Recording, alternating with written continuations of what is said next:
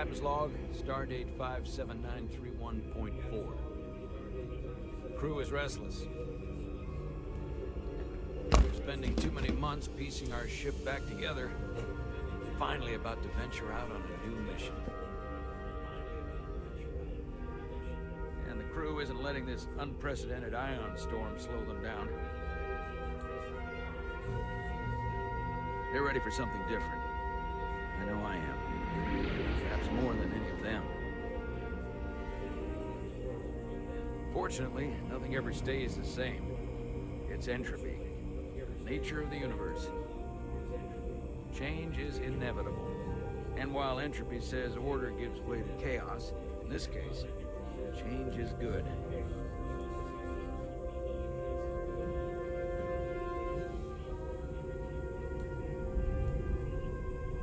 Our new first officer is en route to the Resurgence.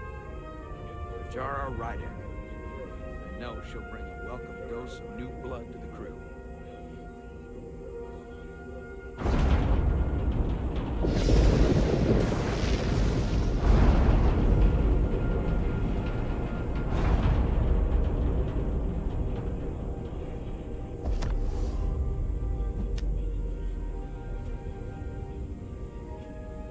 Thanks.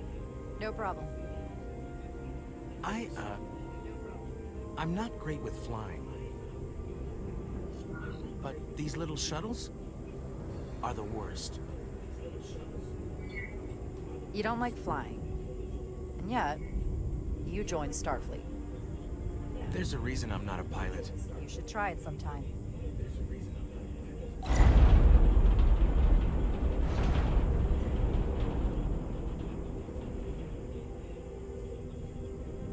Sorry, I'm a little anxious. I hadn't noticed. I'm on my way to my first assignment. When we get to the starbase, I'm transferring on to the Resolute. So am I. It won't be easy for Jara to step in at the 11th hour like this. But if she's half the officer I knew she could become when she was a cadet at Starfleet Academy, she'll be the XO this ship needs right now.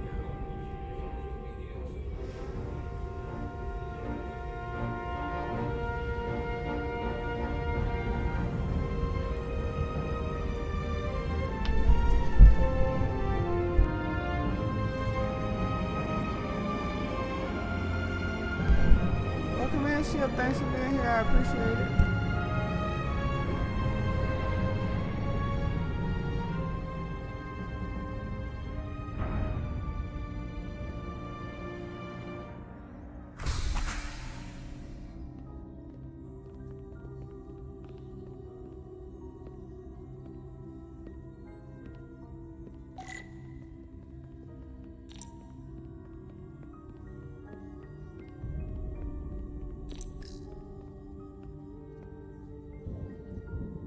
A starbase on the very edge of Federation space. Long way from home now.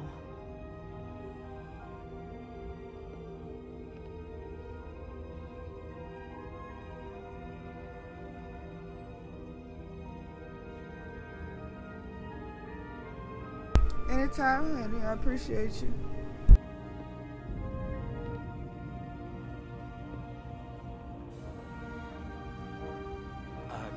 Commander? I'm not usually such a nervous wreck, by the way. I actually did well at the Academy. Oh yeah? Maybe you've heard of the Torvalin test? Sounds familiar. It's a tactical simulator that makes the Kobayashi Maru look like a picnic on Pintaris 5. Anyway, I finished in the top 20. Not just in my class. I mean, all time. In the history of the Academy. So, there's that. Say that again, I liked it. But they're not quite the same as the real thing. That's fair. I guess I'm about to find out. Hey, Michael. Thanks for being here. I appreciate it. Please place your hand here. Hold it there for a few seconds.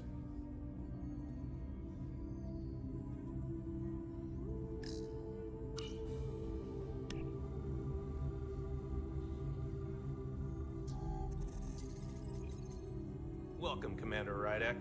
Wait, you're Jara Rydek? You absolutely crushed the Torvalin test. You finished in what, like the top 3? That would be me. Now I'm really... It's an honor to meet you, Commander.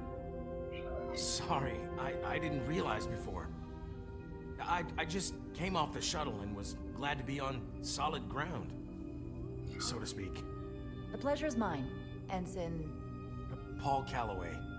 Good to meet you. I believe Commander Ermot is expecting you. He's in the concourse just ahead. See you on the Resolute.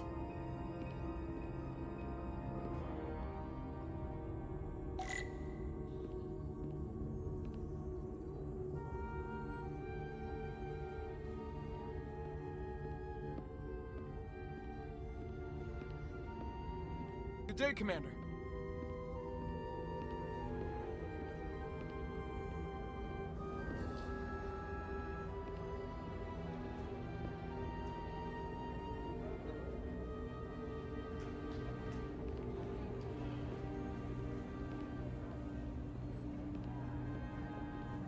If I remember my briefing, Commander Ermot is a Bolian, so I'm looking for someone with blue skin.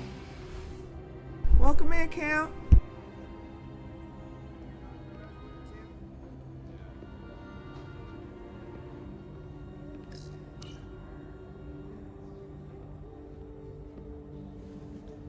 Are you all right? Yeah, I'm just... Well, I'm not sure where my departure dock is. The Resolute's gonna leave without me. Welcome in, Look Metal here. Up. The Resolute is leaving from this dock. Oh, you're right. Nerves must be getting to me.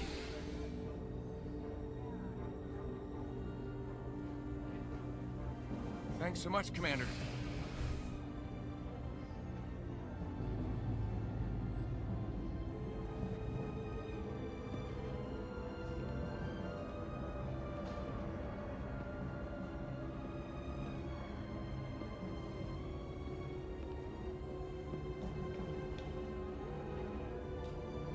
Hi, Kush. Welcome in. Starbase 128 has 4 docks.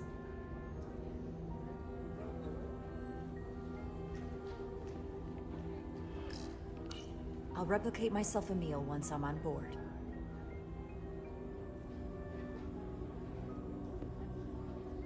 Excuse me.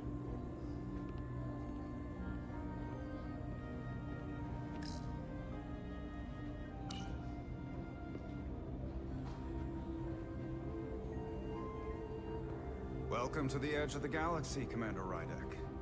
I'm Commander Jan Ermot, Operations Officer on the Resolute. Commander? I hope there wasn't too much trouble getting here. This storm isn't making anything easy for us right now. I know conditions are less than ideal at the moment. It takes more than a little turbulence to rattle me. I'm sure that's the case.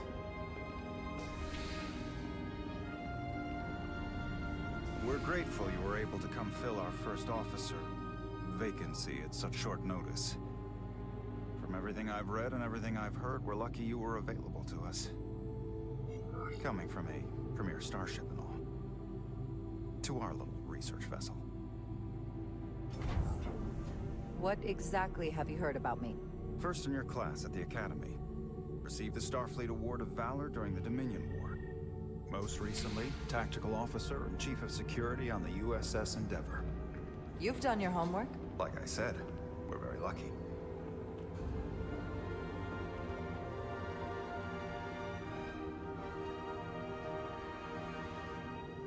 The USS Resolute. She may not look like much compared to the bigger ships, but as far as science vessels go, she can more than hold her own. And she doesn't look so bad considering 6 months ago she was nearly cracked in half venting I'm plasma doing good, fighting for her honey. life. It Just was an chilling. accident? Equipment malfunction. An accident suggests fault, but I hope you're having a good no morning. one's to blame. It was a planned test, but the warp core was pushed beyond its limits. It destabilized the dilithium, there was a runaway reaction, and the warp bubble deformed. We thought we could reach a higher resonant frequency, but it was more than she could handle. Cost us our first officer and 22 of our crew. At the end of the day, we're all responsible for each other. That's what it means to be a crew. I can't even begin to imagine what that must have been like for you. I'm so sorry for your loss. Thank you. It does weigh heavy. There are some things you can't forget. Did you lose anyone close to you? Too many. And to that I'll just say, you have big shoes to fill.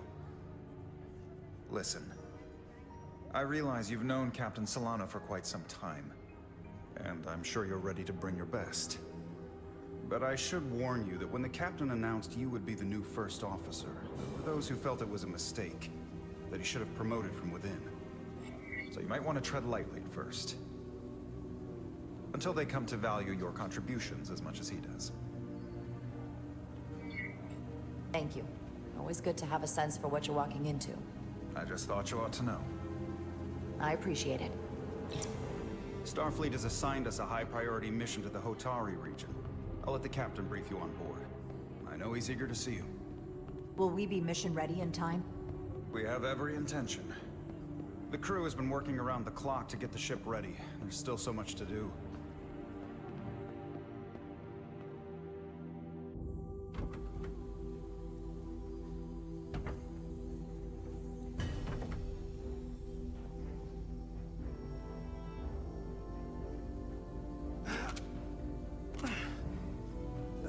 Stuck.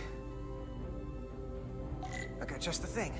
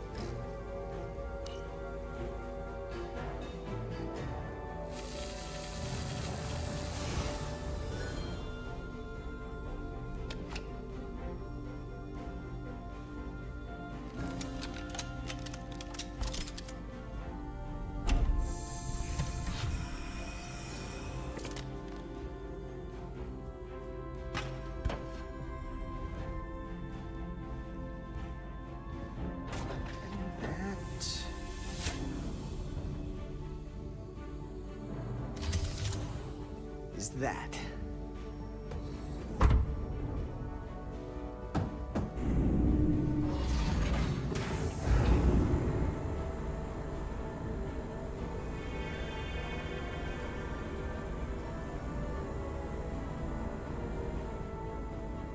I thought the thing was totally fried.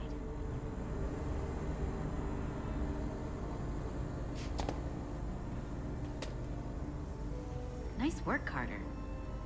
Nothing to it, Neely. And not a moment too soon. The boss wants us down in engineering. Like, now.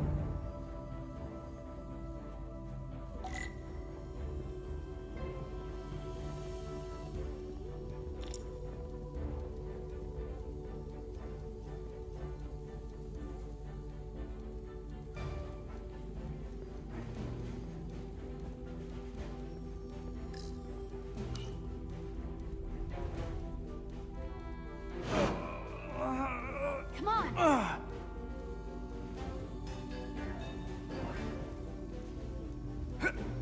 Ow! Oh. Oh, these are heavier than they look.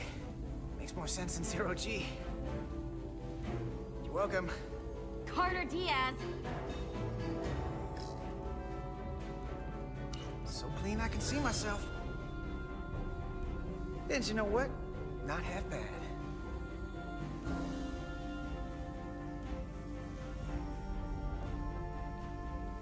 Hurry up!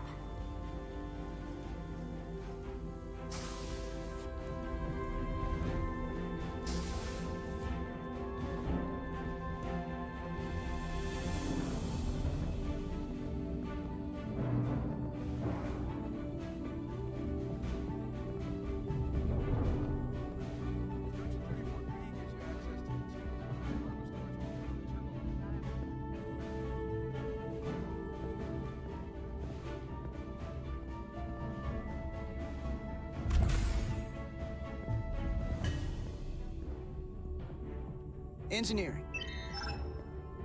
I heard the new XO just arrived. Won't be long before we get underway. I just hope whatever Chovak called us down for, it's something good. I can never tell with him. I'd rather not end up degaussing plasma manifolds. Hanging upside down makes me queasy. What's the matter, Nilly? Afraid of a little hard work? A little hard work? Really? A little? 6 months of putting this ship back together is a lot of hard work. Yeah, and here we are. Just about ready to go.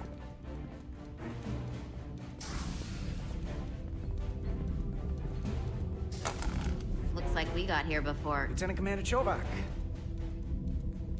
We were just looking for you, Commander. Petty Officers Ed Solar, Diaz. I was beginning to think you would be late. We are all hands on deck right now, which means if you are not at your post at the appointed time, I do not have someone to replace you. A point I have been forced to make to Petty Officer Edsolar on repeated occasions. So you're saying we're irreplaceable, Commander? That is one interpretation. Another would be that I would replace you if I could. You can interpret as you see fit. So, I don't suppose you wanted us down here to check in before we go off duty? Equip yourselves in EV suits to work on the exterior of the hull. I need you to tune the structural integrity field for optimal performance. The subspace distortions and ionic interference we are experiencing are preventing the proper calibration. But this ship must be ready to depart shortly, despite the storm. The precise nature of these disturbances are not fully understood. But many systems have been affected by the wide band of emissive activity. Commander, if this energy storm is causing problems here at Space Dock, what does that say about what we're gonna find when we head out there for real? Shouldn't we let this storm pass? Long-range sensors show that conditions will indeed be more severe at our destination, the Hotari system. Thusly, we are taking all necessary precautions. You have your orders. Do not delay. Yes, Roger Commander that. Chovak. All hands on deck. What's that? All hands on deck. That's what Chovak said. You know what that means? It means this ship isn't ready to go out and the brass know it. So they're throwing every warm body at it. And they're going to leave on schedule. Consequences be damned. Won't get an argument from me, Nilly. Sure seems like everyone's still scrambling. And I get it. When has a relaunch ever gone off without a hitch? But this isn't just any old refit or any old relaunch. Oh, Excuse me. A lot of new faces coming on board. It's gotta be tough coming as a replacement. That's for sure. Man, we've been through a whole hell of a lot as a crew. They're gonna have to prove themselves before they're really one of us. Yeah, you're right. Anyone could look serious in a clean uniform. Show me what you can do when everything's falling apart. Hold on. Now there's an old face I didn't expect to see again. Hey, Miranda! You weren't gonna leave without me, were you? Miranda, you're here? We thought you were staying on the Adirondack. Transfer came in at the last minute, so I figured I'd slum it on this bucket of bolts. Looks like you got her back together pretty nicely. I wasn't sure what to expect.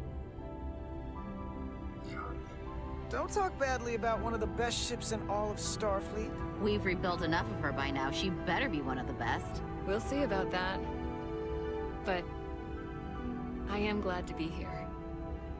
He still owes me a bottle of Saurian brandy. Don't think I forgot. Oh yeah, it's coming back to me now. Maybe Carter can rustle up that bottle and we can give you a proper welcome. As soon as we wrap up this quick little spacewalk.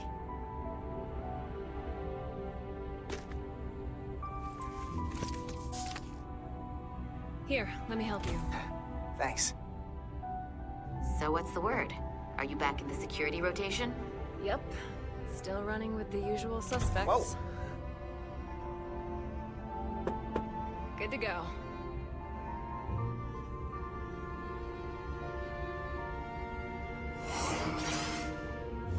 See you on the other side. Activating magnetic souls.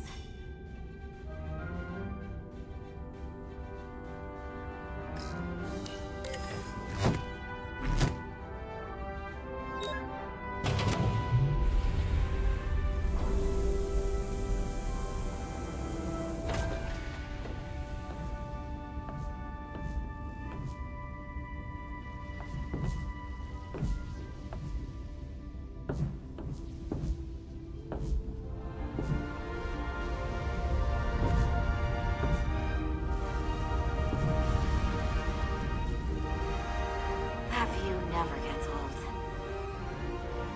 Let's go.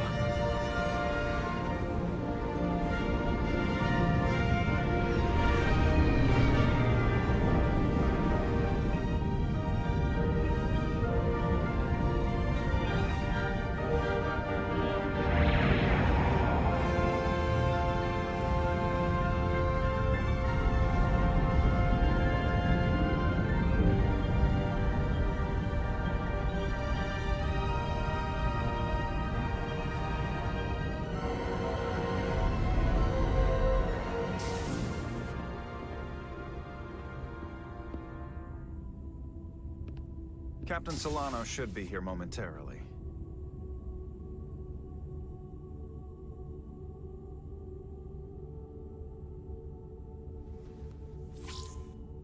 You'll have to forgive me, I don't know much about Kobleods. But my understanding is you need a steady supply of duridium to keep your cell structure stabilized, or bad things start to happen. And we have plenty of duridium in sickbay, so there's no risk of running out. Thank you. Feel free to make yourself at home. And help yourself to whatever you like from the replicator.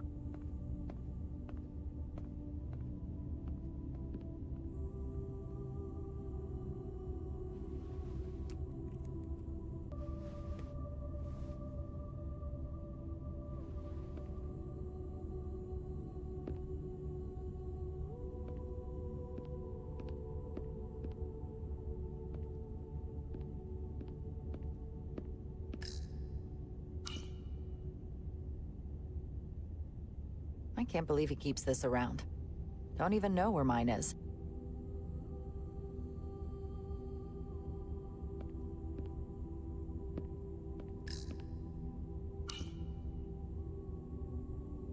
He's still got a thing for trains. The warp engines of their day, apparently.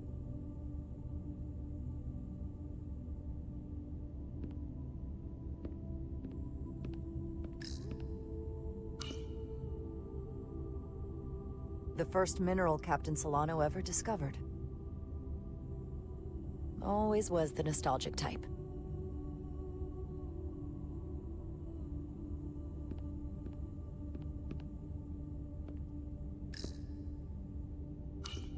Just a sip of something.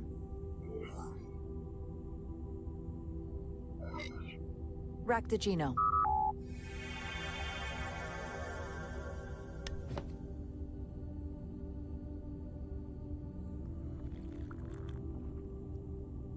That sure has a kick.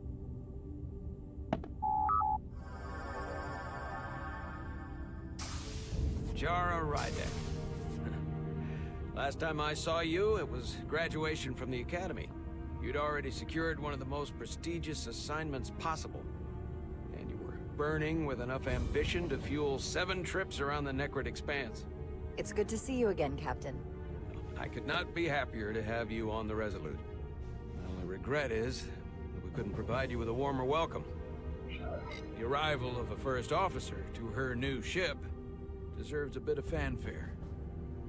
But, unfortunately, we've had our hands full with the refit. That would be totally unnecessary.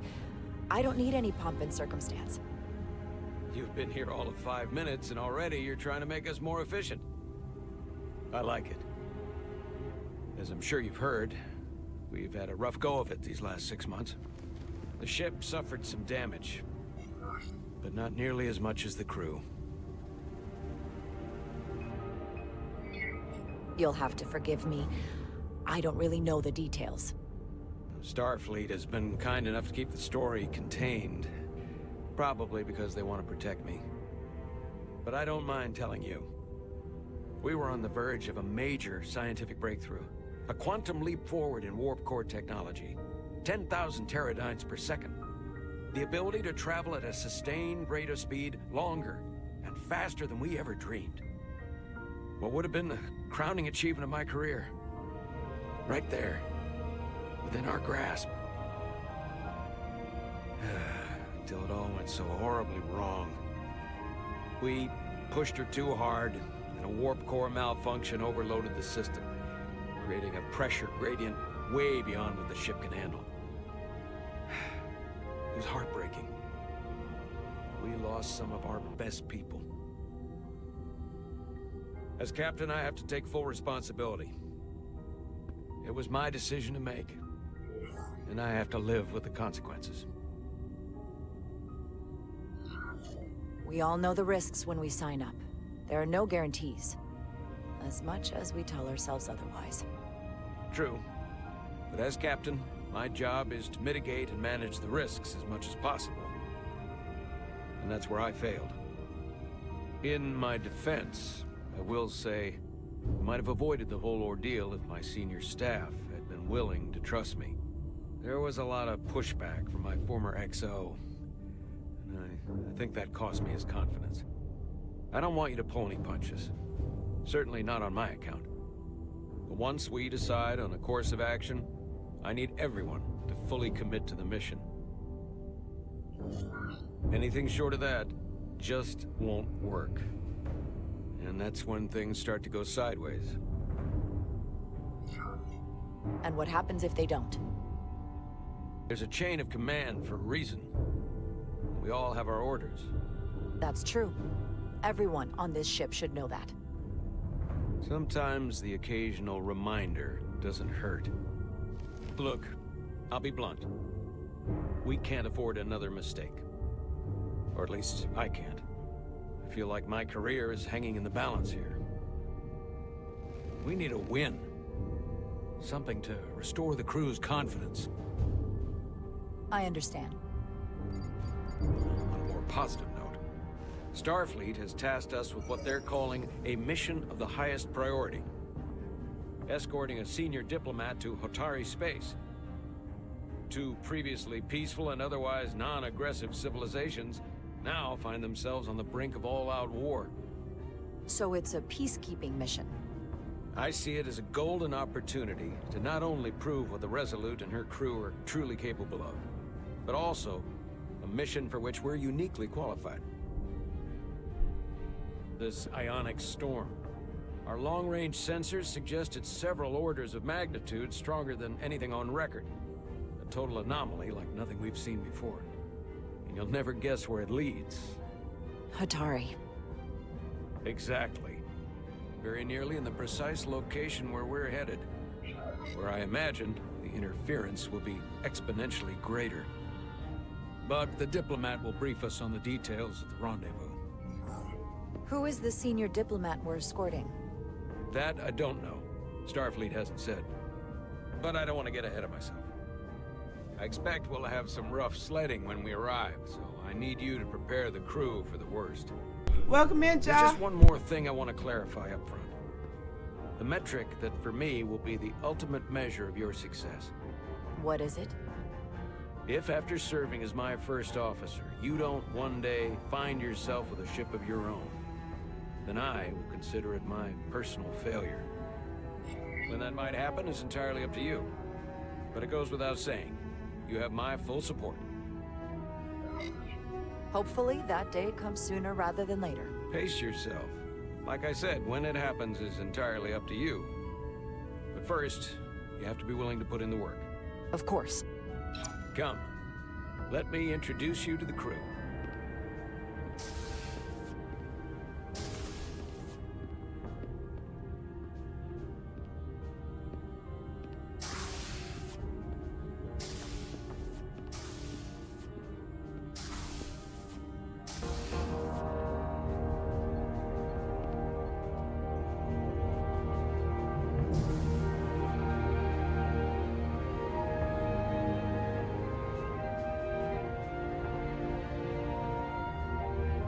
Everyone, if I could have your attention for a moment. I'd like to introduce Commander Jara Rydek, our new first officer. Some quick introductions. This is Lieutenant Handar, our helmsman, one of the best in the business. One of? Well, what he lacks in humility, he more than makes up for in ability. A pleasure to meet you, Commander. Likewise. Next, we have Commander Westbrook, our Chief Science Officer. I've come to rely on his expert Welcome, counsel Miss on a Sosa. regular basis. Pleasure. Commander Rydek, it is such an honor to meet you. This is our tactical officer, Lieutenant Bedrosian, who's been looking forward to meeting you for about as long as I can remember. I've been following your career for quite some time. And I look forward to learning as much as I can from you. You've heard of me? Well, I have to admit, one of the reasons I've followed your career is because you're part Kobliad. Because of what you've overcome. Starfleet stands up for people who can't defend themselves. And you were one of those people once. But since then, you've done so much to protect others who need it. I really admire that. So, you've been something of an inspiration to me. Not that I've done anything close to what you've done, but you definitely set a standard to strive for. You really do know a thing or two about me. I'm glad I could inspire you, but it's important to chart your own path. Thanks.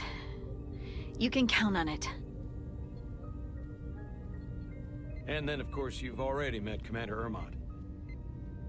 Please, do everything you can to make Commander Rydek feel at home here. I'll be on the starbase. Have an urgent meeting with the starbase commander to get our authorization to get underway. If they drag their feet any longer, we won't make our rendezvous. The bridge is yours.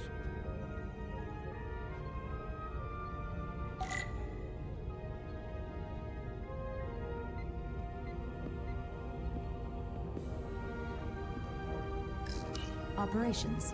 Staffing, supplies. There's a lot to keep track of on a starship. Good thing we have Commander Ermont.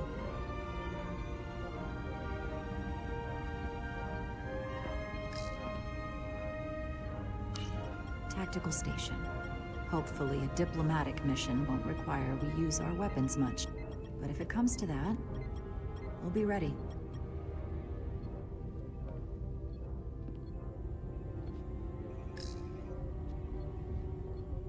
Science station.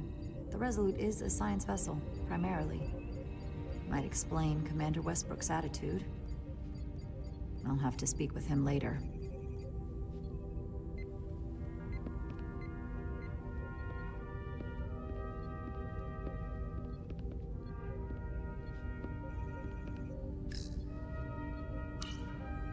The helm. The Resolute is a refitted Centaur class, meaning it's capable of quick maneuvers. Can't wait to see what she can do.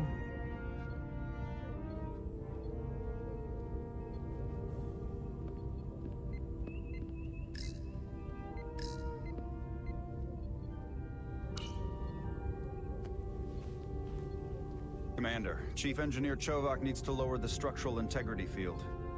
He's sent a crew out to recalibrate the emitters in response to the danger posed by the storm. We just need your go-ahead. Permission granted. Lowering structural integrity field, now. Entering maintenance mode. Condition blue.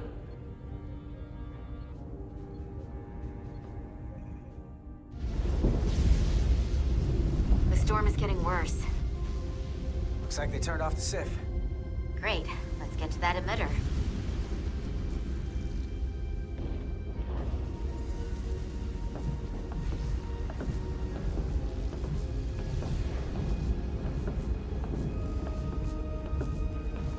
Every time we're out here, I half expect to see her in pieces again.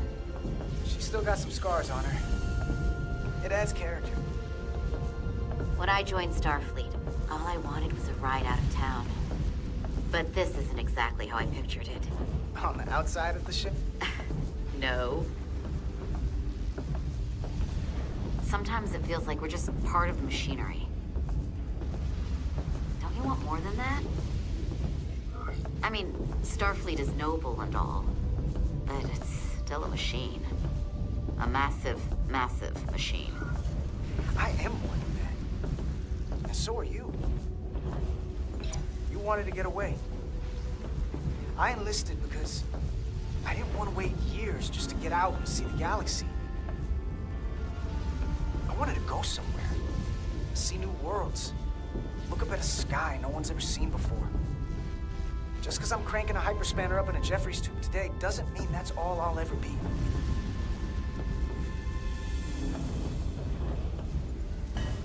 Diaz to Commander Chovak. We are at the Sif emitter. Acknowledged. You may proceed with the recalibration.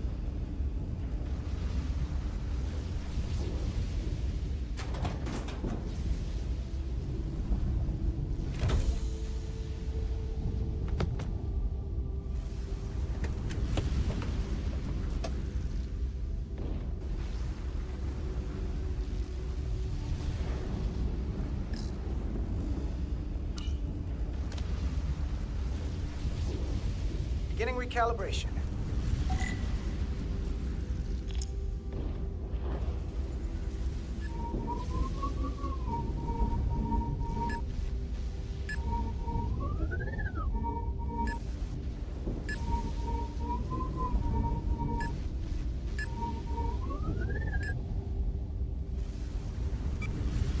Looks good.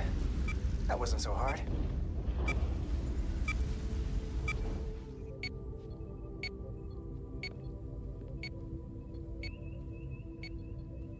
Commander Westbrook, right?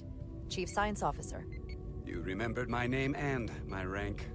Impressive. Yes, I am the Chief Science Officer, and I have the dubious honor of being the most senior officer on this bridge. I know this ship inside and out. Better than just about anyone. Well, I'm so glad you said that. Now I know exactly who to turn to when I have questions. Questions are more Commander Ermot's territory. Captain Solano primarily relies on my knowledge and expertise when he needs answers. I'm curious, though. A Kobliad, or half in your case, is an odd choice for First Officer, given your vulnerable condition and all. But if, as an example, we found ourselves in a hostile situation, and you were suddenly incapacitated because you needed an infusion, what would happen then?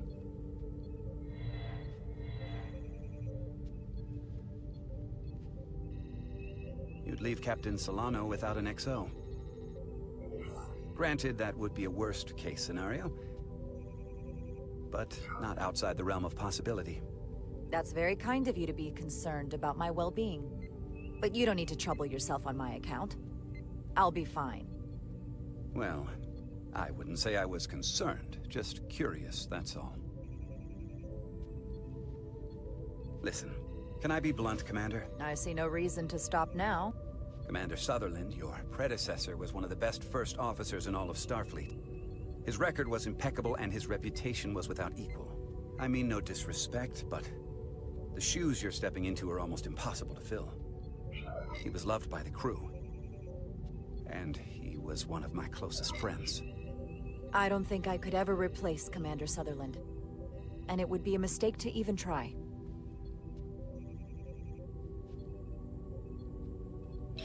Seeing as Captain Solano is on the starbase, let me give you an update on this ion storm we're flying into. It's unusual, unlike anything I've ever seen. At the moment, I can't tell you if the Resolute will shrug it off or if we're putting ourselves at risk. However, if we learn more about its patterns, its nature, we can come up with a scientific countermeasure. Just a moment.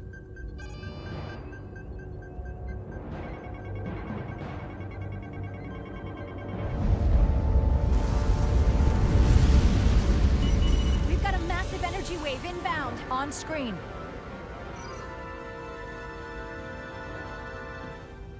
Tracing its trajectory. Starbase docking clamps are holding. The storm's emissions are fluctuating, coming in waves. And if my projections are right, we're about to get hit by a wide-band burst of ionic energy, like a tsunami. I'm reading power abnormalities all over the ship. Estimated time to Red alert! Aye.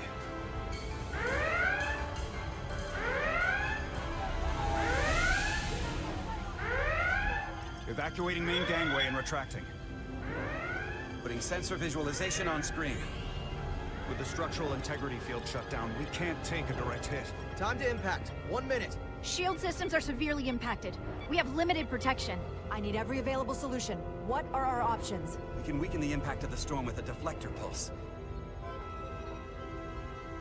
There's a better way. I'm sending all auxiliary power to the deflector dish. Send the aux power to the shields. We can't reactivate the entire shield bubble, but it's a directional threat. So we can orient all we have towards the wave. You have to believe me. We only get one shot at this. We can't afford to get it wrong. That's right, which is why we need to send power to our shields. Commander Westbrook, use the deflector dish. Already working on it. Optimal timing displayed. It's going to be tight. Good. Send the pulse on my command.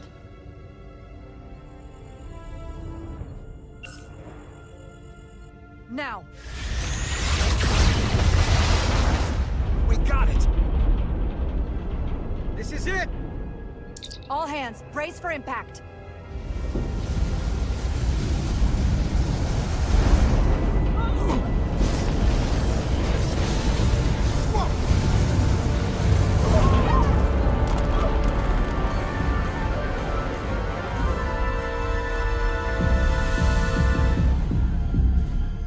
What happened?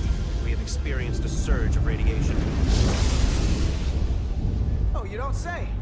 This radiation supercharged the plasma, forcing it to backflush through the system and creating a dangerous imbalance. Can you blow out every primary system on the ship? Just tell us where you need us. I need you to traverse the hull to the access port to recalibrate the port nacelle plasma regulator.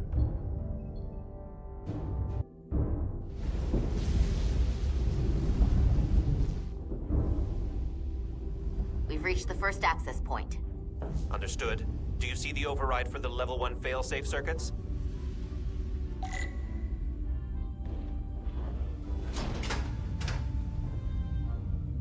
Affirmative. Engage the override.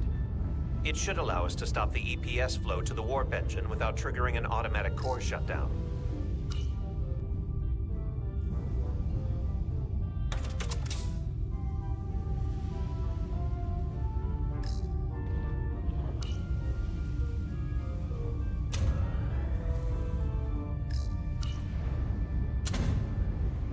Failsafe override engaged.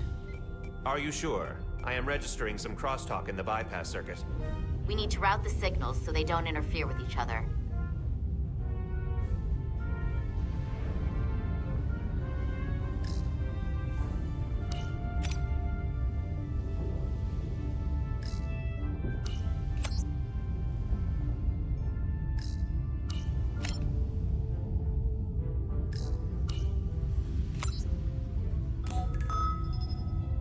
Diaz to Resolute.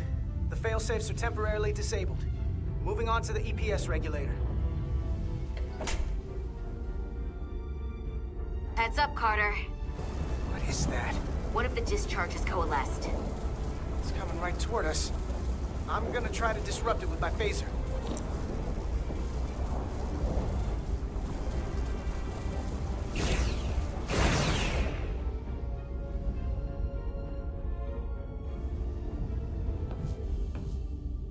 So we gotta climb up the pylon.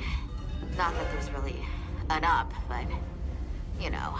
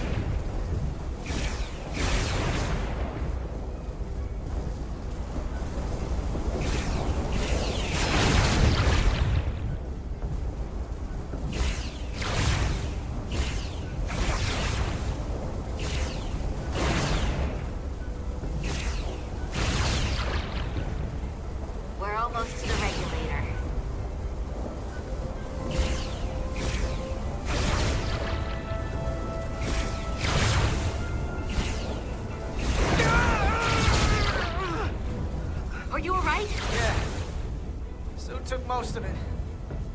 Just snuck up on me. That damaged your suit. Energy damage is down to 60%.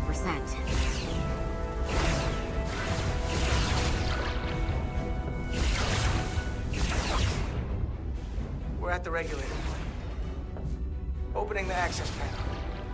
And now halting the EPS flow to the port nacelle. We have little time before it causes an overload in the engine. You must work efficiently.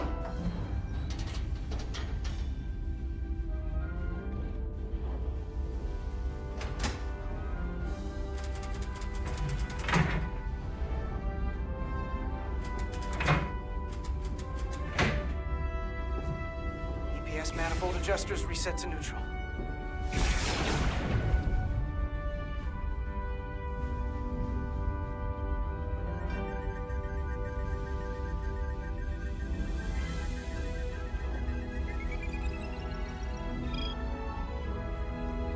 EPS lines to the port warp engine are back in balance.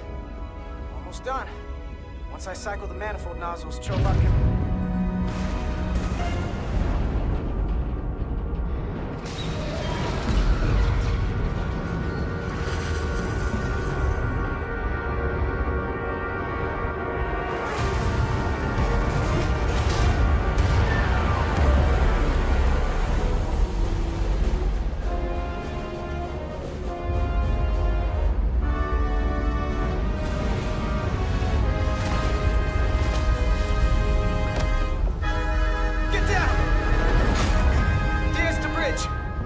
docking clamp. We've got a lot of debris coming down. Hull vibrations, too. We can't finish the EPS regulation in these conditions. Please advise. We have to release the ship from that other docking clamp or the hull will be ripped apart. There's a problem. The clamps are supposed to disengage automatically in an emergency, but it's not working. Not working? What are our options? The docking clamps are fitted with exploding bolts for an emergency release. We've got crew out there. That'd be like setting off a bomb next to them. Maybe there's another way. Starbase is hailing us. Put him through. Resolute, the remaining mooring arm is failing. You need to disengage from the starbase now. The damage to the station will be catastrophic. The docking clamp isn't functioning. We're exploring our options. The option is to detonate the emergency release. Commander, hear me out. Reverse the polarity of the hull, which theoretically will repel the docking clamps. And repel the engineering crew right off the hull into the storm. This is Captain Solano. Put me on screen. Go ahead.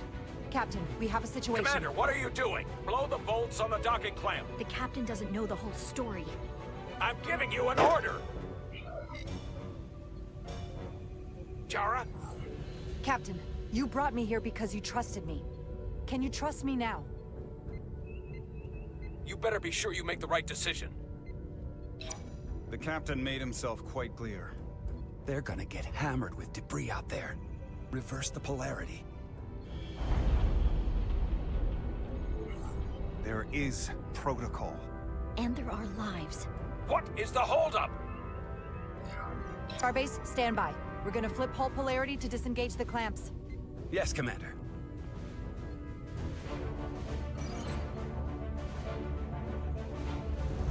Repair crew, this is Acting Captain Jara Rydek. Be advised, we are going to reverse hull polarity to free us from the remaining docking clamp. Tether yourself and deactivate your boots on my mark. Understood. 8, 7, 6, 5, 4, 3, 2, 1. Mark! Ah!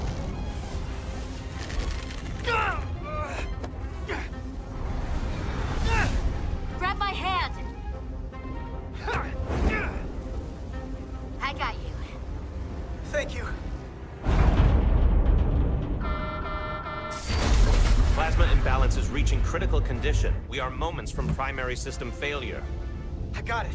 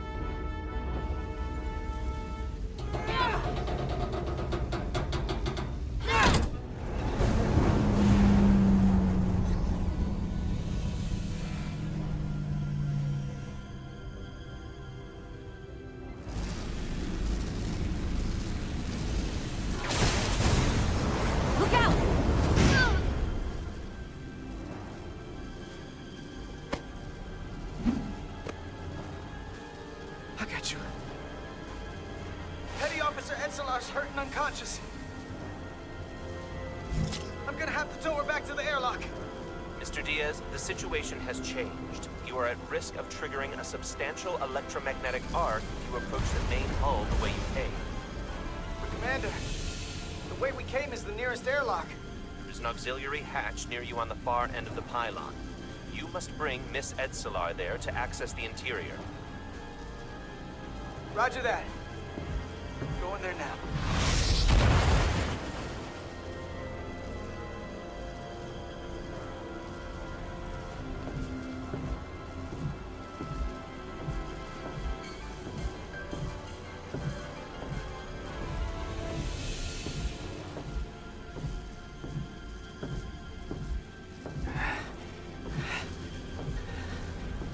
I'm at the auxiliary hatch.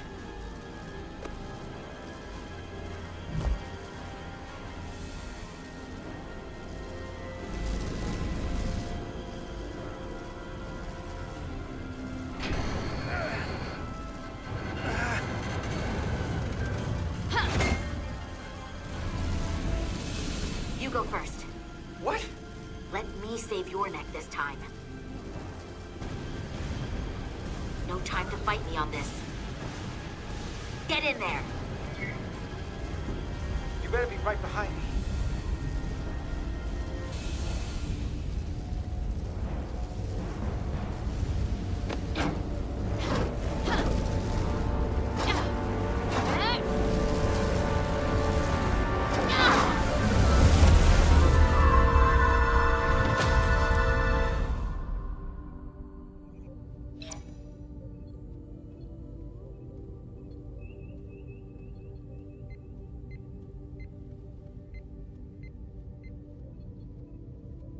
We're in.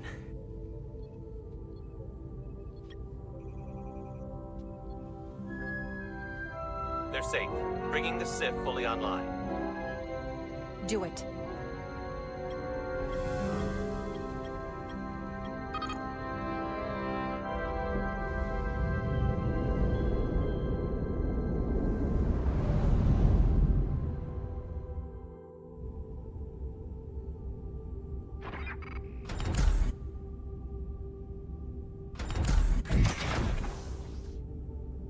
Carter!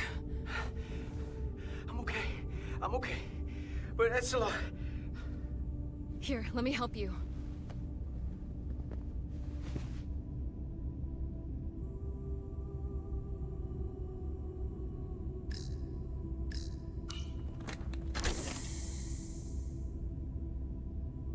Medical. We've got one wounded at my location.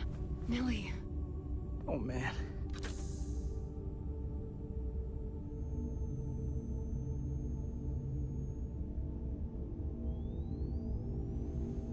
We'll see you at sickbay.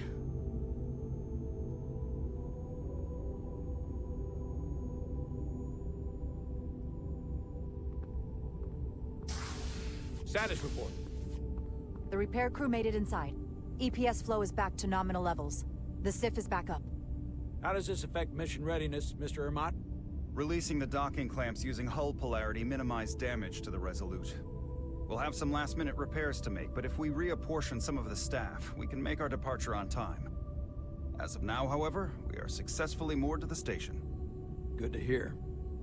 Send updates to my ready room. Commander Rydek, with me.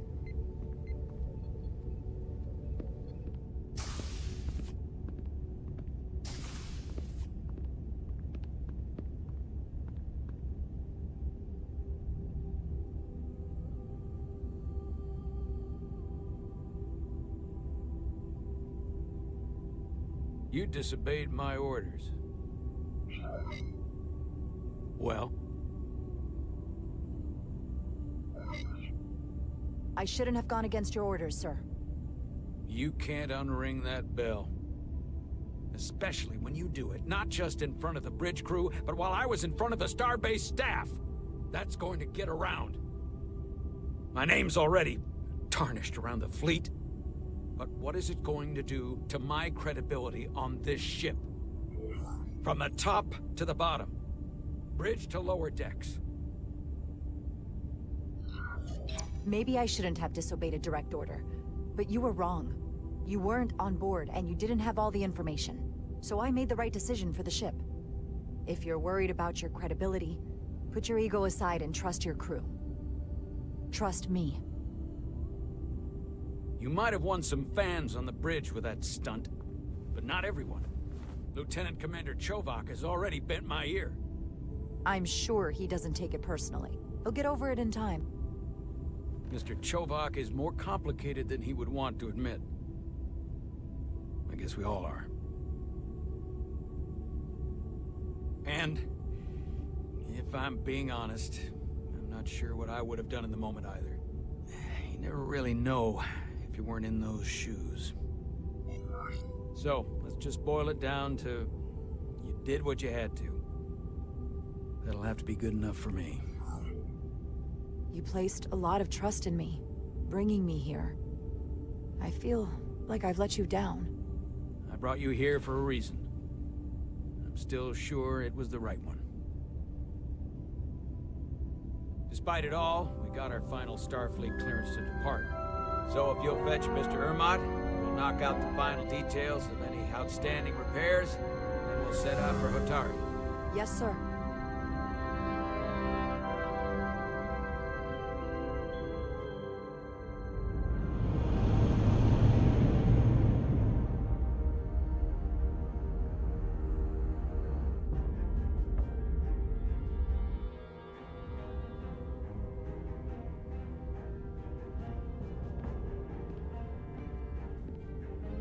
Hey Trey, how you doing? Hey, All boo. departments Welcome reporting in. full mission readiness. We've got our full complement on board. This is my favorite moment, right now. The start of a new mission is always full of possibility. The Orion Syndicate could sell it as a drug. Don't let the Admiralty hear you say that.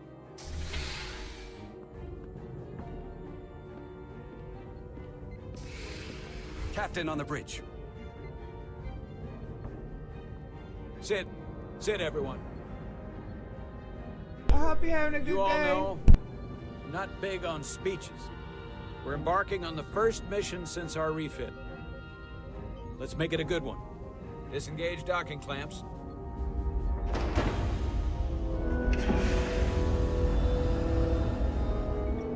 Docking clamps released. Thrusters ahead, Mr. Handar.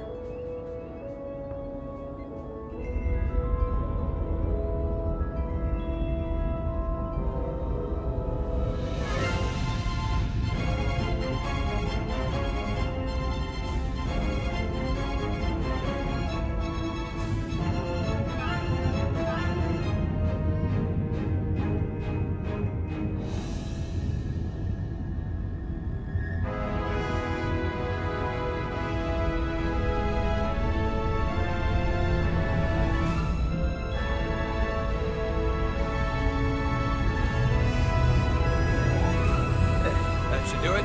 Set a course for the Hotari system. Prepare to go to Warp 8. Aye, Captain. You know what? You take this one. Me?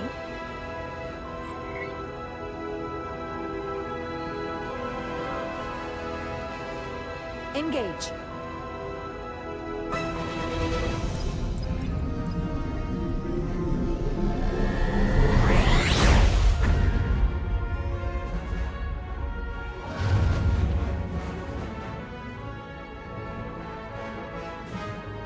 Simple, but effective.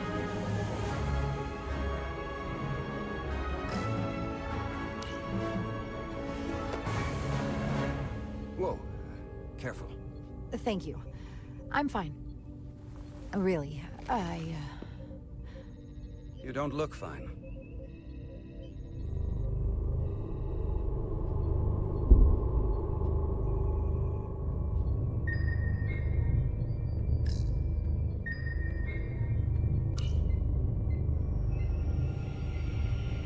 I have to get to sickbay. Go.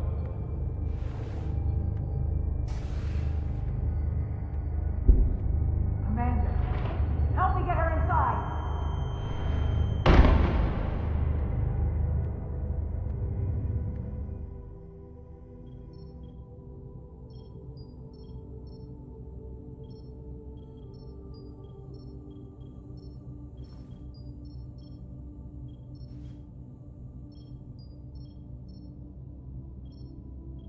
Well, that was quite a scare. A few minutes more and it would have been one of the shortest tenures on record for a first officer. Is that the engineer that was out on the hull? That storm did a real number on her, but she'll live. Just needs rest. You should worry about yourself. Your duridium levels got dangerously low and destabilized your cell structure. This is definitely one of the more memorable first days I can think of. My name is Dr. Aram Duval, Chief Medical Officer. To be honest, I've never met a Kobliad before. You're... rare. I know. I was going to say special. Your people's numbers have dwindled, despite the Federation's efforts to find a more readily available alternative to the duridium you need to survive. Yet you joined Starfleet, and managed to thrive. I imagine the responsibility must be overwhelming. Maybe even a burden at times.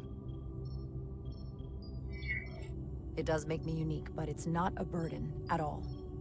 I'm honored to be Kobliad, to represent my people. As you should be. And don't worry, I won't treat you like a science experiment. I just do the science and leave the experiments to Solano. You don't agree with his methods? I don't agree with his definition of acceptable risks. Not when the lives of your crew are at stake. My professional opinion is that the accident took a toll. More than he's willing to admit. He's overstressed, operating in the pressure cooker of his own mind. Which is never a good headspace when the lives of your crew are at stake. What concerns me is that now he's even further away from the thing he's been chasing his entire career. Breakthrough discovery. The major innovation. Something he can put his name on. The more the time passes and the further out of reach it gets, the more risk he'll be willing to take. We all have to chase our dreams, don't we? We need to take some risks. Isn't that why we joined Starfleet? But not at the expense of other people's lives. It's too high a price to pay. And I have to give you credit for what happened on the bridge. It took guts to defy a direct order. Huh. I guess word travels fast around here. It's a small ship, and everyone's curious about the new XO. Fortunately, your cell structure's almost completely stabilized. And I'll spare us both the lecture, but I do feel it's my responsibility to remind you, without regular infusions of duridium, you will not live. It's as simple as that. Understood. Then, my work here is done.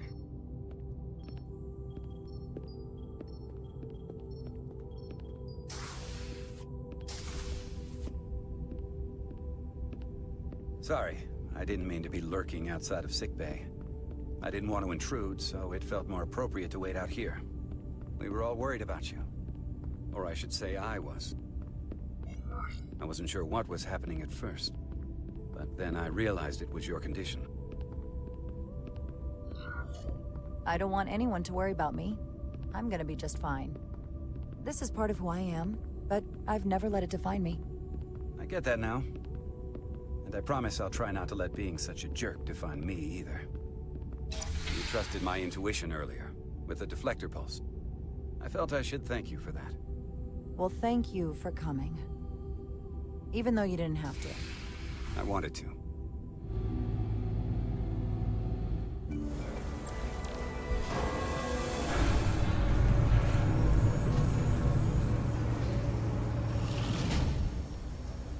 Complete the diagnostic sequence, and this shuttle will be cleared for service.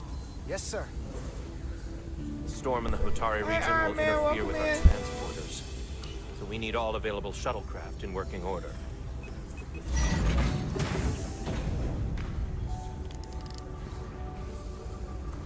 Excuse me, Commander Chobok. Petty Officer Maris. I will leave you to your work. Thank you for still being here, ship.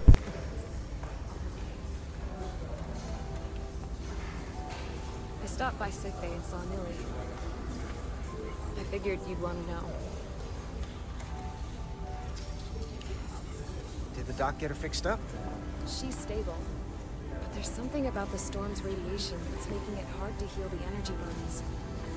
That doesn't sound good. She's toughing it out. Dr. Duval said she'll be back on duty soon, though. Come on. I have to run the final diagnostic.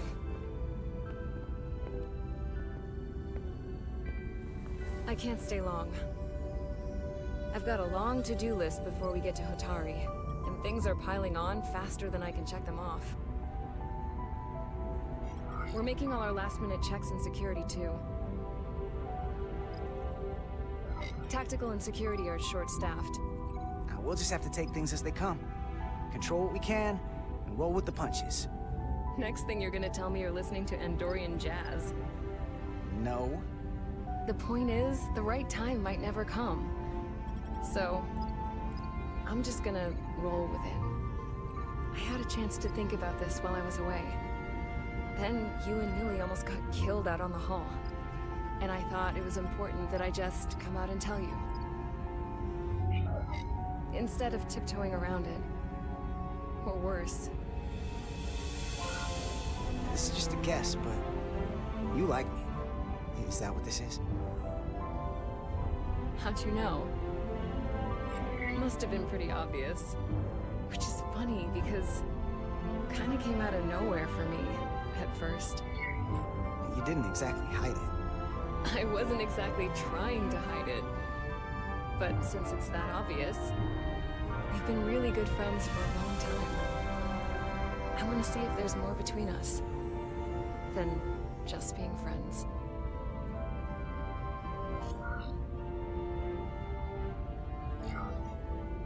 Are you sure about this? They're my feelings. Of course I'm sure. I know what I'm asking, which is why I'm being direct. I like you, Carter. And I think there could be something more for us. I like you too, Miranda. And I'd like to see where this goes. Good. These are uncharted territories. I'd call it a chemistry experiment. You know, with us. Inquiring minds are gonna want to know about this, so... Do you tell Nilly, or do I?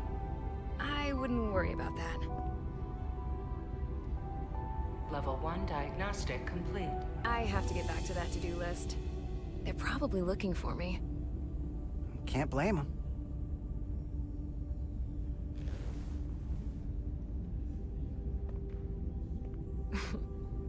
I'll be seeing you.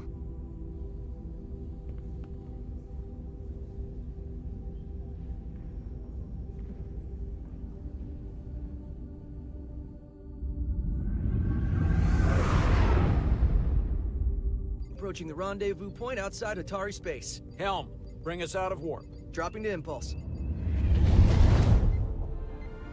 Ionic interference surging, Captain.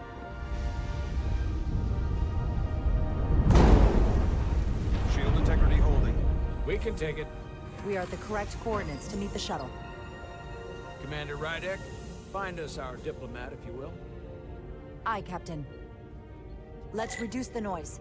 Filter out environmental signals. I can manually tune what's left for Federation signal types.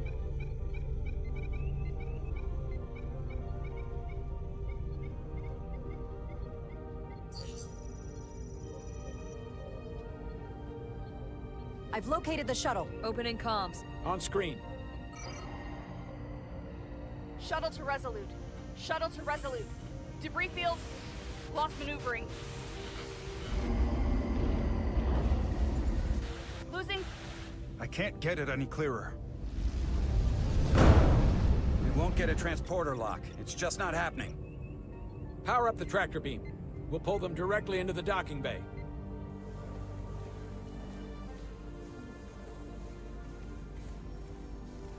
Diaz, you good to run the tractor emitter? Yes, sir.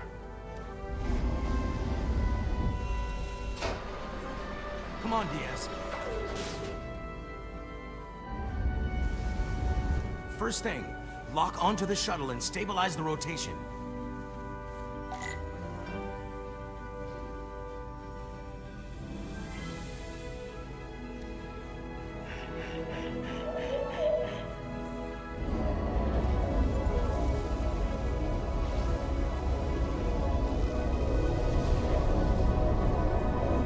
debris. I'm on it.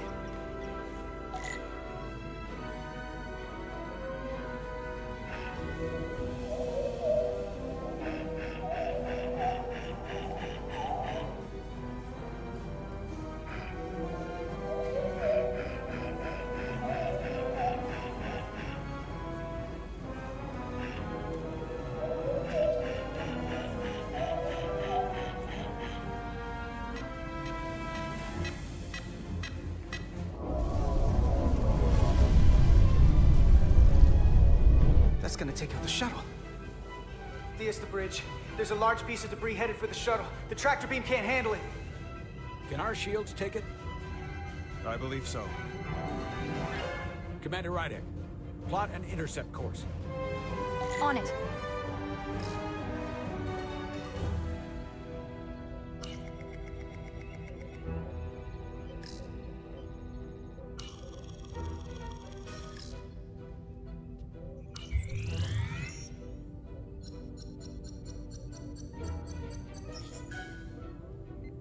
Here we go. Maneuvering thrusters bearing 53 Mark 17. 200 meters on an intercept course. Maneuvering.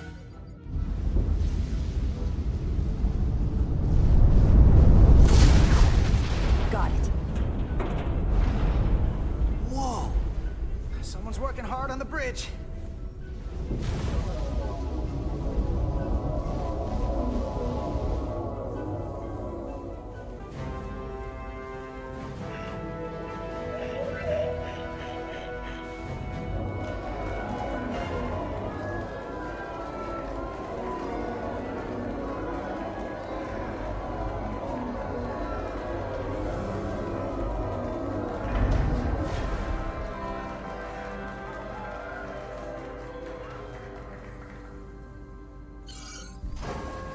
We got the shuttlecraft on board.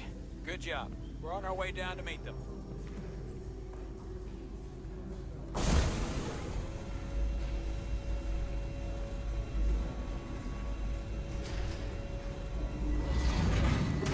Terra firma, so to speak. Ambassador Spock.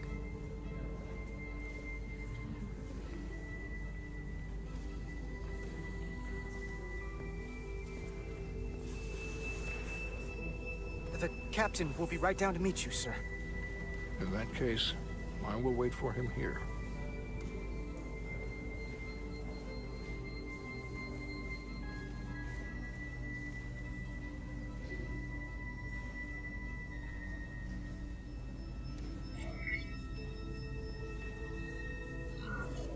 Apologies for the landing, Ambassador. I was operating the tractor beam, sir. I take responsibility. Our arrival was the smoothest part of our journey. Your artistry with the tractor beam is commendable.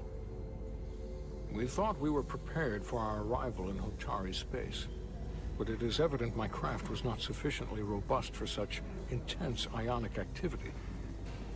The storm has been pretty intense. There was an element that was most unusual. Before you came to our aid, our maneuvering thrusters and impulse engines were rendered inoperable.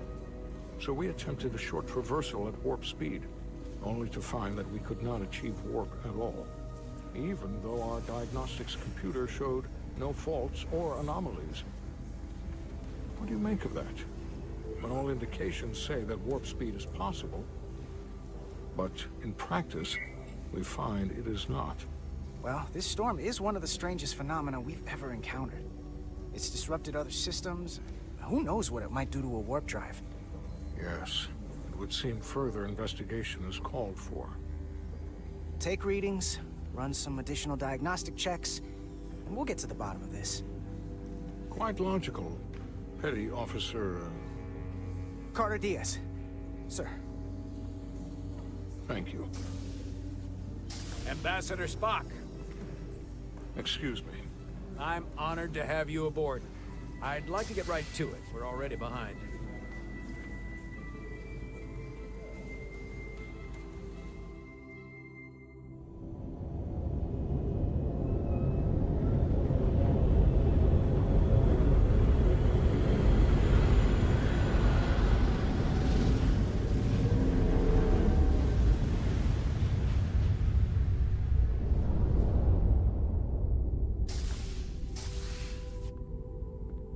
Ambassador Spock, my senior staff.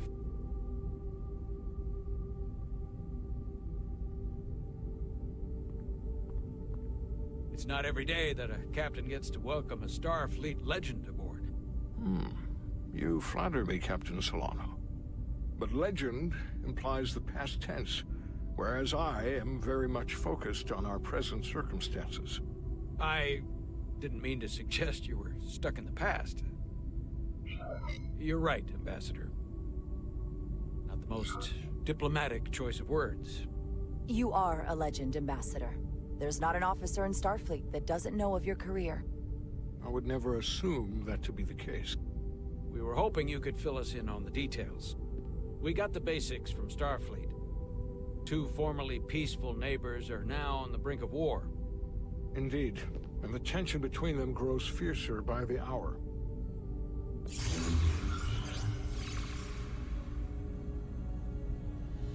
Ilidia and Hotari. The Ilidians are the more advanced species. They made first contact with the Hotari over a century ago. This is Tau, the Hotari moon. It is rich in dilithium, and for decades, the Hotari and the Ilidians have shared a mining operation there. The Ilidians provide the technological resources, while the Hotari have served as the labor force. The stability of that arrangement was the source of their peace, until recently. The Hotari have suddenly and forcefully seized control of the mining operations and expelled the Ilidians from their system.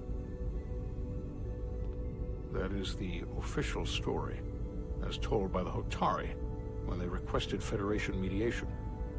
But the details remain scant. Communications between all parties have been limited by the ionic interference. Have the Ilidians retaliated against the Hotari? Or taken any action against them? Surprisingly, they have not yet responded in kind.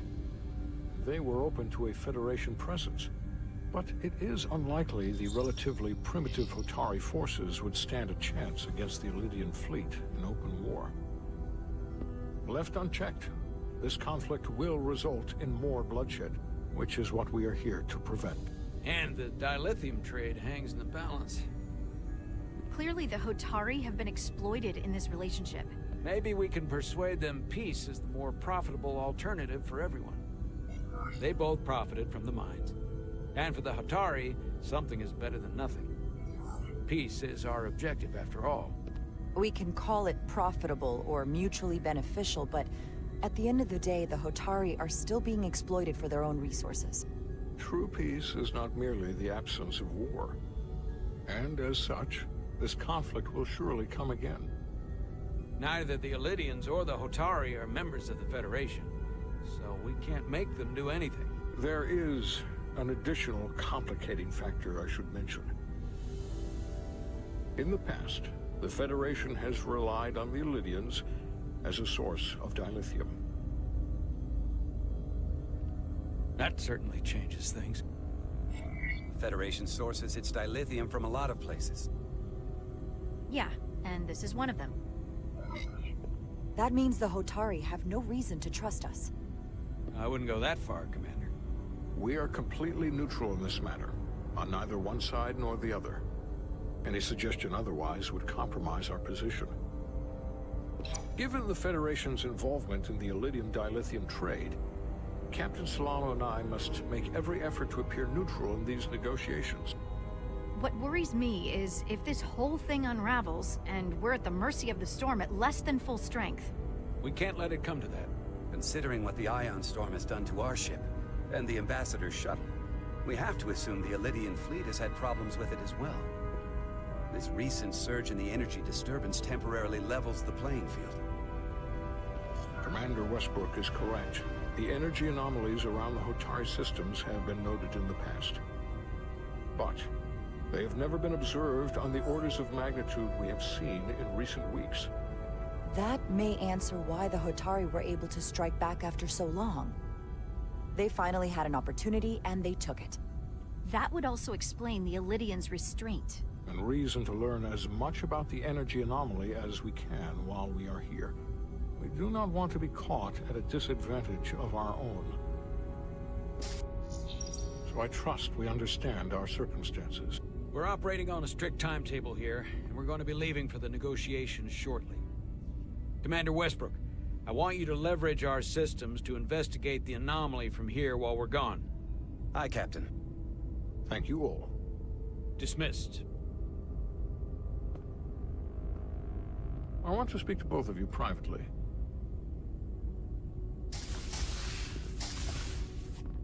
Ambassador Spock, I'd like to make a formal introduction.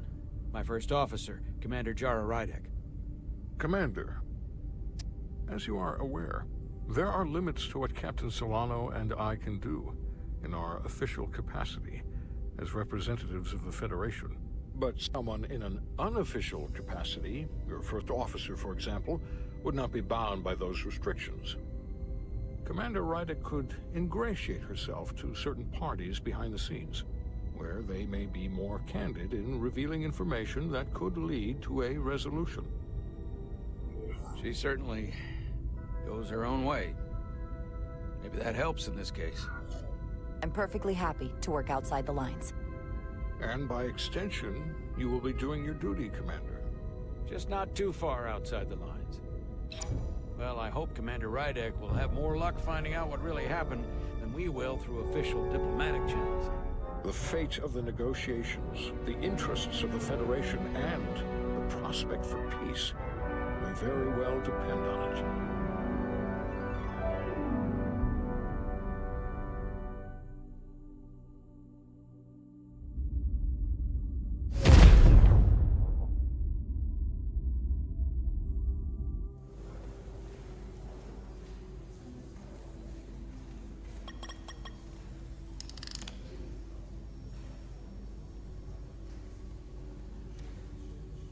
Mr. Diaz, I understand you have already discussed the warp drive failure with Ambassador Spock? I have. It is imperative that the Ambassador's shuttle be flight ready. I need you both to ascertain the root cause of the system failures he encountered. I'm surprised, Commander. I thought you would have wanted to work on Ambassador Spock's shuttle yourself. I respect the Ambassador and his many accomplishments, but I do not derive any satisfaction from interacting with his shuttle as if it were somehow transubstantiated through its association with him. Especially when I have the entirety of this starship to concern myself with. I am not the chief engineer of this shuttlecraft. When you look at it logically, yes, it is just a shuttle. No different than any of the others. There is plenty that is different about it, and that is what you are to investigate. But please limit your findings to observable scientific phenomena. We'll try to restrain ourselves. Then I will leave you to it. Make note of any abnormalities in your report. Carry on. One nice thing about Vulcans, Chovok is the only person who didn't look at this and treat me like I was something to pity. Doc says I should get used to it. Doesn't mean I want to be reminded of it every minute of the day. Hey, you won't get pity from me. I think it makes you look tough. As tough as you really are, that is. And that makes you sound pretty smart. I might need you to save me from myself next time, though. Come on. Let's get to the bottom of this.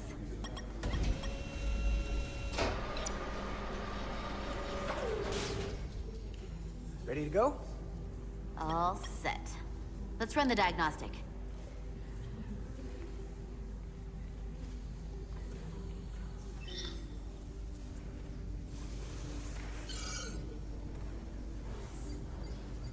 So... I know about your talk with Miranda. You do? She sent me a Priority 1 dispatch right after your conversation.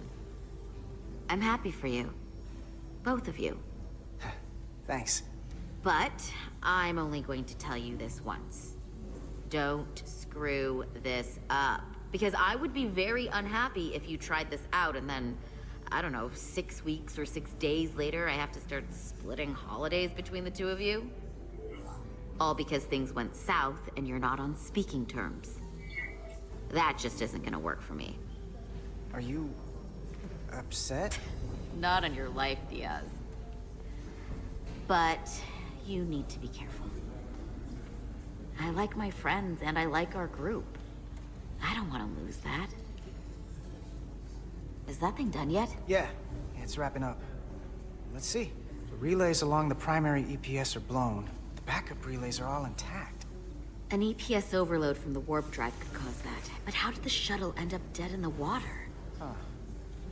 Well, maybe the ship's data recorder can tell us something.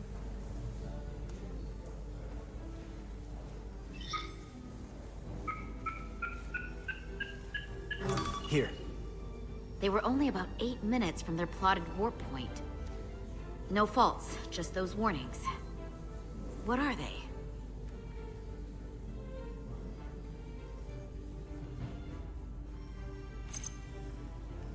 Subspace variance out of tolerance. What does that mean? It means the main navigation array lost sight of space somehow. Will the array going offline cause that? Yes, but it should have also thrown a fault code.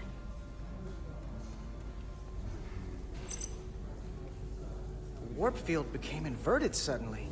I've seen this happen when the center warp coil cracks. A cracked warp coil throws a fault code. Still, we should take a look. There was a complete warp cascade failure. Wow. They're lucky the shuttle didn't turn inside out. Makes me think the computer panicked on the warp field equation. Any one of these failures should have thrown a fault. If it was caused by a system failure. None of this caused the relays to blow. Roll forward to when that happened. Yes, ma'am. So here, they take a moment to get their bearings and they attempt to re-engage the warp drive. There. That's the relays blowing. And look, there's another warp system alert. They're all the same. Subspace variance out of tolerance, or warp inversions. Finally, there's a complete warp cascade failure. Then it's one of two things. Either a warp coil is cracked, or the navigation array is offline. That makes sense. Divide and conquer. You want to check the warp coils or the navigation array? I'll check the other. Let's not overcomplicate this. One of these systems is likely broken. I'll check the nacelles for a cracked coil.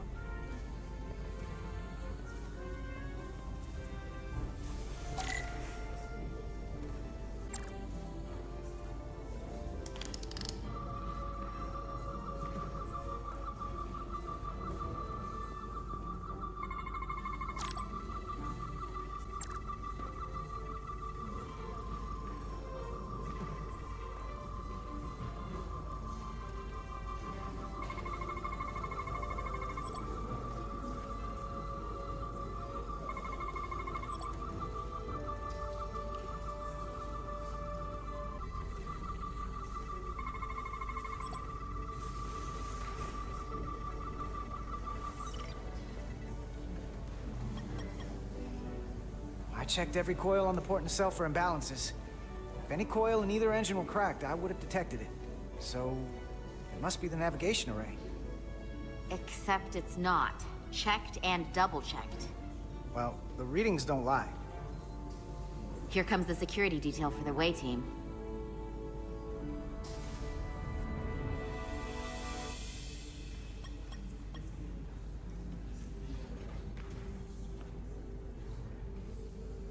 Hey. I'm not here. We're escorting the negotiating team to the surface as soon as they come down from the bridge. I don't want to interrupt some important work. I was just hoping to see you before I go. The captain and the others will be here any minute now. Should be an interesting ride down to the surface. Come on, I'm never too busy to make time for you. That's not true. No. But I am glad you came by. No, that's more accurate. I gotta be precise with you, huh? Hey, Maris. Aren't these those button pushers you're always hanging out with? And you're the phaser jockeys we always beat in Parisi squares, right? All aboard for Hotari. That another one of the captain's railroad things? Gotta be. I just usually zone out by the time he gets to the whole, steam engines were the warp drives of their day part. Catch y'all later. You don't want to miss your train. I do have to go.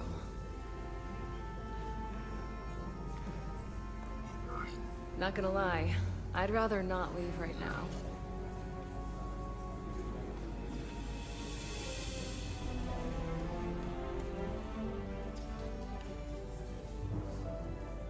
That was nice. Yeah, it was. Save some of that for when I get back. You got a deal.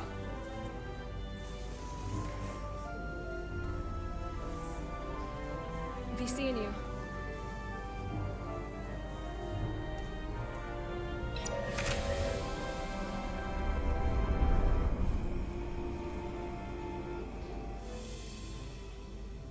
Etzelar de Diaz. If you could float back down to reality, we still have a ways to go. All right, where were we? So, the warp coils in the navigation array are fine, but the nav computer doesn't seem to think so. I'm out of ideas short of field stripping the shuttle from bow to stern. You wanna take this out of the shuttle and throw it on the bench? Oh, real hands-on maintenance. I like it. Okay, the nav computer is patched into the ship. The ship's computer can double-check our work. If the shuttle's nav computer is putting out false data, we'll know it. Let's run through the shuttle's logs again. Running now.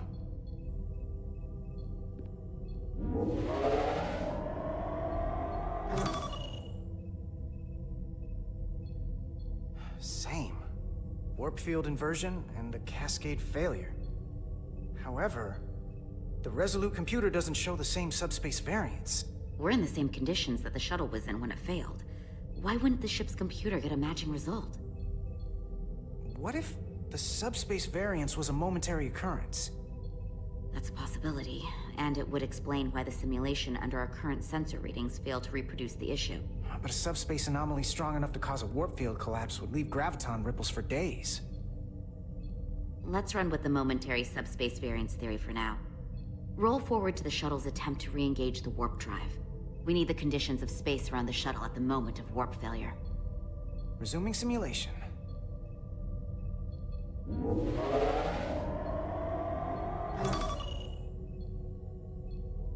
Error in warp field calculation. Cochrane formula variables are out of range. That right there. Take the shuttle sensor data from that moment. Computer, why did the warp field calculation fail? Warp field pressure returned non-orthogonal. Results are undefined. That doesn't help. Wait, what if we use a different ship? Put the Resolute into the simulation instead of the shuttle. Yeah, it should warp just fine. Unless... Computer, run the simulation with the Resolute.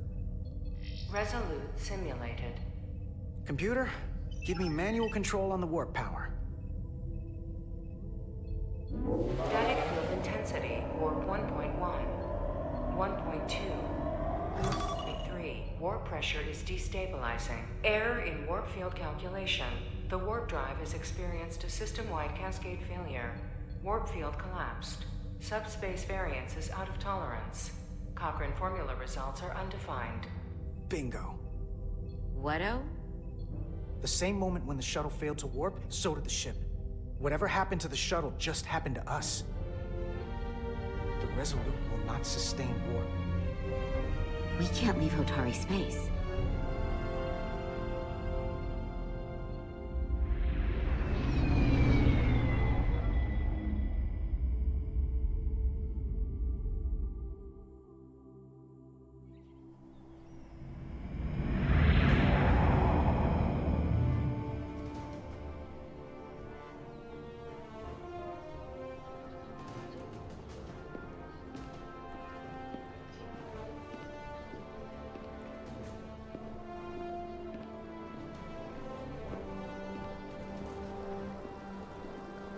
Ambassador Spock, Captain Solano, welcome to Hotari. We are honored you have come. My name is Tylos Altaris, Minister of Diplomatic Affairs. The honor is ours, and this is Commander Jara Rydek, first officer aboard the USS Resolute. You'll find she has a keen mind, and unique insight into the dynamics between the Hotari and the Illydians. We are honored to be here, as representatives of the Federation. I'm so glad. These must be the representatives of the mighty Federation. the reigning authority in the galaxy. Or so we've been led to believe. Whether that's true or not remains to be seen. But, either way, we're grateful you've made the time to come to our little corner of the universe. And you are? This is Galvin, and this is Citron, the heroes of the revolt in the mines.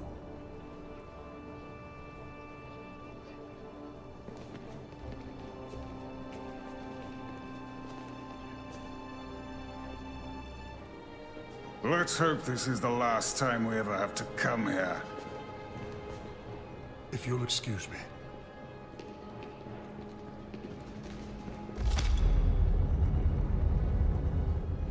I think we're about to begin. Did you hear the arrogance from that guy? Hey, I don't know what Pep, we're welcome walking in. into here. But that guy was something. That may be true. But let's keep an open mind going into the negotiations. Hopefully he's just one voice amongst many. Then let's hope he's the outlier. The Hotari have invited us as their guests, so we must show them the proper respect.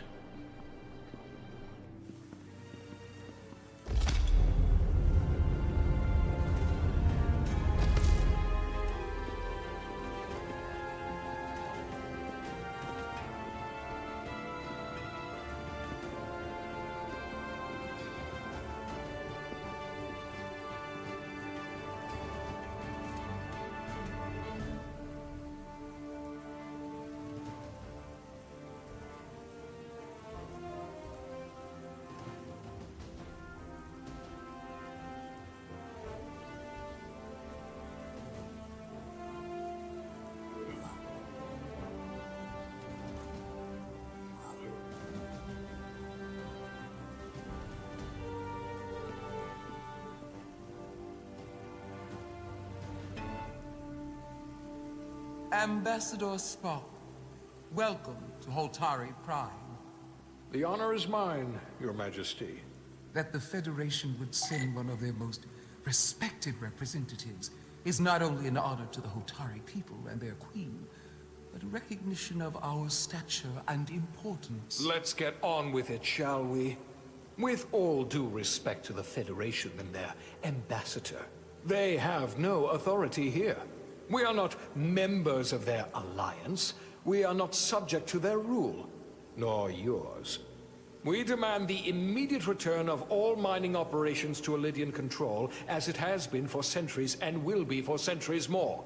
That has always been our understanding. That understanding has changed. Then you invite war! And if you cannot remain silent, you will be silenced. But his point is well taken. What is the Federation's interest in this matter? Perhaps you would have us trade one oppressor for another? The Federation remains neutral. Our only interest is the peaceful resolution of this conflict. We are here at your request, Your Majesty. For now. I'm trying to keep an open mind here, but it's not easy. I thought they wanted us here. Was there something you wanted to say, Captain? Oh, no. My apologies. And what about the Kobliad? She's not part She of... can speak for herself, can't she? Then let her.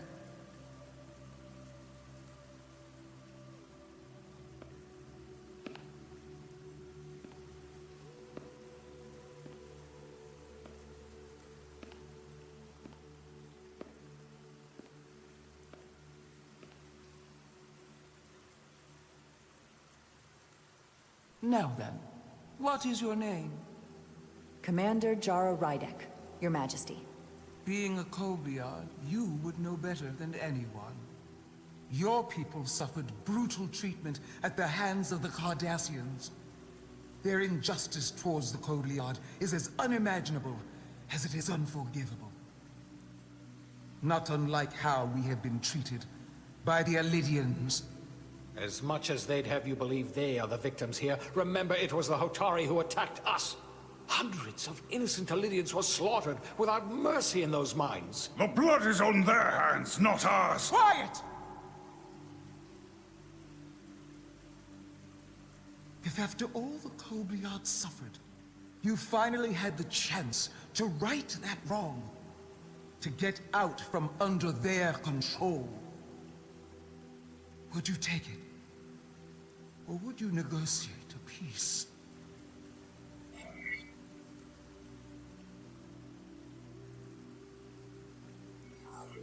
There is no remedy for what the Kobliad suffered. And I fear who we might have become in pursuit of it. There is no justice if the oppressed become the oppressor. So I would willingly accept a peaceful resolution if it were offered. That is the real opportunity. Perhaps, Commander Rydek. Perhaps. Unfortunately, that was not the case, was it? No, it was not. Peace is often elusive to those who need it most. The Federation is the most powerful, most advanced alliance in the galaxy. It's widely known we have an abundance of dilithium in our mines. And it's in your interest to secure a steady supply. Your Majesty, if I may. Ambassador Spock would have us believe you're here as a neutral party in the interest of peace. So why are you really here? I want the truth, not your Federation rhetoric. As Ambassador Spock has said, we've come seeking a peaceful resolution to this conflict, and have no interest in your dilithium. I'm not nearly as naive as you must think. The Federation has done business with the Illydians for decades, which makes me question your motives. What they haven't said, but cannot deny, is a simple truth. The dilithium trade would not and will no longer exist without Illydian involvement. We created it for the benefit of everyone, especially the Hotari. We've given them warp technology. We've let them share in the profits. We've made their lives infinitely better than before dilithium was discovered. All of that goes away if the Federation turns a blind eye to their treachery. That is enough of your lies! The Hotari are quite capable of running the mines. We've done so for centuries. So tell me, who deserves control of the dilithium trade and the mines on Tau? Who should the Federation recognize? The Hotari or the Illydians? It can only be one or the other, not both.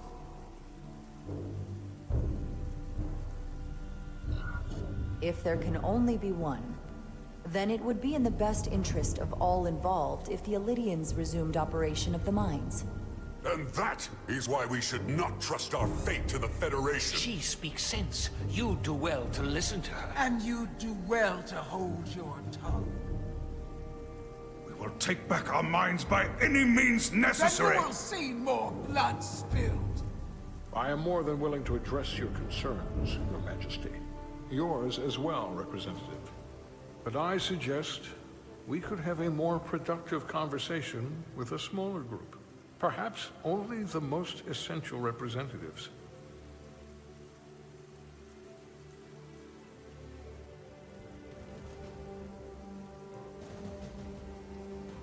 I would agree, Ambassador Spock.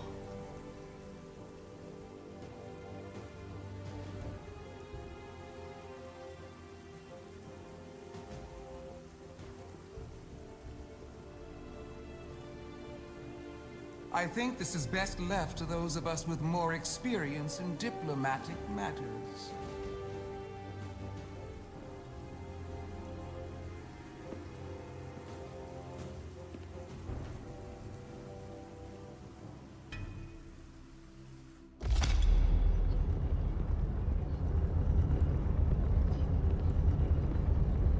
Spock and I will cover everything on the diplomatic front.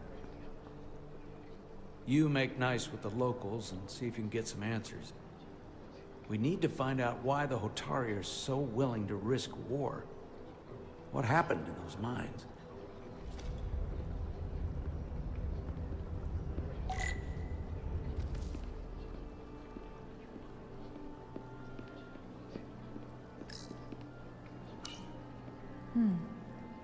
Soothing.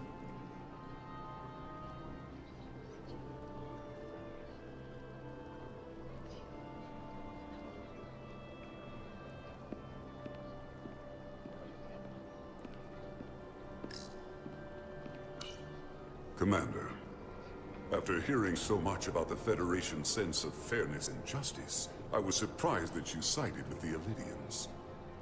In all honesty, I expected more, especially from someone like you. To be clear, I'm not on either side of this conflict. Our only interest is peace. On the Illidians' terms, apparently. I assume you were there, the day the mines were seized from the Illidians. Not seized. Reclaimed. And restored to their rightful owners. Yes, I was there. We had to be decisive. Before the Illidians could even realize their worst nightmares upon them. I'm curious why the Illidians haven't fought back. They have the ability to retake the mines anytime they want. Ability is one thing. Courage is another. The Illidians know any hostile action on their part will not end well.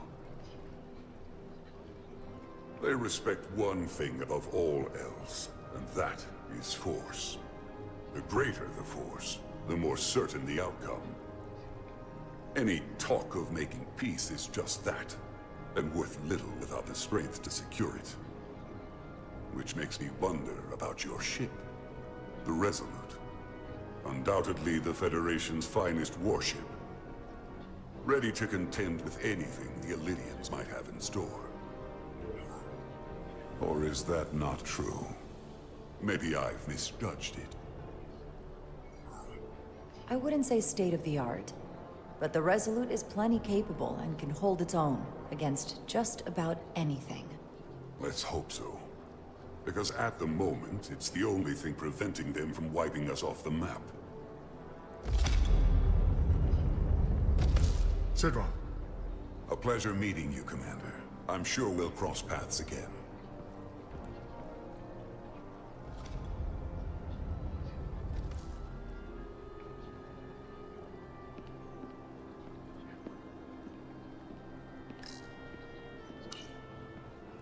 I have to say, I fully expected you to side with the Hotari. But obviously the Federation wants a steady supply of dilithium. Something only we can offer. Without Illidian involvement, there is no dilithium trade.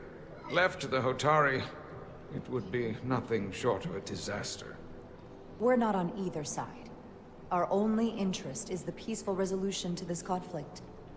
As is ours. Of course, the question is, at what price?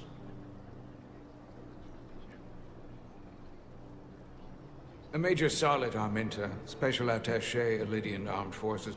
Pleasure to meet you, Commander.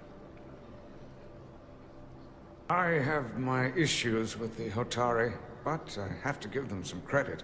They know how to seize an opportunity. Inciting an uprising the same day as a massive, once-in-a-lifetime ion storm.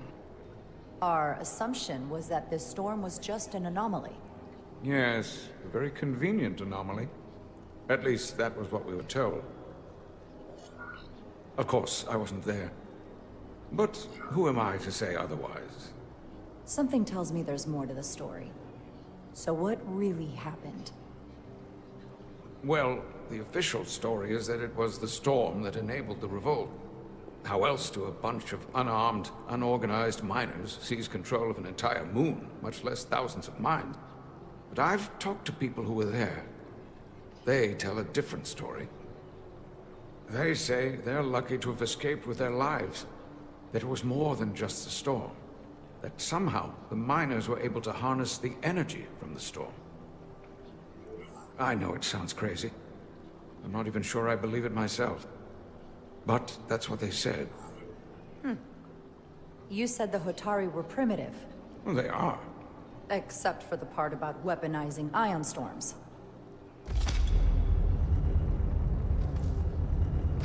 If you'll excuse me, Commander Rydek.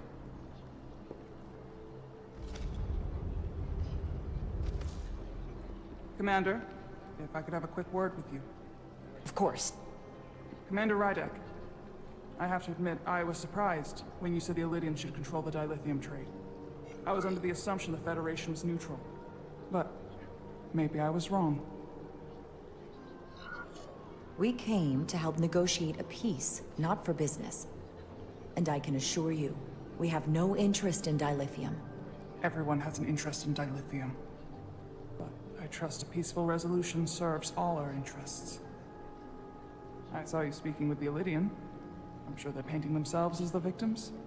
The Illidians are under the impression the Hotari are somehow the cause of the Ion Storm. Which I'm sure they attribute to our lack of experience or sheer inferiority. But we are as much the victims of this horrific storm as they are. For the first time in our history, the Hotari have the upper hand. We see ourselves as strong instead of downtrodden. New voices have risen up. Old voices shouted down. Calvin and Sidron have become national heroes. Now, they have the Queen's ear. Better or worse, depending on your perspective.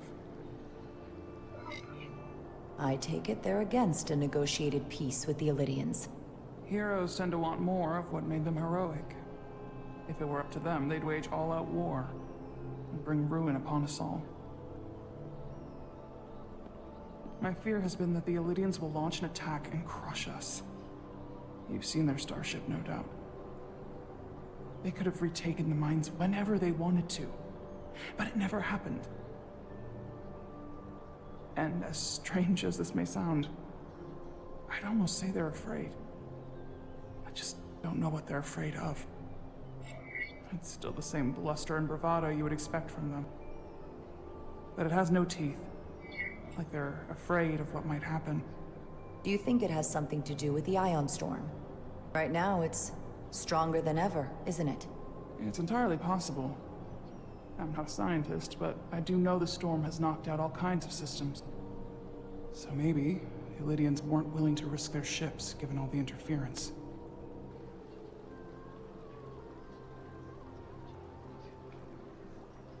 Since the day of the revolt, Galvin has seized control of the mines and restricted all access. No one's allowed without his personal authorization. And they've taken over a section of the palace with just as much secrecy and security. I'm told it could be something they brought back from the mines. I've made inquiries, but everyone pretends it doesn't exist. I strongly suspect they're hiding something. What do you think it is? I've heard rumors it's some sort of ancient artifact, but I haven't seen it myself. How can we know?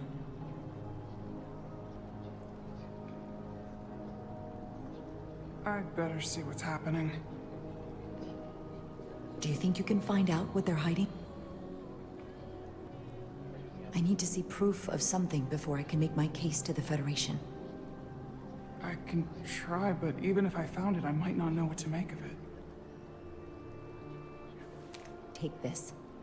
You can use it to capture whatever you find, and then send it to me.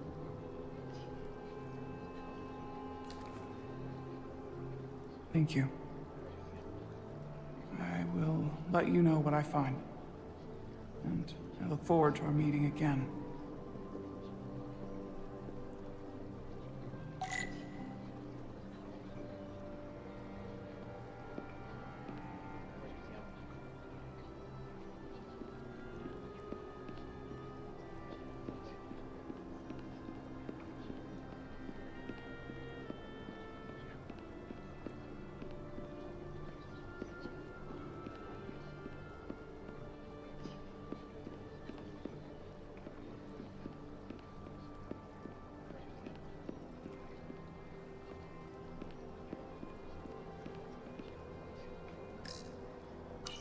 Such rough terrain.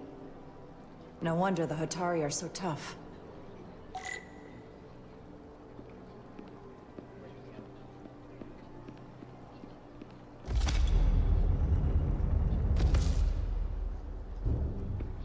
Well, that was a disaster. What happened? The Hotari refused to concede anything, so the Illidians stormed out. The The Hotare did not invite us here as peacekeepers. I hope your efforts were more fruitful than ours.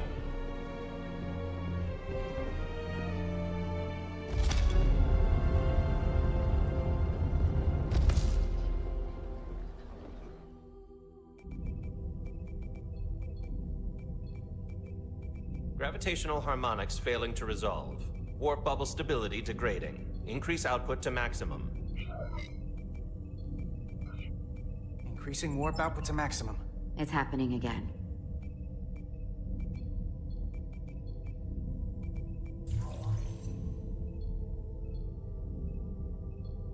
It is evident that presently, the Resolute cannot achieve warp propulsion. Since our diagnostics rule out any problems with our warp systems or anything about the ship, the problem appears to be the fabric of space itself. Space itself? You're saying something about this region of space prevents warp travel? Prevents it, or can't sustain it. However improbable, that appears to be the case.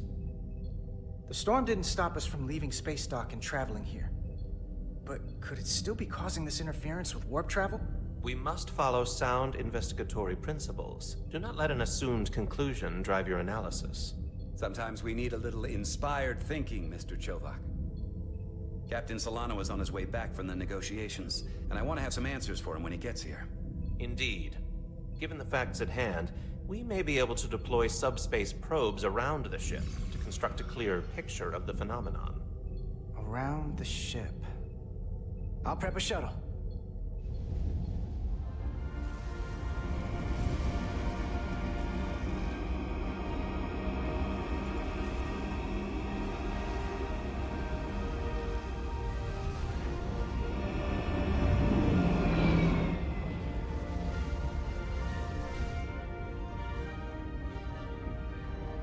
I'm setting up a waypoint at a distance roughly corresponding to the edge of our warp field.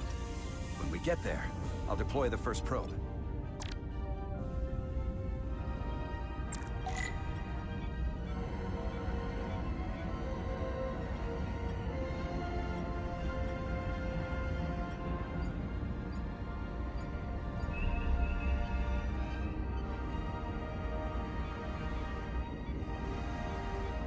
Commander Westbrook, the Resolute systems are calibrated to receive the probe's readings. We are standing by to reproduce the warp field collapse after the first probe is deployed. Thank you, Mr. Chovak. We'll be in position shortly. And, Mr. Diaz, do take care in piloting the shuttlecraft. Now is not the time to indulge in the human penchant for joyriding. Chovak probably isn't such a fun guy to work for, huh? I always seem to find a way to push his buttons. Yeah, I think he'd blast me out of the airlock if he thought it would help increase engine efficiency by 0.1%. Well, don't worry about it. Chovak's opinion isn't the only one that matters. Last time I checked, I was still Chief Science Officer, and you made a hell of an impression on Ambassador Spock. I'm the one who should be worried with this new First Officer on board.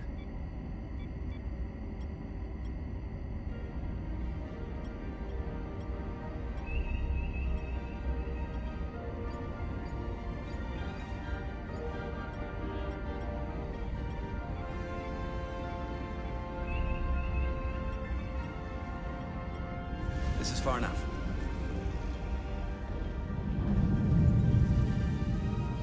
Transporting the first probe into position.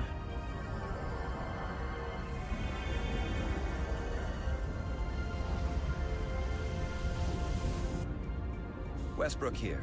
The first probe is deployed. Understood. We are reading it. We are about to replay the simulation.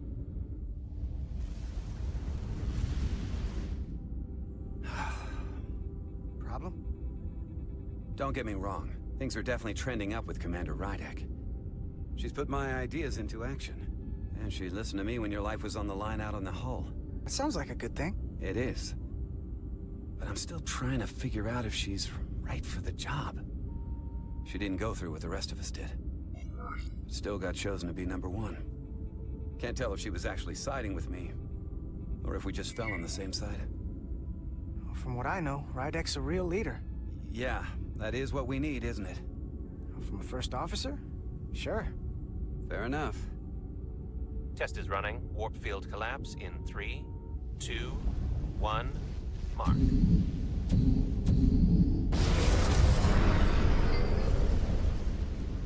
Whoa. All right, that is definitely a problem with the fabric of space. We need to get another probe out there.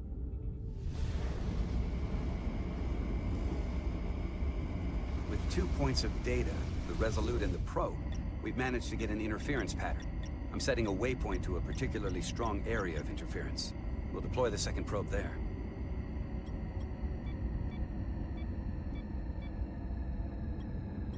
Listen, I'm gonna give you a piece of advice I wish someone had given me. Make sure you're never just one thing. And don't get so focused on what's in front of your face that you lose sight of the big picture.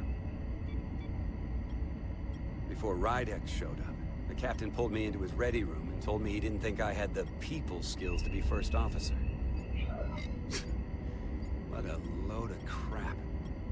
I mean, if he'd said that about Chovak, sure. Is that why you're being so friendly to me? Politics? That would be clever, but I think you give me more credit than the captain does. You're all right, Diaz. And you've got potential. Hey, You're a Swati, capable thanks for engineer. being here. You're good in the field. Keep up the good work. Who knows? A solid Thanks for jack still of all being here, departments John. like you could be Commander-in-Chief of Starfleet one day. Hell, Admiral Jellicoe started as a shuttle pilot. And there are places to go in the enlisted ranks, too. You know, I'd be the best leader Starfleet ever had. Lower decks always have to fix all the problems Command causes. Maybe I'd just save everybody some steps. Well, don't forget about us little people when you're running things. Of course not. You gotta remember where you came from.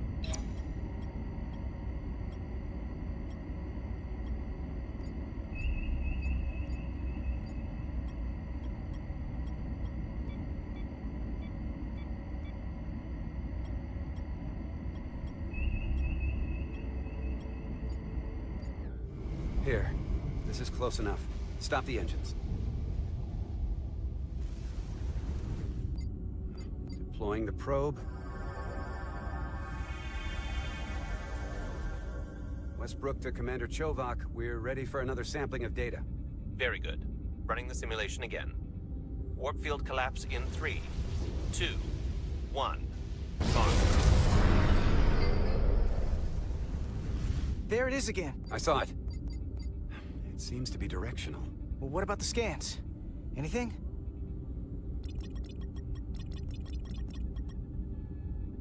Here's the readings in relation to our local space. We've got the Resolute, Otari Prime, and the probes. All this interference is overloading the sensor buffers. We're gonna have to triangulate the sensors manually.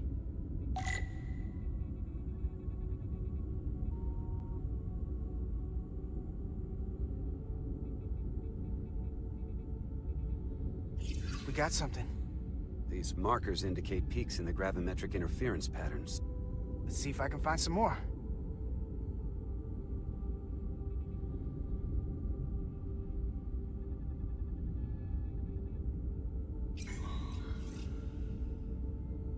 Hold up. This is coming from the moon. A beam that blocks warp travel. Aimed right at us. Someone is doing this intentionally. I don't know how they're doing it. This is like nothing I've ever seen. We're under attack and we didn't even know it. We need to stop them. Unplug whatever it is they're hitting us with. Now, look here. It's our current readings of the ion storm. These concentrations, they line up with the interference pattern. The storm and this beam, they're coming from the same place. Carter, whatever petty local conflict brought us here, it's just a small part of something much bigger.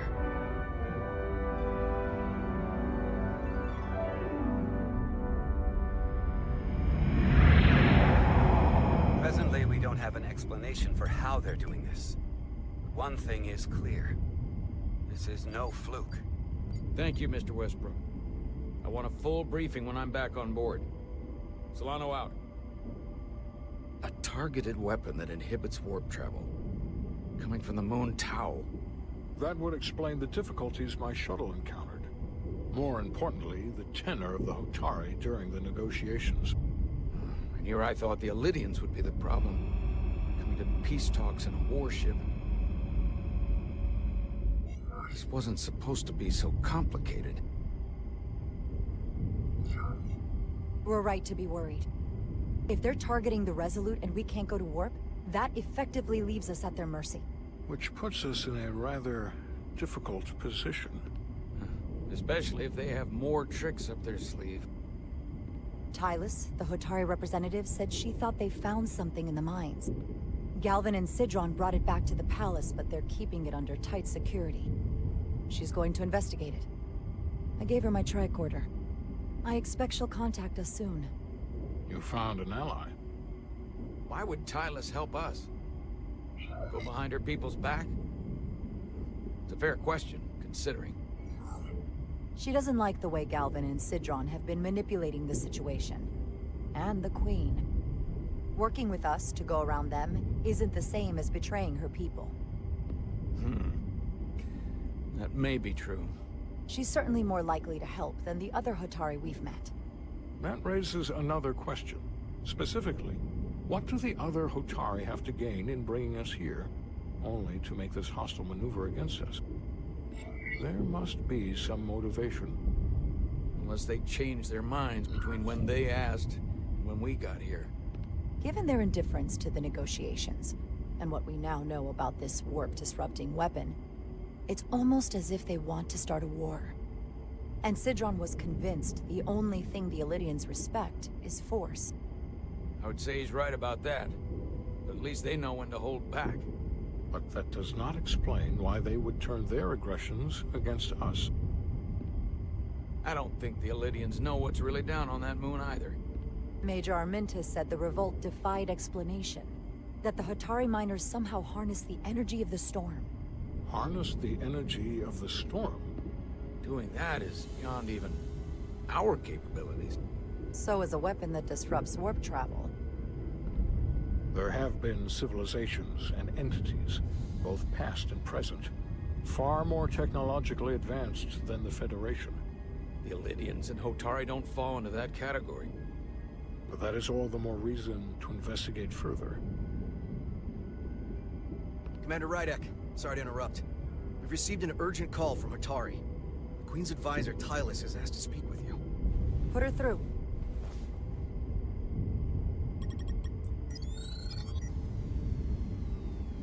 Galvin and Sidron are still with the Queen. I've enlisted help to gain access to the room they have under guard. I don't have much time. I'm not supposed to leave my post. It's only for a moment. I so appreciate your help.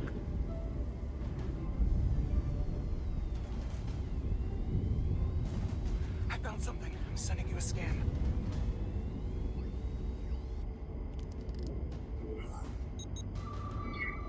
Got it. Tylus, if we needed to gain access to the mines on Tau, is that something you could help us with?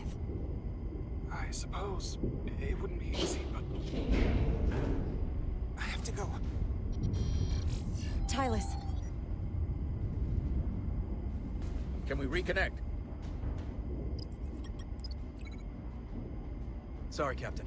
We've lost all contact. We can only hope she escaped without harm. It was hard to tell.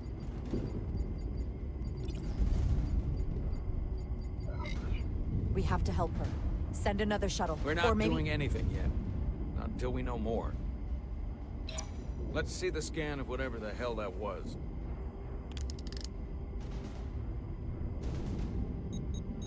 Tylus suspects this came from the mines on Tau. It appears to be of ancient origin, but the markings are unfamiliar. We can run a full analysis when we get back to the Resolute. But if this came from the mines, then it might be the key to how they got the upper hand against the Illidians. Then we have to go into the mines. The Federation would not allow that. We were, after all, sent here to be a neutral party in a peace negotiation. However, we could demonstrate that the Hotari have acted in bad faith, which would enable us to investigate the mines on Tau with full justification. But of course, we would need conclusive proof before taking action. Otherwise, it could put us in a difficult position. Whatever this artifact is may be proof enough. At least to satisfy the Federation. Especially if we can show the Hotari are controlling the warp disruption. And targeting the Resolute. We may have a better understanding once we analyze the device. But a mission to the mines, covert or otherwise, is not out of the question. And I will handle the Federation.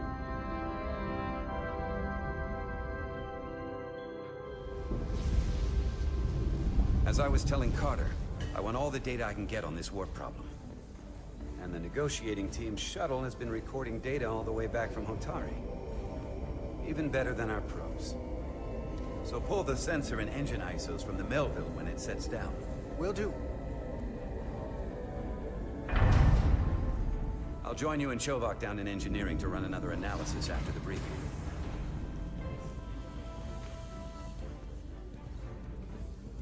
I didn't like this warp problem when we thought it was some astronomical anomaly.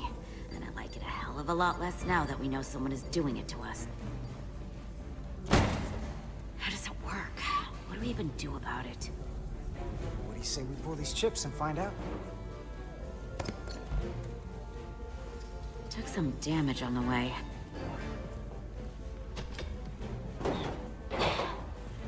That ionic interference scored the hull plating. Might be some micro welds. Let's try pulling together. All right. 3, 2, 1. It won't budge. Gotta be the storm damage. We need to... Welcome back. Any excitement down on the surface? Excitement? No. Nothing like that. Hey, can you hand me the EJ7 interlock? From the toolbox. I don't know what that is. Not much use for one on a security detail, huh? Carter? Yeah, I'll get it.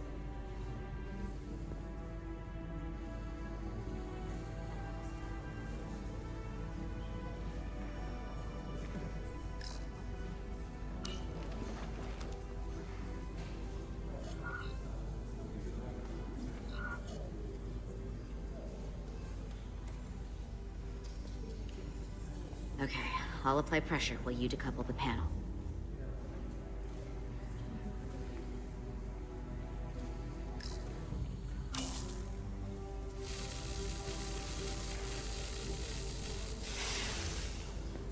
Here, I'll help.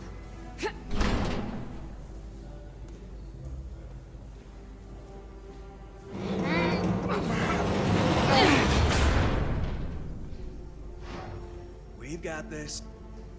Open up and say ah. Thanks for the hand. We have to get these isolinear chips down to engineering. No problem. You really know everything about these ships, don't you? The tools, the systems. Like a walking Starfleet technical manual. Well, I wouldn't say ever. But I know my stuff. I can see that. Come on, start pulling chips.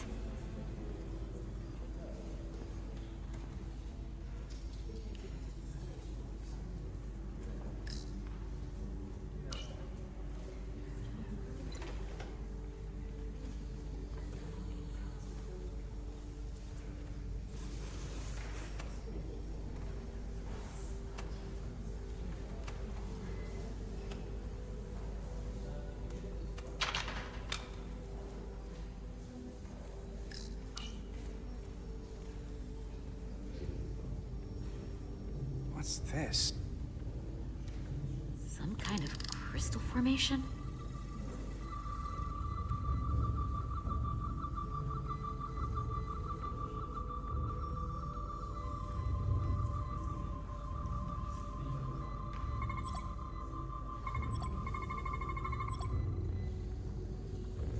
Whoa.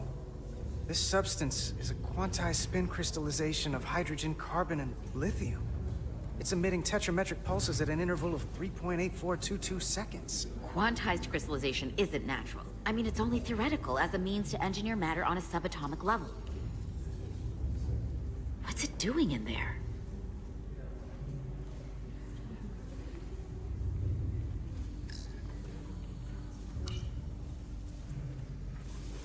Wait.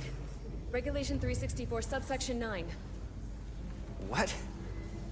Regulation 364, subsection 9 orders that in the case of an unknown foreign substance infiltrating a sealed system, it will be placed in secure confinement before further examination. Retrieve a containment module. Don't you think we're more equipped to deal with whatever this is? No. Before anything else, this is a security issue. You don't even know what this is. Which is why we need to study it. Once it's contained. This is another piece of the puzzle we're trying to put together. We should be investigating it. And you can. In the containment lab. But protocol is protocol. I can't make an exception just for you. I'm still going to report these crystals to Commander Westbrook when we send the shuttle data. And I will inform my superiors. I'm taking this just as seriously as you are. But I overheard talk about the warp disruption on the shuttle. Now these crystals? Maybe this situation is more than we can handle with just a science vessel. We could trigger a distress call, get Starfleet to send more ships. Or I could send a message to my old CO on the Adirondack. Get some combat-tested vessels. We shouldn't do this alone. That wouldn't be a bad idea. If you think you could do it without getting in trouble. I'll find a way. Be very careful. Okay, stand back.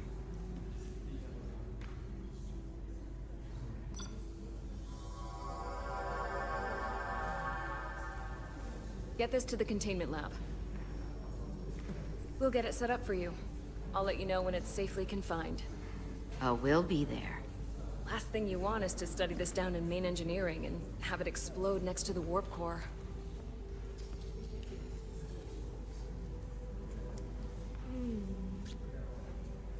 Almost forgot. Can't have that. For a second, I thought she'd gone cold on you. Like she might have changed her mind.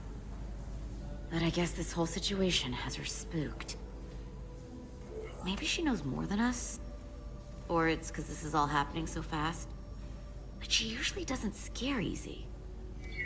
Now, you can't tell me you're not a little spooked, too. We all should be. Believe me, I'm taking it seriously. But Miranda talking about sending a distress call on her own? That's going too far. Although, you didn't seem to think so. She was probably just thinking out loud. I'm sure she'll come to her senses. This mission has enough complications stacking up. Now, we'll get through it. You, me, and Miranda, too. Commander Rydek was able to work behind the scenes during the negotiations and made contact with a representative from the Hotari delegation named Tylus. She mentioned an unusual artifact of unknown origin being held under tight security within the Hotari Palace, which she believes came from the mines on Tau. Now, this artifact might have a connection to the revolt, to the storm, and to the warp disruption we now know has been targeted at the Resolute. Commander Rydek, if you want to take it from here. Of course. Tylus managed to infiltrate the heavily guarded location within the palace and sent us these scans using my tricorder. It appears to be some sort of control panel, possibly connected to the warp disruption weapon originating on Tau. Of particular interest is this symbol, which we couldn't identify the origin of. The Federation database has records from a vast number of civilizations. If anyone from Starfleet has come across this before, the system should recognize it. Cross-referencing with Federation records. Displaying symbols from Federation database with a 90% probability of match or higher. Select a symbol to further analyze.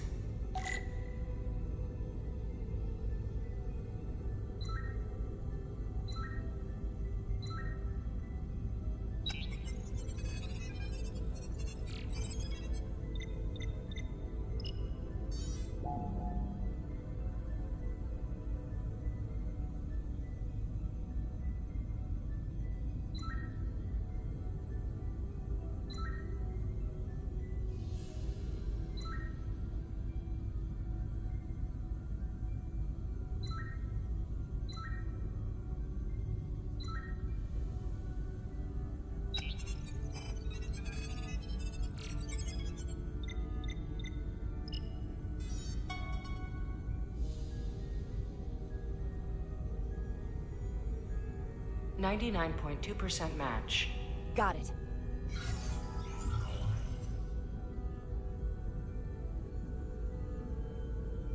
So, what are we looking at? The design and composition indicate this is a glyph associated with the ancient Khan Empire. Their civilization collapsed over 600,000 years ago, but once spanned millions of systems with a population numbering in the trillions. Fascinating. The Takan were once the most advanced, most powerful civilization in the galaxy. Is it possible the Hotari found Takan technology? I wonder if they even know what they have. Our knowledge of the Takan is limited.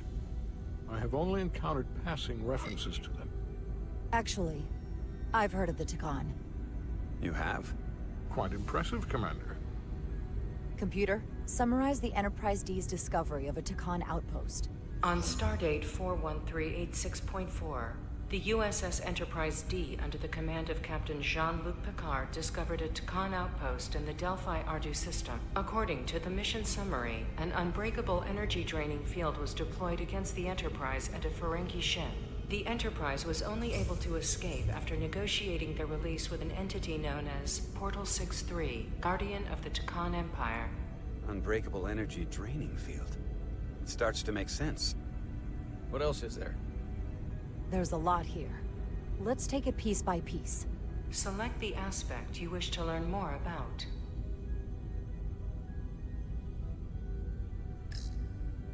Someone from the Takan Empire is actually still around. Or at least was, 16 years ago. Computer, what other information do you have on Portal 63, Guardian of the Takan Empire? The entity known as Portal 63 is of an unknown nature. A biped humanoid, he was unaware that the Takan Empire no longer existed at the time of the encounter. He was able to control the crystal-based technology of the Takan outpost through apparent telepathic means. It was by his choice that the Enterprise was released from the energy draining field after Commander William T. Riker of the Away team argued on behalf of both Starfleet and the Ferengi. Telepathic control of their technology. As I have said, they were the most advanced civilization in the galaxy.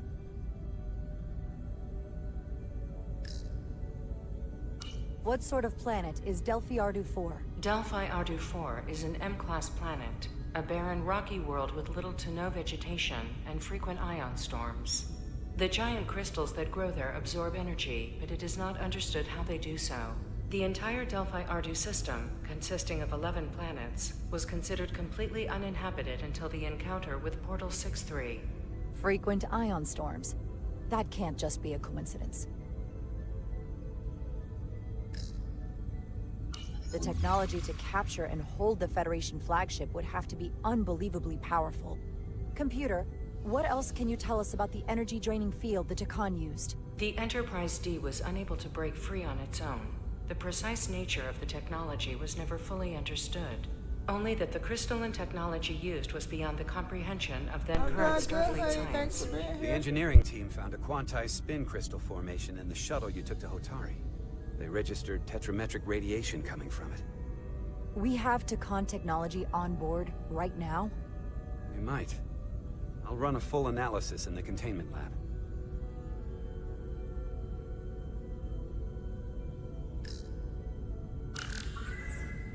There appears to be some sort of restriction order from Starfleet. Computer, explain this restriction.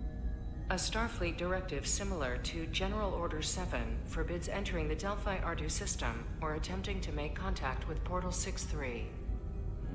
Starfleet doesn't throw up a no trespassing sign for just anybody.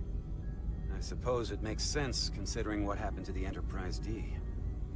The Elydians should have crushed the revolt. But if the Hotari have Takan technology and can control it, I see why they're willing to negotiate peace. For all we know, this could be just the beginning. And we're up against something greater than we can imagine. There's only one way to find out. We need to see what's down there for ourselves.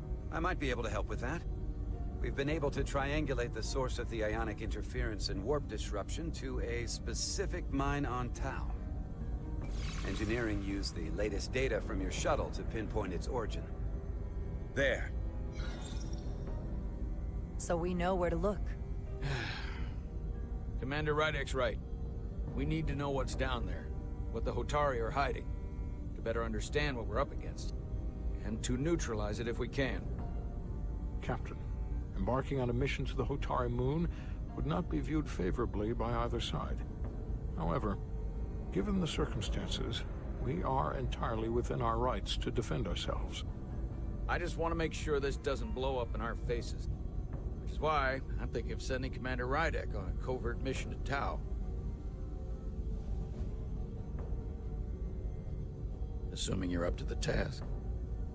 It would require absolute secrecy. And obviously, it's not without risk. I'm ready for action, Captain. Just say the word and I'll be there. I'll admit, I wish I could go myself. I'm hoping Tylus can accompany you. The priority is to avoid detection. It's a calculated risk. The last thing we need is to get caught and then blamed for violating our neutrality and aggravating an already tense situation. We can't afford any mistakes, which is why I've chosen you.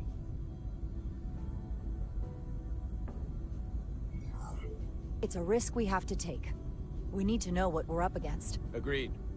And of course you'll have the full support of the Resolute throughout. We must take every precaution. Get in touch with Tylus and make the necessary arrangements as discreetly as possible. Bridge to Captain Solano. The Illidians have moved additional ships to the edge of the Hotari system. Current heading is straight for the homeworld. Understood.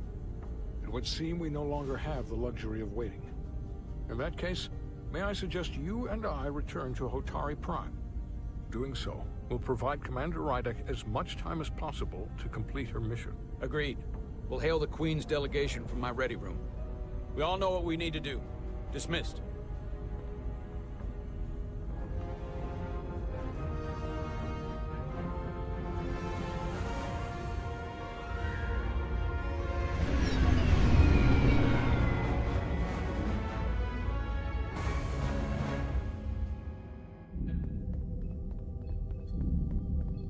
Petty Officers Diaz and Edsolar, where is the crystal formation that you found in the shuttle?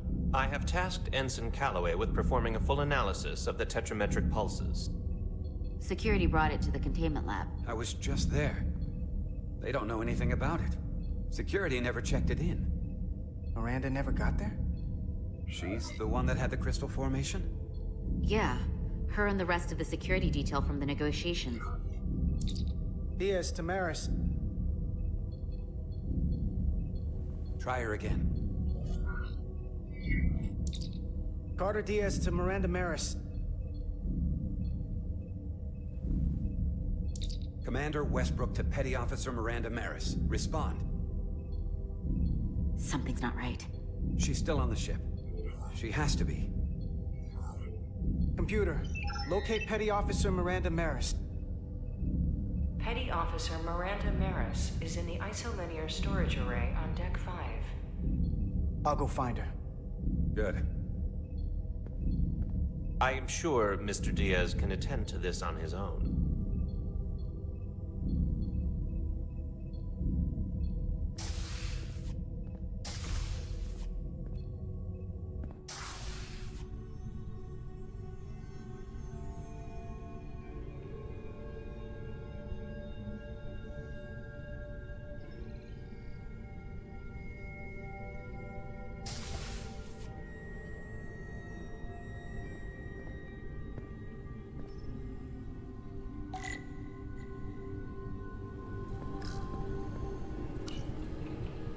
Someone improperly pulled these isolinear chips.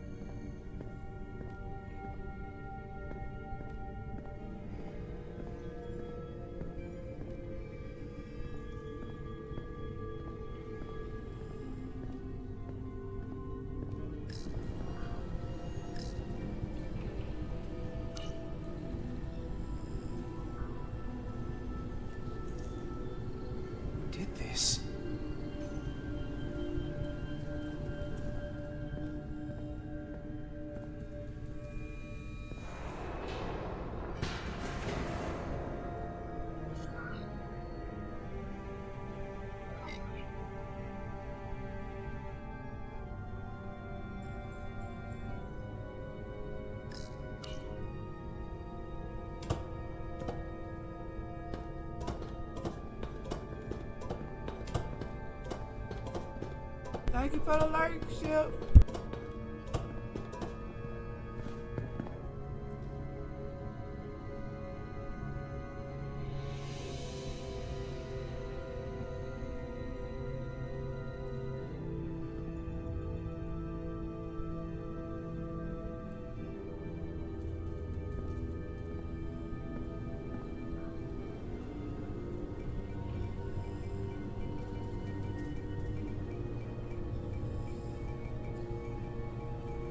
What the?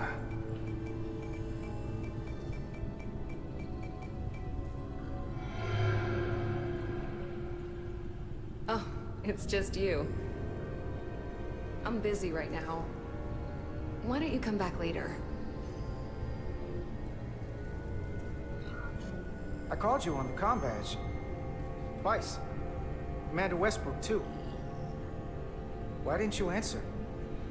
Oh, I guess I was just caught up in my work.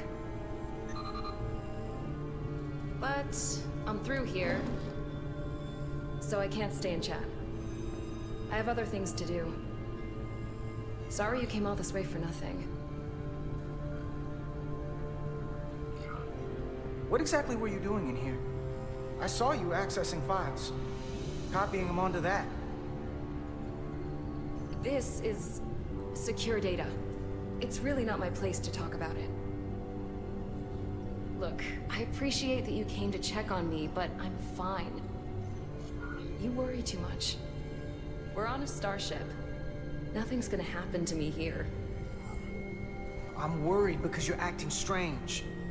I don't know what it is you're really doing in here, but Commander Westbrook said the crystals you took never made it to the containment lab. Will you drop it? I don't like being interrogated, Carter. Hey, wait up!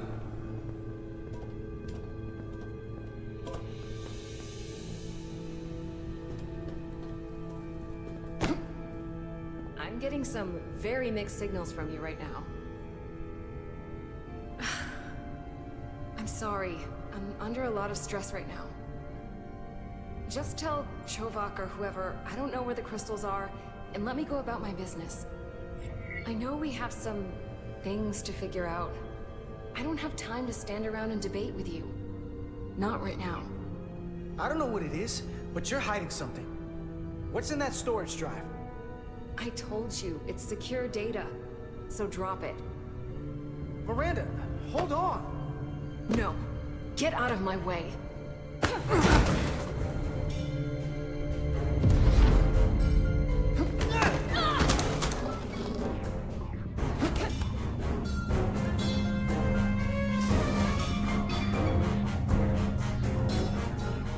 So I see you found each other.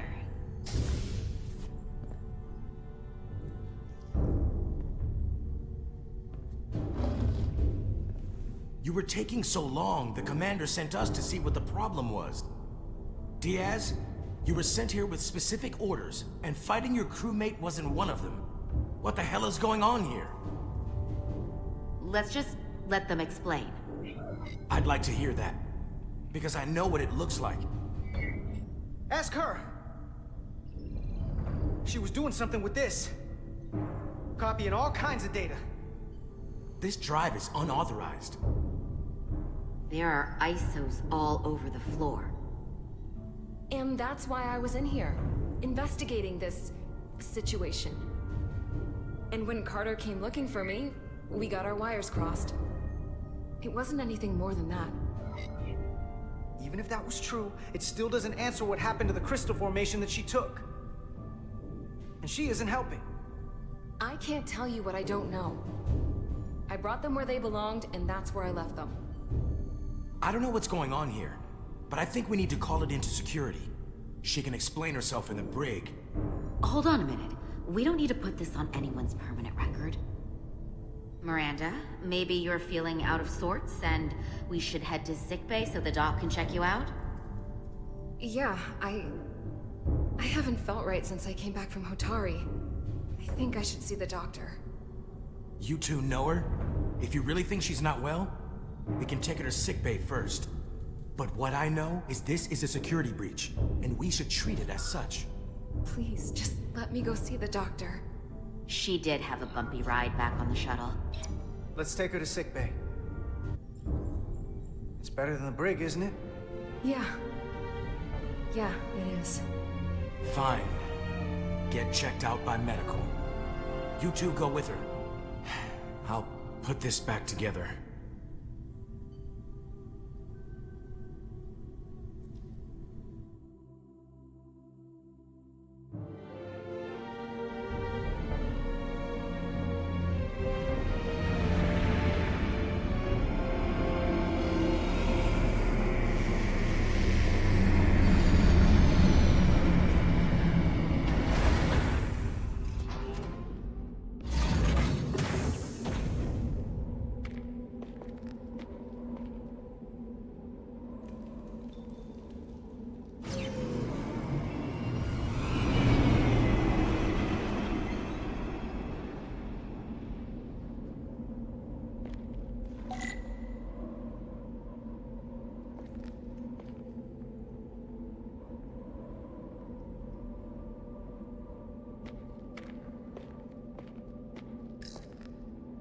Foliage on Tau resembles underwater plant life on Earth. The universe is full of mysteries.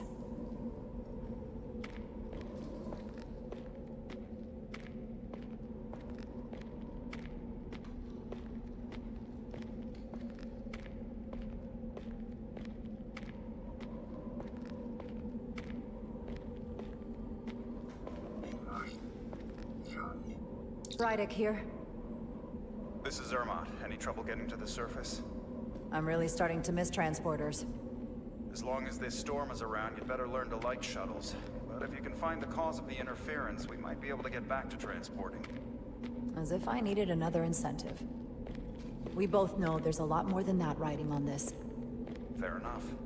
You'll need to get in and out of the mine undetected, so I hope Minister Tylus can help in that regard. So do I. And to keep this covert, we'll refrain from contact unless absolutely necessary. Understood. Rydek out.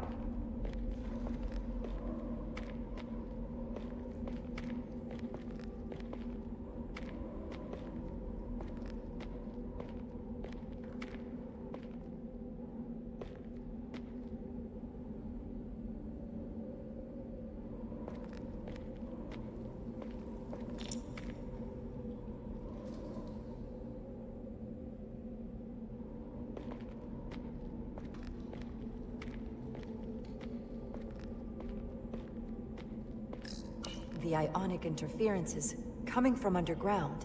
I should find a safer way down there.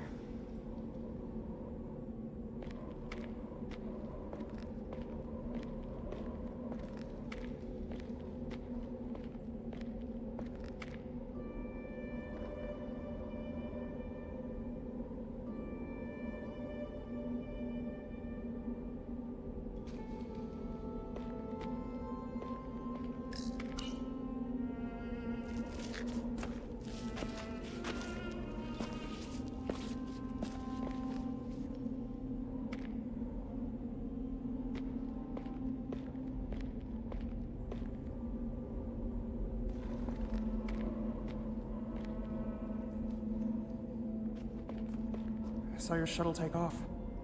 Hopefully no one else did. It's good to see you. Even under these unfortunate circumstances. When you called to give us a scan, it sounded like they caught you. I was worried you'd been hurt. It was nothing I couldn't handle. Lead the way. I'll fill you in on what we've learned about the situation. Follow me.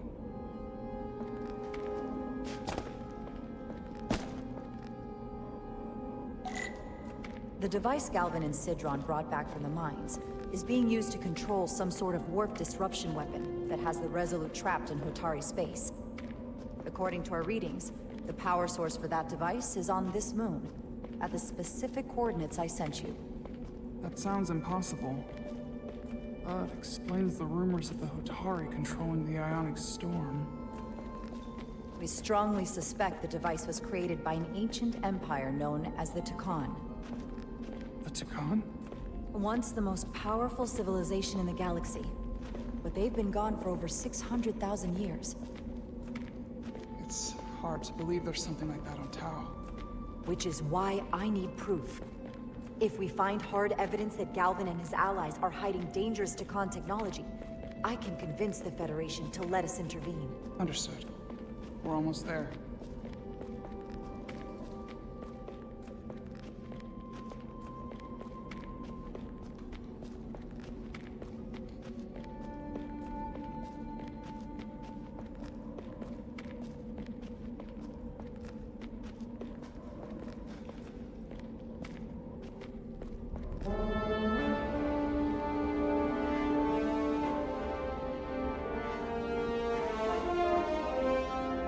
That's the mine? Prospect 614 North, Subdivision 20. It's enormous. Just one of the thousands across Tau. The pride of Hotari. How do we get inside? The structure that circles the mine has entry points for transporting equipment into the lower levels. They're guarded, but nothing I can't get past using my authority. Well, that's good to hear. As long as you can avoid being seen, I should be able to talk my way past any miner. And provide a little distraction for you in the process.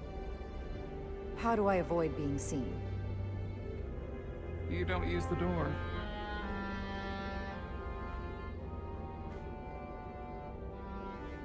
How dare you! Don't you know who I am? I am Tylus Altaris, Minister of Diplomatic Affairs. That's not... The Queen would be furious to hear you tried to deny me entry. The Queen? But I just... You just what? Just now realize the trouble you've made for yourself? And who exactly do you think you're going to report this to? Because I'll be reporting it as well, to someone much further in the ladder. You have no authority here. Do you understand who pays your wage? I can inform the Queen directly of this instance. There's no... You'll regret everything you've said here today. You should have opened the doors the second I appeared before you. That's not the protocol. I didn't know... Each second you delay my entry will be recorded, processed, and permanently marked. I can't believe this. Does your brain function? Do you speak our tongue? Minister, I have orders. How could a fellow Hotari not understand this? You're digging your own grave. I've reached the end of my Someone takes their breaks up here. Escort me to the maintenance bay. Maybe the same guard who left that window unlocked. I can't just... Now. I suppose the view is nice. A wise choice. Lead the way. Be quick.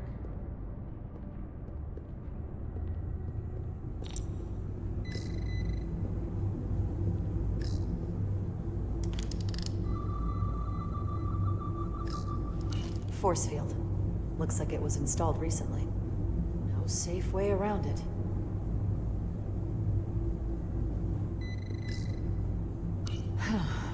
Not going that way.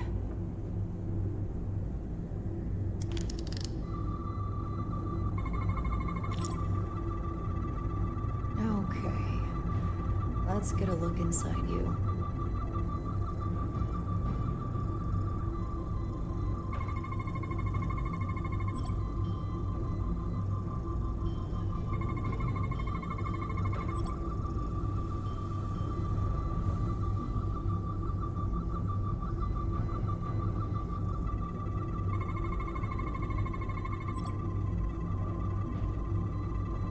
Full system access. Let's see if I can just... Bingo.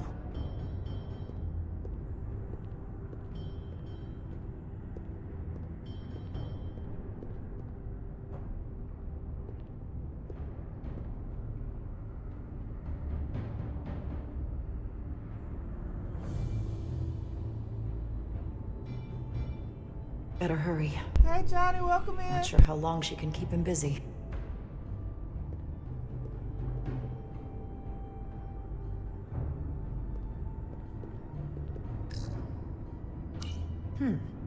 Might be rigged to only open for registered users. No control panel here. I should take a look with my tricorder.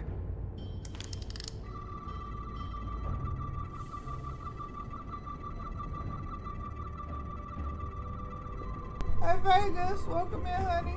Thanks for being here.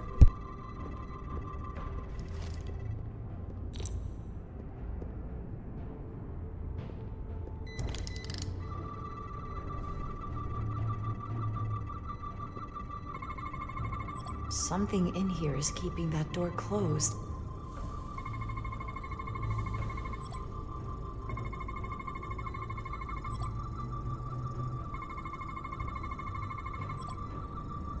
Got it.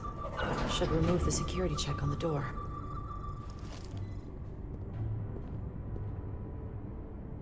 Thanks for coming by, honey. I hope your day's going well.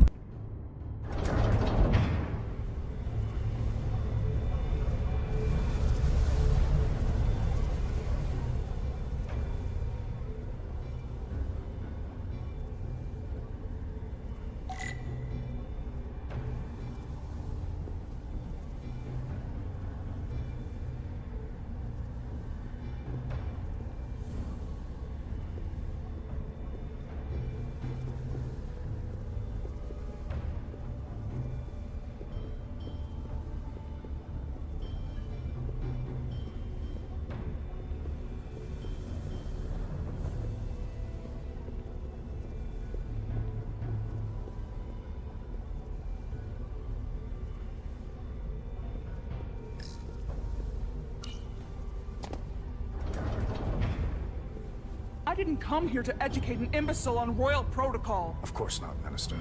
So I will be about my business here, and you will take yourself out of my sight.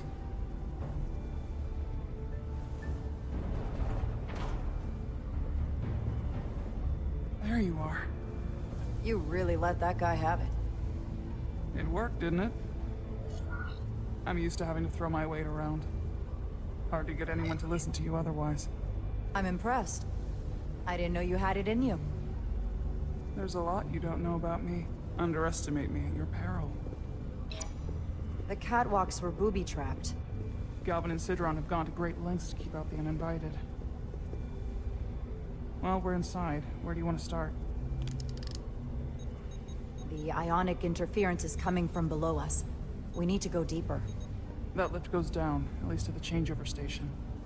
But we can't use it without DNA authorization from one of the guards. I have an idea, but we need a few samples of DNA from the miners who work here. Samples? Fingerprints, sweat, blood. Which will trick the machine and get us control of the lift. That's the theory. Let's test it.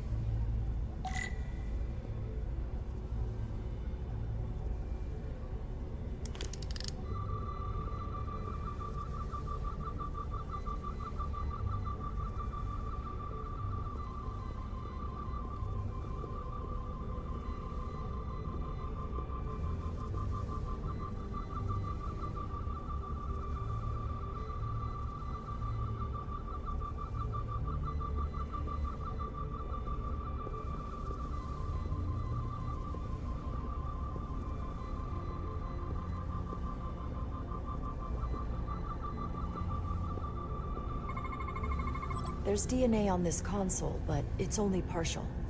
I can't use this. Maybe because we're outside. The weather out here could dilute any DNA samples. What about inside that structure? That's where the workers spend most of their time. Good idea. An Illydian console. All the managerial technology in the mines is Illydian. So they can keep an eye on their investment. That's how it is.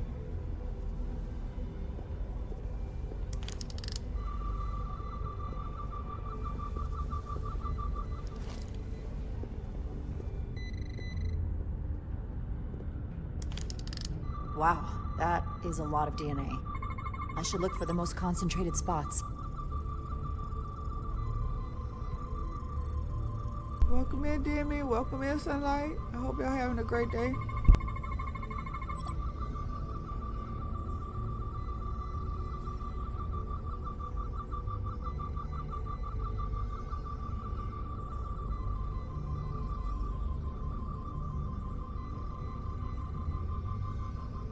That's a stable DNA sample. It's only partial, but a few more should do it.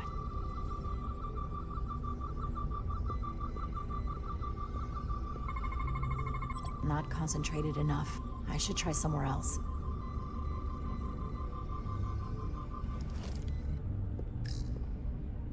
If they eat in here, it's likely there's some DNA in the room. Hotari must be tough on the inside, too.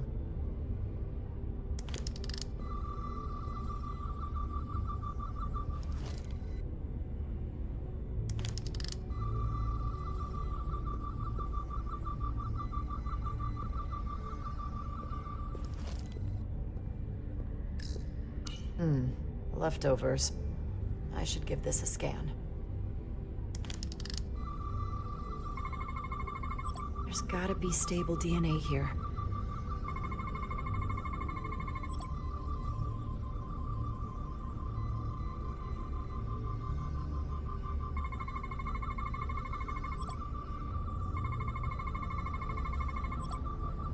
Good. That's another I could use. Just need one more sample. Some kind of glowing mineral being used as a light source.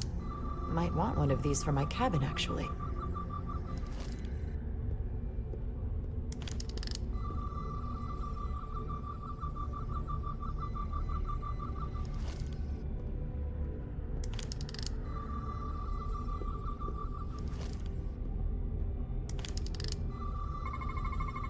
Not enough. Gotta keep looking. This'll work.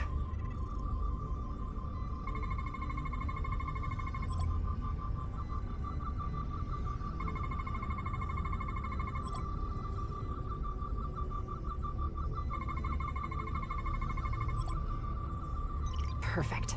That's enough to make the DNA profile. Time to go back to the lift.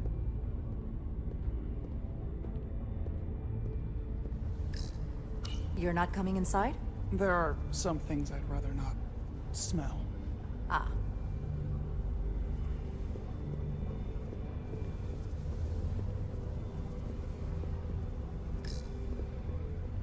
This facility doesn't seem well maintained.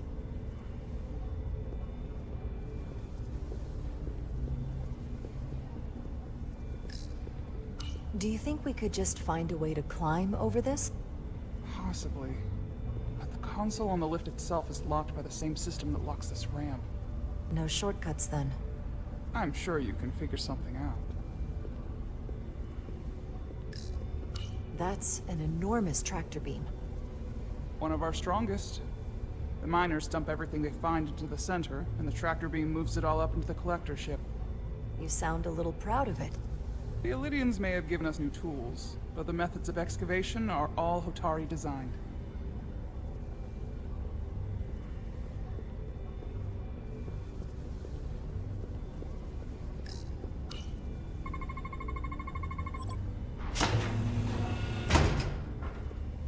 It worked. Theory proven. I'll get it started.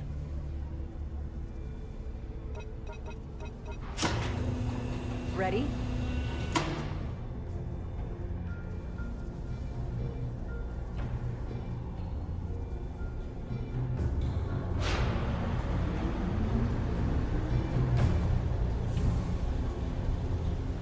I'm a little afraid of what we might find down there. We'll be okay. I've survived worse than this. Well, I haven't. But I'll put my faith in you. For now.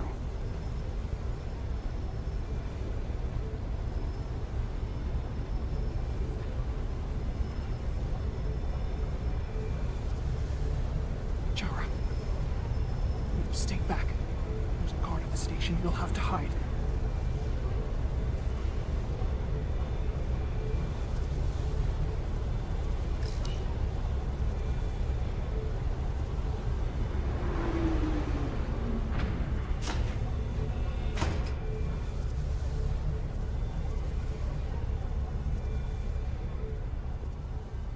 Who are you? What are you doing here? You watch your tone with me. I'm Tylus Altaris, Minister of Diplomatic Affairs. I speak for the Queen herself. This is a restricted area. No one gains access without the approval of Galvin or Sidron. Wait. Jues Gawad Abawencha. Let me go!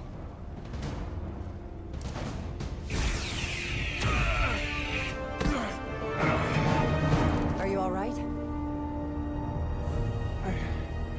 I don't know. Are you injured? No, I thought if I could talk my way through like always, I'd be fine, but... I'm a diplomat. This isn't what I do. I've never even fired a weapon. This is just... It's real now. I wasn't ready for this. Tylus, you can do this. I don't see what you're basing that on. All you've shown me so far is an iron-willed determination to save your people. I don't expect that's changed. No. No, it hasn't. My authority has never been challenged like that. It meant nothing to him. So we should assume any Hatari we encounter from here on can't be reasoned with. Agreed. The only loyalty they have down here is to Galvin and Sidron. Can you switch over the lift? Guard should have a scan card that will allow us to operate the switch.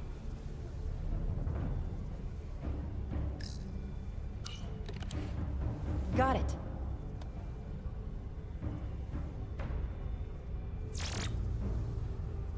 He's not dead, is he? He's still one of my people. Oh, no, no, no, no. We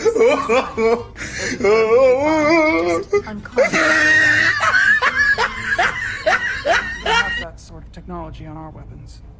Good to know.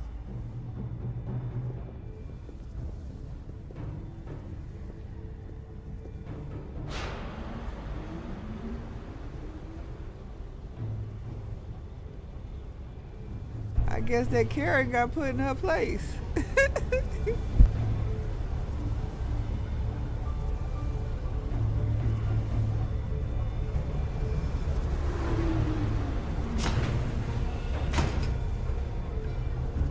That was kind of funny that they put that in the game.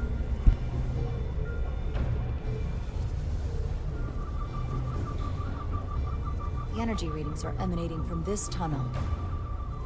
It's sure to be guarded in there. Stay low and follow my lead.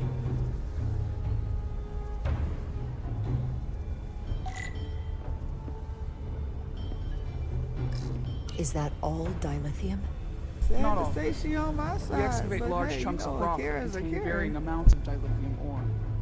It's sorted and processed at the collector ship above. She's like, no one's questioned my authority before.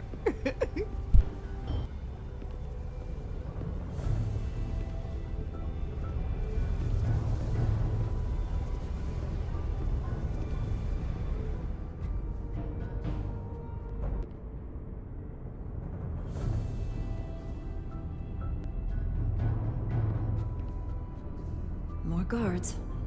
I take that as a sign we're getting close. I'll get a closer look.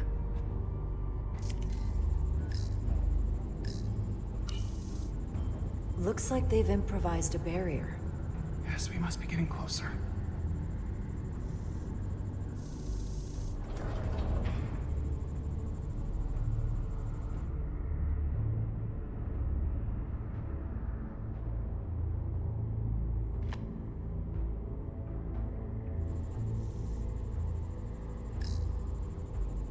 We need that particular card, don't we?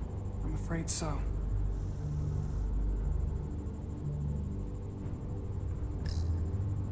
We don't have time to wait for them to finish whatever they're doing. We'll have to try to keep low and sneak past them. I'm starting to see the utility of a phaser. I wouldn't stand a chance against all three of them.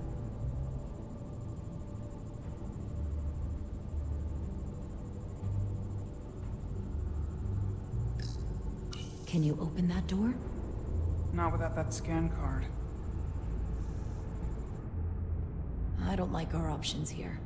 I have to get us that card so we can open the door. How? If they detect you, Galvin and Sidron's followers are clearly willing to kill to protect whatever's in this mine. Hey, I'm trained for this.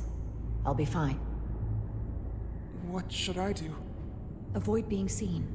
Stick to the edge of the room, and meet me at the door.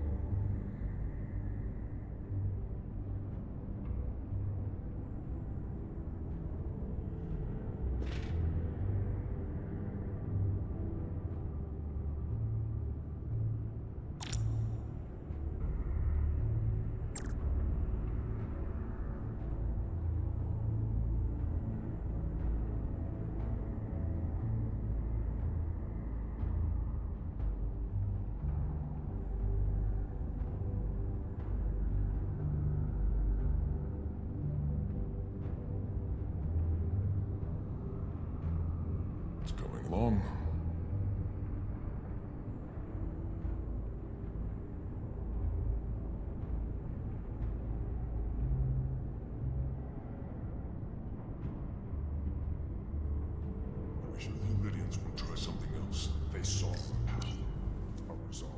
They're terrified of us. Until the plan is complete, we're vulnerable. Then get back to work, and we'll complete the plan more quickly. Good. Good.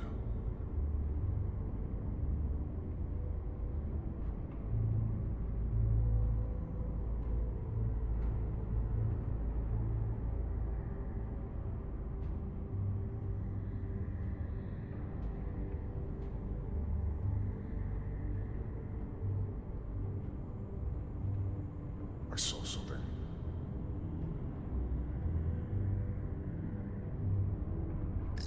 We need more light in here.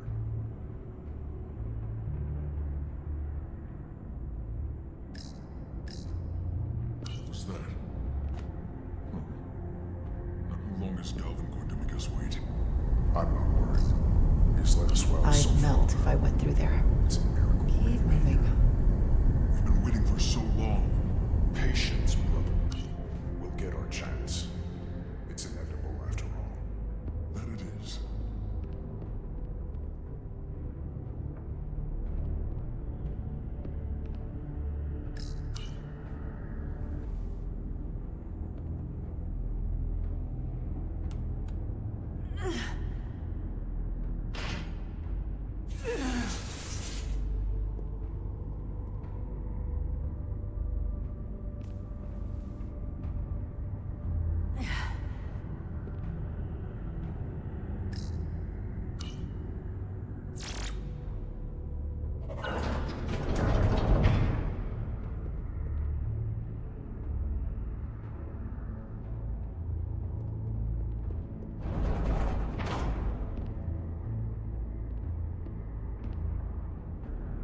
Stay close.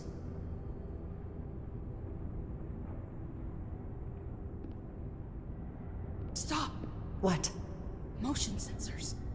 They'll trigger an alarm. We'll be found. Invisible to the naked eye. They could be anywhere. How will we get through?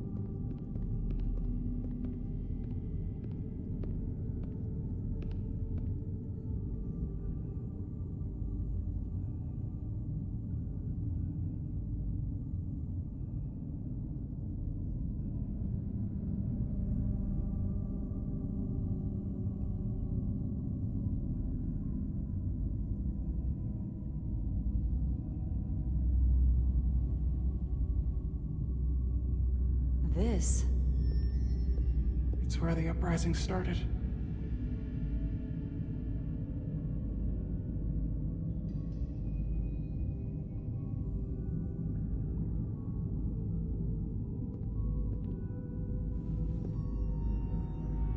Hotari don't do this. We defend ourselves, but we don't kill on this scale, this level of savagery. There's no such thing as a bloodless rebellion.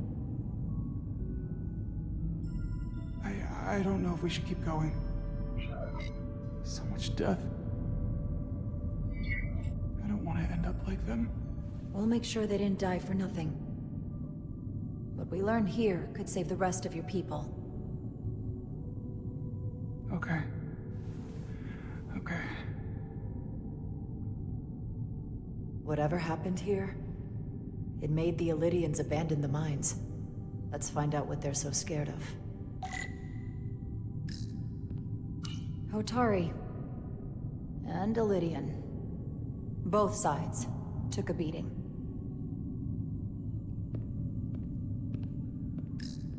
The Hotari fortified the side of the room opposite the door. It's a good tactic, but a few crates aren't going to stop fully armed Illidian soldiers. How did they win?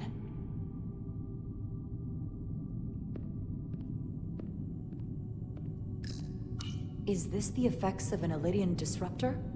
Yes. Disruptors are cruel weapons.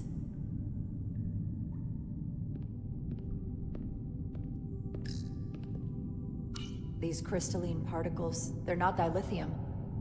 Are they common in the mines? Not that I've ever seen.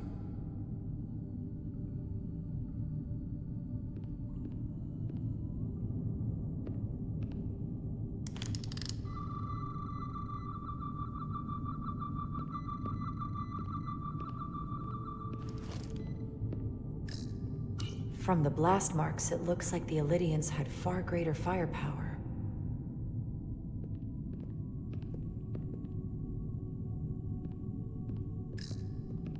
Footprints. Illidian boots. Running back the way we came.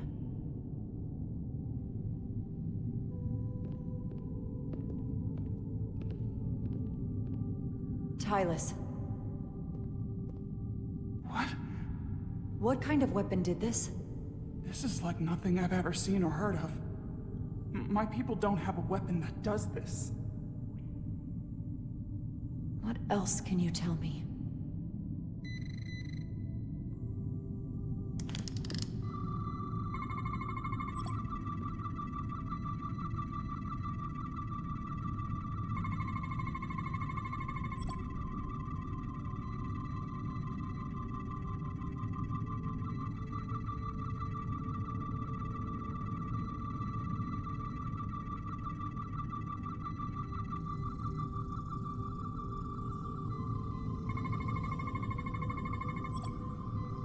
Hey, Doc, welcome in.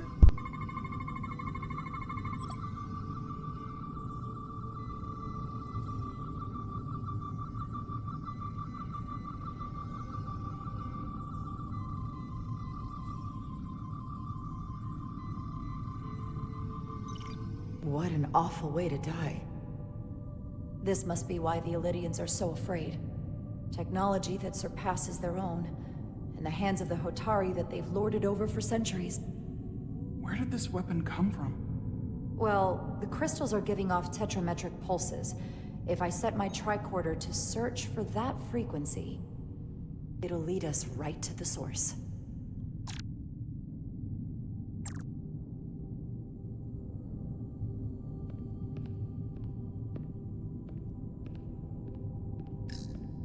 This makeshift barrier forced the Illidians to enter from the service corridor, creating a choke point.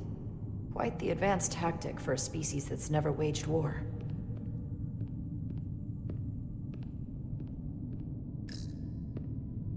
This Illidian tried to run. They didn't let him.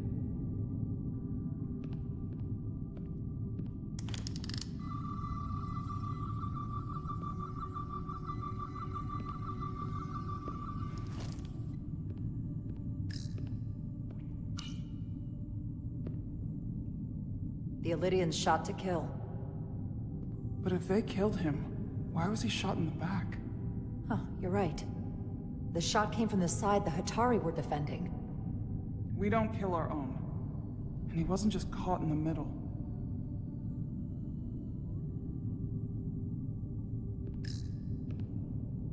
Killed by the same crystallization as the Illidian. Whose side was the killer on?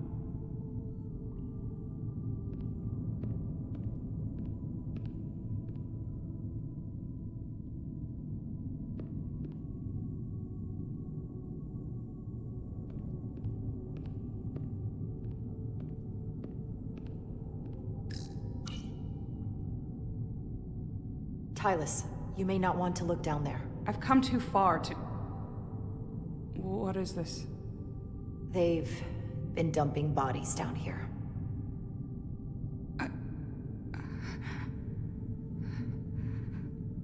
Unforgivable. Galvin and Sidron will be made to answer for this.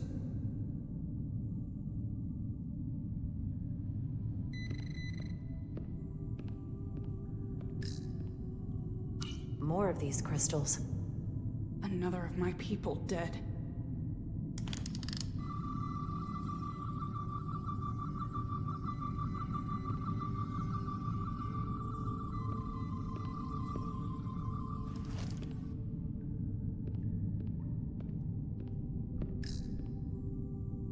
Tylus, what is this machine? It's for tunnel boring. The cone on the front is covered in disruptors that allow it to melt through the solid rock. They don't seem to have finished the tunnel. Why stop here, I wonder?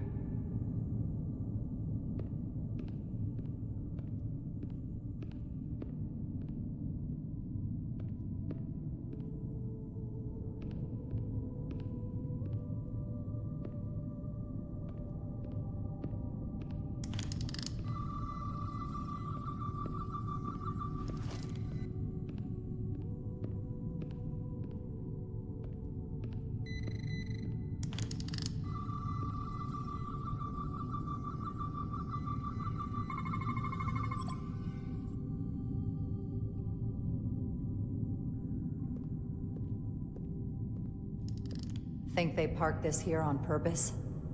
One way to find out. Need any help?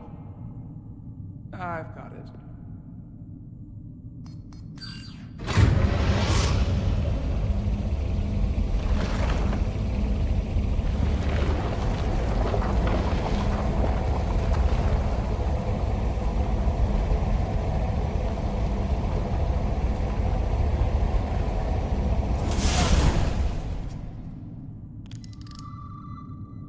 This concentration of tetrametric radiation has never been recorded. Whatever they're hiding, it's right through here.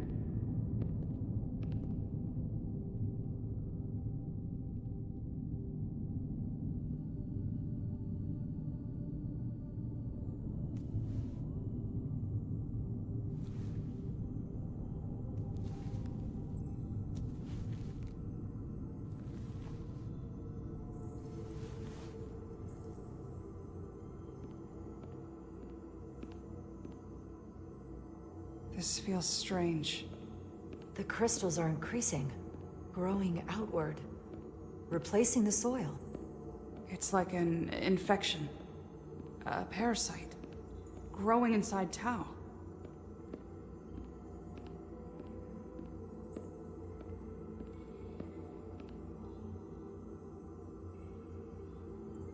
Incredible. This is definitely not Hotari.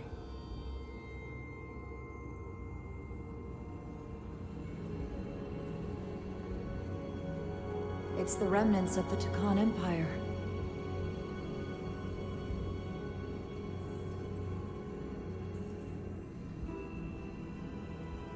I don't think we should be here. This is exactly where we should be. Every strange thing we've seen in this system, it might all come from this room. We need to learn everything we can.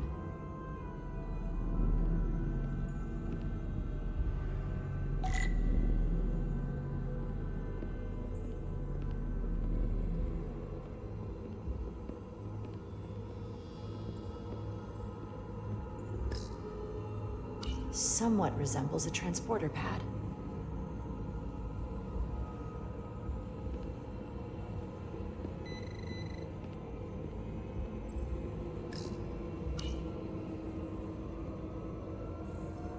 Look familiar?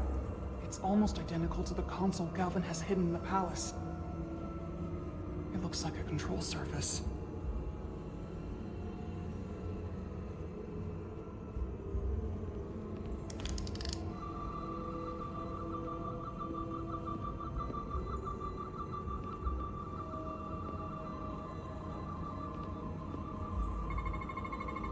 What are we looking at? It's made of the same crystalline material as the rest of this place.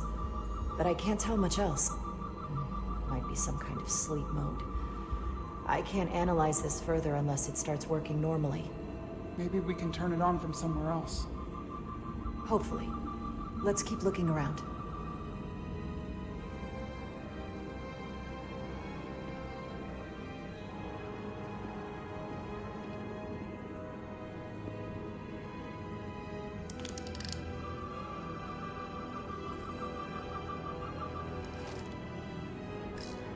How are you holding up? I knew Galvin and Sidron were dangerous. Now I know they're more powerful than I could have imagined. But the worst of it is knowing they got there by turning our people against their own. This place feels wrong. I'll get what I need, and we can get out of here. Thank you. Is it too, convenient that we found this place unguarded? There's an old Earth saying about never looking a gift horse in the mouth. What's a horse? Never mind.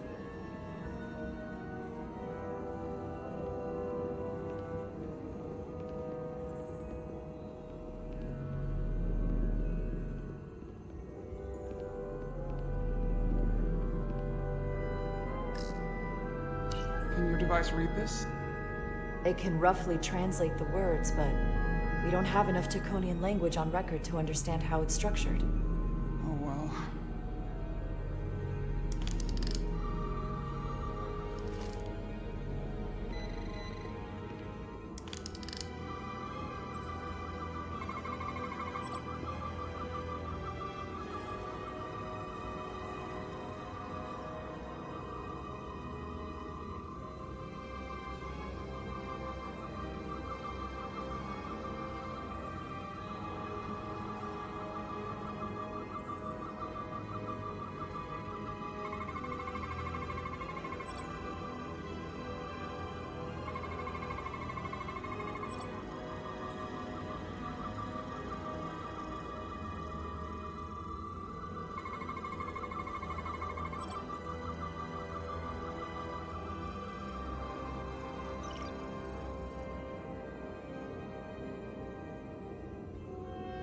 What is it?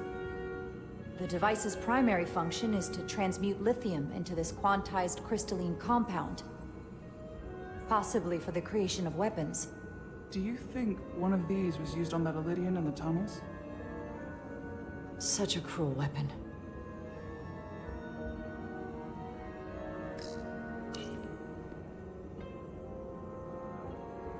Looks like some sort of replicator. I can't get it to work. It has power. Must be looking for some other kind of authorization.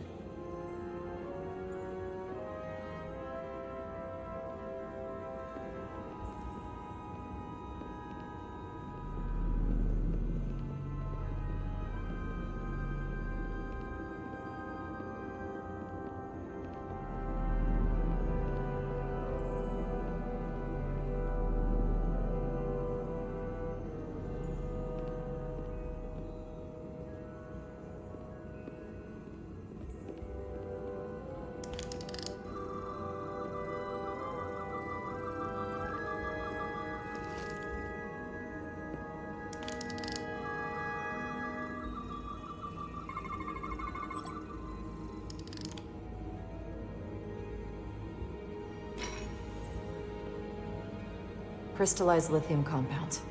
Its internal structure is extremely ordered. In fact, the states of these crystals on a subatomic level suggests a storage device of some kind. Energy levels are both stable and ordered, like information. Some of them appear to be depleted.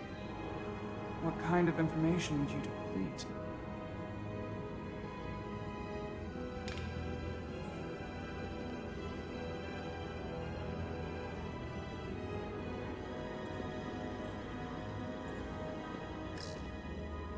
Why are these all over the floor?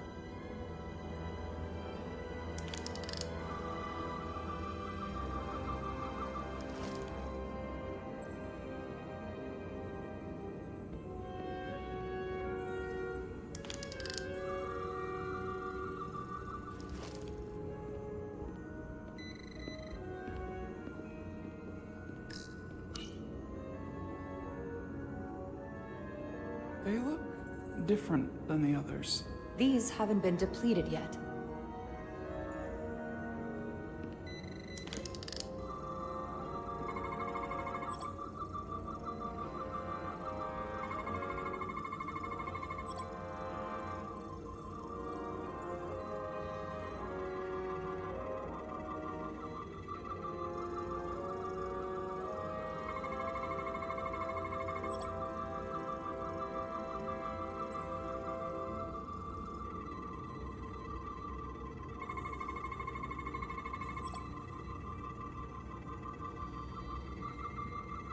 This suggests there's some type of complex life form contained within each crystal.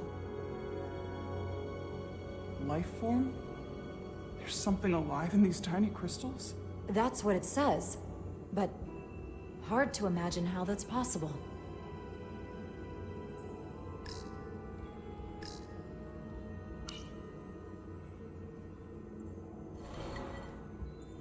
Our science division will have a field day with this. We need to study it on the ship.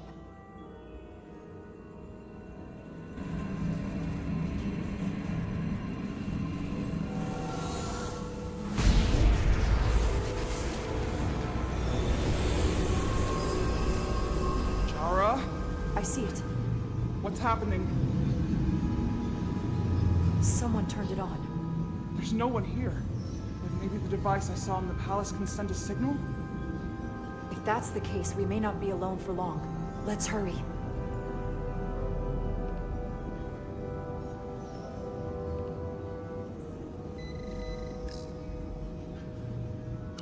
I can feel the power coming off it. I've never seen this kind of energy before. I'll need to record this with my tricorder.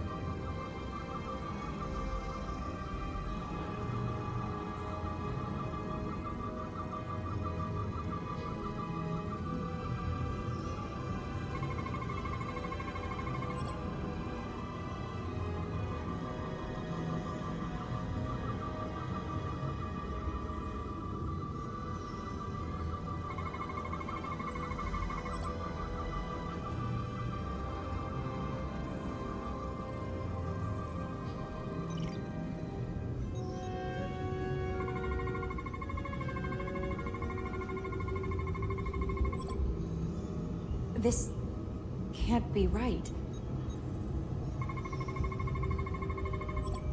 It's putting out almost 50 zettajoules of energy. I assume that's a lot? Enough to power this entire quadrant. This amount of power, the kind of radiation it's putting out, it's the cause of the storm. The warp disrupting beam, all of it.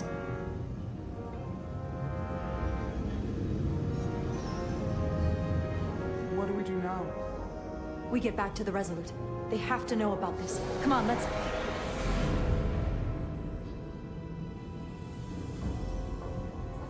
Quickly. We have to hide.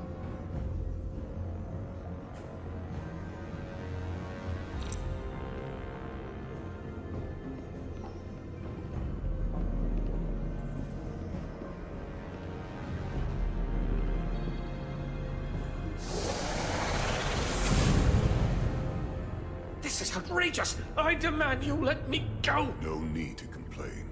You're about to receive a gift beyond your wildest imagination.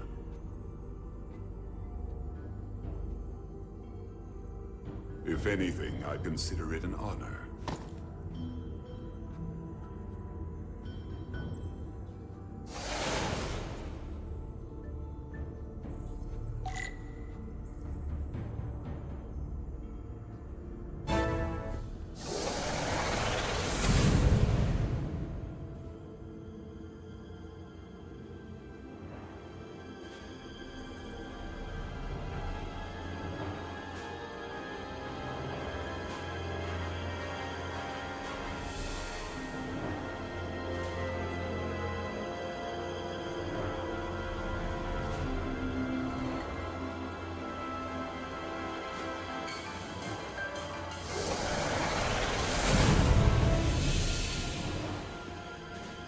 What is that?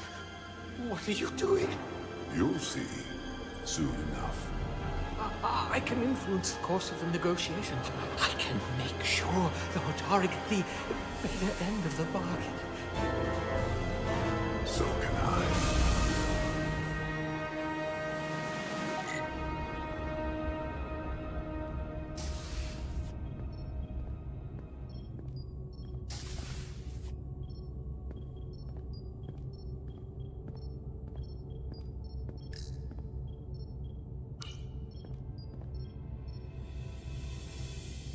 The doc's on her way here to check Miranda out. We did the right thing, bringing her here. She was off, from as soon as she came off the shuttle. Talking about a distress call? Everything. I just want to make sure she's okay. This isn't like her. We'll get her fixed up. You should talk to her. Keep her spirits up.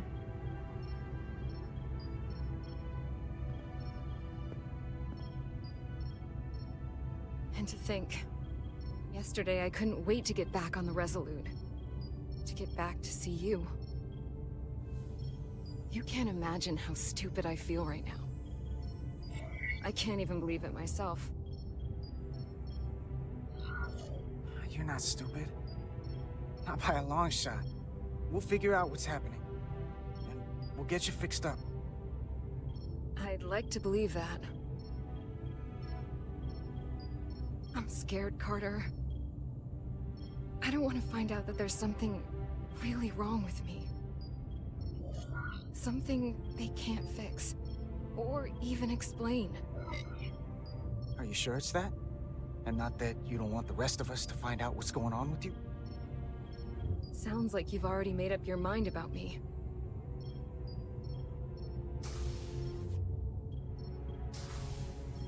There she is. It's good that you brought her here. Petty Officer Maris and the rest of the security away team skipped the bioscan when they came back from Otari. And they've been impossible to track down since. They don't know what kind of pathogens they might have picked up. Is that going to... Sit still. This will just take a moment. You're looking at me like I'm some kind of science experiment. Or a monster. It's kind of freaking me out. Did you realize you skipped the bioscan? I mean, if you weren't Don't feeling try to right... blame me for this, Diaz.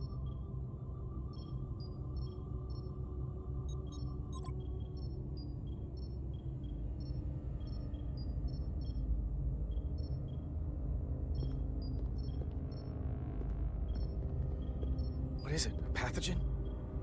No. That's not Petty Officer Miranda Maris. I don't know who that is, but it's not Miranda. I know that sounds hyperbolic, but that's the simplest way to put it. What? And who is it? I couldn't begin to say right now, but comparing the baseline readings I'm getting here with the DNA and brainwave records in Miranda's 15501, well, I'm seeing impossible variations. I guess you could call the process bioforming. This body is Miranda's, but her DNA is changing into something else. But what's more troubling is there appears to be another mind layered on top of her baseline brain scans. Miranda isn't in control. Someone else is. That explains a lot. But it's not the explanation I wanted to hear. There's no sugarcoating in my sick bay. How does something like that even happen? Starfleet has encountered similar phenomenon in the past, and there are a number of mechanisms through which these kinds of changes can take place. But we've only scratched the surface on this, and we need to do more research. I want to take some functional readings. Take this and get her talking while it scans her. I'm sure you don't want to speculate, Doc, but is there any...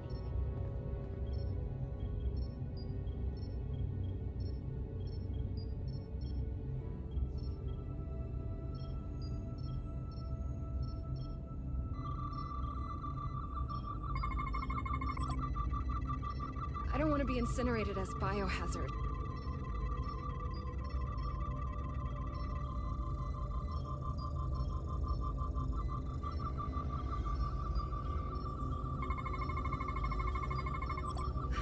I don't know why I did it. Any of it.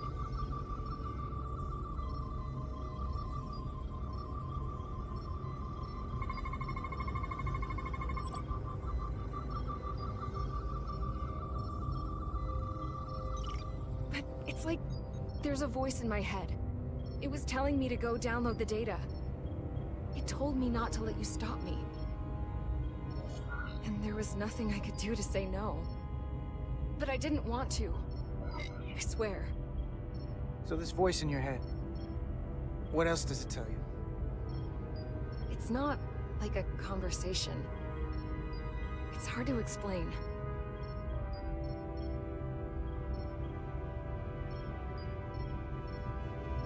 Well, I still can. I just want to say, Carter, I'm sorry. I really am. I hope you know that. Don't give up on yourself just yet. We can beat this thing. Oh, I'm not giving up.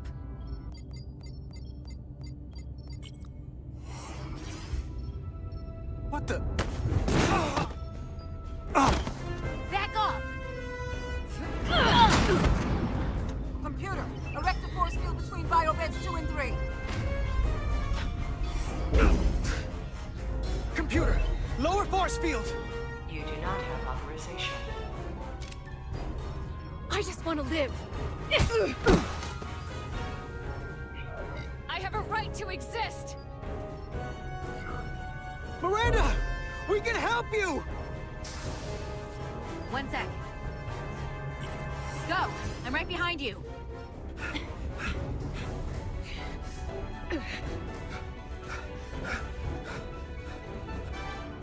Osmia Kellam Kalujo. Wenches I go notice texta. What the hell are they saying? It's not in the Universal Translator.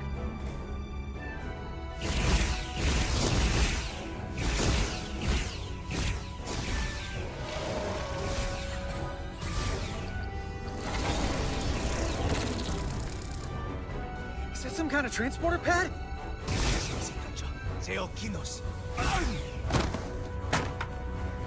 The drive!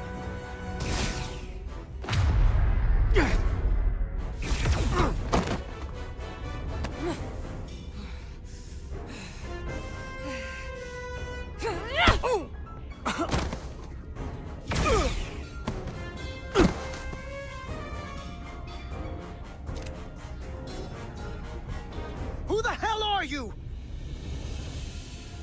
We are Scions of the Flame. They can't get away with that. You have to shoot Miranda.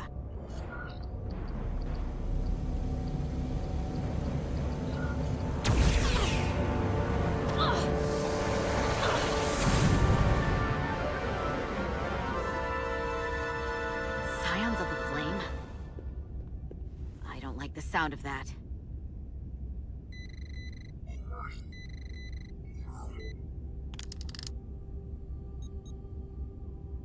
You're never gonna believe this. The reason the Universal Translator didn't recognize that language is because it's only ever been read. It's the Takan language.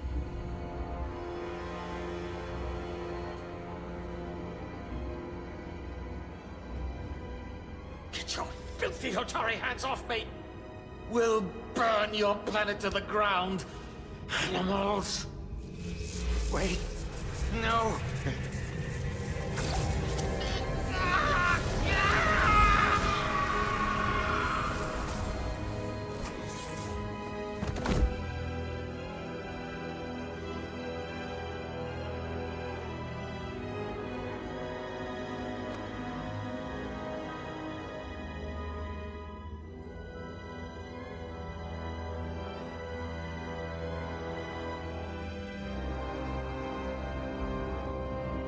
Rise, brother. Rejoin the flame.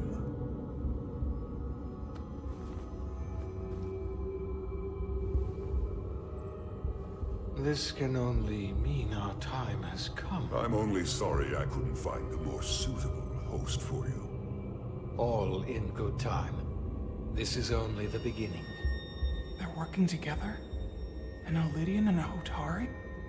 They did something to him.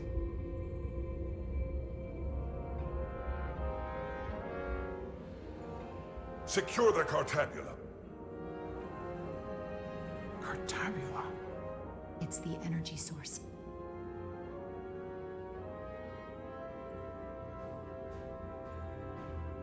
Spread out. Search the vault. Go back through the mine. Cut off their escape. Find them. Time to go.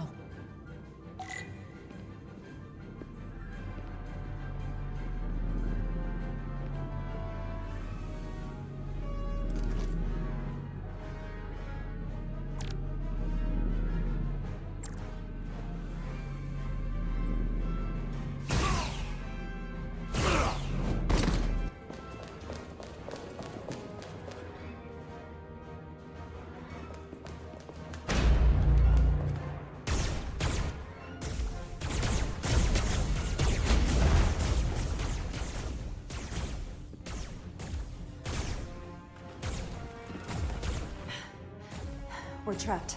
They're blocking the only exit.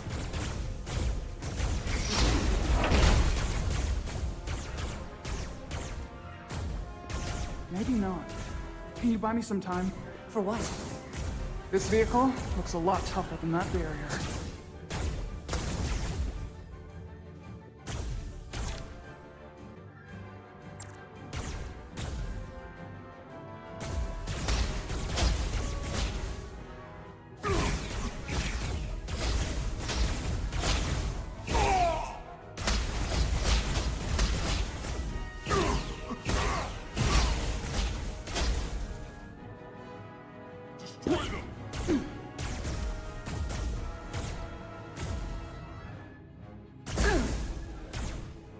Shoot the Hotari woman!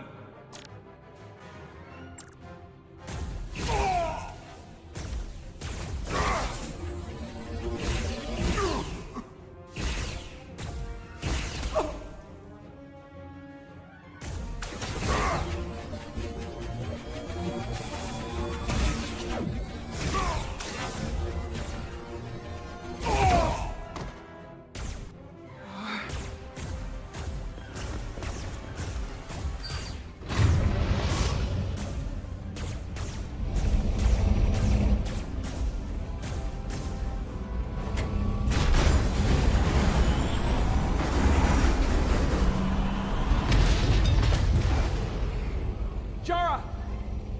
Get on!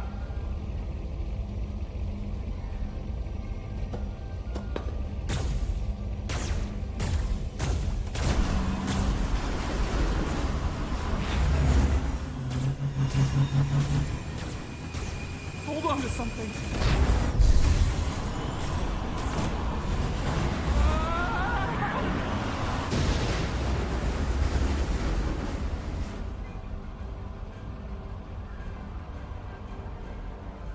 Oh no. Don't stop. I'll handle them.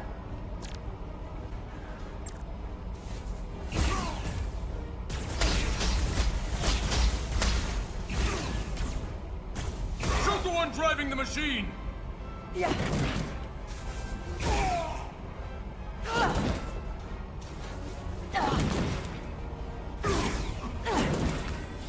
You'll be one of us soon.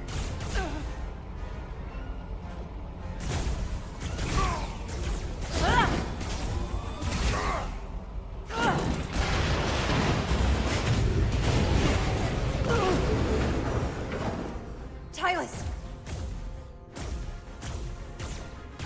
We're surrounded. I'll get it working. Just need some time.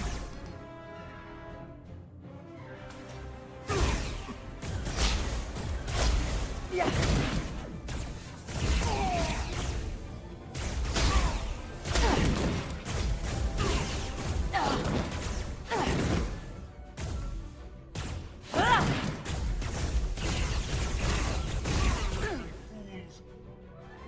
Yeah.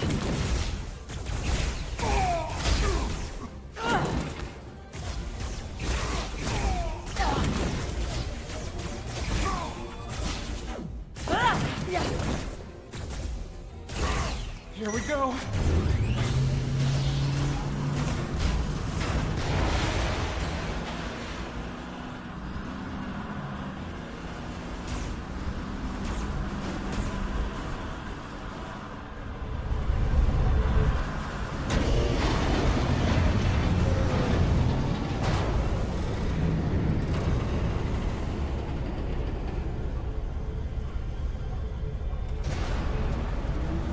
The lift. We're trapped. Resolute, 2 to beam up immediately. Resolute, come in. Jara!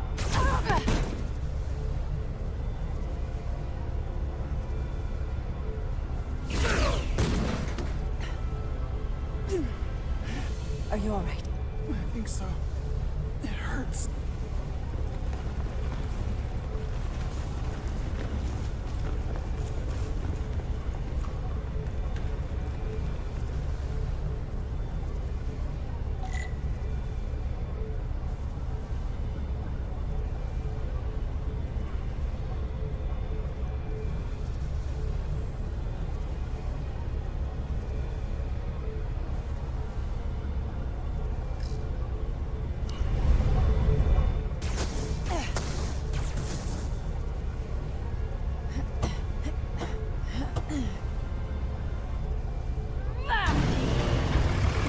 What are you doing? Hold on to me.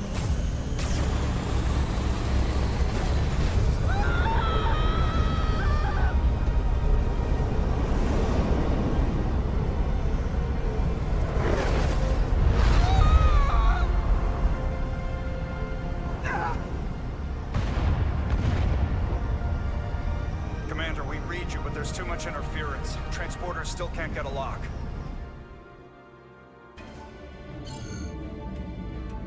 Miranda was able to transport through the storm. There has to be some path through that we're not seeing. Tetrametric radiation is saturating our sensors. There is too much interference to pick up the residual transporter signature. Wait.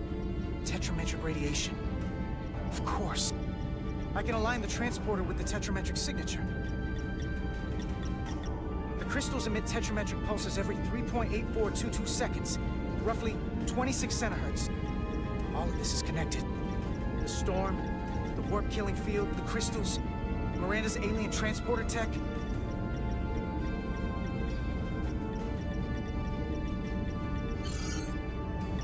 Okay, I've got the transporter in calibration. There are a lot of biosigns in that mine, all stacked on top of each other. I need something to identify the commander signal. Something loud, energetic. Understood. Commander Rydek, we have penetrated the storm's interference, but we are unable to pinpoint your signature. We need you to generate a high-energy event to help us... High-energy event. Got it. Tylus, are you still with me? I am. Good. I'm going to shoot my phaser at some dilithium to cause a piezoelectric rupture. What? Why? Signal flare.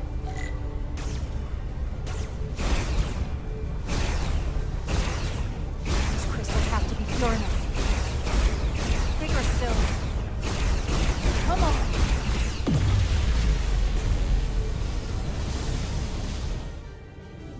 Whoa! Dilithium explosion. Is that energetic enough? More than enough. I can lock onto their biosigns now.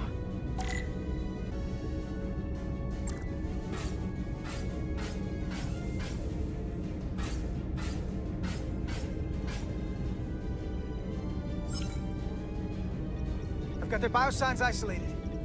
Commander, we have your signal. I'm gonna tunnel a path through the ionic interference.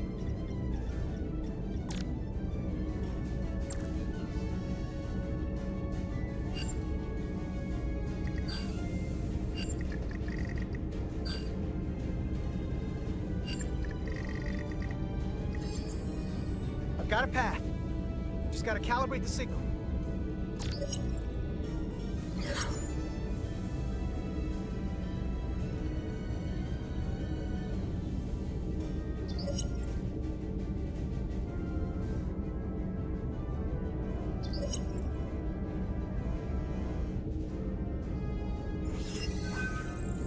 I've got a lock. Energize.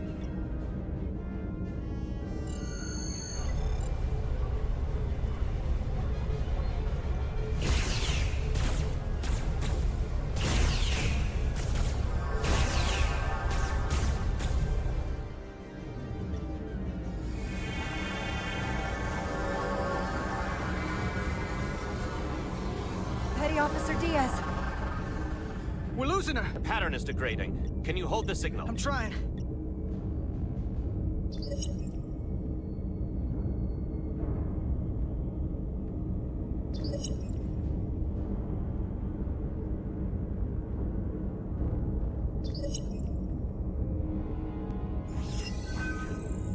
I got it. Come on, come on.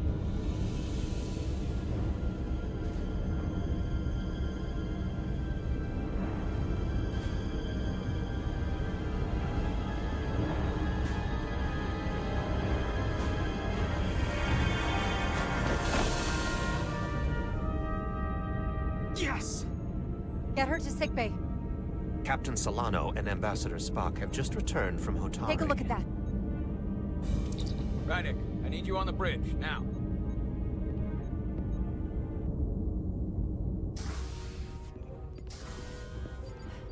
I'm here. The Elydians are preparing to attack Hotari. Status report. Your systems are now fully powered. All torpedo tubes open. They're preparing to fire. We should hail the Elydian flagship, Captain. Readying phasers if you want them. Stand by. Await my order. Recommendation, Commander? We need to act quickly. Hail the Elydians. Maybe we could talk some sense into them. Hail them. No response. Try it again. Still nothing. The Elydians. They've powered down their weapons. Odd.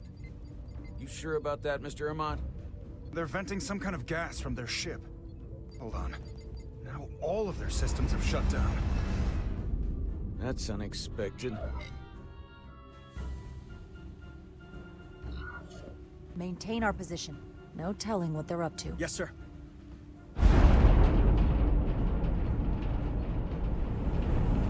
What's happening? There's an energy dampening field coming from Tau. Take us out of range. Aye, Captain.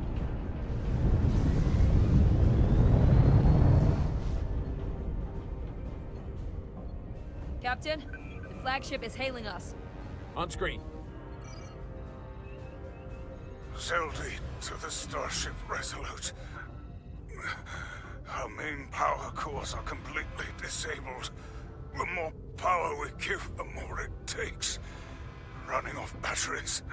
Life support systems have failed. Unable to ventilate. Contaminated atmosphere. Admiral, you are about to launch an attack on a defenseless planet. Kobliat, you supported us in the negotiations. We need your help again now. Please, I beg of you. You must render assistance. System failures are compounding around my ship. You're the aggressors. Why should we help you? We were not going to fire. We were posturing. The Hotari aren't posturing. It was just a show of force to move the negotiations forward. You're not going to leave us to die, are you? No, we are not.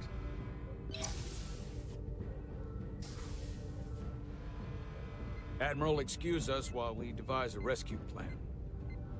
By my estimate, the crew only have 23 minutes before their atmospheric mix becomes lethal. While we may not be able to transport the Elydians directly, if we were to transport them from their ship to a nearby shuttlecraft, it should be possible to amplify the transporter signal there and reroute it to the Resolute. The Ambassador's plan is incomplete. An away team will have to beam aboard the Zeldi and set up pattern enhancers for a stable enough signal out of the dampening field. Thank you for identifying my deficiency, Commander Chovak. Jara, I need a senior officer in command of this. Take Chovak and Bedrosian in the shuttle, and get it done. Petty Officers Diaz and Edselar, you will be part of the rescue mission. As will I. We will bring the shuttle within transporter range of the Zeldi, then beam you both aboard. Beam us on board. Why? The pattern enhancers must be placed on the Zeldi to make it possible to beam the Elydians back to the Resolute. Gather the pattern enhancers, and get to the docking bay.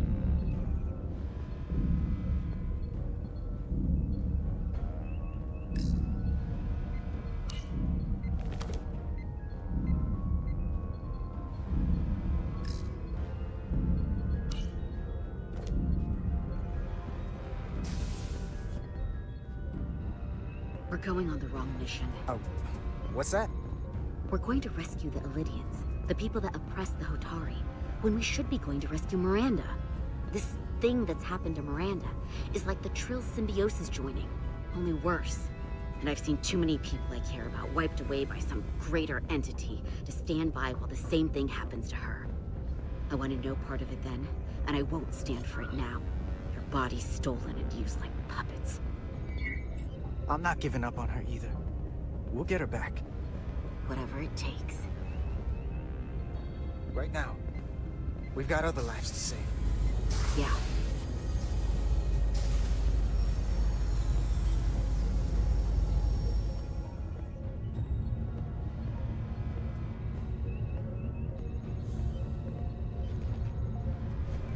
The away team is ready.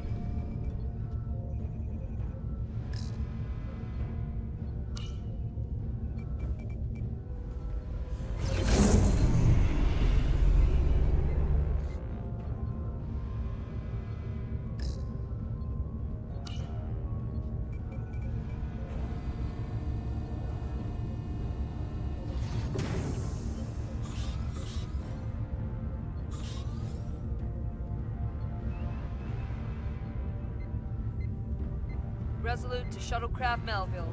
You're cleared for takeoff. Acknowledged, Resolute. Melville taking off.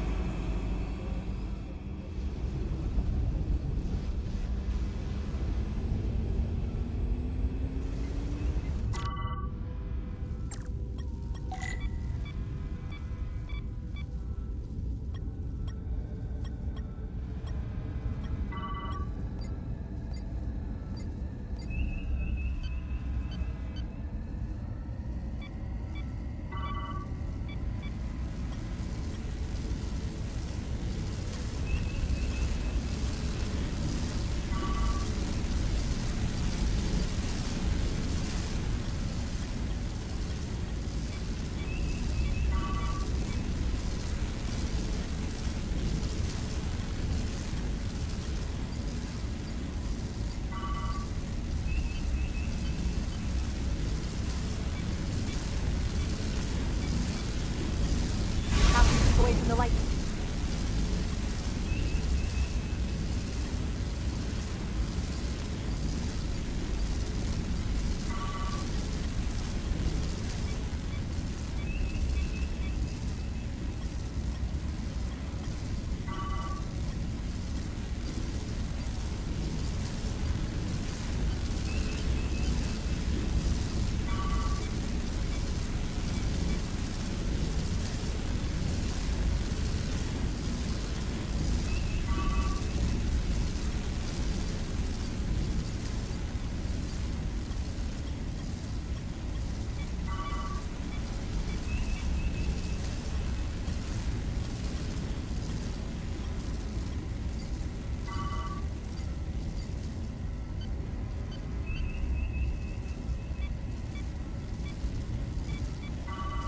We are within range. Any closer will put the shuttlecraft at risk.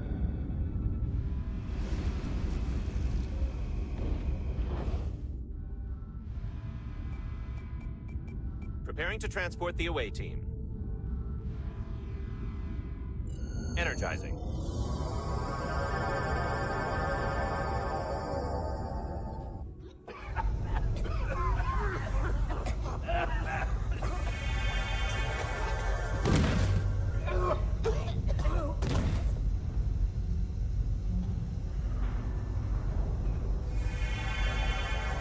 The ship's life support.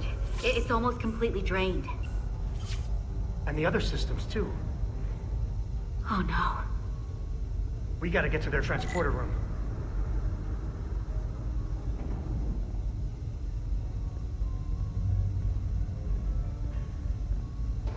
The atmosphere in here is turning to poison. All of these Elydians are going to die if we don't get them out of here.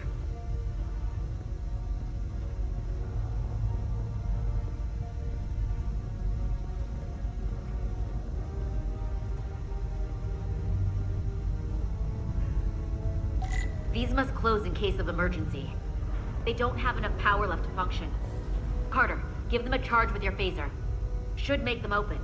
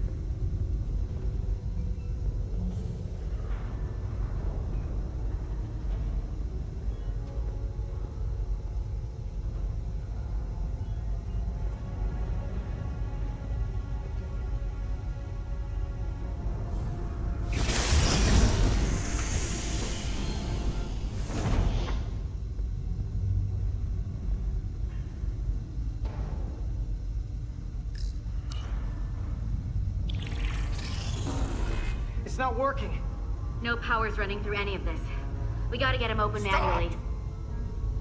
I am the ranking officer here. State your intentions. We are under siege. Explain yourselves. What does it look like? We're here to rescue you. And yet, you cannot even open a door. Whoa there.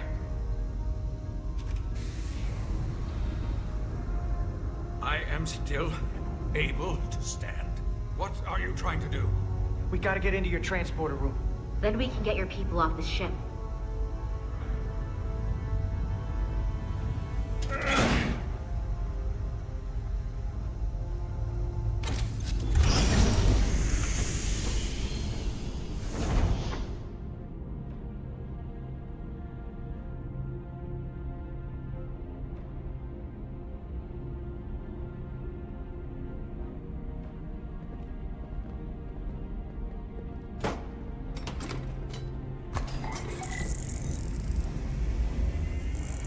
Make sure they're evenly spaced. We need to manually adjust beam trajectory so they connect. I got this one. You get the others.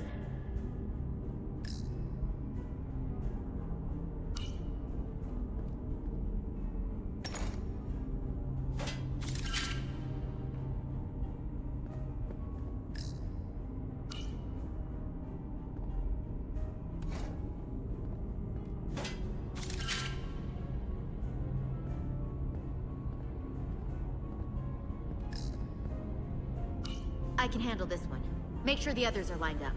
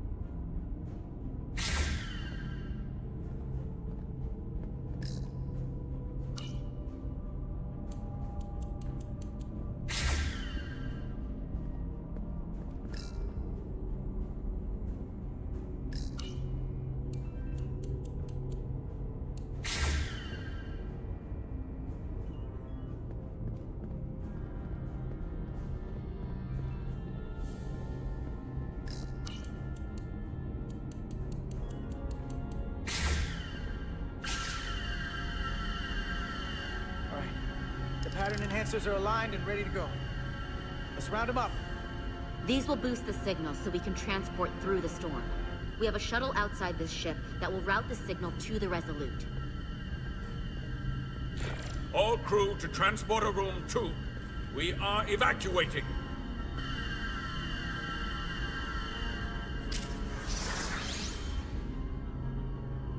We're alive.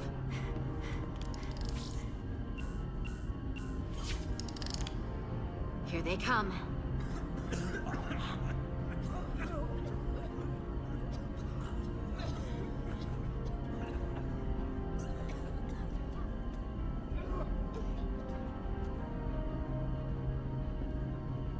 Okay, coordinates. Beam status. Energizing controls. Please step on the platform so we can evacuate you, Admiral. The crew goes first, Arminta. Sir. I mean it. You! Get on the platform already! Okay, the interface is in Elydian, but the layout is the same as a Starfleet transporter. I just gotta do what I did before. Select the people to transport.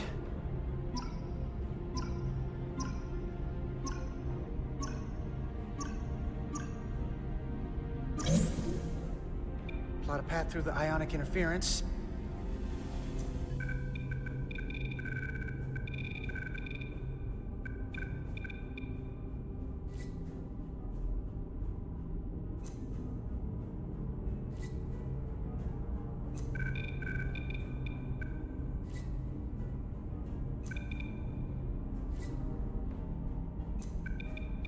Okay, just have to calibrate the signal gain to get the highest possible output.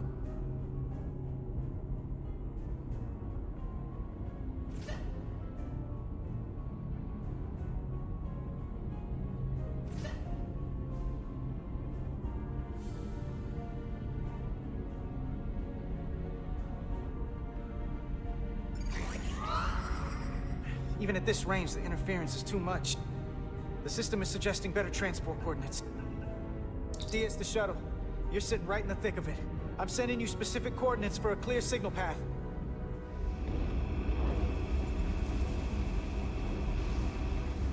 Waypoint's been added to the navigational computer. There, Commander. Give or take 50 meters.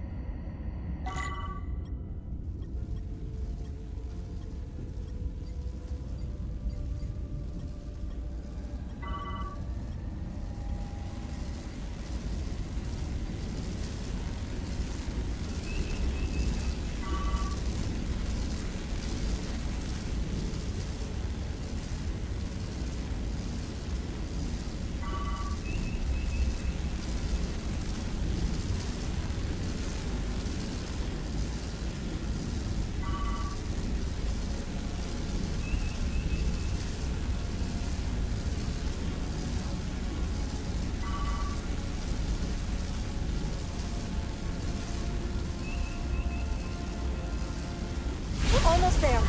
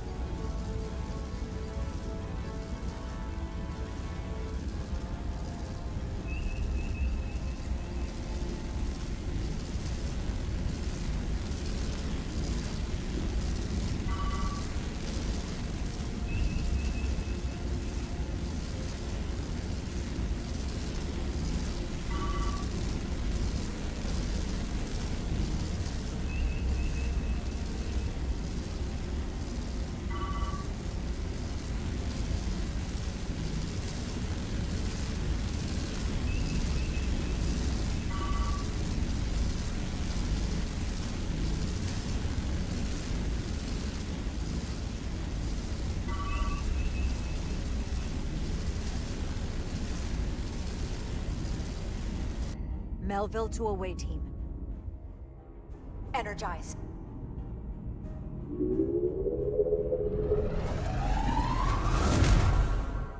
I have the first group of Elydians in the pattern buffer. Redirecting and transmitting to the Resolute now.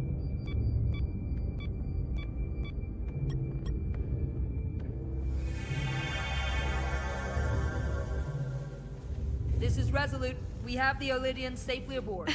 We did it! I was so worried this wouldn't work. We got this. Don't celebrate yet, Lieutenant. We've got a lot of people left to save. Right. Sorry. This is Commander Rydek. We're holding steady. Signal is good. Keep them coming.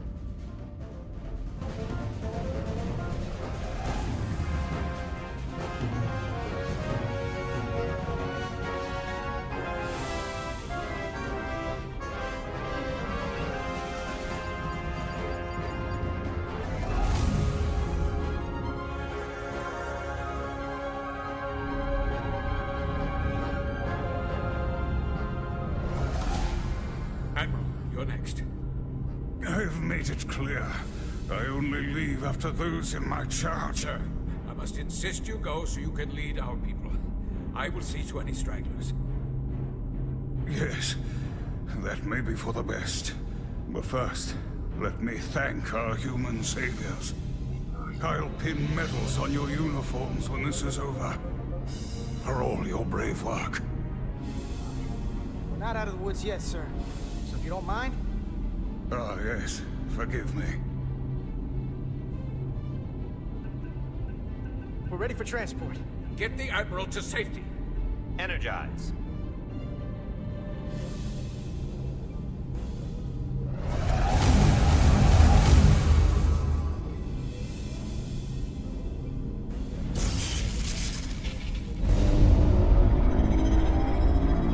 Massive power surge! Sending available power to the annular confinement beam. I have the Illidians in the pattern buffer, but I cannot resolve their signal to send them through to the Resolute. Nor can I materialize them here. We need a better position with the Resolute.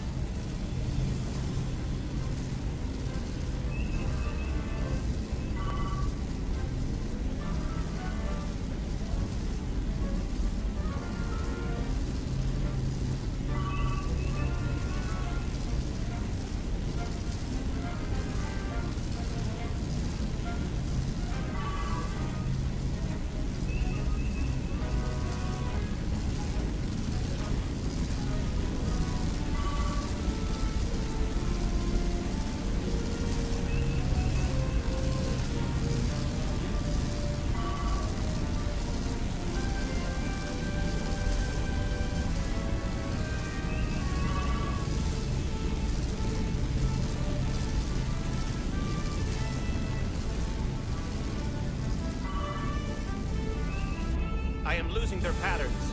I need more power, but internal relays are not functioning. I'll do it manually. Do it! I am trying. I will lose the transport if I do not have more time. The signal is resolving. Please!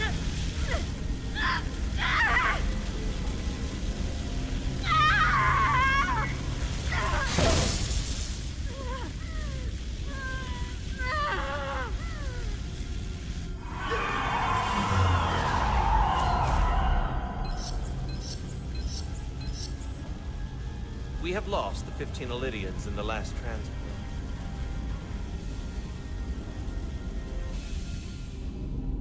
I regret to report that we have lost the last transport. My comrade. The Admiral. Unfortunately, our shuttle systems were damaged by the power surge. We can no longer serve as the transporter node. Carter, these readings are off the charts. The source of the storm is on this ship. That must have been the power surge. When it came on board. You're right. It's a con energy source. They call it the Cartabula. It's here. Is that? The intruders are preparing to bring the Zeldi to war. And we're about to be stuck on it. There is an old Illidian saying about leaping off the hot skillet and falling to the flame below. Yeah, we got that one too. I hate to say this, but I don't think there's a rescue coming for us. That was our job, so we're gonna have to save ourselves. And with the Cartabula on board, we're gonna have a new job. Stop it. Stop them. I like this job. That's all well and good, but if we're not getting off this ship, we're really backed into a corner here. We can't get off this ship. But maybe I could target somewhere on the ship. We are reading the warp engines powering up. Yeah, we picked up on that. We do not have a way to evacuate you from the Zeldi. The shuttlecraft is too heavily damaged. That's all right, Commander. We have a plan of our own. We're gonna stay on this ship. That is very bold of you, Mr. Diaz. Live long and prosper. I hear voices down the corridor. It will be here soon. I'll guard the door. You just get us out of here, Diaz. Hey, Stretch. Help us with this map. Find somewhere as remote as you can. They're almost here.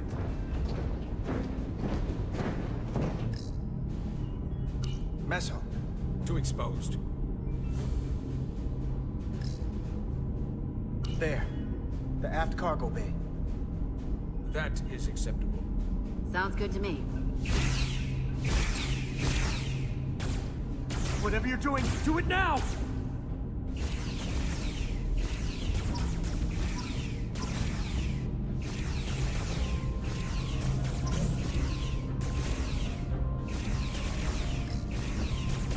We're locked in. Board and transport. Come on, Belle! Belle!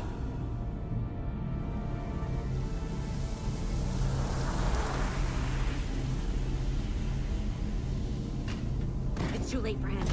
Carter! 3 to transport.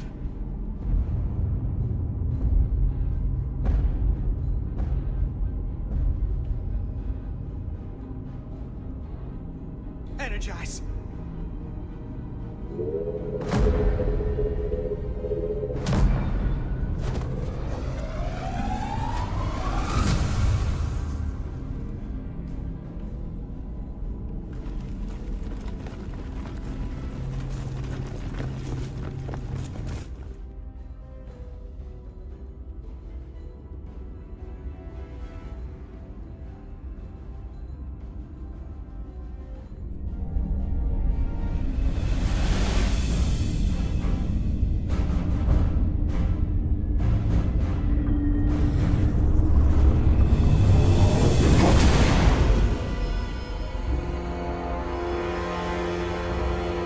Zeldi does not appear to have left any warp signature at all.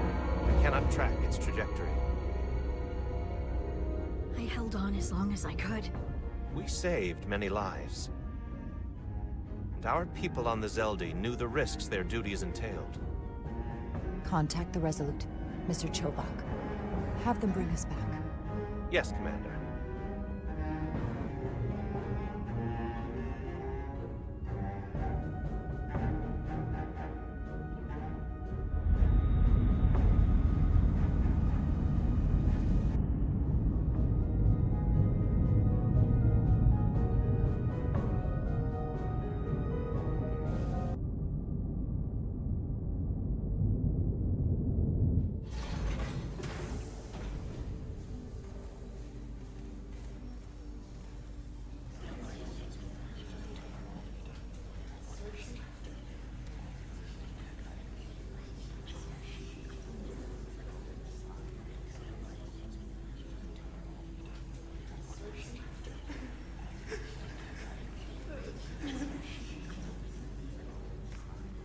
You saved as many Lydian lives as you could.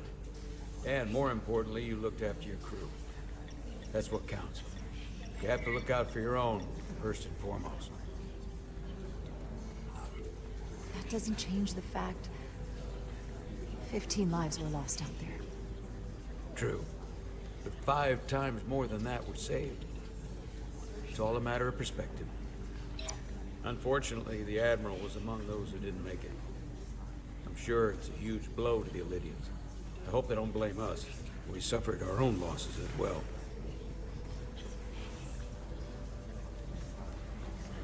How are we getting our away team back? Ambassador Spock and the rest of the senior staff are waiting for us in the briefing room to discuss just that. I wanted a chance for you and I to speak first, given the circumstances. While protocol might suggest we alert Starfleet about our situation, missing crew, the data breach, possible threat from the Hotari, or Khan, I think we're better off keeping this to ourselves, under our control. You know what's at stake for me here, and what is at stake for you, too. I can't afford another mission gone wrong, and I'm really counting on your support. I don't want to raise a false alarm just yet. I have every confidence we can wrap this up before it gets any worse than it already is. I'll follow your lead. We can keep this under wraps for now. Always nice to know you have my back. One of the primary reasons I brought you on board. I made the right decision. You should know you can always count on me, no matter what. I appreciate that. We're ready in the briefing room, Captain. On our way. Is there any update on our efforts to trace the Zeldy's warp signature? Unfortunately, no. Somehow they were able to mask the signature and block our ability to track their trajectory. I'm also concerned about what went with them. A Taconian energy source. Sidron referred to it as the Cartabula. Yes, I've been analyzing your tricorder scans. This Cartabula is more powerful than any energy source on record. It disabled our ability to warp and likely created the ion storm. Something that powerful in their hands? We have to find that ship. It could be anywhere by now. Literally anywhere. The Hotari must know where the ship is headed. If you can even call them Hotari at this point. Whoever they are, they've cut off all communication. And our only source on the inside is now in sickbay. Tylus. The Takan also compromised our systems when Petty Officer Maris stole data from our computer core. We're assessing what was lost as we speak. It's just too soon to say exactly what they had access to. Starfleet needs to know about this. We're not contacting Starfleet until we fully understand the situation. There are too many unknowns. They stole our data. That's reason enough to warn Starfleet. But the captain does have a point. It might be better to wait until we know more. We shouldn't take any chances. We should at least alert Starfleet that our system was compromised. I agree with Commander Rydek. We should let Starfleet decide how they want to handle it. And essentially tell them this mission was a failure before it's even over? No. I thought we discussed this. I want to speak with the Hotari and get to the bottom of this before we get Starfleet involved. I expect we'll meet resistance. The Hotari think we violated our neutrality by entering their minds. Assuming the negotiations are off, we no longer have an official role here. We still have a responsibility to the Hotari. And the Elydians. The Takan are a threat to both their civilizations. No. They're a threat to us all.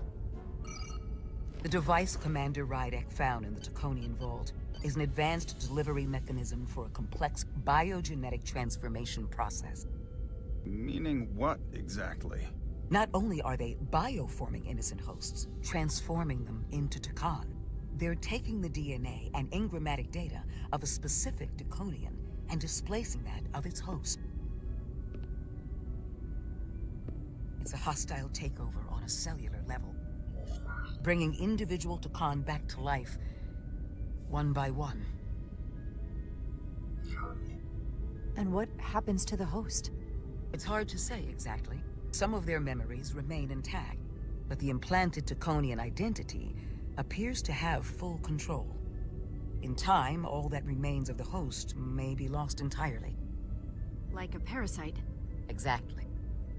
Petty Officer Maris called herself a scion of the Flame, but the computer had no information about it.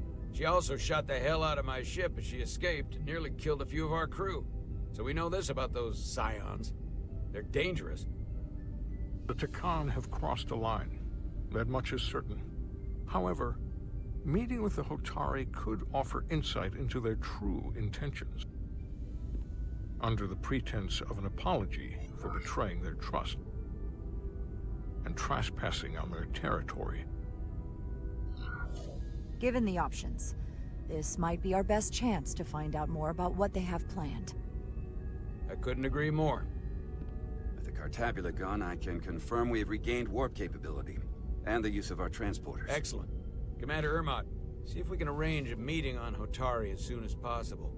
As Ambassador Spock suggested, under the pretense of an apology. Aye, Captain.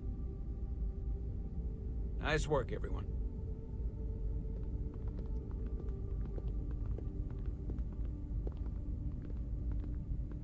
You're long overdue for a Duridium infusion. Looks like I am.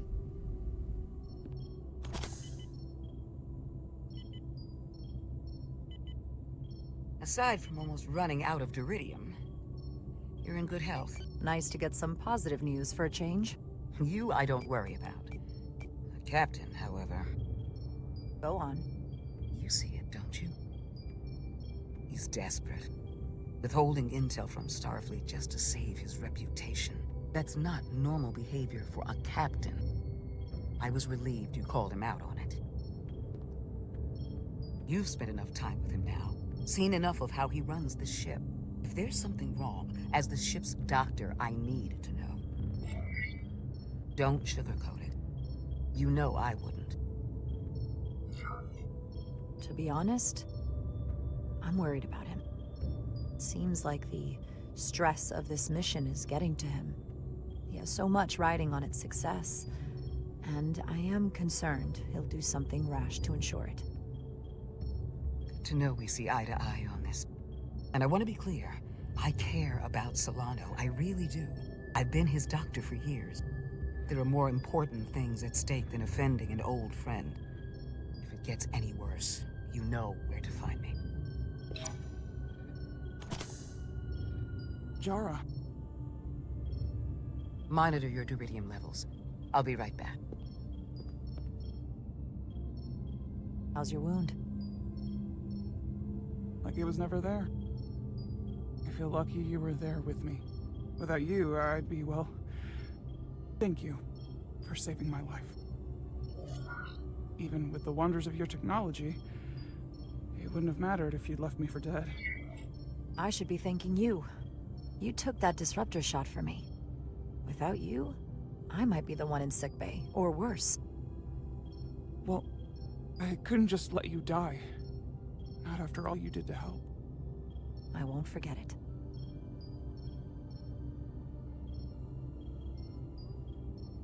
We saw the truth down in those mines.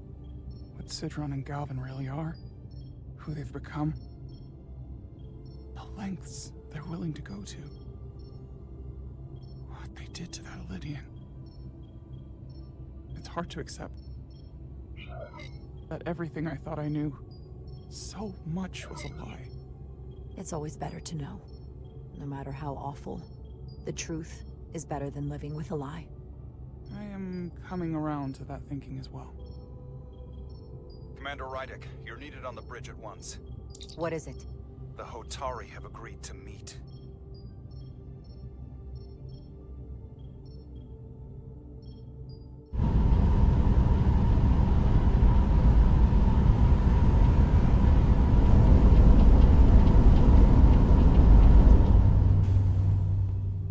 They haven't found us yet.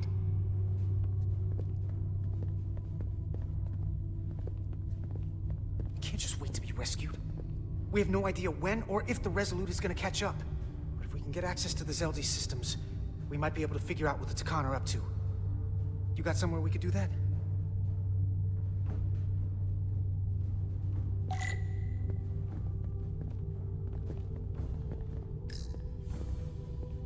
For how uptight the Elydians are, their cargo bay is kind of a mess. Come on, Carter. We need to stick with the tall guy. Huh. Elydian consoles still have mechanical keyboards as a backup.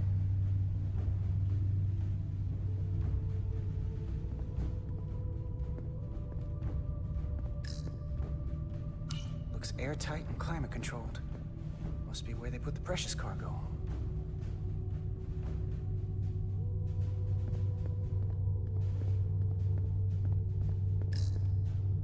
Based on how this is reinforced, probably contains dilithium.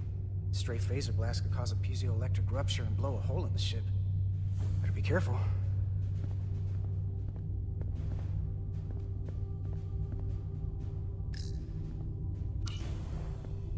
Up there? Alright. Etzelar, let's do this. The internal sensors. The what? When they scan the ship for life signs, they'll know right where we are. There must be devices that perform the scan. Right there. And there. There's several of them around the room. Got it. We'll disable them. How? They're too high to reach, even for me. Not too high for our phasers. Low power, Millie. Let's not set off any fire alarms. I got the ones over here.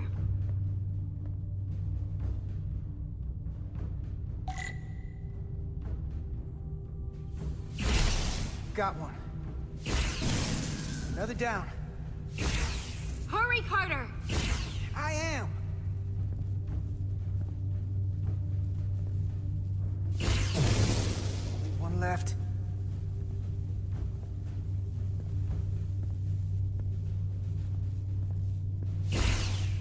Here it comes.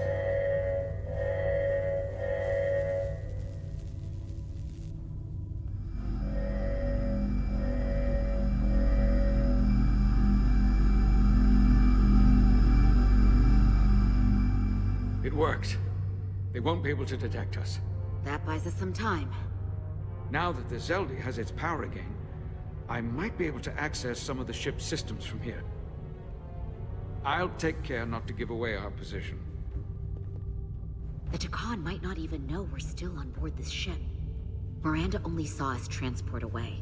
She probably thinks we're back on the Resolute. Miranda. Don't give up on her yet, Carter. She had you in her sights, and she didn't shoot. That means the real Miranda is still in there. The Takan don't have her. Not completely, at least. She must still feel something. She disintegrated crewman Bell. If Miranda's personality still exists, she can't help us. We don't know how this works, and I'm not giving up on her. I know she played us, used her sympathies, your relationship to break out of sickbay. But maybe there's a way to turn her back and Miranda could help us stop the Takan. Here, on the ship. Just because the Trill joining is permanent doesn't mean the Takan bioforming has to be. I've heard enough of your prattling on about your friend. You have to think like a soldier. She's our enemy now. She'll be dealt with like the rest of the Takan. My friend Miranda is not responsible for what she's doing. The Takan have taken control of her mind. We certainly can't kill her for it. Speak for yourself. If anyone threatens the Empire, they are the enemy. It's just one life, and it's already been lost. You don't get to talk about Miranda. You don't get to ignore the truth. We don't like this any more than you do. The Takan are a threat to all of us. They turned our crewmates too. Do you really think they're gonna stop there? All I know is that more of my people have been lost to the transformation than yours. Not to mention my admiral and the others who didn't survive your rescue attempt. Our losses are mounting. Yours are just beginning. We're stuck on this ship, same as you.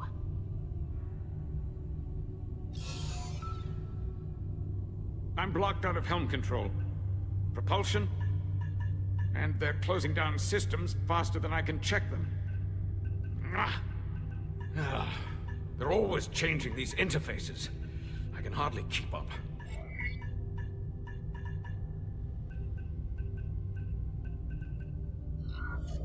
Let us help. Fine.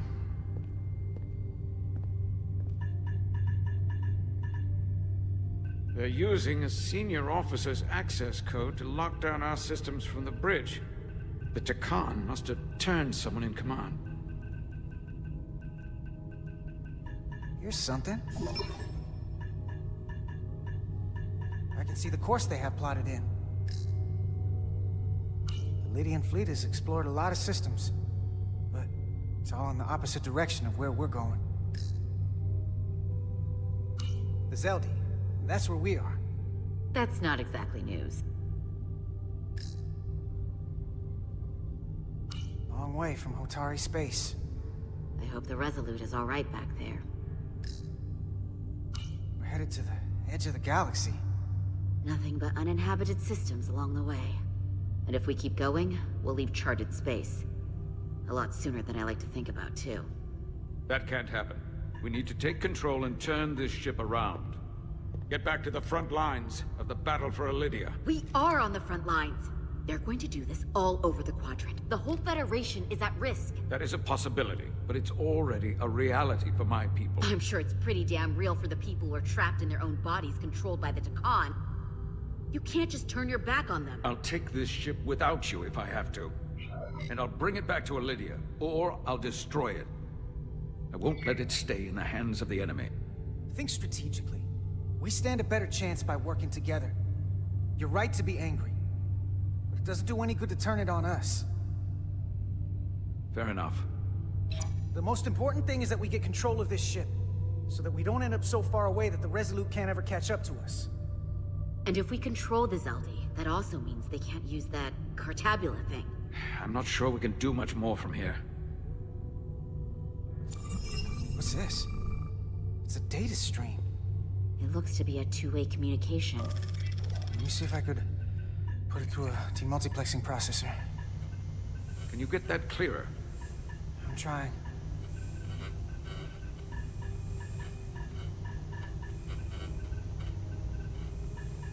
Okay. That should do it. Hello? Can you read me? Itasca, is that you? Major! It's my lieutenant. Where are you? I'm here with some of the others. We're trapped in the ATP. Our artillery targeting platform. The bulkheads are sealed, and ruptured power conduits on the other side are discharging at high voltage. Major, we've seen Sidron and the other Hatari, and if we can get free, I think we'll be able to overpower them and take back the ship. Itasca, are you still there? Itasca, are you still there? You shouldn't trust anyone else you meet. The Hatari have been transforming people on this ship. We've seen it happen. Bioforming. It's only a matter of time before any remaining crew are turned against us. You have to come and help us. I gotta ask, are you sure that's really your comrade? It's Itasca. You're going to have to trust me. I know Lieutenant Itasca well. That's her. Clear and not under duress beyond our current circumstances. I'm sure of it. Trust goes both ways. We trust you. You trust us. I'll go with that. Until you give me reason not to. Back at you, Stretch. We'll make it to you undetected, and we'll free you from the ATP. We'll be ready and waiting, sir. I may not know the computers very well, but I know every inch of this ship. I can get us there, safely, through the back routes.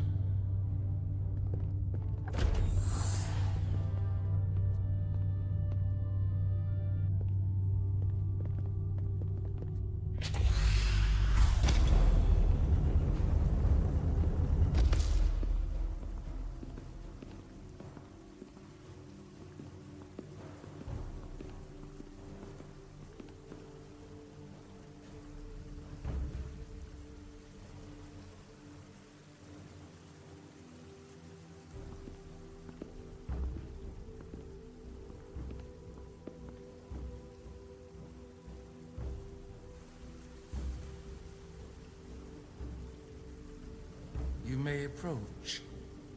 Your Majesty, an apology is in order. The Federation... Spare us your apologies, your excuses, your pathetic explanations. You said you were here under the pretense of peace, yet you trespassed into our minds.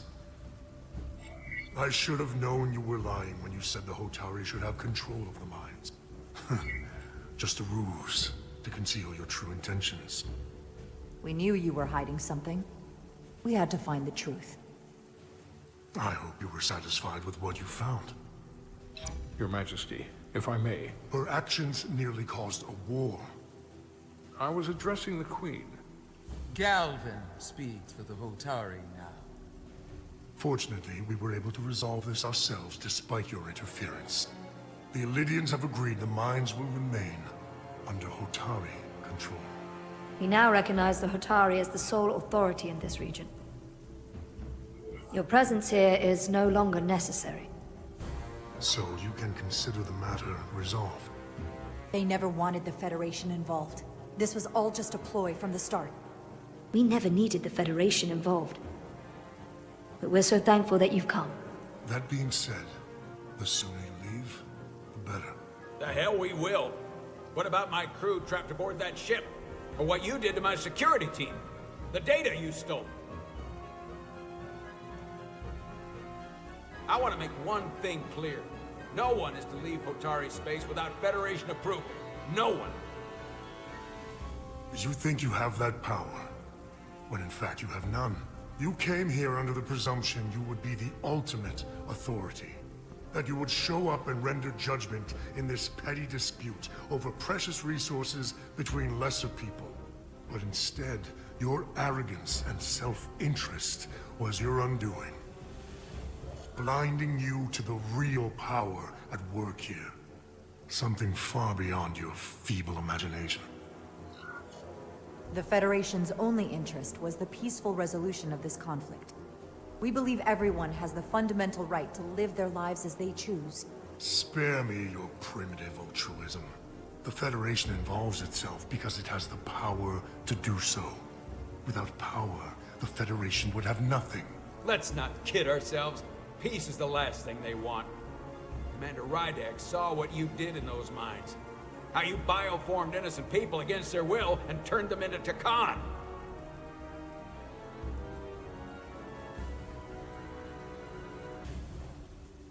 Takan. A word I haven't heard in a very long time. At the height of our power, the Takan Empire spanned hundreds of thousands of light years and trillions of Taconians. An empire that encompassed what is now considered Federation territory. What's yours was once ours, so it feels only right that we reclaim what was lost. Everything you hold dear will be gone. The first of many painful losses to come. You do realize this will never work. The Federation will stop you no matter what it takes. Will they? From what I can tell, the Federation is little more than a loose assemblage of the weak and the misguided. But I certainly invite them to try. You might be surprised how many want to be part of the most advanced civilization the galaxy has ever seen. We will not stop until we've reclaimed what is rightfully ours. Imagine what a queen, a starship captain, or even a Federation ambassador could accomplish if their power was wielded by a truly superior entity. In the face of such impossible odds against an adversary so clearly more advanced in every way, the only logical choice is to submit. Never.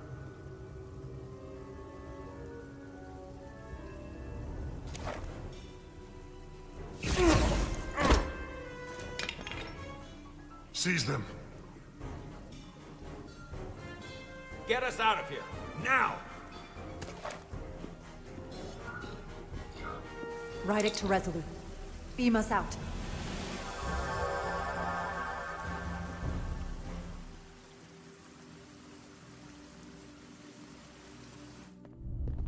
You ever done something like this before? Close quarters combat? Infiltrating an enemy stronghold? Something like that. I once spent 6 days crawling through sewers during the siege of Tofar Ket to retake the citadel there. That's just one of many campaigns I've served in. My dress uniform is well decorated. I can assure you of that. I'm glad we're here with you. We need your kind of experience. I should say you do. And I'll be glad to have Lieutenant Itasca with us. She fought shoulder to shoulder with me in that siege. So you're pretty close, huh? She's like a daughter to me. She's saved my life more than once. She's more than just a comrade in arms. Don't worry. we'll get her and the others free. I'll worry less when that's been done. But once we have my comrades, proper soldiers, we'll be able to retake the bridge. Then, our fleets will catch up to us. The ATP is just down that corridor.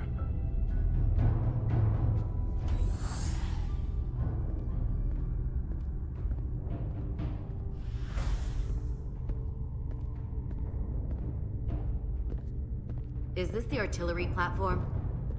This is the power distribution for the forward armament cluster.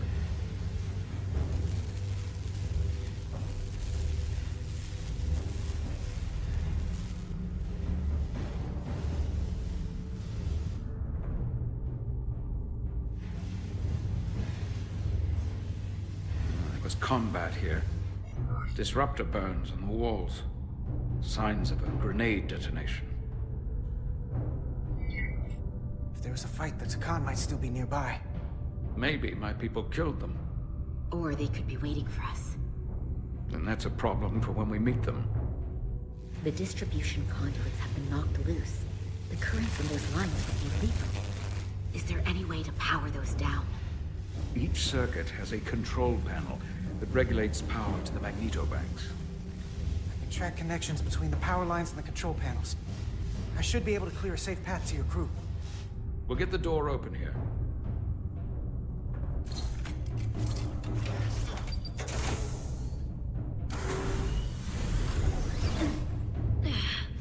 It's heavy.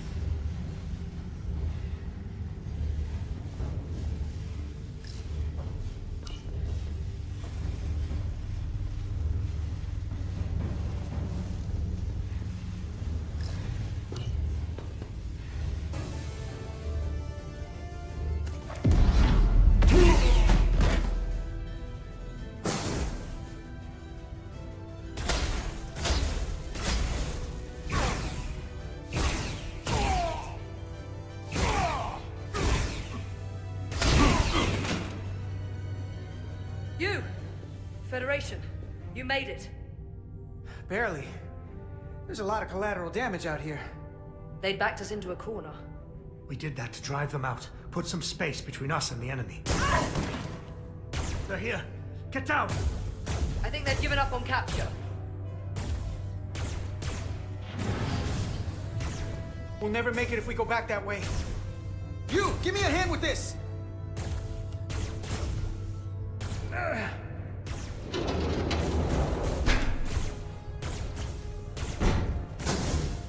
Go! Go! Behind us!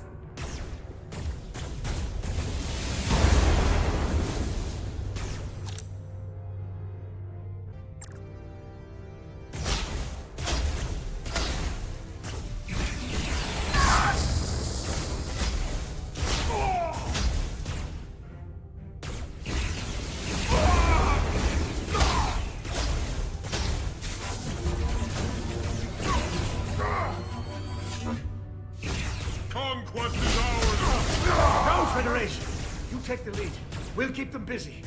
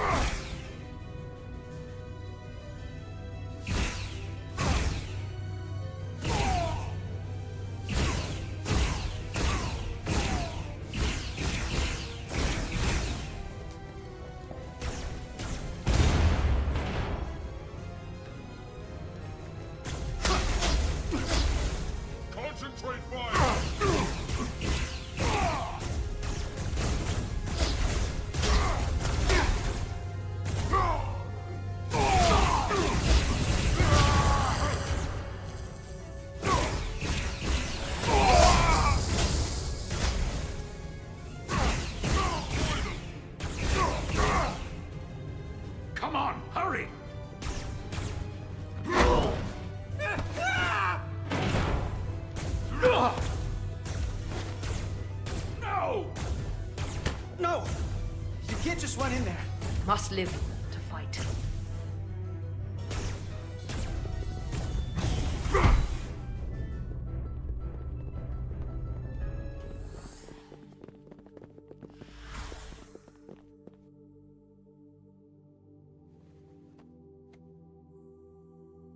We let the enemy take them. Hadri and Private Turo. They weren't the only ones. But if we hadn't, it would have been all of us. I'll have to live with that, and I'll answer for it when I die. It's not the Illidian way to leave one of our own behind. It's a sin to do so. We've lost people too. I know it's not easy. What makes it worse is that when we were in there, trapped, Hadri is the one who said that we had to live to fight. And we all agreed. We said, if one of us was taken, the others wouldn't stop. We'd keep going, make our way to the bridge. They died so we could fight on.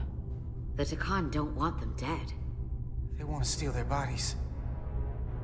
And steal their minds. The Takan knows everything the host knows. That means they know our plan. They know we're heading to the bridge.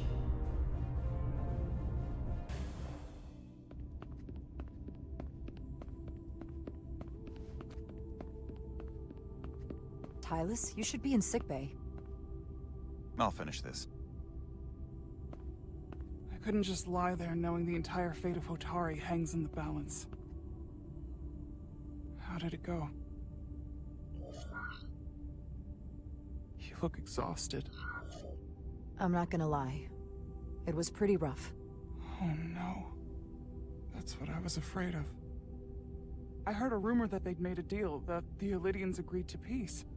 After what we saw Sidron do to the diplomat in the mines, I could hardly believe there was hope. Sage, I appreciate it. Is that true? There is a deal. The Illidians did agree to peace, and the Hotari have retained control of the mines. That's incredible. I never thought it was possible. How did that happen? It all looked so bleak. I thought the Illidians would never agree. Galvin bioformed the Illidians into Takan. What? But what about the Queen? Or the Hotari people? Please tell me they're okay. That there's something the Federation can do. Of course, we're doing everything we can. The entire Federation stands with the Hotari, and we will stop at nothing to make this right. But I want you to prepare yourself, in case it's too late to save Hotari. Where will I go? I can't go back. I don't have a home anymore. Everything I've ever known is gone. You're always safe aboard this ship. And you're welcome to stay as long as you need. Thank you. The Federation stands with the Hotari. You don't have to doubt it for a second. Yellow alert. Commander Rydick, we need you on the bridge immediately.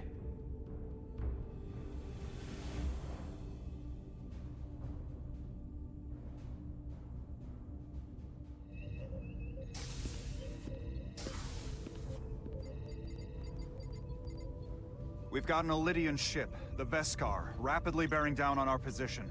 Or what was the Veskar. Now I'm not so sure. Bring it up on the view screen. 600 kilometers in closing. Still coming straight for us.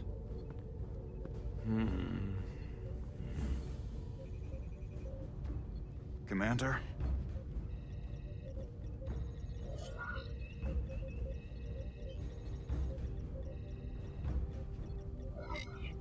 Have you tried hailing them? Try it. Hailing the Illidian ship now. No response. 400 kilometers in closing. Shields up. Ready phasers. Shields up. Phasers ready. Incoming. Lock phasers and open fire. Heavy damage. But deflectors still at full power? That bypassed our shields entirely. That's impossible. God damn it, return fire. Everything we've got. Rydek, modulate the shield frequencies. See if we can get us any cover. Commander, I've got this. Just keep firing.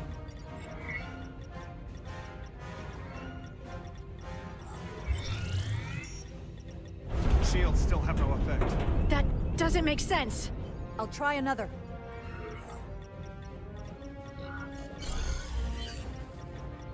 There! We've got incoming! How do they keep matching our shield frequency? They couldn't. Unless... They've compromised our shield algorithms. They can bypass our shields at will. What? Ah! Captain! He's out cold.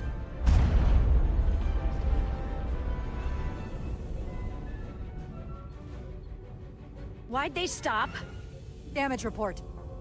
Running on emergency power. Major hull damage on decks 4 through 7. Warp core is stable and intact. We're completely vulnerable.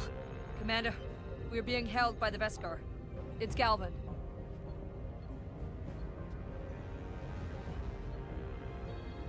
On screen.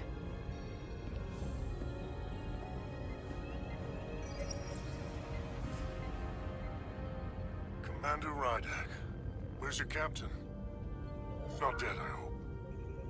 At least, not yet. Sorry to disappoint you, but he's alive and well. Good. I wouldn't want him to miss out on any of this. I have to give you credit, Commander.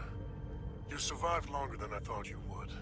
But make no mistake, your shields are useless, your weapons ineffective, and there's nothing you can do. I could destroy you at any moment. But I'd rather hear your pleas for mercy first. Your existence is entirely in my hands, and I'm not in a forgiving mood. It's entirely possible you could destroy us.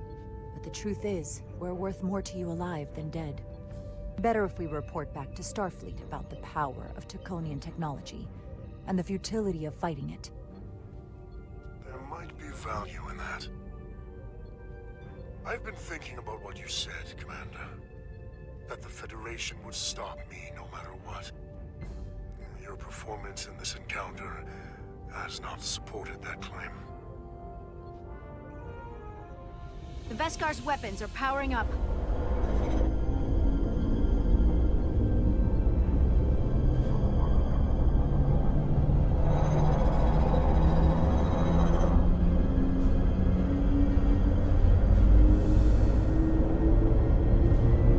But the Takan are not mere savages.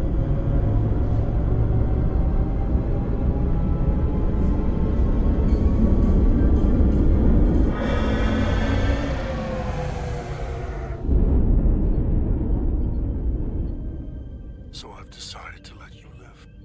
Because there's merit to the idea you're worth more to me alive.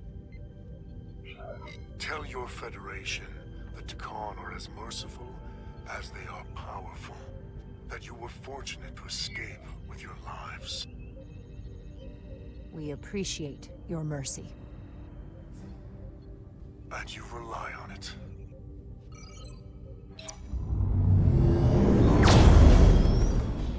I've lost their signal. Can you track their warp signature? Nothing. It's untraceable, just like before. Notify Ambassador Spock. I want everyone in the briefing room to discuss our options. What's the status of the repairs? Hull breach should be patched up in a matter of hours. Impulse power is at 67%. Should be fully restored soon. Still no luck tracking Galvin's warp signature. They've all but disappeared. Keep trying. Finding that son of a bitch is the best shot we've got. Commander Rydek, you had the Khan after the ship was attacked. What is your assessment? Given our current situation, and the losses we have suffered. I'd rather not fight this alone. We need to call for reinforcements. In that case, we might have an option. Portal 6-3, Guardian of the Takan Empire. If anyone could find Galvin, it would be him. That's assuming he's willing to help us. True, but there's only one way to find out. Wouldn't we need to secure authorization from the Federation Council to contact him? The nearest Federation outpost is Andoria. I can travel there by shuttle and inform them personally of the threat from the Takan. Meanwhile, the Resolute can travel to the Delphi Ardu system in search of Portal 6-3. I still have my doubts. I do not. Captain William T. Riker has first-hand experience with the area, and with Portal 6-3. His guidance will prove invaluable, and should alleviate your concerns. Delphi Ardu 4 is a restricted zone for good reason. For all we know, we could be walking into a trap. Not to mention the high likelihood Portal 6-3's allegiance will be with the Takan. It's just too much of a risk. A waste of time. Time we can't afford to lose. Right now, we have no way of knowing where those two Elydian ships are, or where they're going. Another Taconian might be able to at least point us in the right direction. Or we're the ones pointing him right toward his fellow Takan, making the problem worse. I am inclined to agree with Commander Rydek. Her logic is Hi, sound. King. Welcome in. I This hope you're having a portal good day. may have knowledge that proves to be invaluable, including information on the nature of the Cartabula. We must act on the facts at hand. Then we'll give it our best. I'll arrange a meeting with Captain Riker. And I will speak with the Council. They need to understand the magnitude of the situation. I can leave for Andoria immediately. I wish you luck finding Portal 6-3. The very future of the Federation may rest in your hands.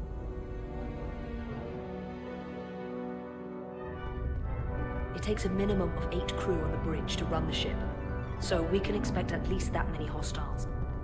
If they bioformed Hadri, they know we're coming. Which means everyone needs to be ready for... Take cover!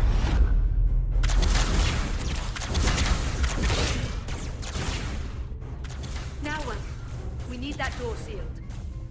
We can handle that. Where do you need us? There's an access panel there. You should be able to patch into the local systems. We'll be shot getting there. I'll cover you. On my signal.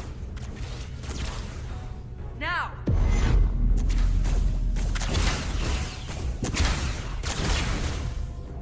Damn.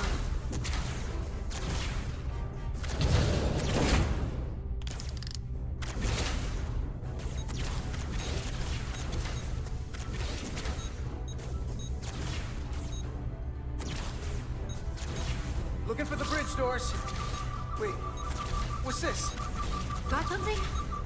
Gravity. If I invert the artificial gravity inside the bridge, that'll throw anyone on the bridge right up into the ceiling. They'll never see it coming. Itasca, get ready to charge! Charge? Throw some gravity polarity. Now!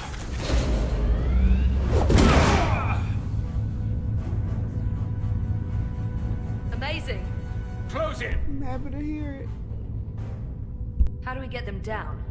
Thanks for thinking about me and coming here and supporting. I appreciate it.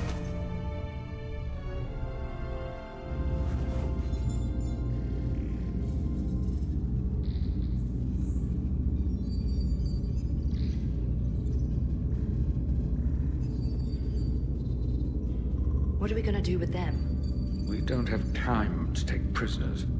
So you're just gonna shoot him? I haven't decided yet. That's not just up to you. I'm the ranking officer. And we're not in your army. It may not be convenient, but we don't kill enemies who've surrendered. Keeping prisoners is a luxury we don't have. It's not a damn luxury. You're an engineer, not a soldier. This is clearly my territory. You think you have enemy combatants here? This is a hostage situation. Each one of them has an innocent life inside. I'll keep watch on them. As will I. We can't let our guard down around the enemy. Petty Officer Diaz and I will figure out how to stop the ship. Let's hurry. The rest of the Takan could show up any minute. Crystals. They're all over this place.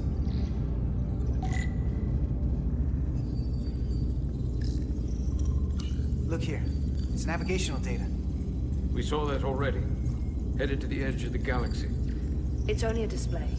We couldn't use it to change course or alter speed.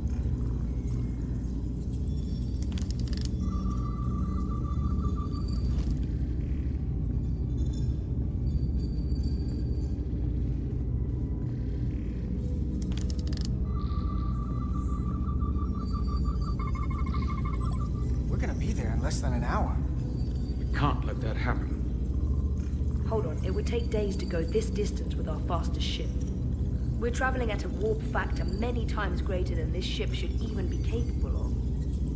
What are the engines doing to produce this kind of speed?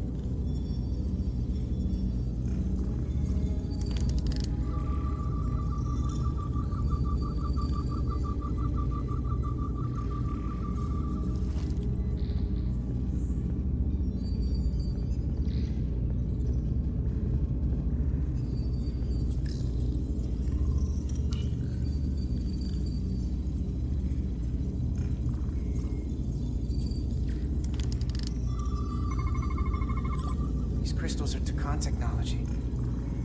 They seem to be active, just like the rest of their tech. Tetrametric pulses. Tetrametric? It's the energy signature of Takan technology. Everything they make gives off this type of radiation. They're blocking the inputs. It's not responding at all. Everything I try, it just ignores me. I thought you had the access codes needed to take control back. I should, but I can't actually get to the surface, so I can't enter them here. Maybe there's somewhere else I can try.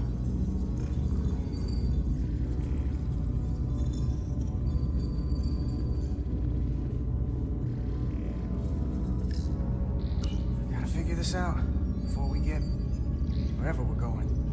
If the Resolute can't catch up to us, we're in a whole different kind of trouble.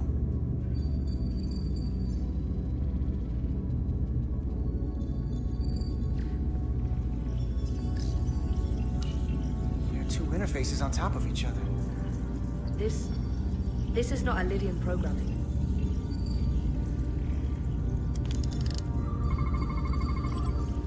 It's the Takan language. From what I can tell, the ship's systems are actively responding to input. Which is the opposite of how most bridges work. They usually send commands, not receive them. It's from an intrusive program. This control station won't do us any good either. What have they done to this bridge? Consoles running themselves, some clogged up with crystals that are sending off tetrametric pulses. But none of this is sending signals outward. It's receiving. They're flying the ship from somewhere else. That should be impossible. But it explains why there's less than a full bridge crew.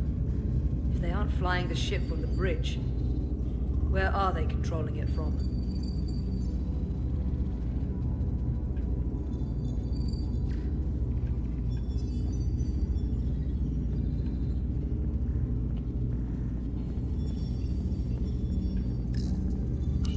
Trouble? Don't worry about me. Worry about Stretch over there. Why? He's looking for any excuse to vaporize the prisoners. But I'll make sure he doesn't.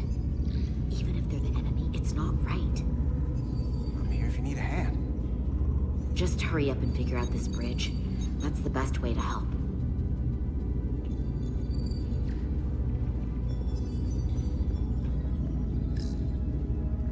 Everything under control? Yes. These Takan haven't made a move. Yet. And what you're doing is working. There's plenty more I can do. But it doesn't have to be that way. As long as they behave.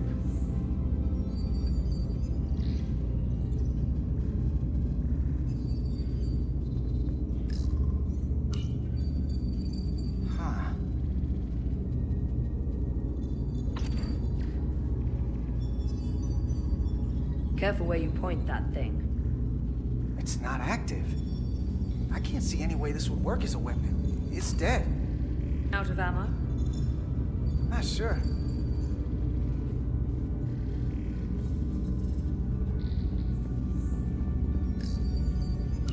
Where's the captain? Captain Ostego did not survive the atmosphere poisoning. I'm sorry to hear that. died defending their empire. That's how he'd want it.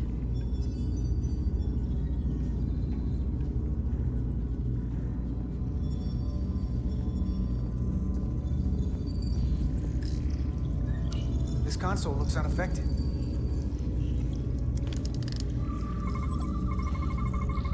Engine's a red line, running at full power. But this main drive manifold is spiking way over nominal levels. Very dangerous. Even at 100% output, the warp cores wouldn't push this much plasma to the drive section. The reactor output matches the high speed, doesn't it? Whether it's these crystals or the power from the Cartabula, the Takan have found a way to increase the engine output and top speed. We have to find a way to hit the brakes before we outrun anyone who could help us. We stop it, so they can't get this ship where they're going, and enact the next phase of their plan. That is, if they don't destroy us all first. I would have thought this ship would disintegrate going this speed. So what is their endgame? They've transformed individuals, they've transformed this ship, in a way. How far will they go? As far as we let them. The technology suddenly doesn't seem to have limits. I hate to think what the Cartabula could do if it was plugged into something it was meant to power. That's everything. We got some answers. I don't like what they tell us, though.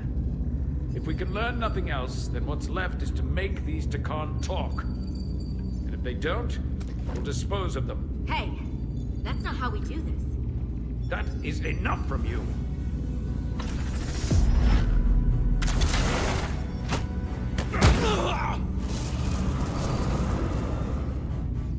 I thought that thing was useless. It was. No power. Until he touched it. Weapons must be bio-coded. Our technology will only work for one of our kind. I can assure you, this weapon works just fine for me. Slow down, Arminta. You can't control the ship with the disruptor. But I can use it to control you. Ah!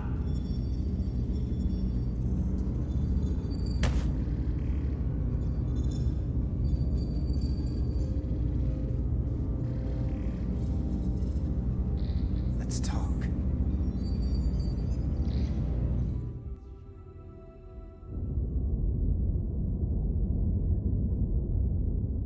The Titan's communications officer says Captain Riker will be ready in just a moment. You need to see this. The report on the data breach. Damn. It's worse than I'd hoped. They didn't just compromise our shields. They stole the shield algorithms for all of Starfleet as well. Meaning every ship is potentially vulnerable to attack, making this so much worse than it already was. Given the potential consequences, we should notify Starfleet as soon as possible. I don't disagree, but I'll reach out to Ambassador Spock about it. I don't want to cause a panic, and I doubt he does either. I have Captain Riker for you. Let's not mention any of this shield business to Riker just yet. Put him through.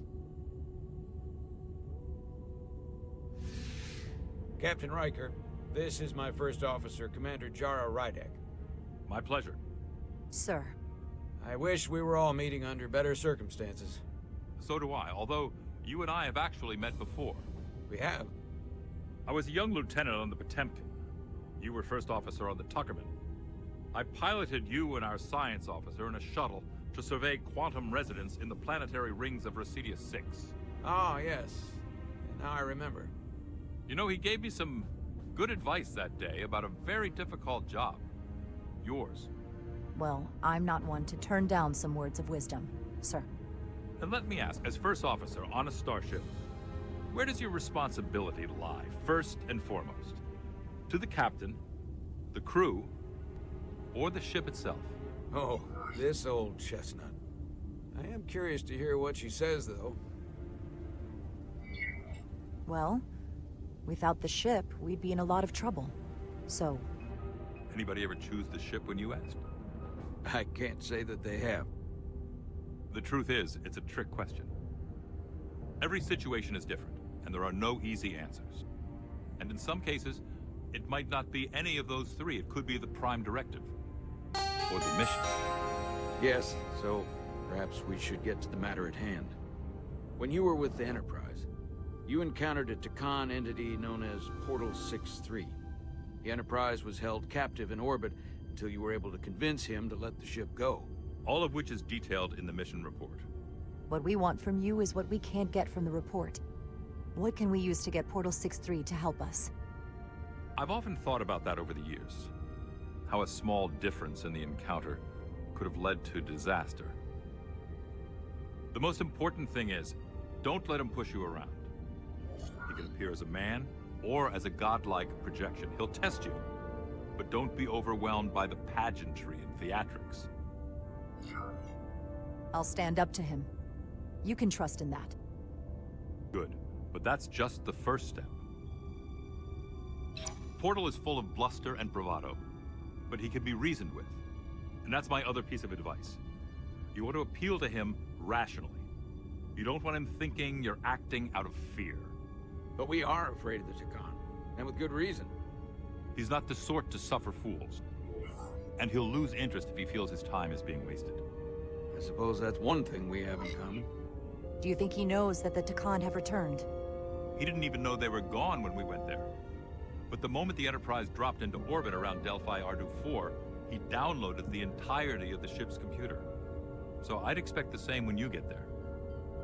What if he won't cooperate and we have to face these Takan ourselves? Then we have a much bigger problem on our hands. What I mean is, in the 16 years since you discovered this outpost, there has to have been research. Battle plans for what to do about the Takan if we encountered more of them. I need to know what they are. If I had that answer, it would have been the first thing I told you. We both know Command has had their share of hidden plans in the past. Like Admiral Hansen and Captain Shelby's Special Projects Division at Starfleet Tactical, devising new ways to take on the Borg. Trust me. This isn't some Starfleet conspiracy to keep you in the dark. But if you two don't think you're equipped to make contact, you need to tell me now. Because there is no silver bullet here. Now's not the time to hesitate. I need to know you're up to this. There are some things you can't be prepared for. And if there are no specific tactical solutions, we'll just have to take our chances. After all, risk is our business. We try to mitigate that risk as best we can. But the Starfleet we know today is built on that attitude. Well said. There was a special task force that considered the Takan, and I was part of it. But because there were no other signs of the Empire, we determined the best course of action was to create a restricted zone around the Delphi Ardu system. I have my concerns, but I'll clear the way with the brass for your travel into the restricted space. Just remember what I've told you. And it wouldn't hurt to read some Sun Tzu en route. Or Marcus Aurelius. Anything else? Machiavelli? Your advice is well taken, Captain Riker. No matter what he throws at us, we'll stand up to this Takan Guardian. I'm sure you will. Rest assured, the Federation is taking this threat very seriously. You won't be alone out there for too long. Thank you, Captain Riker. One more thing. Ambassador Spock said that Takan stole some data from your central computer. What's that all about? We're still assessing the extent of the breach. Nothing to report as of right now. That's it? Ambassador Spock suggested it was something more serious.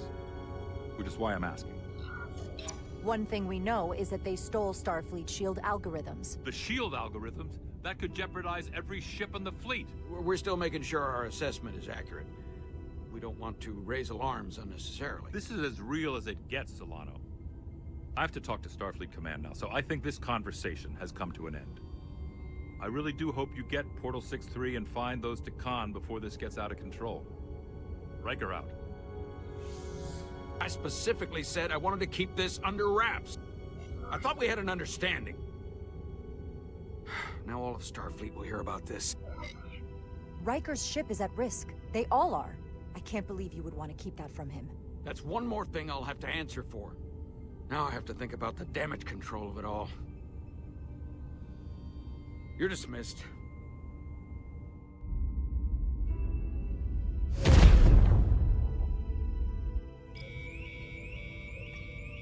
It's the automated Federation warning buoy. Transmitting the disable code Captain Riker provided.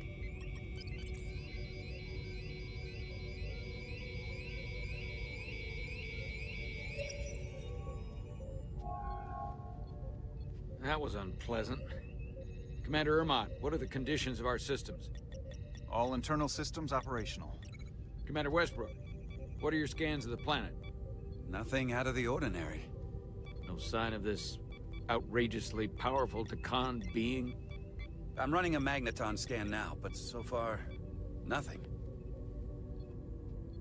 Where are you? Prep your way, team. We don't know if Portal 6-3 will cooperate. He's not an asset, he's an enemy. So be ready for anything.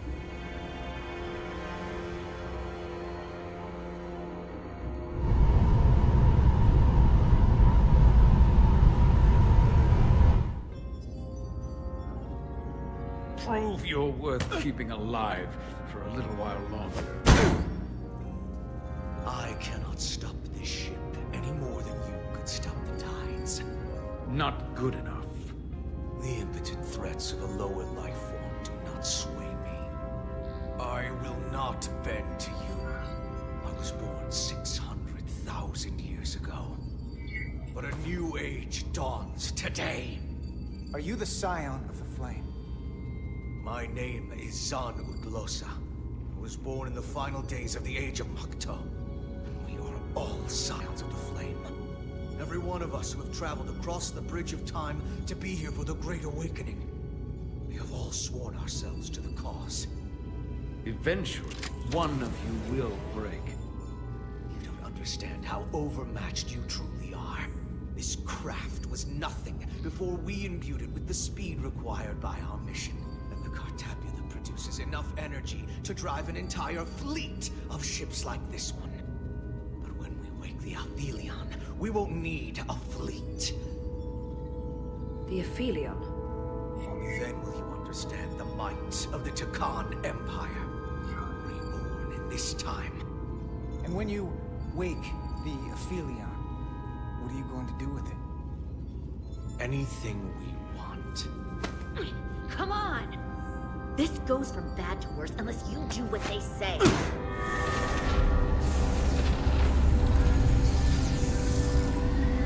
It's coming alive. You can't stop the ship. Then he will. Or we cut off his hands and use them ourselves. The moment I reduce speed or change our heading, the others will know. First, they'll just resume course from elsewhere. Trivial matter. And then, they will come here. For you, this is a dead end. That's a risk I'm willing to take. Not if they're just going to start it again. So you believe him? I'm not sure. Why would you tell us all this? I tell you, because I value my own life. When my fellow Scions come, and they will come, I expect you'll all act like the savages you are, and a battle wounds. You've all died once. I don't intend to do so again. I won't touch those controls. If you want to get us killed, do it yourselves. You fear death. There's a way to stop this ship for good, and he knows how. He just needs more pressure. What kind of pressure? We heard him. He'll talk. Trust me. That's against Starfleet protocol. You're not on a Starfleet ship. Your protocol does not apply. We take the action that will lead to our victory. Don't assume your moral code takes precedence above all others. I get the impression you know how to make people talk. Think you can break his arm? No, don't!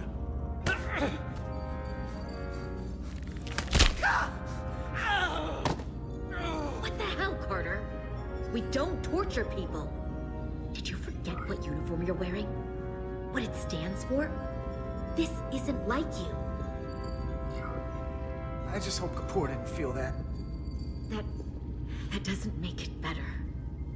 I have only just begun. Stop, please! Wait! The warp cores. Our technology is amplifying the ship's output, and it still relies on the warp cores to provide plasma to the engines. Disable those, and the ship grinds to a halt. Sabotage. This display is for all life forms on the ship. This is where the infiltrators are, the central artery of ship systems. Sensors, propulsion, weapons. And this is engineering. It's deserted. If I can get us there, can you cripple my ship? Not something I'd normally ask, but I'm coming around to it. Well, usually I'm the guy fixing the things that go wrong on a starship. I'm sure I can figure out a way to break it. You may even find you like destroying things. This plan of yours has one problem. It strands us.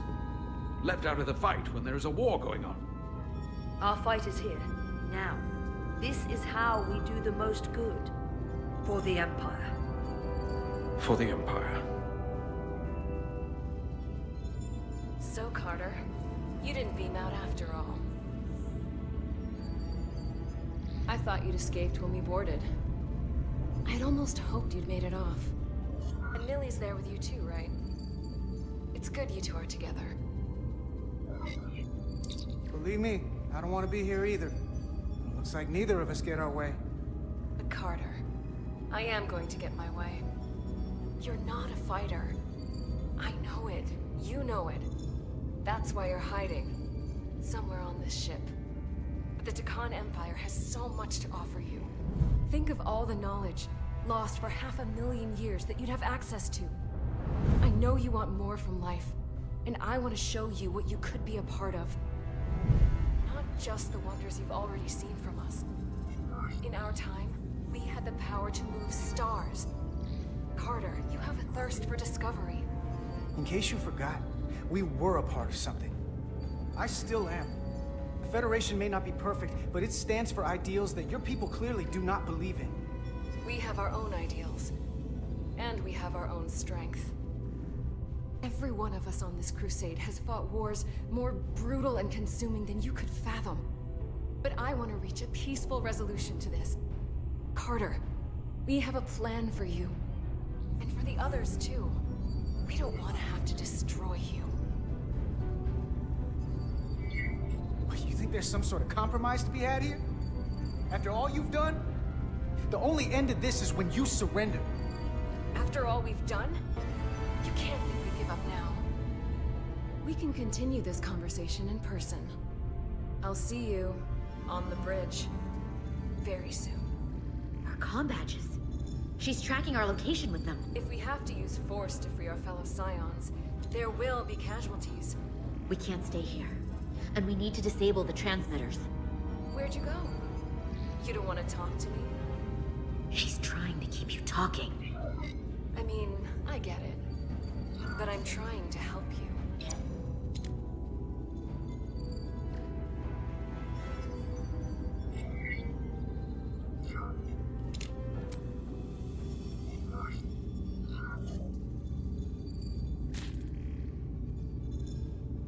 Got it.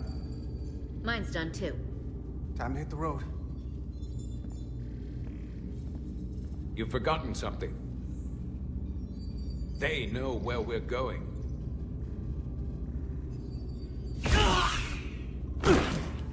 Set to stun. You're not going to shoot a guy who's unconscious, are you? You keep getting in my way. You already broke his arm. What more do you want to do? I want to eliminate loose ends. And I did that for you. You two forget you're on the same side? Come on!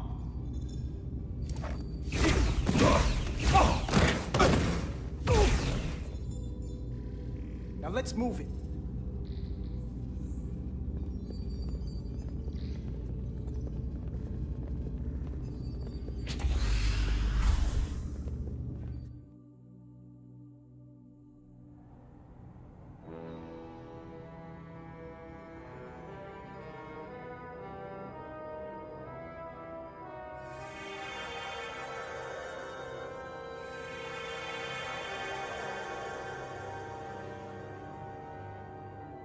Our coordinates match the exact location where Riker met Portal 6-3. Unlike Riker's team, we beamed down without a problem. It's quiet. Portal has to know we're here. If he won't come to us, we'll go to him. Spread out.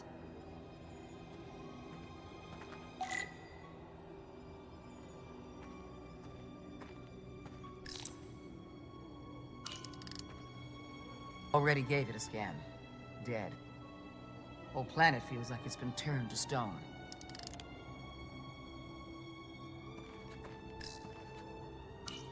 Doctor?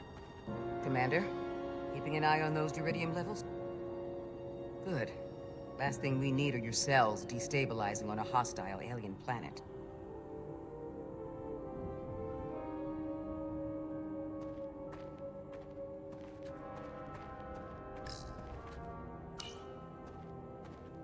Burn marks. The report mentioned phaser fire being redirected toward these strange crystals. It also mentioned Portal calling down lightning bolts. Better keep our guards up.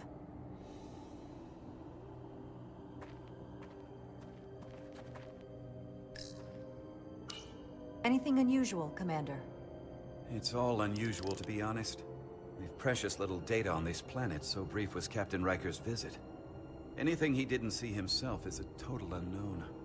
We deal with unknowns all the time. Part of the job. I'm accustomed to dealing with the unknown from my station on the bridge.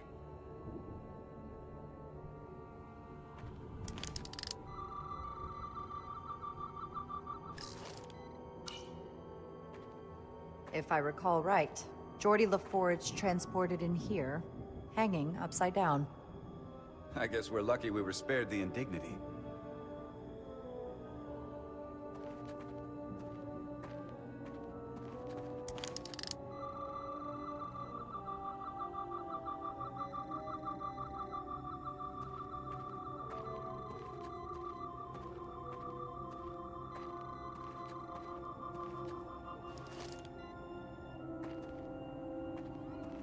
This is where Portal 6-3 projected his image.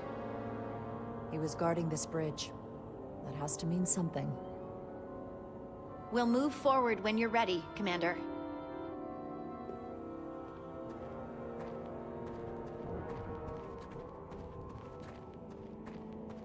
Follow me.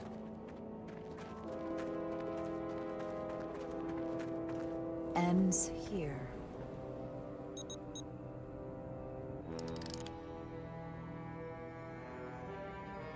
Is it me, or did that path just disappear?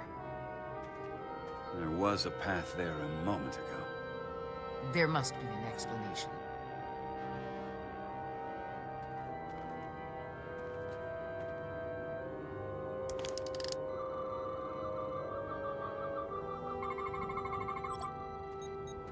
Tetrametric pulses.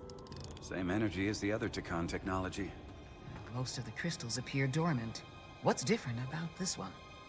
Readings indicate there's a cavity in the rock right behind it. We could try melting a hole through the wall with our phasers. Worth a try.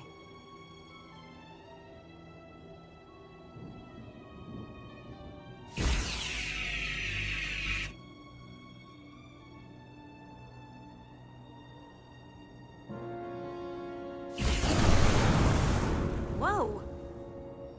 An illusion. I'm sure that wall was as real as the rest of them. I felt it. It's almost like our holodeck technology, but far more advanced. The crystals must be absorbing the energy from our phasers. I'm picking up something. A biosignature. It's faint, but it's there. With me.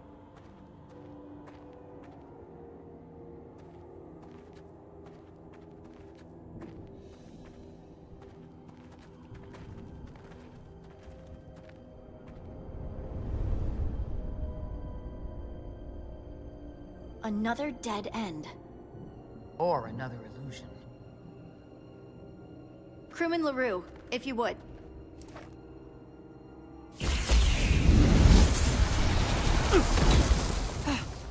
Duval to Resolute. Beam crewman LaRue directly to medical. Is he okay? He'll live. Not all crystals work the same, it seems. Don't fire your phasers at any crystals unless we're sure they're putting out the same pulses as before.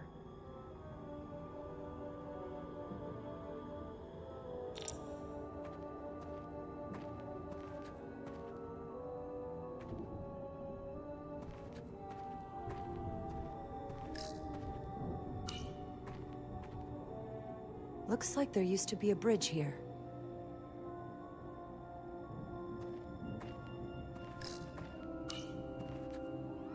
Aside from the breathable atmosphere, this is a remarkably inhospitable planet.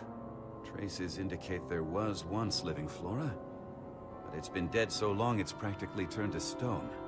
From what Portal told Riker, it was an outpost to defend the far edge of the Takan Empire. Well, it's not that now. Now, it's a grave.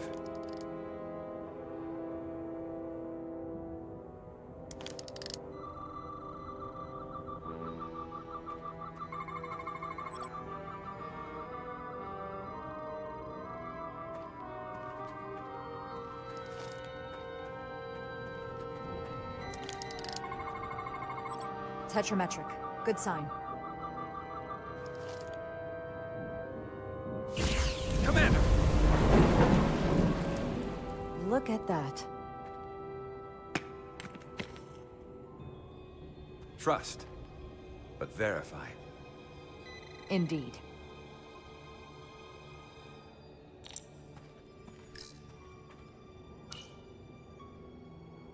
We don't have any data about what's below the surface on Delphi Ardu 4. And I don't feel a particularly strong urge to find out. Then that makes two of us.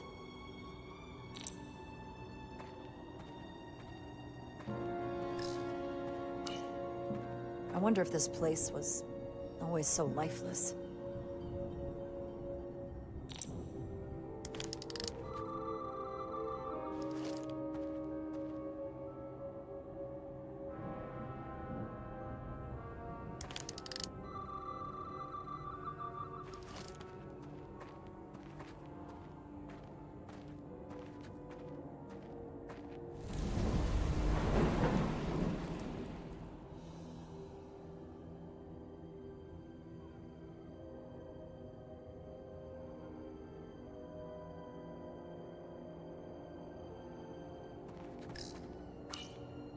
I assume you've noticed the bridge we crossed to get here is no longer tangible. Ah, bit of a problem. If logic prevails, there's a way to get it back by finding the right crystal to phaser. I'm getting some faint tetrametric readings from inside that mountain. Then I'll head over there. And I'll stay here, in case the bridge decides to come back.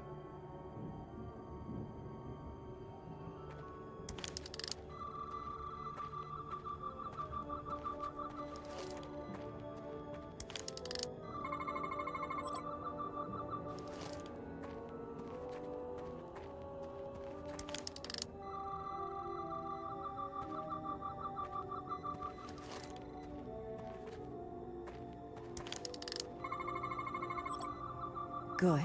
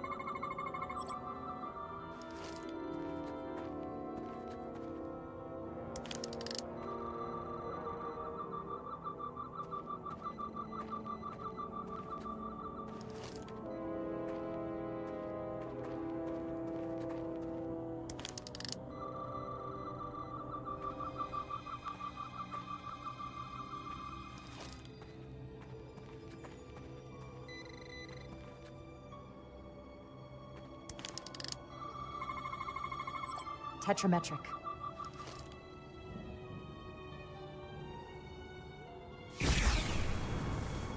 Better go see what's different.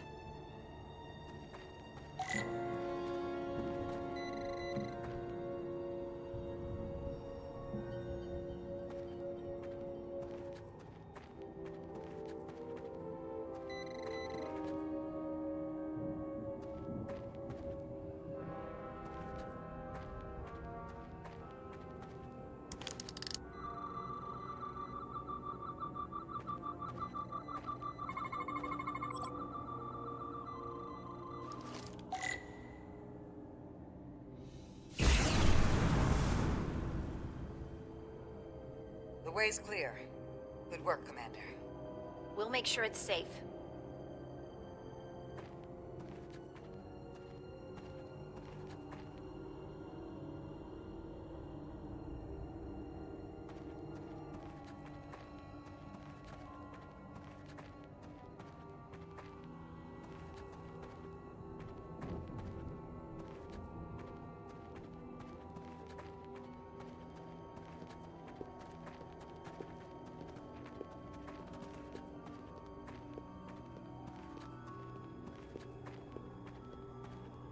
Incredible. The plants here are actually alive. Is this the biosignature you detected, Doctor? No. Not a match.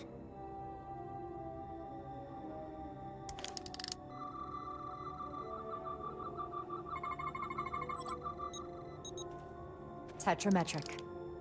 Then it's creating an illusion as well. Based on the data we have so far. Only one thing left to do. Doctor, be ready to beam us out if it turns out we're wrong. Duval to Resolute. Lock transporter on away team.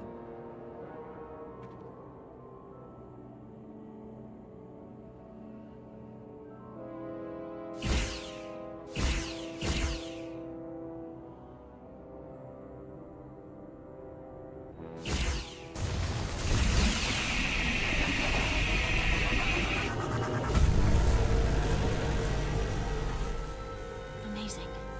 There's nothing like this in any Federation record.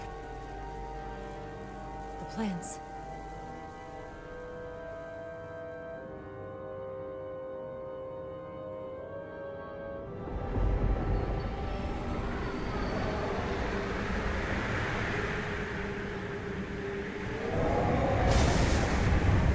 Barbarians. It's him. How dare you disturb me? I'd hoped you had enough sense to leave of your own accord, but here you stand. Fools. In another time, I would have destroyed you and your ship simply for setting foot in this place. Fortunately for you, that time has passed. Portal 6-3, Guardian of the Takan Empire. We've come a long way to meet you. Guardian. I am guardian of nothing. The Takan no longer exist. Don't care to be reminded. If this is why you've come, then you should leave. Now. We need your help. My help? You're the only one we can ask. You're hiding something. Futile. The Resolute's database is being accessed. The Takan have returned? After so long, how could they? Explain. Now. Draconian technology made it possible. To enable the transfer of consciousness from one being to another after physical death. We call it bioforming. A group of Draconians calling themselves Scions of the Flame used it to reawaken after hundreds of millennia. Scions of the Flame? Is something wrong? I'd hardly call them Takan. They were a radical faction with beliefs outside the mainstream. Beliefs that lesser life forms should serve as vessels to ensure Takan immortality. You want me to help you destroy them. That's why you've come. You want to destroy these Scions. There is a war looming that could engulf the Quadrant. We want you to help us bring about peace before it gets to that point. Returned? After so long, how could they? Explain. Now. Draconian technology made it possible. To enable the transfer of consciousness from one being to another after physical death. We call it bioforming.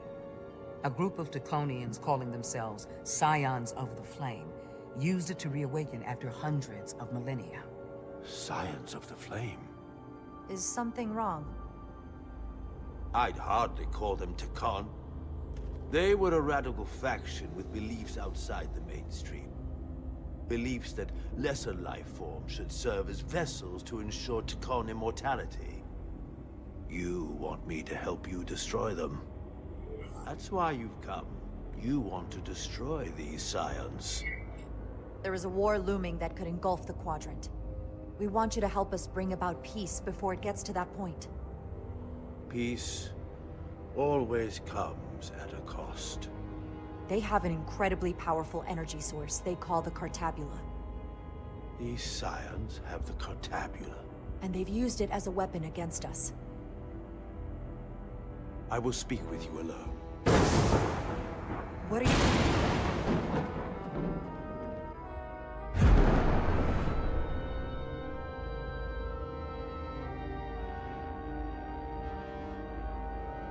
Where are we? Where's my team? They are safe where we left them.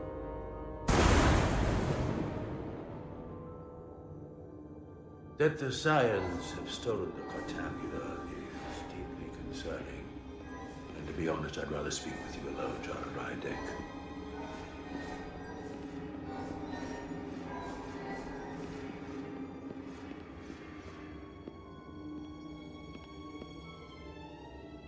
Your colleagues don't know what it means to be the last of one's kind. You and I are remnants of fallen civilizations. The Kobliad, the Takon. One dying, one dead.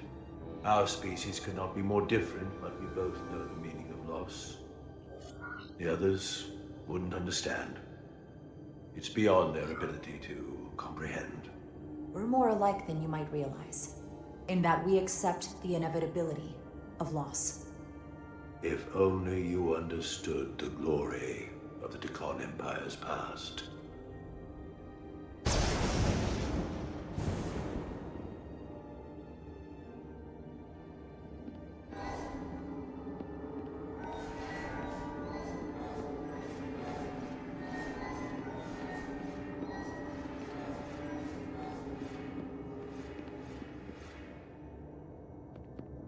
Tell me, why spend your days away from your own people when so few of them are left? Why live your life working for this federation to which the Kobliad do not even belong? And submit yourself to their authority? It makes no sense. Not by my logic. The Federation isn't an authority to be obeyed. At its heart, it's a set of principles meant to ensure the survival and safety of all species, regardless of their origin. You told Riker you'd wait until you were needed. You're needed now. We need you. As much as it pains me to learn the Cartabula has fallen into the hands of the Scions, my services are not up for offer.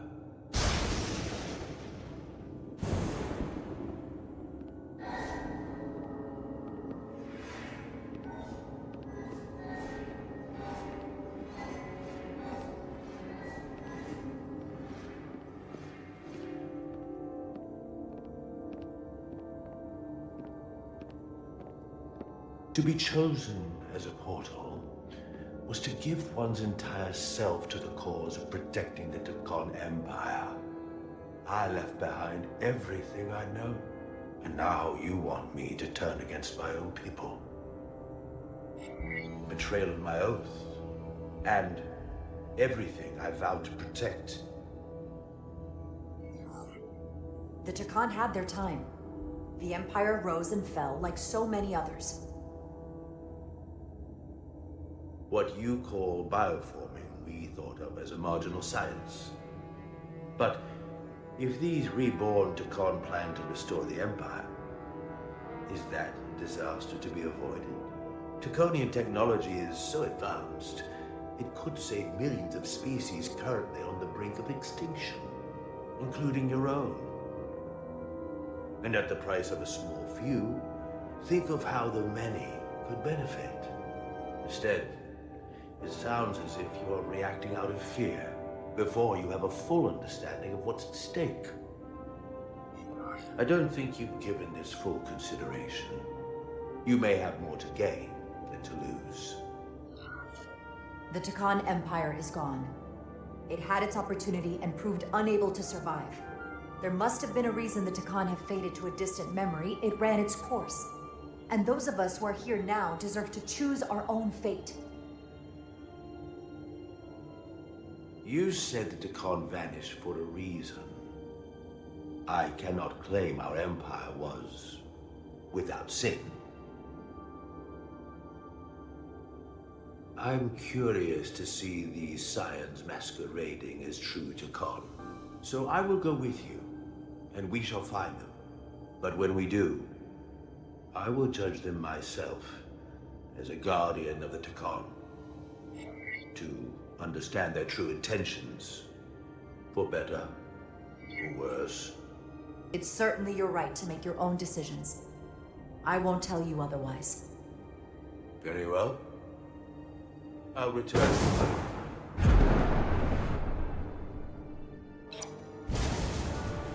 Commander! Hold your fire. I'm all right. He's coming with us. We assumed the worst. She's perfectly fine. Now then, shall we? All right. We can beam up your... Do you have any equipment or tools?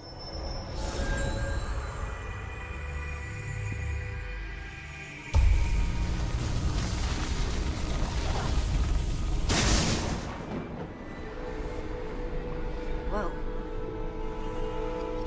This is all I need. Away team +1. Ready to beam up.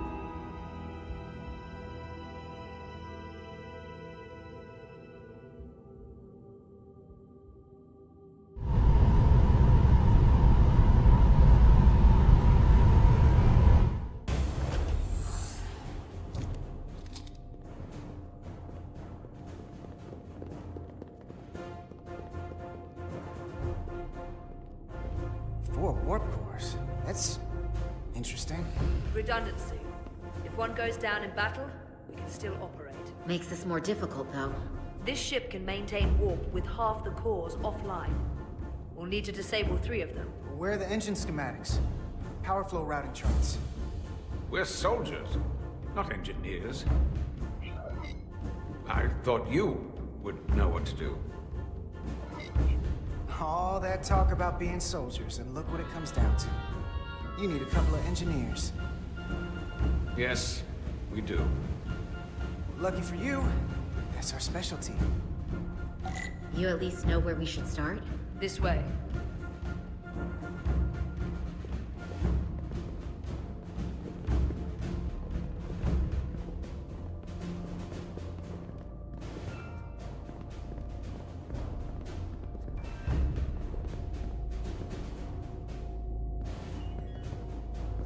What are we dealing with?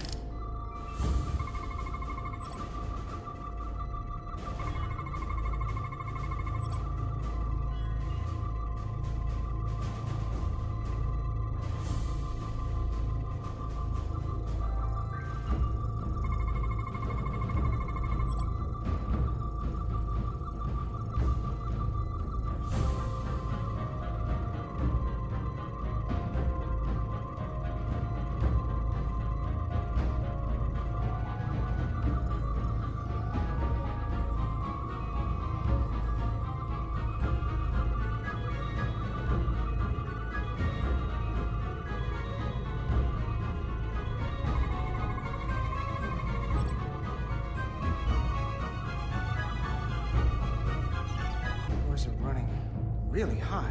Makes sense, since they've been producing at max output since we left Otari space. No ship can run for very long like that. Not before a catastrophic failure hits. It's right on the edge. We just need to figure out a way to give it a push. Bet that console down there could tell us a few things.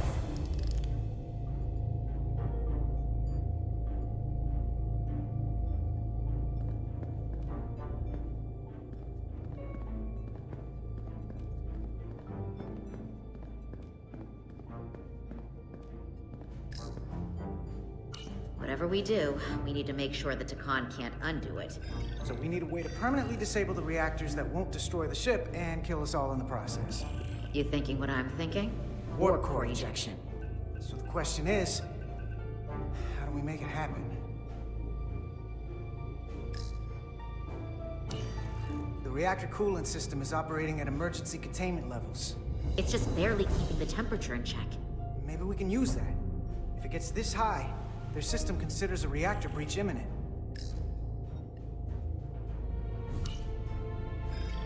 Like we saw on the bridge, all 4 warp cores are operating at full capacity. The safety protocols don't look much different from the Resolute. Breach protection. Reduce output, command override. Cease matter, antimatter flow, command override. Emergency warp core ejection. Computer control. Even command functions can't override one of the most crucial safety measures. So the protocol's still active. That's good. Looks like if sensors show a core is about to rupture, the computer will eject it automatically rather than risk a breach. So we need to increase the warp core's temperatures. If we destroy the coolant regulators, there won't be anything to keep these reactors from going over. And it will trigger the ejection. Let's peel these suckers open.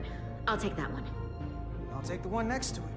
The second you two start dumping cores, the Takan will know we're here. We'll be vulnerable. Stuck in one place while you work. We will have to make a stand.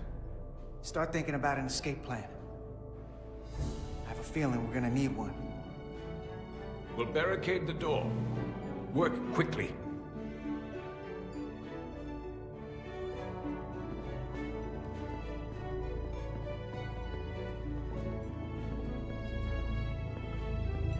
We might not have our tools, but our phasers can do this in a pinch.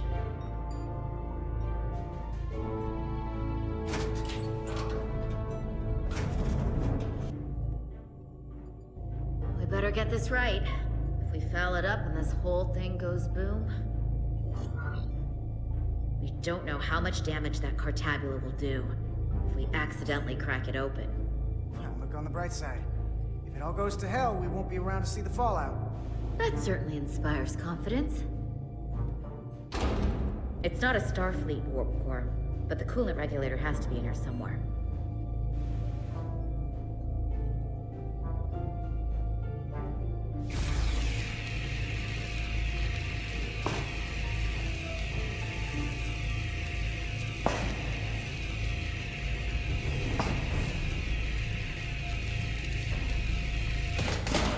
There you are. Time to heat things up.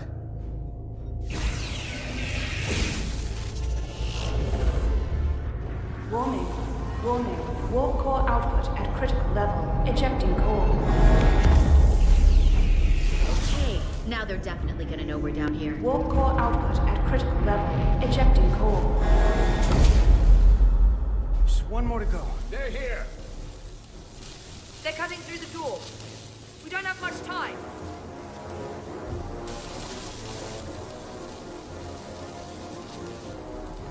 Okay, same as before. We just gotta...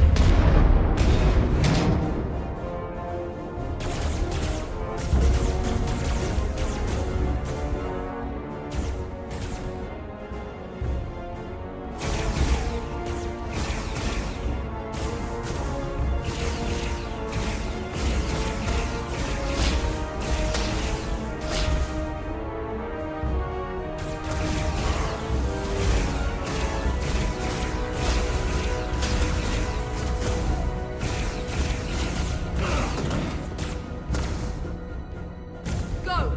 Finish!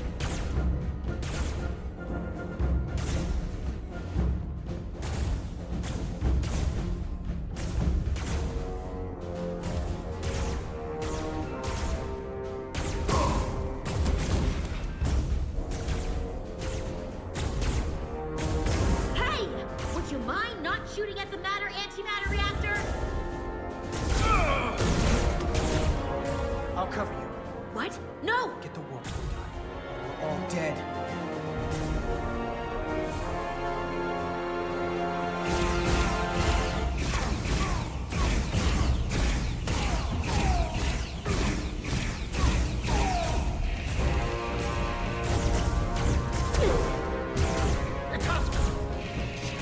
Now... Shoot! Now! Warp core output at critical level. Ejecting core. Warp drive disengaged.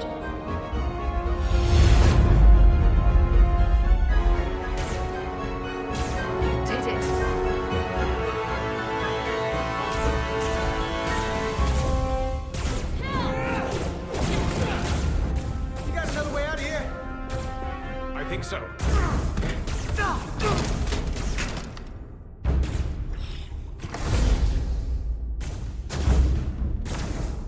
Itasca, can you climb?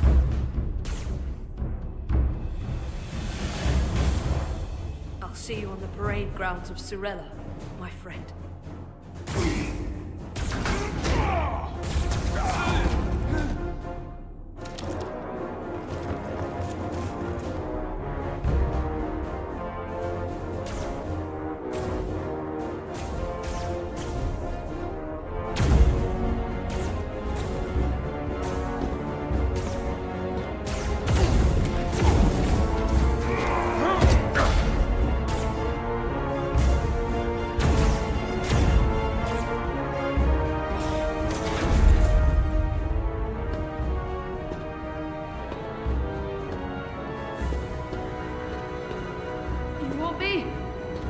I'm right here.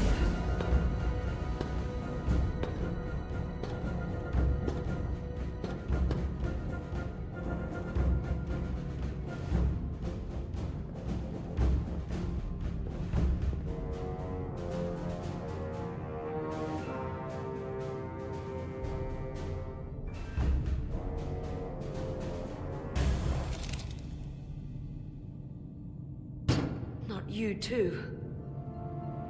Calm yourself, child.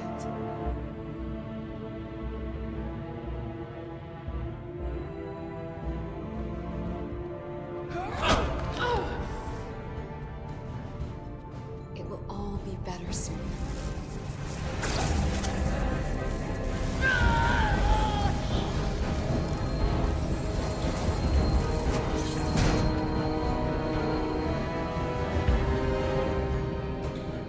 Wake up, Manka Umet.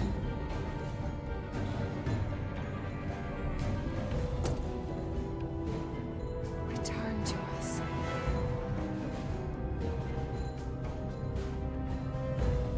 Rejoin the flame. To reclaim what was lost.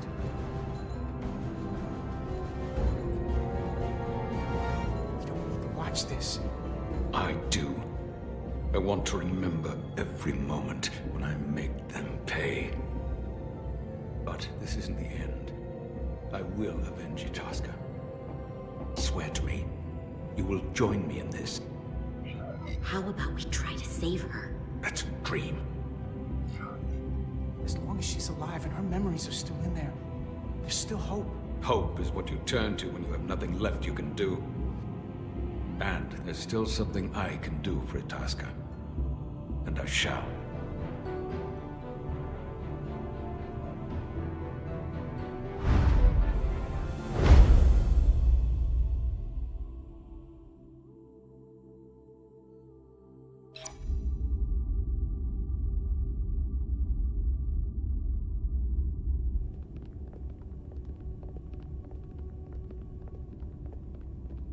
There's so much I want to ask you. There's so little I can tell you. I'm a portal, not a scientist, but I'll certainly do my best. I can only assume this is one of your older starships. One would think, given the importance of your mission, they might send a ship of a more recent vintage. But, apparently not. The Resolute is primarily a research vessel, if that's what you mean. Not a warship. Although she has been known to hold her own in a fight. Against what?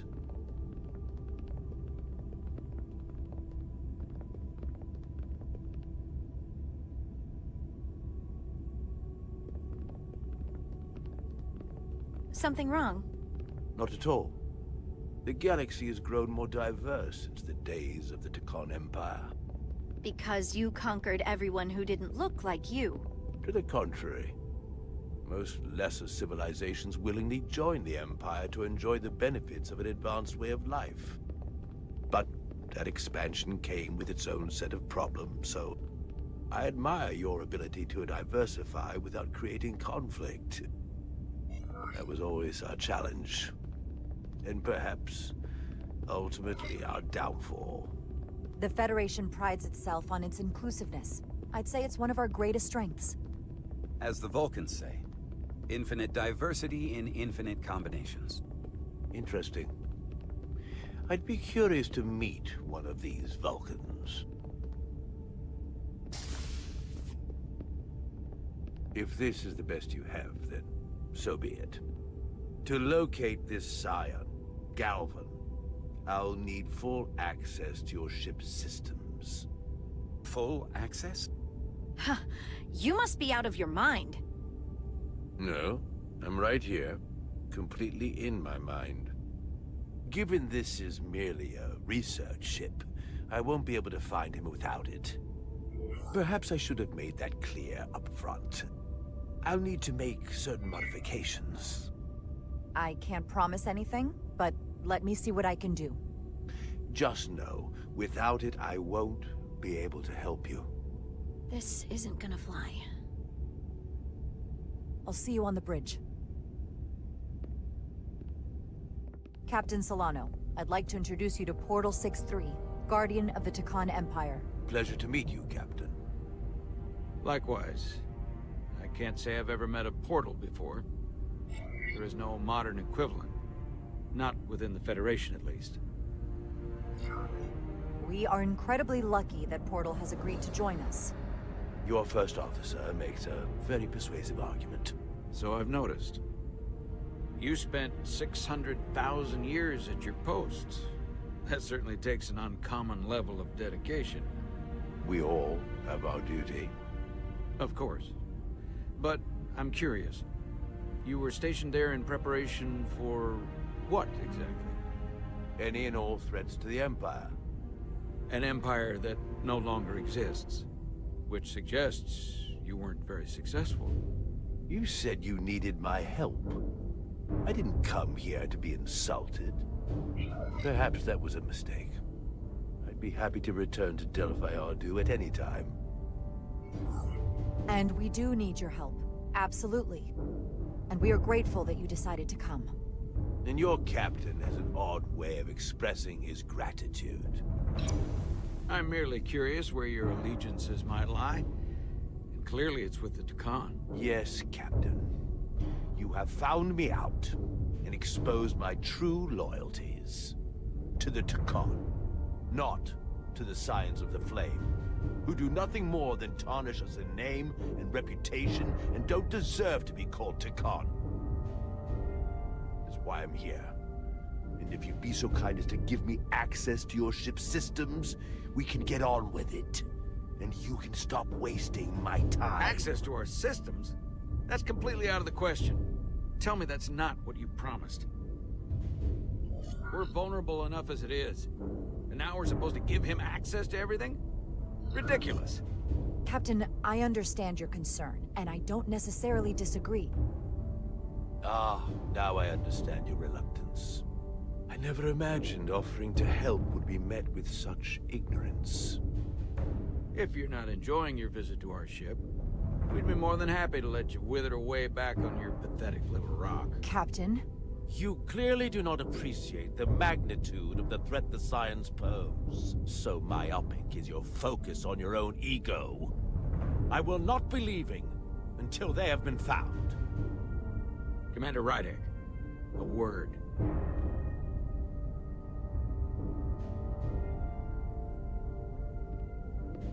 And to think, I waited 600,000 years for this. You realize that's supposed to be in an incredibly difficult position. I was against seeking him out from the start, but now, to give him access to our systems? It's insane. And you somehow expect me to believe his allegiance is with us? You heard what he said in there. There's no way we can trust him. It's entirely possible. We don't really know where his loyalties lie, which is why we should proceed with caution. Keep a close eye on his every move. We can't afford to get this wrong. We sought him out for a reason. To help him find our missing crew, Galvin, and those Elydian ships. This is the plan we agreed to with Ambassador Spock. Which I never liked. But here we are. You know what this mission means to us. Not just for the Federation, but for me personally. I can't afford another screw-up. Losing the shield algorithms was bad enough. This could be the end of my career. Captain, you have my word. I will do everything within my power to protect you. I appreciate that. It's not just my career on the line here. It's both of ours. I'm going to trust your instincts on this one. I just hope you're right. For both of our sakes. Let me know if you find anything. We're good. You may begin. I will, of course, have to make a few modifications. What kind of modifications? To find Taconian technology requires Taconian technology. If this Scion Gallivan modified his ships, then I must do likewise to yours.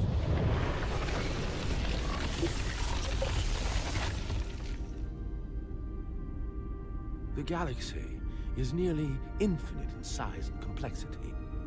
This may take a moment. How long I will it found take? something. There you are. What is it? Galvin? Someone is using Taconian technology. I can't get the precise bearings, but it's located in the Palisades cluster. I'll let the captain know. Rydick to Solano. I think Portal may have located Galvin. I'll be right there. I'm getting all kinds of interference.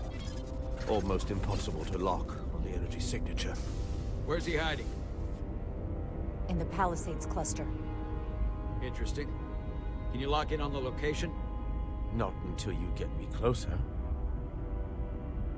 Lieutenant Handar, set a course for the Palisades cluster. Aye, Captain. Well, I suppose I owe you an apology.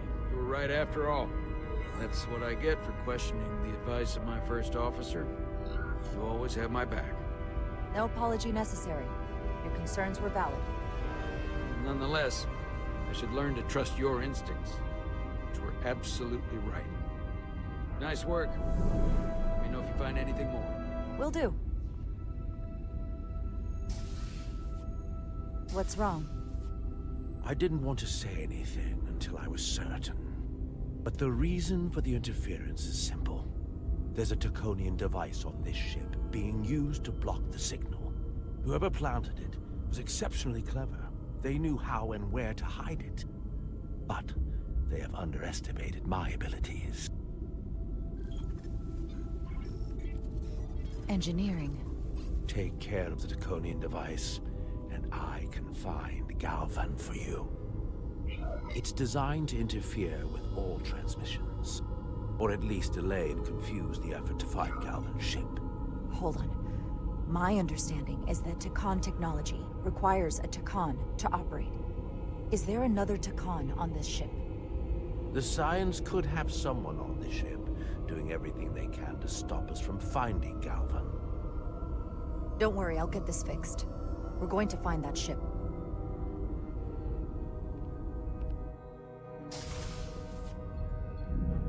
Engineers would have found this device already if it wasn't well hidden. Better to rely on my tricorder. There's a lot of noise in here. I should scan the device putting out the most radiation to filter it out. That's better. Most other radiation sources in here are well contained. There's definitely tetrametric radiation nearby. But even with the gain boosted, it's getting drowned out by other sources of radiation in here.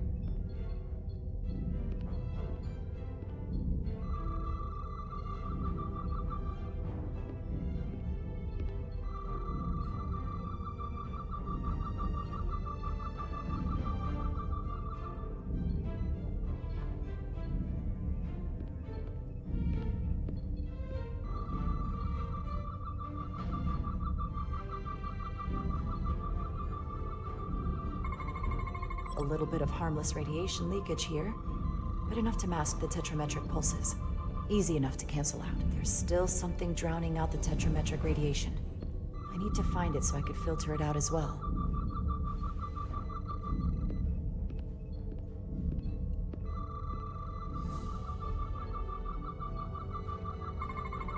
Jeffrey's tubes thump harmonics from all over the ship. I'll filter that out. There we go. I'm getting a clear tetrametric signal now.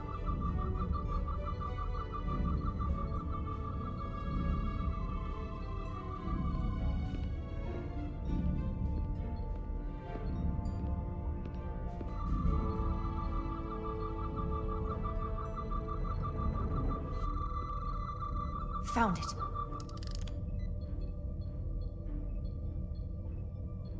Excuse me, do you belong here? Commander Rydek. I'm sorry, I didn't know it was you. Paul. Calloway, right? Yes, You know, it means a lot that you remembered. What, are you doing back here? I don't mean to pry, but first officers don't usually go digging around engineering compartments. I was looking for you. Under the console? Dropped my tricorder. But I do need your help. Have you seen anyone else in here recently that might seem out of the ordinary? Maybe someone who doesn't work in engineering. Not that I can think of, but I can ask around. I'm here almost all the time, but maybe someone else noticed something? Thanks, but I'll talk to Commander Chovak about it. Okay. Well, let me know if I can be of any help. Well, I'll leave you alone already.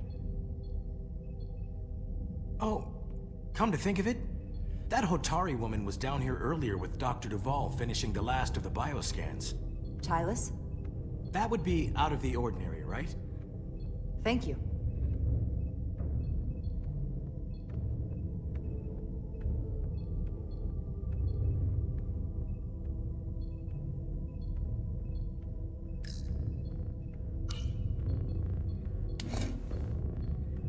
Maybe Tylus saw something.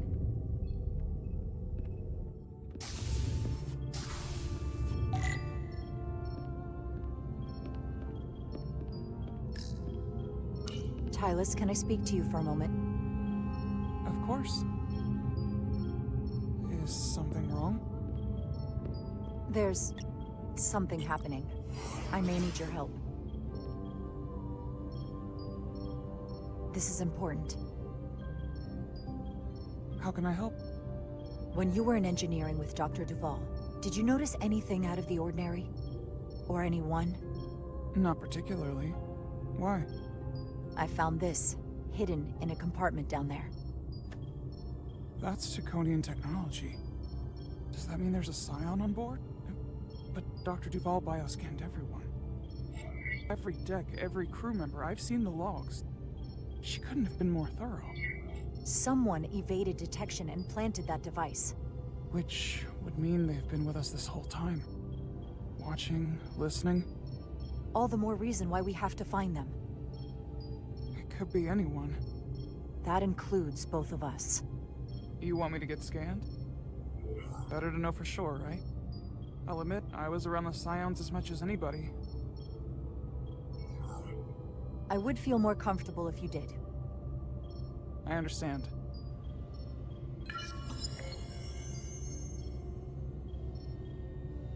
Clear. Now it's your turn. Sure.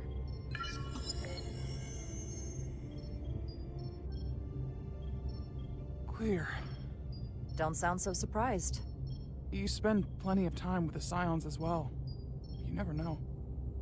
Let's get to it. The search starts in engineering. Whoever planted the device most likely did it within the last few hours. So I'll start by running a scan, tracking everyone who came through engineering over the last day, in reverse order. This could take forever to sort through the number of people that were in engineering. Filtering for outliers. People who don't work in engineering. That helps. I'll filter out the duplicates. This is manageable. Cross-referencing this list with everyone who's traveled to Hotari. Let's see who's left.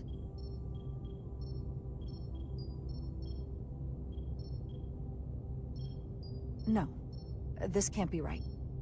What? Of the people that went to Hotari and visited engineering, It could only have been... Captain Solano. According to this, he was here while you went down to Delphi RB4. Which would have been the perfect opportunity. And no one would question him. He's the captain. As much as I hate to admit it, assuming it's true, it does explain why he was so opposed to getting help from Portal. And he made several trips to Hotari, so they had plenty of opportunity to target him. What happened when Dr. Duval bioscanned Captain Solano? That's just it. She never did. How is that possible? Something more urgent would always come up. There was nothing she could do. But performing a bioscan is the only way to be absolutely sure. That's not going to be easy. First thing I need to do is get this device to Portal. Be careful. And good luck. I'll need it. I've found the device.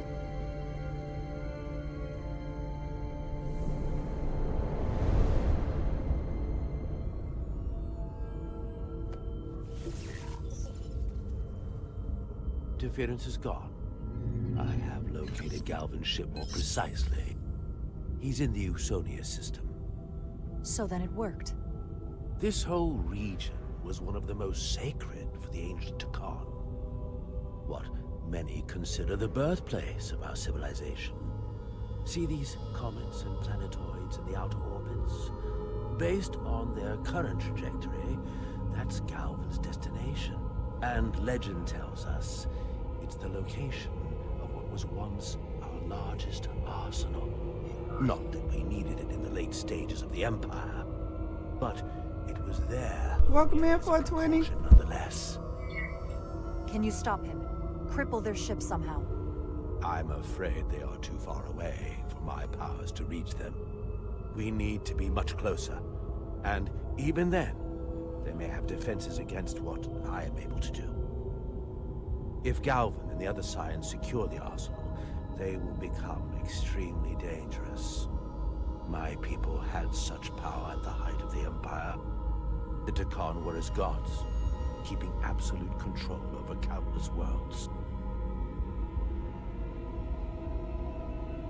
I must speak with them directly. However, the presence of this device is worrying. It's highly likely it was placed here by a Scion, hidden among your crew, and it is unlikely this interference device was the Scion Saboteur's only trap. If we reach Galvin and the Saboteur cripples your ship, we will be at their mercy. Even my powers will not be able to protect us. Do you know who it is? They may well do more damage if left alone. Time is not on your side. I'm fairly convinced they bioformed Captain Solano. I knew there was a reason I didn't like him. That explains it. Bioforming was so rare in the time of the Empire that I am not able to detect if it has taken place. Proof of your claim is something you will have to produce yourself. Then we have to bioscan him. I'll talk to Dr. Duval. That's quite the claim. Told me you were worried about him.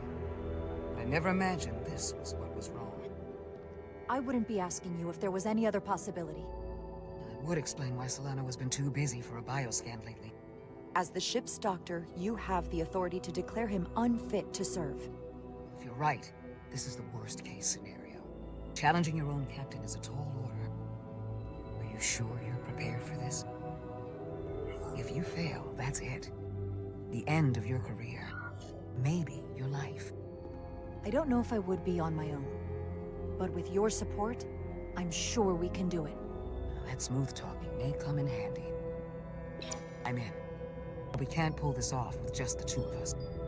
I technically have the authority to make Solano undergo a scan, but in reality, he can and will refuse to do it. We need at least another member of the senior staff to support your claim, or this could all blow up in our faces. You better think long and hard about who you can trust.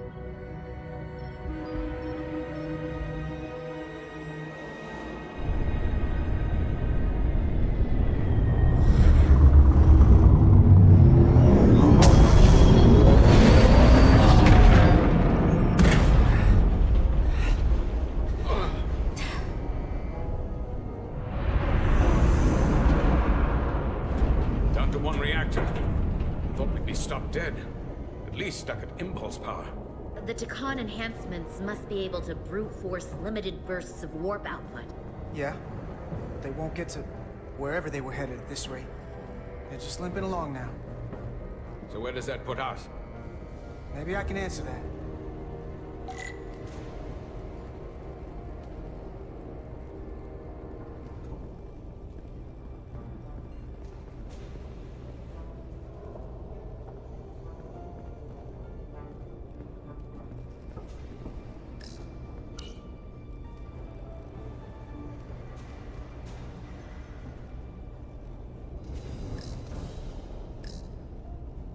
I got the ship's heading. They've changed course. Drastically. Looks like they're headed here. The Usonia system. They might stop there. Can we use the Zeldi's comms to signal your fleet? Our comm systems are locked. Grab hold!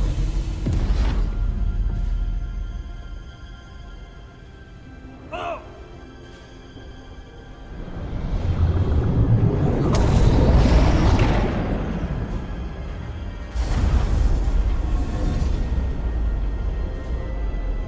The inertial dampeners can barely keep up. If they keep forcing this ship to make these short warp jumps, they're going to tear it apart. Zeldi is still made by a Lydian hand, despite all this Takan corruption. Whoa. We just gotta stay safe until Starfleet can find us.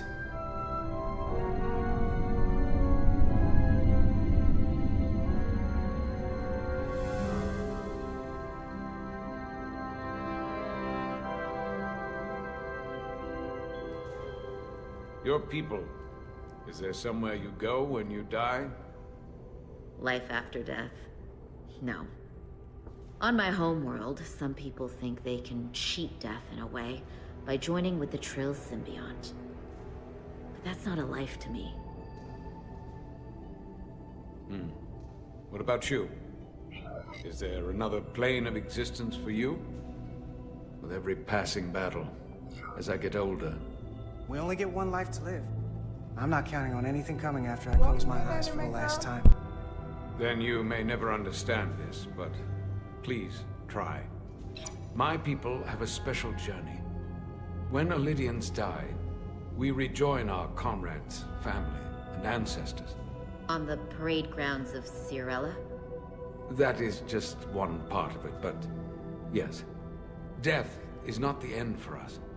So, even if some part of Itasca remains, by letting the Takan use her body, at best we are delaying the inevitable next step for her. At worst, we are leaving her as a prisoner in her own mind. You want to save the transformed. So do I. Now that I've seen it happen, does it make me a hypocrite to say he has a point? What if we can't get them back? We can't leave them like that, right? I think Itasca would want to be released. You're allowed to change the way you think with new information. That's how it's supposed to work. The way you think and the way you feel don't always line up. I had a sister, a twin. It's very rare among the Trill. You never told me that. She was one of the youngest hosts to ever join with the Symbiont. A sentient creature that lives in our body. It's considered a great honor. The Symbiont can bring centuries of knowledge and wisdom to the host. But sometimes, the Symbiont personality suppresses the host entirely. My sister was the closest person in the world to me. I knew she would be different after joining. But she drew more and more distant. The room we shared growing up was foreign to the both of us. And eventually she, or whoever she'd become, cut me out entirely. So I left for Starfleet and swore I'd never go back. I couldn't stand the thought of seeing her. Someone who looked like my sister. You should try to see her again. When all this is over. Maybe things have changed for her after you've been away for years. I couldn't go back. Not now. You remind me of Itasca. I do? Bonds are not made by what runs through your veins, but the blood you spilled together. Itasca was my family in that way. I want you to know there is nothing I won't sacrifice to win this fight. But if we're lucky enough to survive, I'd be honored if you'd count me as one of your tribe. As Itasca was. Even a couple of engineers like us? You are many things. I'll take you up on that. Same here. They not cease this madness.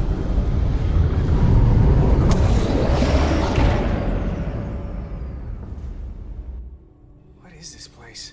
Is that the Veskar? Another one of yours? Not anymore.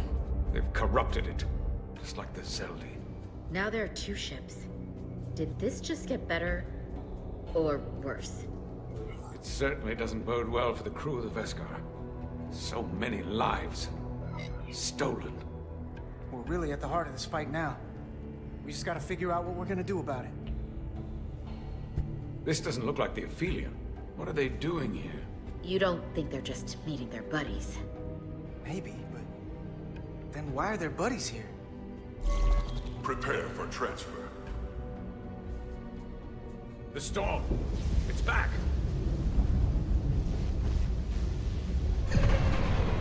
What happened? Hold on. Scanning. Metric radiation is dropping. The Zeldi's dropped to minimal power levels. It's running off just the one warp core now. That means... They've sent the Cartabula to that other ship.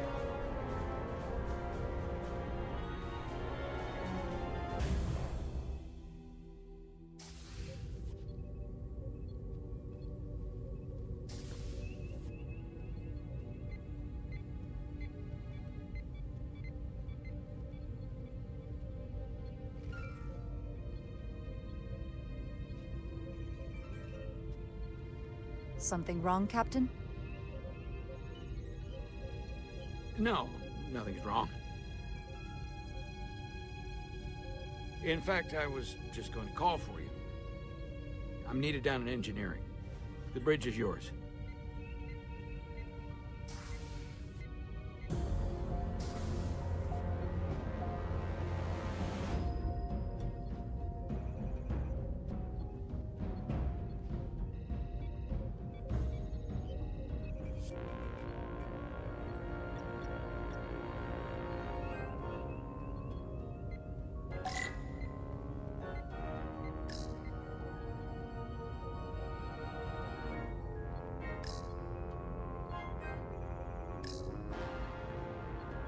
Commander Westbrook, a word, please. I'm busy here, so let's make it quick.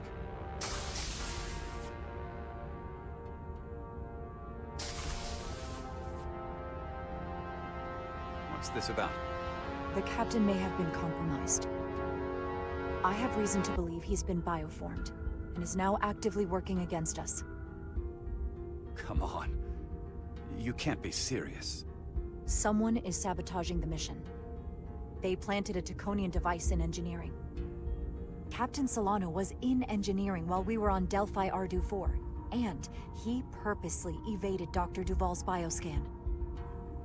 That's ridiculous. I just spoke with him a few minutes ago.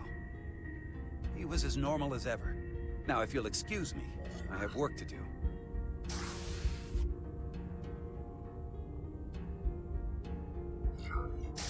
I cannot stress this enough. Our lives are at risk. The mission is in jeopardy. I'm not making this up. And I suppose you have proof? I'm working on that. Of course you are. This isn't the first time you've trusted me. That consistency makes me want to believe you.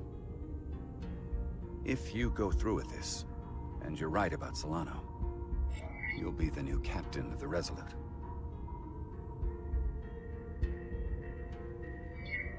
As first officer, it is my duty and responsibility to protect the interests of the ship and its crew when the captain has been compromised. I'll have your back. But you damn well better be right.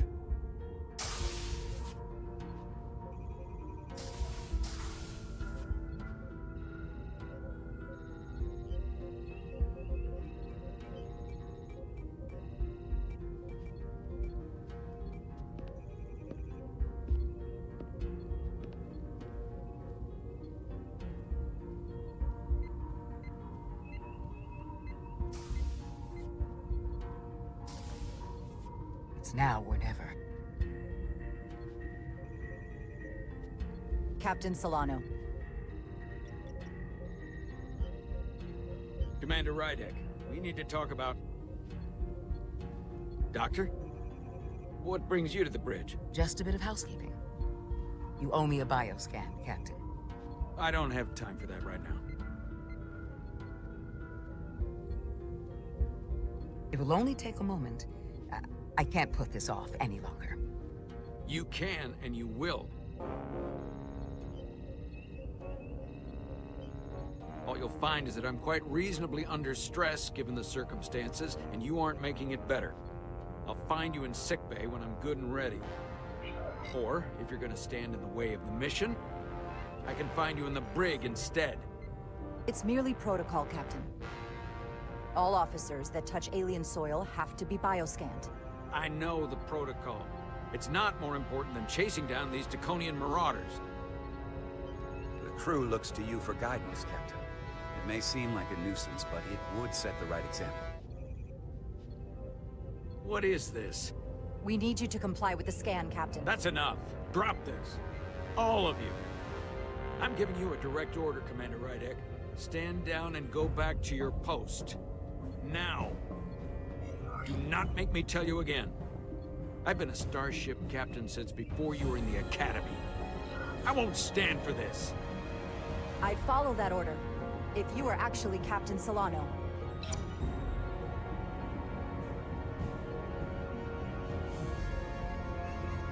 Well then, there's only one thing left to do. Security to the bridge. Arrest Commander Rydek. Take her to the brig. On what charge? Conspiring with the enemy and mutiny. Captain, please reconsider. I've given my order. This is not Captain Solano. He's been bioformed. He's a scion. You're out of your mind. Commander Rydek has proof.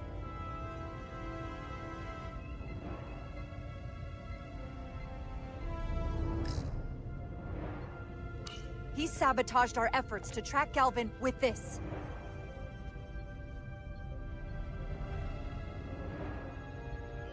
He planted it in engineering while we were down on Delphi Ardu 4. Lies! Perpetrated by the only Takan in our midst, Portal 6-3. He's actively trying to divide us from within. Captain Solano has refused to be bioscanned because he knows it will reveal he's a scion. Take her to the brig, or I'll do it myself. Oh!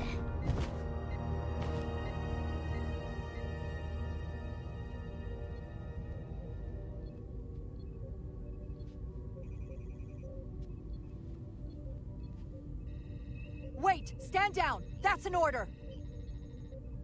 What is the meaning of this? Everyone hold until we get answers. This cannot happen on the bridge of a Federation starship.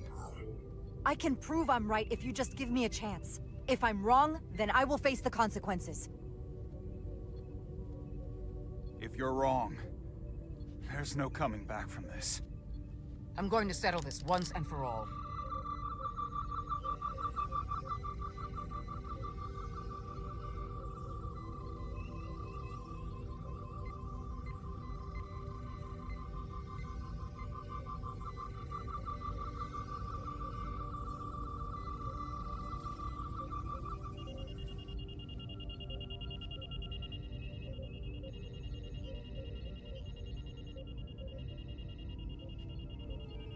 Commander Rydek was right. Captain Solano has been compromised. He's been bioformed into a Takan.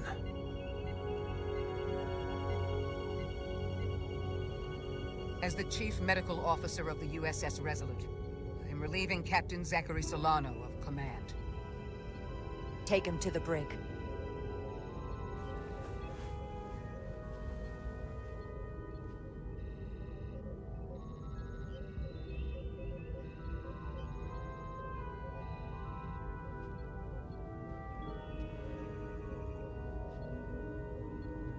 I don't know what to say. I'm stunned. We all are. Well, there's no going back now. You are, rightfully, the captain of the Resolute. And I'm with you from here on out. Need you to know that. Right now, more than anything, I need to know I can count on your support. Absolutely. You have my word. We have to come together to make this work. Whatever you need me to do.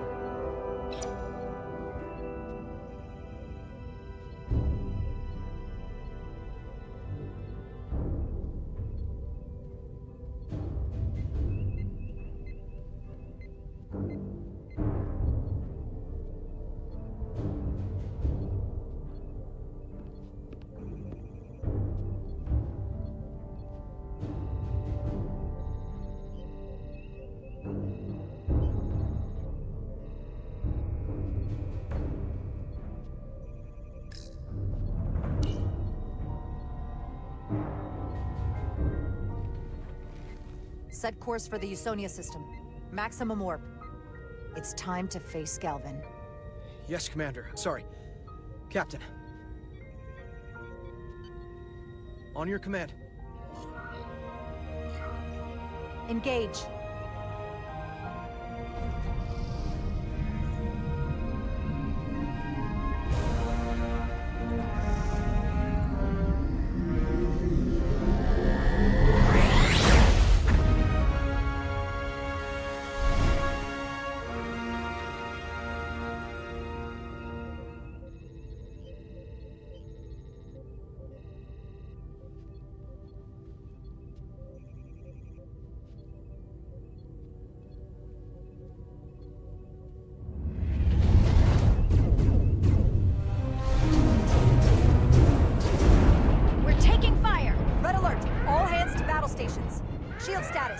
Set to maximum, but with the algorithms compromised, they may not do much. Captain, that other Elydian ship is here. The Zeldi?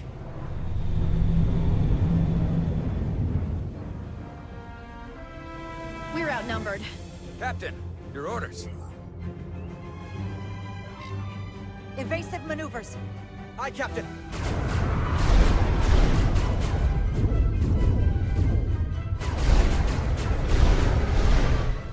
The Veskar's warp engines are powering up.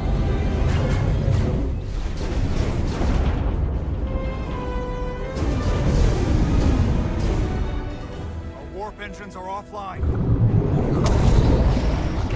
That must have been their goal. They didn't want us to chase the Veskar. According to my readings, they also took the Cartabula with them.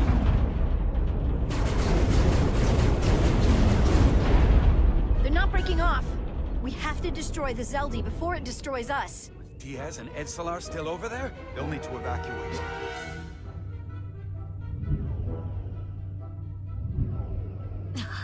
Come on. I almost have it. They gotta know we're here.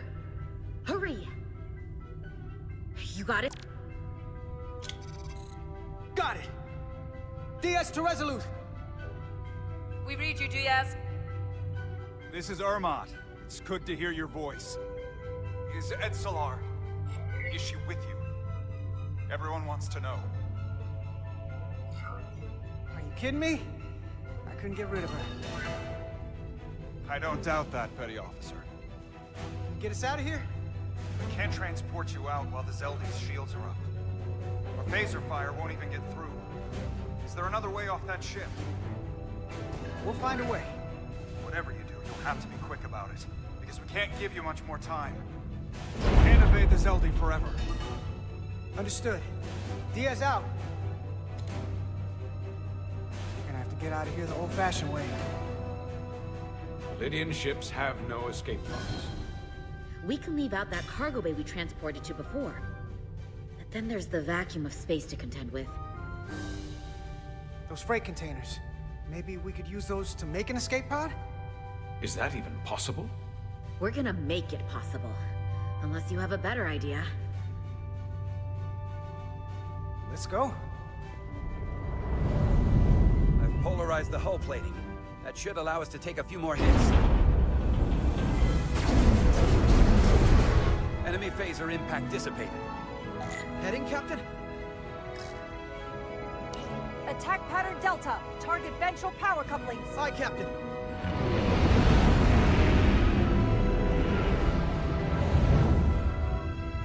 Zeldi, in range. Fire!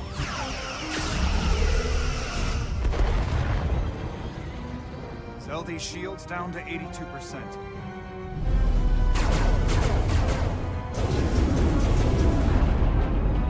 We're doing damage, but they're hitting us right back. We'll run out of hull before we penetrate their shields. Perhaps I can be of assistance. I can modify your impulse engines to amplify their meager output and avoid more of their attacks. But I will need full access to your propulsion systems. That goes against dozens of Starfleet regulations. It's not a security risk if the alternative is destruction. Denise, you can take this beating and hope you can weather it. Or will you put your trust in me? I've left everything behind for you. The least you can do is put your faith in me. Commander Ermot, give Portal access to the propulsion systems. You're going to have the ship in your hands. Don't let me down. This will take a moment.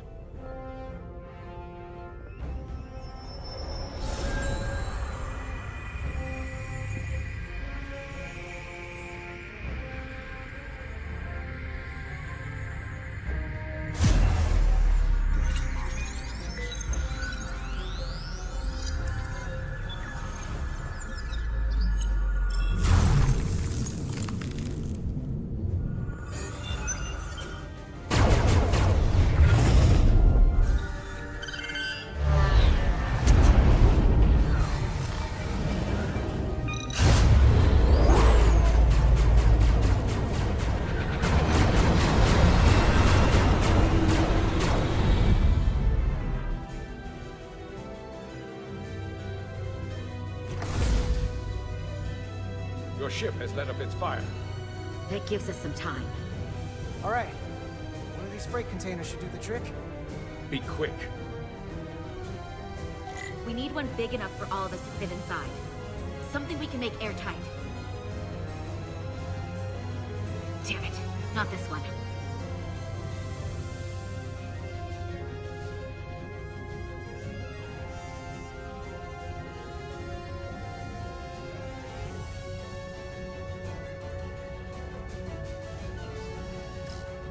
Not enough room for the big guy.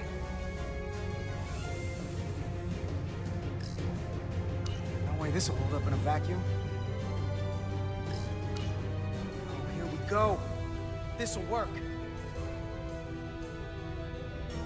That's great, but it's not airtight yet.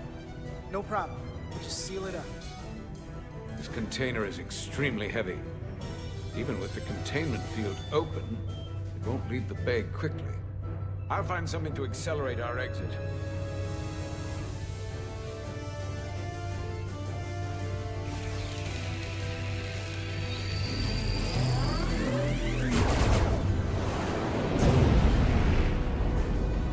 Glancing blow. Very little damage.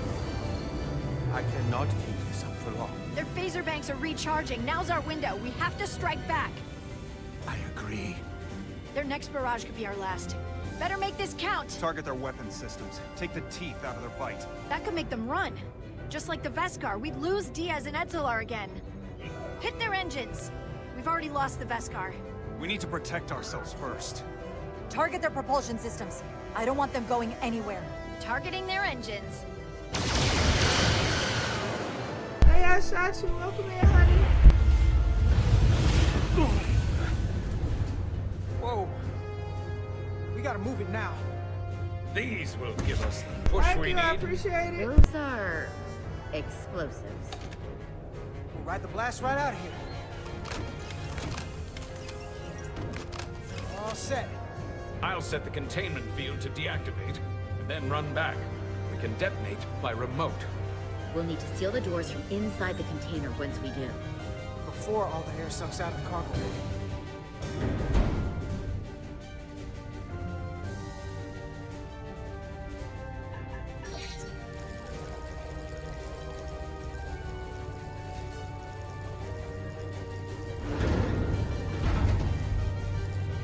Just a few more moments. Hurry! What are they doing in there?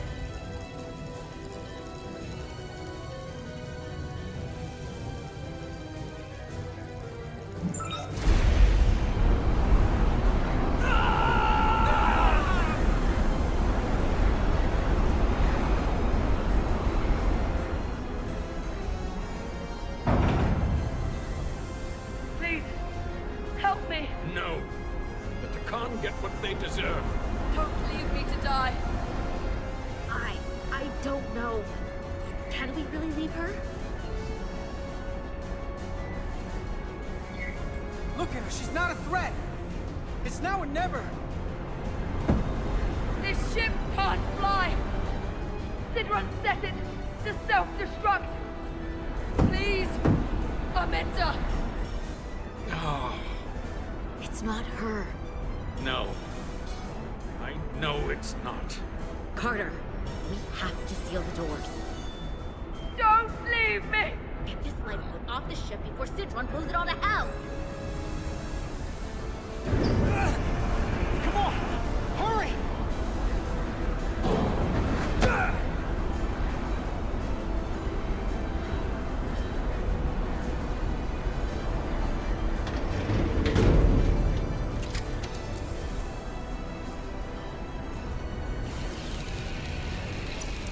Hetzelar to Resolute. I have the away team. Go ahead. We're about to exit. We see the cargo bay containment field is deactivated. Get that tractor beam ready. And you should know, the Zeldy is set to self-destruct. If we do enough damage to the Zeldy first, it'll prevent the self-destruct sequence from completing. We can't wait any longer. We have to fire. Captain, they're almost out of there. We need to act fast. Hold all fire! Get out of there, Petty Officer. Do it now! You heard her. Done! Ready? Detonate!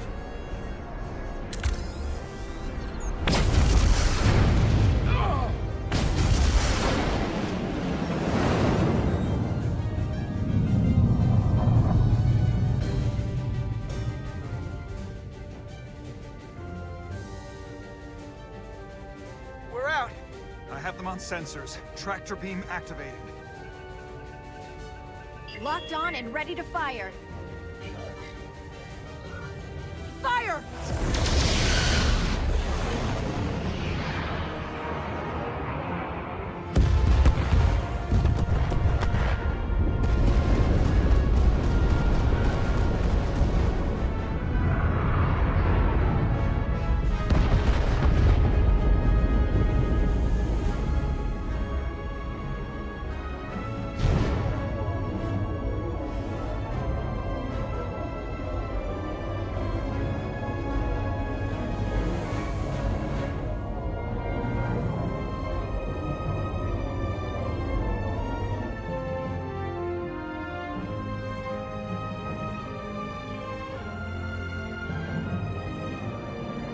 Tractor beam's locked on. We have them. They'll be pulled into the docking bay shortly.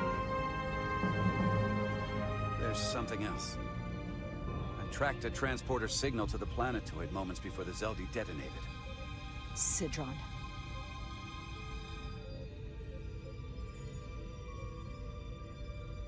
There's a Takan structure there. It's the reason they were here. It's the reason we are here. Now.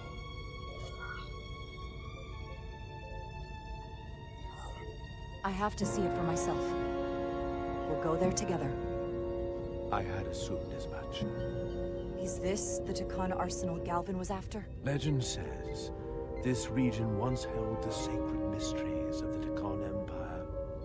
Our greatest treasure. Our most fearsome technology. I want a full security detail. Westbrook, Brodrosian, you're with me. Mr. Ermont, you have the con. Wait. You're not the first officer anymore. The captain is supposed to stay with the ship. I'm surprised Lieutenant Bedrosian didn't raise that first. I thought Captain Rydek knew what she was doing. That's the protocol. But it's also a captain's prerogative to break that protocol. I suppose it is. We'll deal with the first officer vacancy when we return. Until then, Mr. Ermont? Yes, Captain.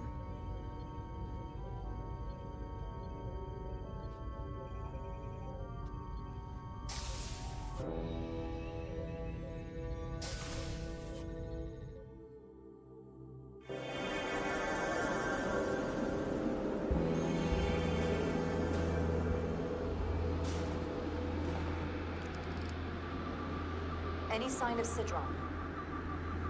Not that I can see.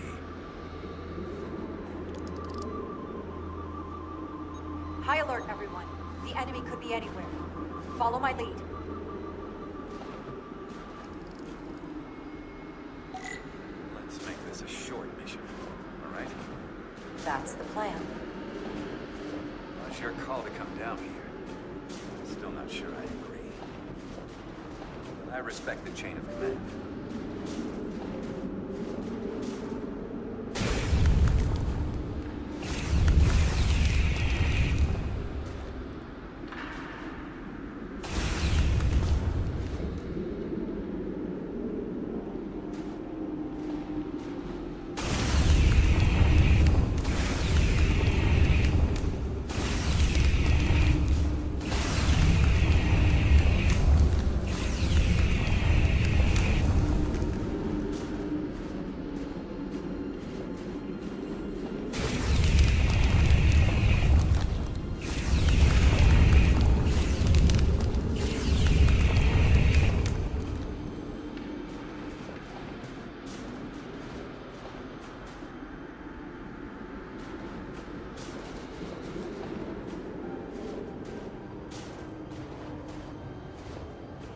I like it.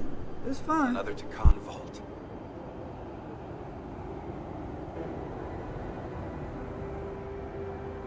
It's worth playing. I like the fact I can make decisions in it.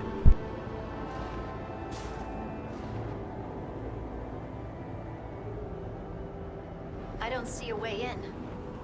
Vault in the mines was already open. There must be some way to activate it. Portal, can you open it? It is a Taconian vault. I thought you'd never ask. Hopefully I can finish it.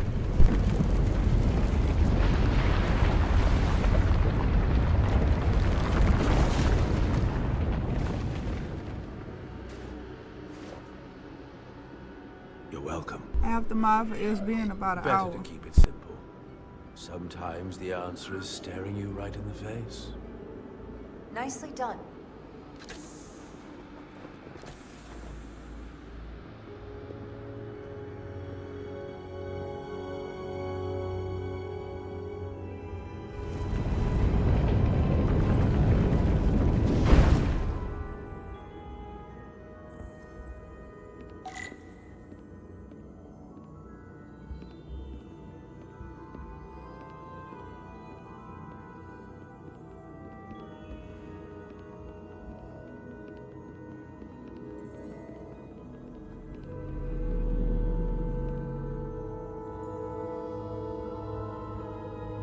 Spread out.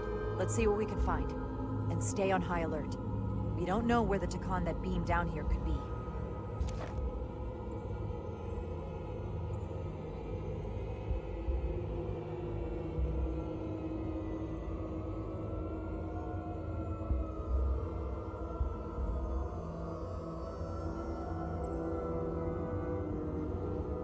You will need my help, Commander.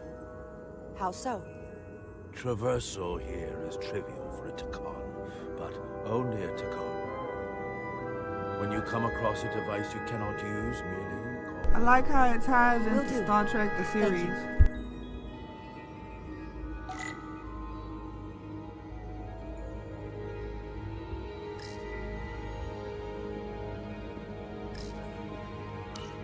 Do you know what this place was used for? It feels familiar, but I'm not certain. The Empire was vast. I did not know every corner of it, and much was built after I became a portal. However, Takan would not build such a place without something precious to protect. Whatever that is, we have to find it before Galvin does.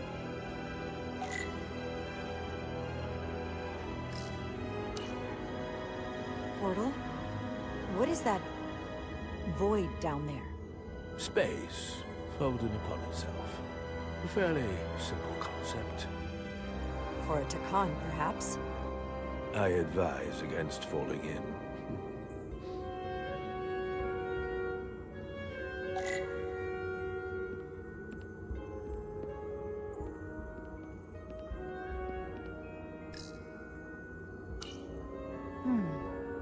This pattern resembles the transporter device Petty Officer Maris used to escape the Resolute.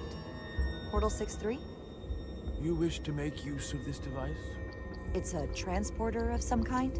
It allows Takon to move through space instantly a short distance. Very convenient. I will activate the system for you.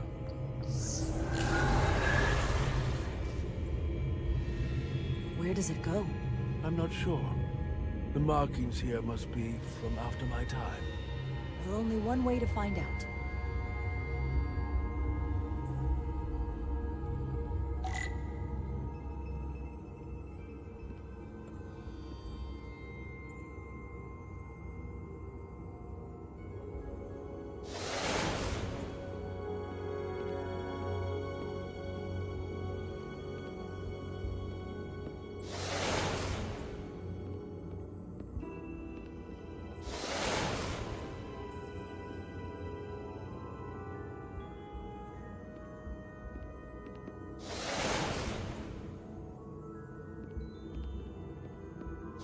Thank you, Chef, for still being here. I appreciate it.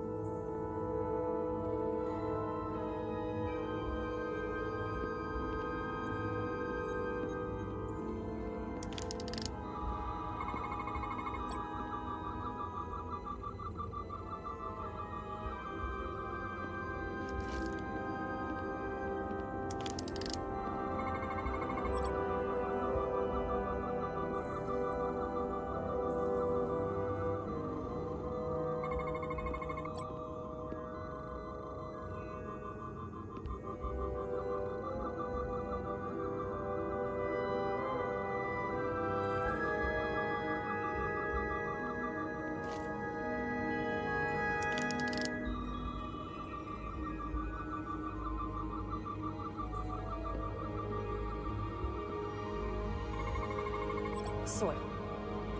Just soil. It's not from this planet, nor any planet in the Federation.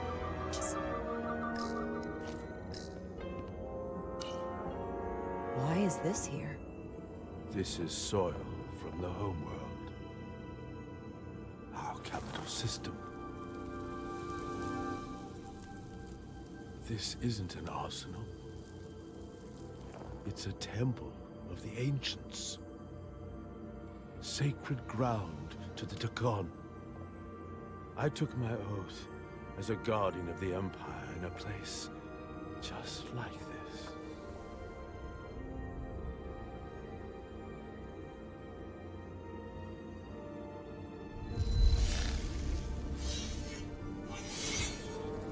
You cannot imagine the look of pride in my parents' eyes as they said goodbye. Forever.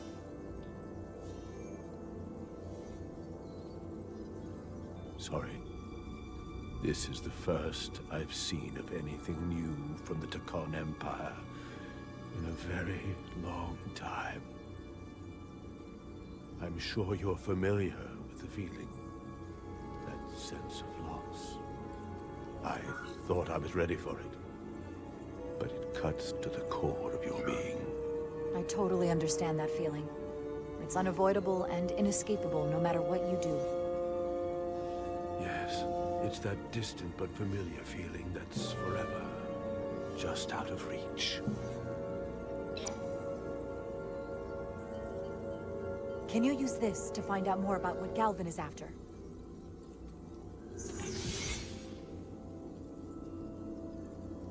The information's encrypted. I can only discern that it's a warship. No. It's the Aphelion. Perhaps the most powerful Takonian ship ever built. I can't access the full file, but looking through the ship's schematics, it appears to be equipped with some sort of experimental, highly advanced transporter technology. Transporter technology? For what? Captain, you better come see this.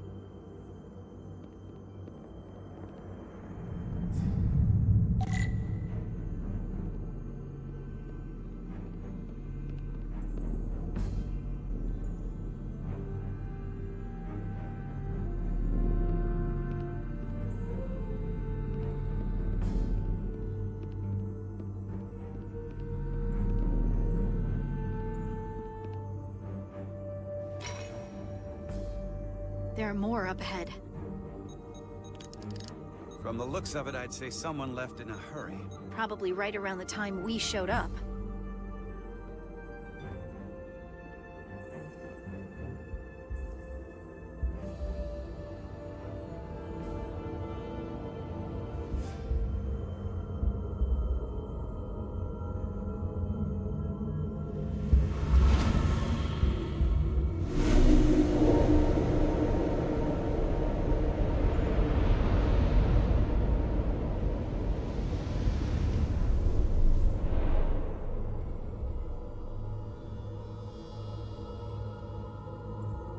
I've seen these before, in the other vault. And if all of those are the same as this, then there must be... Hundreds of millions, if not billions. All that remains of the Dakan civilization. Distinct person, encapsulated in crystalline form. Preserved for all eternity. You thought this was an arsenal. And in a way, you're right. This is how they rebuild the Dakan Empire, and bioform billions of innocent people. That seems to be the case.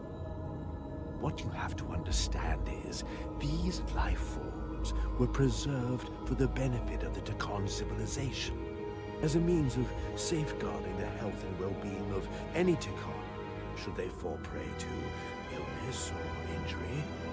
They were never intended to be used for this purpose. There you are wrong. This was always their purpose, to restore the glory that was lost.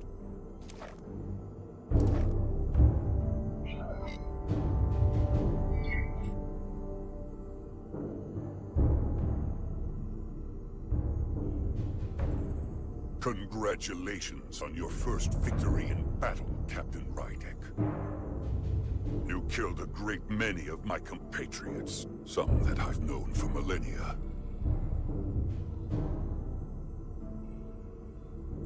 Are you proud of how much death you've caused? Each Dakan life is precious, irreplaceable. Centuries of knowledge and culture, lost with each one you murder. I was protecting my crew. It's regrettable to take any life. But when someone threatens galactic civilization, force is the correct response. And I suppose it worked. For now. Thankfully, I don't have to convince you of anything. We'll all be on the same side soon enough. You can't just bioform whoever you want. Not without a fight. Ah, but that's just it. There won't be a fight. In fact, most won't even know what's happened. One minute you're standing there as you. The next, you're standing here as one of us. He's talking about mass transformation. That's what the Aphelion was built for. The transporter. It'll reconstitute your DNA and bioform you into a Dakan in the blink of an eye. This is what they'll use as ammunition. In a manner of speaking, yes. Of course, that's the simple version. But the end result will be the same. You're talking about a crime against sentient life on a mass scale. Or an evolutionary process, where the strongest and most capable survive. The Aphelion is on its way here as we speak. Now it's only a matter of time. You can't delay that which is inevitable. Which makes your next decision fairly simple, brother. You are, after all, a portal. I am. Your sole purpose is to serve as a guardian of the Dakan Empire. But you stand here surrounded not by your fellow Dakan, but by members of the Federation. By people who deny our fundamental right to exist. You swore an oath to protect the Empire. And I can only assume that's why you're here. There is only one true Dakan here, and that's Portal. You're a scion, a disgrace to the memory of the Takan, brought back through unnatural means. I only tolerate your presence so long as you continue to amuse me. Which side are you on?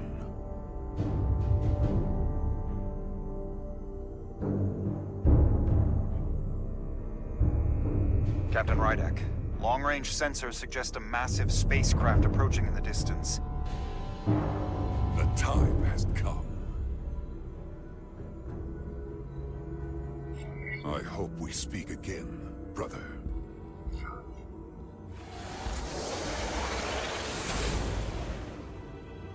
Estimated time to contact, 6 minutes and counting. We can't stay here. We have to get back to the ship. And we have to preserve these souls.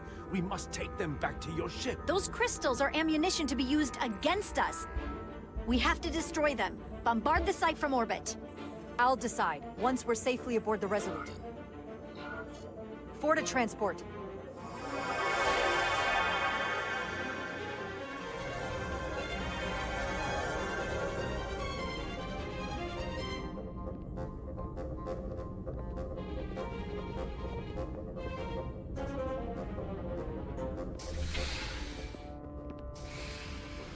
You have to hear me out, Captain.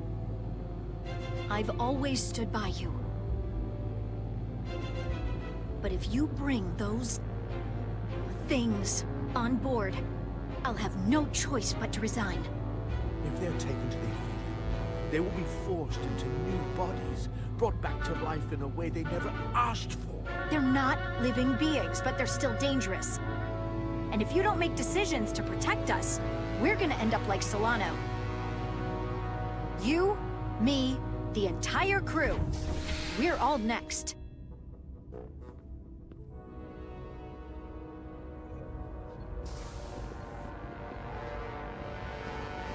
Two minutes and counting.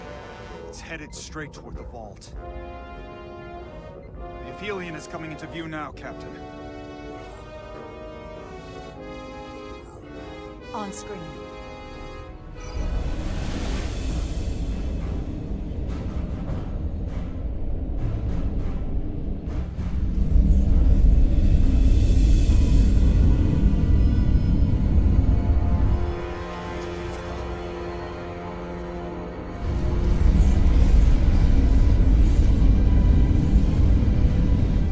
Arrival at the second vault in less than a minute.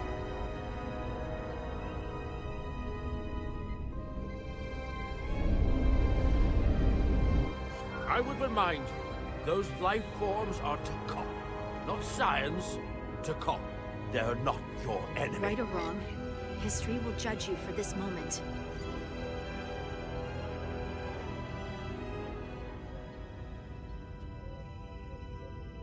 Transport the storage crystals aboard the Resolute. Did I hear that right? That's an order.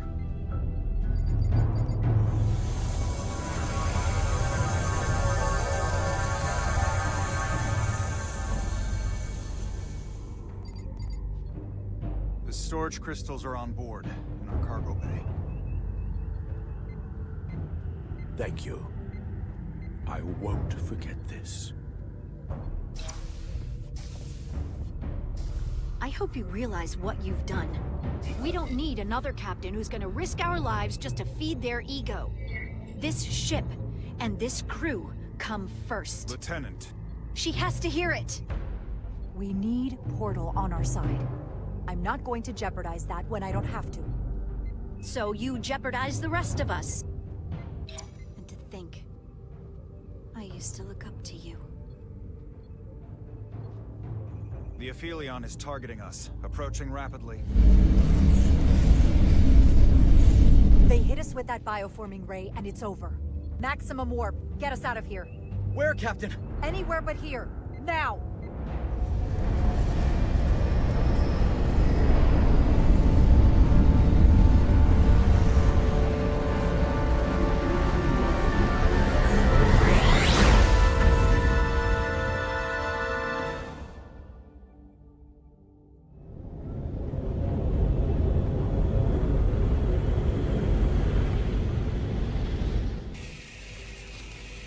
Friday to you too, honey. Thanks for coming by. I appreciate it.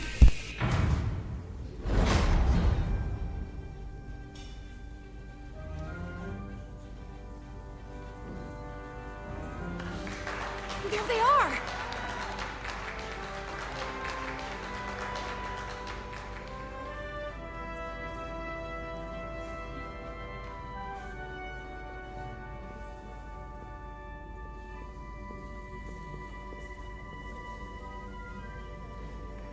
Thank you.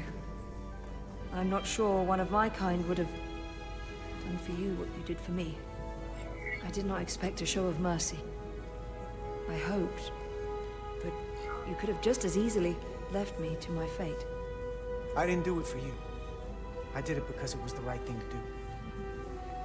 I don't understand it, but I'm glad you did.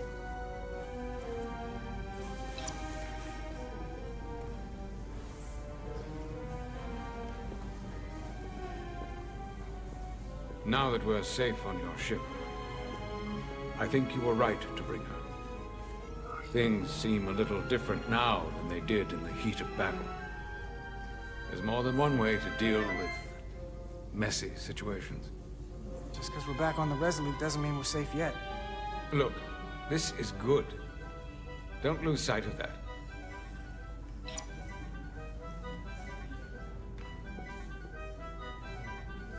No surprises here. But your shoulders separated. If you come with me to sickbay, we can get you fixed up in no time. Thank you. I'll find you afterwards. You two, check in at your stations. This thing isn't over yet.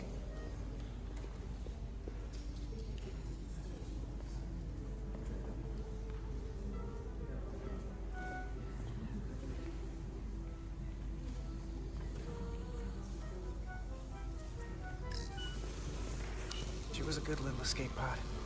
Not that I want another ride like that anytime soon.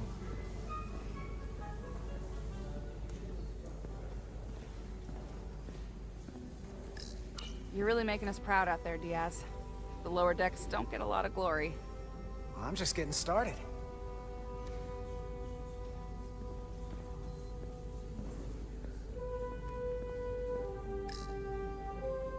Hey, Diaz. Yeah? Did you see our people over there? Miranda? Kapoor, Hauser? We saw Miranda and Kapoor, but they're bioform. And as far as I know, there's no way to undo it. That means they're not our friends anymore. If they attack us? We'll have to stop them. No matter what it takes. Yeah. I guess we have to be ready for that.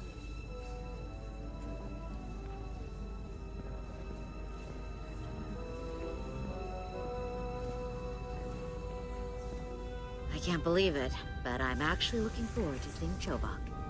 Not that I'd expect this kind of welcome from him, but I can just imagine the look on his face.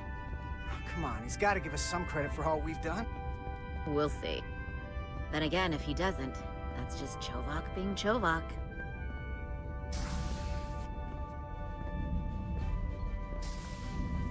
I can't believe it! You evaded the Takan, ejected their warp cores, and lived to talk about it! That about sums it up. They're gonna be teaching this at the Academy for years to come. I mean it.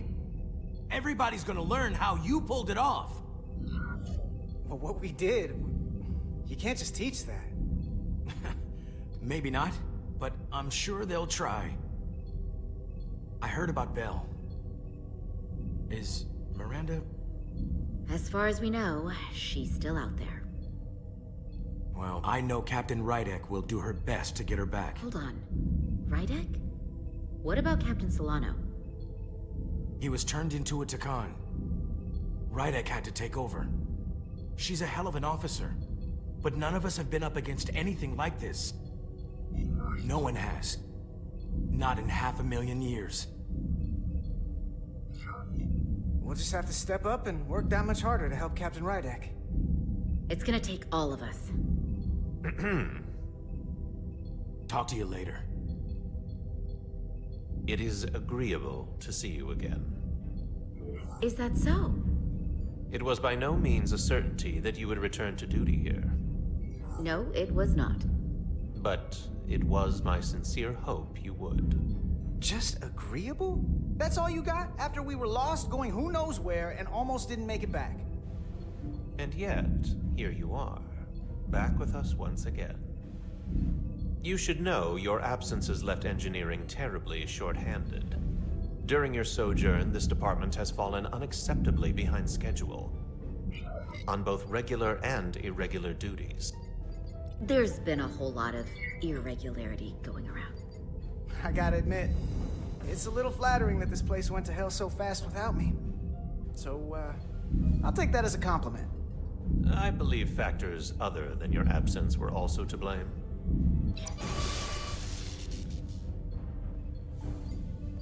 Normally, I would assign you to one of the many pressing repair tasks. But, given your experience on board the Zeldi, I have suggested you join the senior staff briefing as we determine our next course of action. You can commence your maintenance shift afterwards.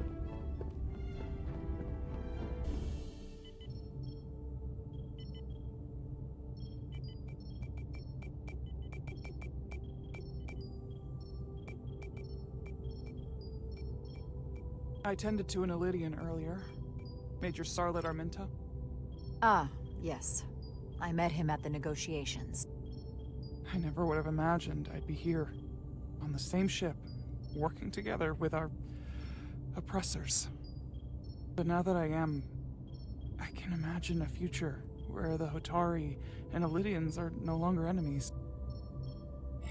I always hoped for peace, but it seems so far away. Peace is often fleeting. If there's a chance, you should take it. Peace with our former enemies may be hard for some to accept, but it's what my people need. It's coming along nicely. Thank you, Tylus. I'll take it from here.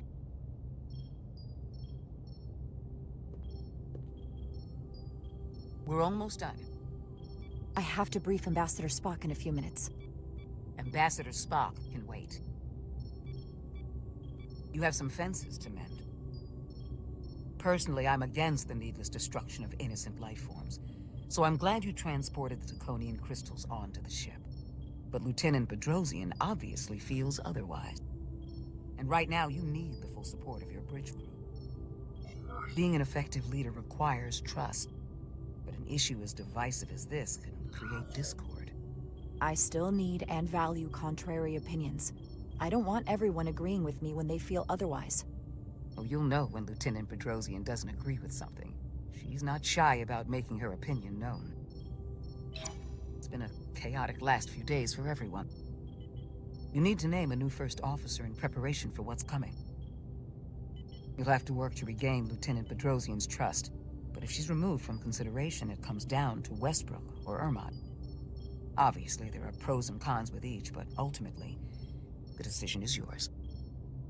Commander Westbrook has seniority and was hoping to be Captain Solano's first officer. Ermot has the knowledge and experience that makes him more than qualified. You really couldn't go wrong with either of them.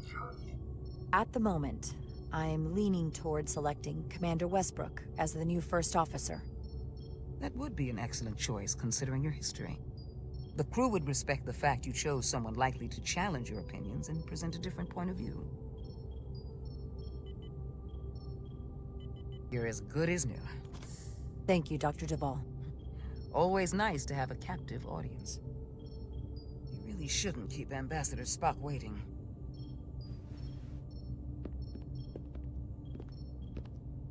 Captain.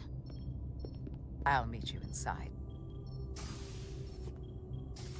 I'm here to officially tender my resignation from the crew of the USS Resolute. I cannot in good conscience continue to serve aboard this ship, not while the interests of the enemy take precedent over the safety of the crew. Lieutenant, we both know how much we need your help and expertise for the coming conflict. I have no one to replace you. I understand, Captain, and I apologize, but my heart is not in it any longer, and to stay would be a disservice to us both. My door is always open if you change your mind. I appreciate that.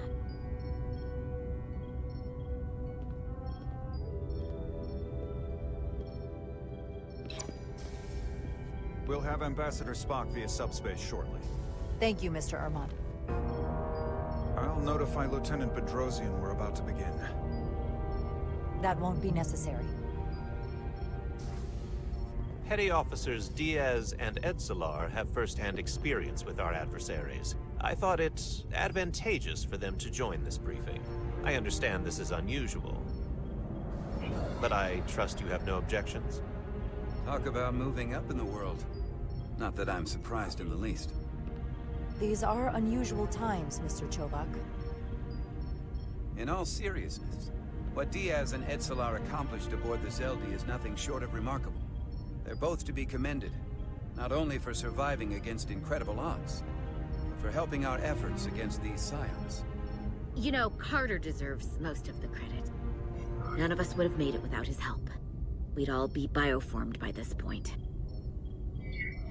Well, I could say the same thing about Edsalar here. She deserves as much of the credit as I do. It's like a mutual admiration society. Ambassador Spock is ready for you. Put him through. Captain Rydek, your recent change in station certainly warrants mention, and I trust you to faithfully execute your expanded duties. Right now, we must keep our attention on the clear and present danger that lies ahead, the Takan and their warship. The closest populations are the Hotari and Elydian systems, and they are likely the first targets for mass bioforming. After that lies Federation space. I have advised Starfleet Command to send an impromptu battle group to intercept and assist you, but that will take time. You are our first line of defense. And with our shield algorithms compromised, we are at a great disadvantage. Of course, you know that as well as I do. I'm glad to hear the battle group is en route, Ambassador. With what we're up against, we're gonna need all the help we can get. And you will have it. Remember, our strength is drawn from our ability to work together towards a common goal. Have we made any progress in finding a way to defend ourselves from the Aphilion's bioforming weapon? Currently, our shields will not protect us, but I am compiling all of the information the away team gathered on the Zeldi and cross-referencing it against our own as well as Portal 6-3's methods. The away team is sitting right here. They survived without getting bioformed, so we know it's possible. So, what's the secret? How do we defend ourselves? Is there a weakness we can exploit? Something we can do to avoid getting bioformed? As simple as it sounds, the best thing to do is to not get caught. Whether it's one-on-one or the whole ship. We avoided the Takan as much as we could. But we saw the bioforming, and there's not much you can do. I found something that might help. It's too soon to say for sure, but we've had some promising indications that Duridium can delay the bioforming process. Duridium? It's not a cure. It's not going to bring anyone back we've already lost. But Duridium is a cell stabilizer, so it has the potential to slow down the onset of physical and mental changes, if not entirely prevent them. And we might be the only ship in the fleet with this much Duridium on hand. In fact, a lot of ships wouldn't have any. You say that it slows the process, but this doesn't actually stop the Takan from taking over, does it? Correct. I can't be 100% certain, but it appears this is only a short-term solution. Also, it requires a much larger dose to be effective. We don't have enough Duridium on board to protect the whole crew. We barely have enough to protect everyone in this room. Sounds like it won't do us much good then. The use case I'd suggest is that it could buy a little time for an officer or a small group to complete a task or mission. But it has to be taken at the moment of exposure to the bioforming mechanism. Prepare a delivery method for this remedy. That raises the question, what is the mission? Assuming the Aphelion uses shields of some kind, I don't expect it will be easy to bypass their defenses. We may not be able to block the Aphelions' attack either. But if they do strike, we know their weapon uses transporter technology. We might be able to backtrack their signal path. Like we did to evacuate Captain Rydek from Tau. Exactly. We could send an away team onto the Aphelion. So we could destroy it from the inside. I'm not exactly sure how, but that's the idea. So it's like jujitsu. We use their attack and turn it against them. That's the idea. We'll keep thinking on it. I'd rather not have to take a direct hit to punch back. There might be some other way we can turn their strength into a weakness. We'll need to prepare a boarding party, if it comes to that. Petty Officers Edsalar and Diaz are the logical choices to lead any away mission to the Aphelion. They have already crippled one enemy ship. If anyone can do so again, it is them. This isn't like the engineering mission that took you to the Zeldi. Do you really have some special insights that a tactical team wouldn't? Doesn't the fact that we're here speak for itself? Just surviving won't be enough this time. We found that only a Takan can operate their technology to its fullest. So, unless we want to try to do this with one hand tied behind our backs, we're definitely gonna need an assist from this portal guy. I like that even less. Like it or not, that's the truth. Yes. Portal should be part of the away team. There's no question in my mind. If this is the necessary course of action, I support it. I will compile all the latest data on the tricorders, just in case. In the meantime, I want you working on ways we can combat the Takan tech. Shields, weapons, anything we can use. Yes, Captain. Anything else, Ambassador? I know this matter is in capable hands. Hold the line as best you can. Help is on the way. Thank you.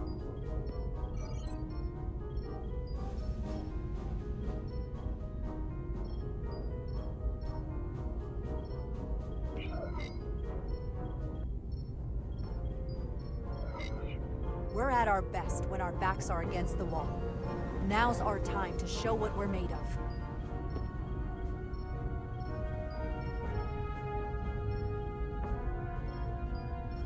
Thank you, Petty Officers Diaz and Edsalar. You're dismissed. While we have a quorum of senior staff, there is a procedural element we need to take care of. The Resolute command codes must be transferred to Captain Rydek for control of the ship. Of course. Computer, transfer all command codes to Captain Jara Rydek. Voice authorization Ermot, Echo 4 Lima. Voice authorization Duval. Beta 2 Yankee. Voice authorization Westbrook. Alpha 7 Tango. Awaiting your authorization, Captain.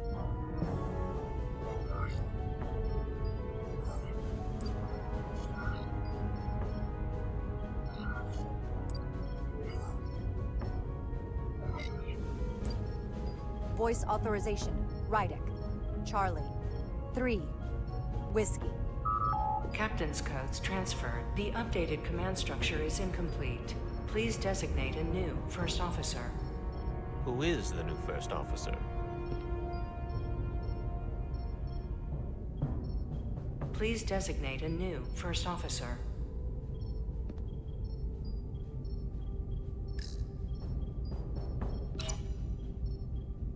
It is an honor and a pleasure to name Commander Westbrook as my new First Officer. Thank you, Captain. You made the right choice. Congratulations, Commander. It's long overdue. I know we've had our differences, but I can't tell you how much I appreciate this. Computer, Commander Westbrook is the new First Officer of the USS Resolute. Awaiting voice authorization. Voice authorization Westbrook. Alpha 7 Tango. Authorization is now complete. Now, if you'll excuse me, there's work to be done. Nicely done. I think that went well. Captain, could I have a word with you? Give me a minute. Look, I respect your decision, Captain. Commander Westbrook has seniority, and I can understand why you might have felt pressure to promote him. But what I can't understand is why you would choose someone so clearly unsuited for the position. It's the very reason why Captain Solano chose you over him. Because he knew Westbrook as first officer would be disastrous. I won't argue with you about it. You very well might be right. But I had to trust my instincts, and that's what led me to Commander Westbrook. He may have been the expected choice, but that doesn't make him the best. Maybe I've had it wrong this whole time. But I thought we've had an excellent working relationship almost from the moment you first arrived. Yes, I was insulted when you didn't trust me with the information about Captain Solano being compromised, but I've always supported you, which is certainly more than you can say about Westbrook. I was always against you, especially with regard to Captain Solano. Look, I'll be honest. I can't do this without your help. You're one of the best officers we've got, and I need you by my side. Otherwise, we don't have a chance against Galvin. It's as simple as that. And I'll be there when you need me, just like I always have.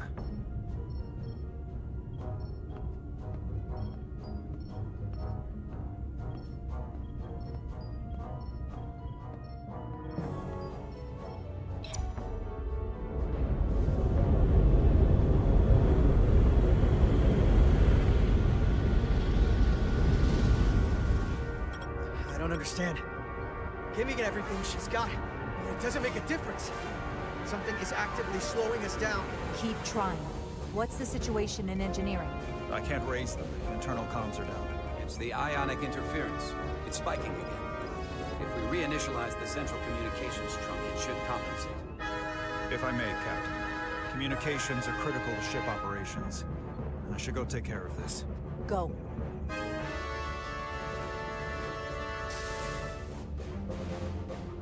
I was hoping we could buy enough time until Starfleet could send more ships. But it looks like we might have to face off against the Aphelion sooner than we might want. If it's just us, I don't like our chances. We can't fight them on their terms. We have to be clever.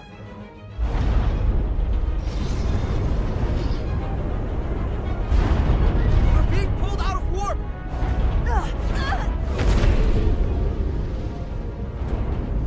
The Aphelion is closing on us, and fast.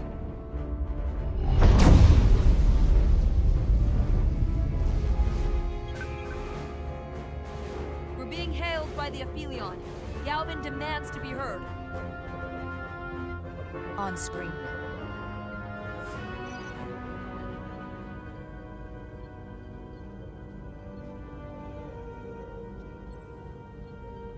You thought you could run? That I would let you escape so easily after taking what's mine? How pathetic and predictable. At least you can take solace knowing you'll be a far braver Takan than you were as a cowardly Koblian. Is it any wonder your people perished? If your every instinct is to run from a fight. You can talk all you want, but I'll never be Takan. Never will be here sooner than you think. We both know I hold your fate in the palm of my hand. That I could crush you in an instant if I so desired.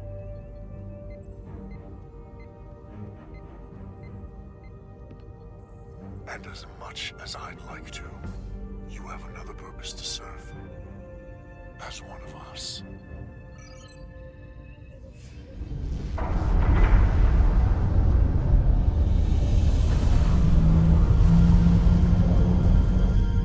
Red alert! Pandar, get us out of here!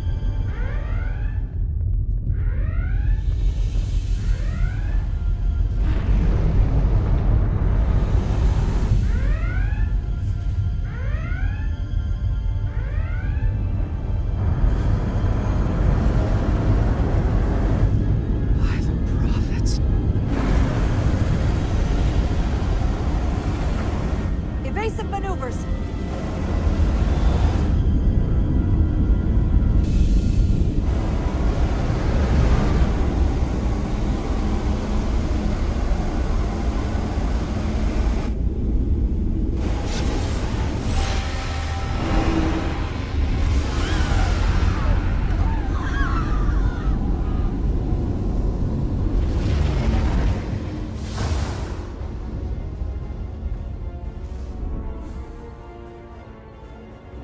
They've hit the engineering section. No systems or structural damage, though.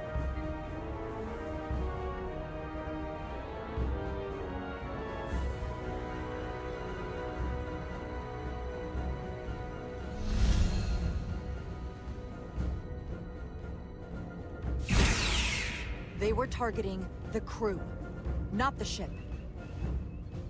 Captain, we have to respond. Hit him in the mouth.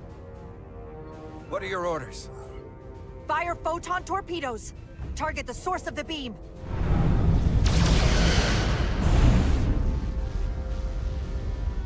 The Aphelion remains undamaged by the photon torpedoes, Captain. And its shields are fully intact. It's too powerful to take head-on. Damage report from the lower decks. I still can't raise them, Captain. Could be that the system's down. Or that was the Takan bioforming ray.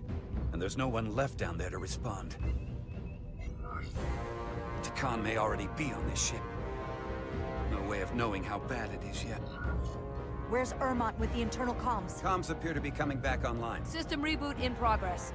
I'll keep trying to reach him. Good. Hey, Kree, welcome Here are your in. new tricorders.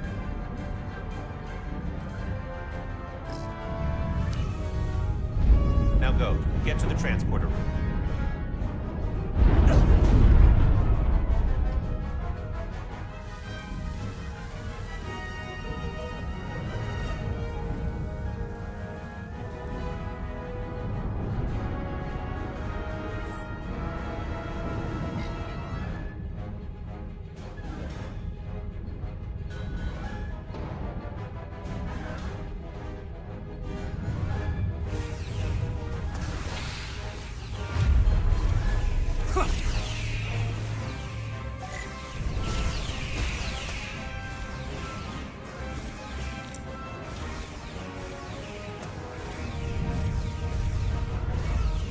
It's good. It's worth playing. I really like it. We don't know who's on what side, Carter. Come on!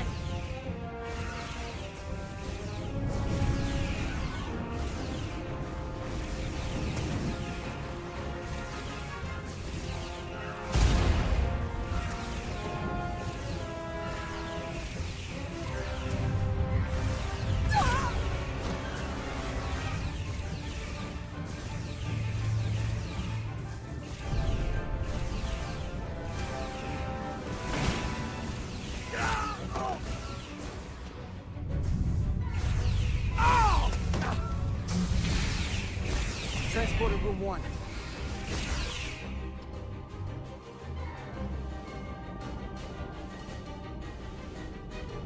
You're coming with us? A security officer told me your funeral, which I gladly accepted. These are concentrated iridium doses. You need to take the dose as soon as you're exposed for it to be effective. Hell, take it right before if you can get the Takan to whip while you do it.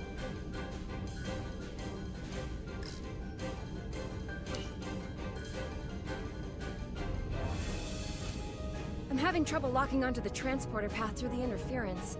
Done this before. I have to align the transporter with the tetrametric signature. We need to tunnel through the shields.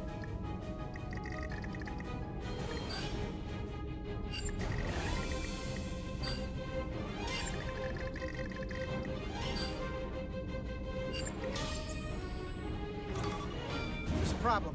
We don't have enough power to make the jump. I might be able to divert power from Stand aside. The signal is now resolved. I couldn't let you fumble about any longer. Time is running short. That's great. You must be Portal 6-3. Yes. Guardian of the Takan Empire. I'm Carter. Engineer of the Starship Resolute.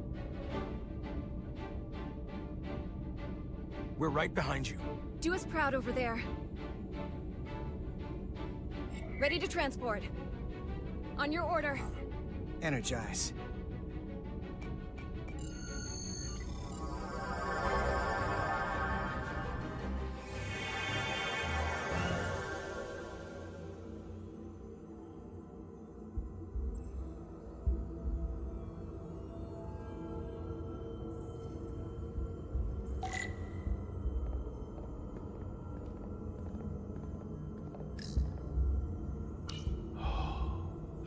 story of it. This ship is a marvel. Even to me. It's almost a shame we have to scuttle it. The galaxy has never seen a ship like this. And it won't see one ever again. It is beautiful. I'll give you that. Resolute, come in! We're losing cohesion. I'm gonna try to use my tricorder to pattern enhance some.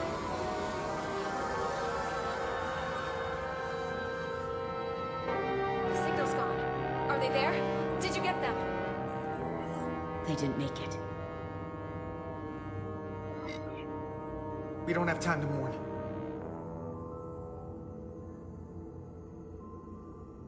We have to get to the Cartabula and disable it. Hopefully before the battle group shows up. Get served up for the Aphelions' next meal.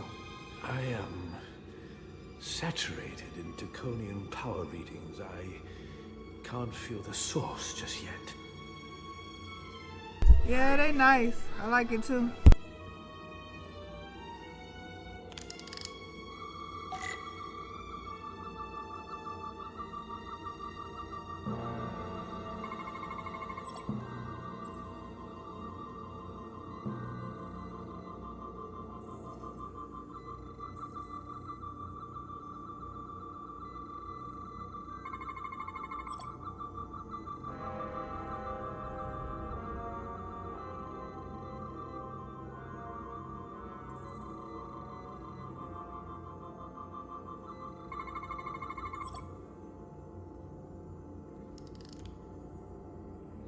This way.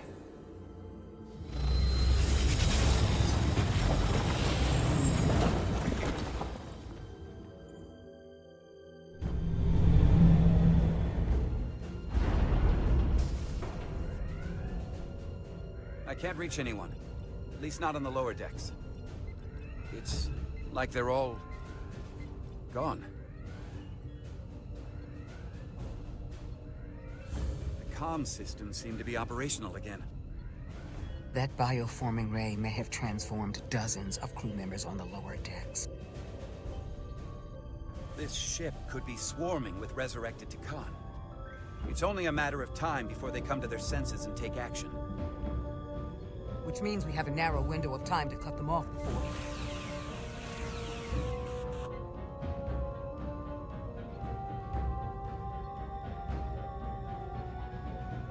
Captain, we're holding them off as best we can on Deck 9, but...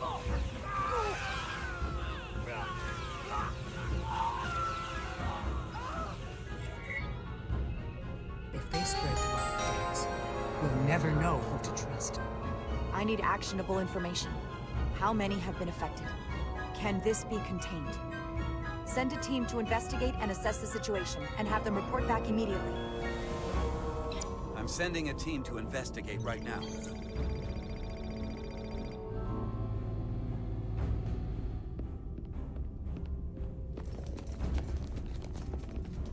And what happens if some of the bioformed manage to escape? How should the crew engage them? Or should they? We don't want suspicion to run rampant. We should be cautious. If a situation arises, I want phasers set to stun. Of course. I'll let the crew know to proceed with caution. Have we heard anything from Commander Ermot? No. And he's been gone for quite some time. The comm system he went to investigate. It's near the affected area.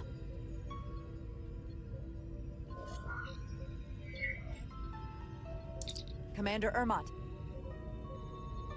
Commander Ermot, can you hear me?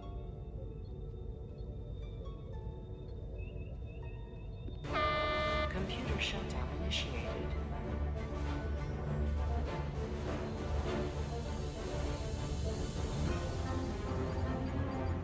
According to this, it was initiated by Commander Ermot.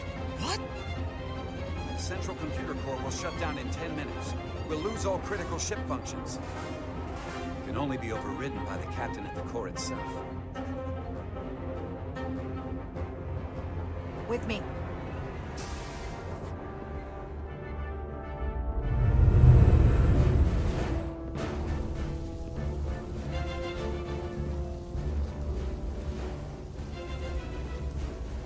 went down to investigate the lower decks, as you said. But some of them had already escaped. They attacked us immediately.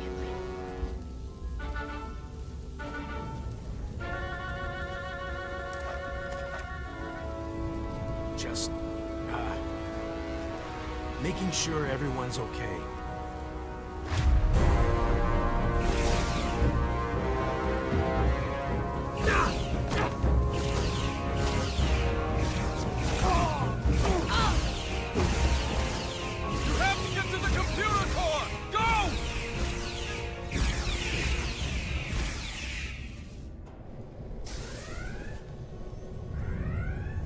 Master Console is up there.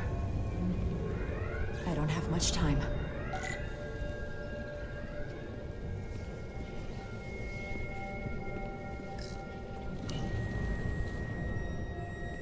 Captain Rydick, it's me, Commander Ermont.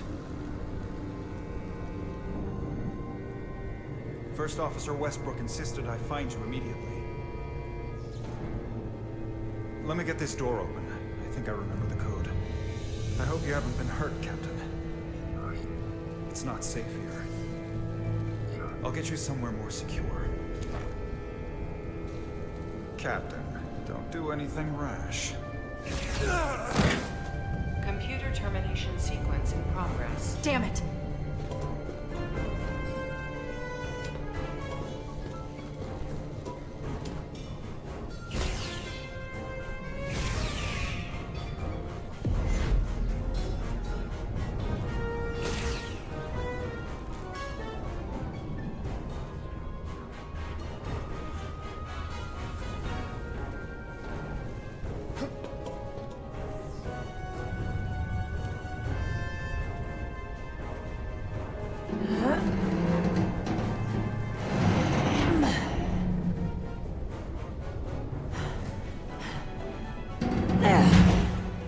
Be reasonable, Captain.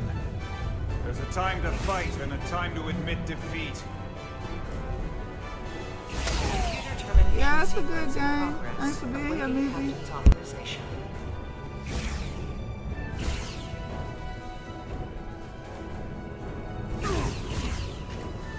Cancel computer shutdown!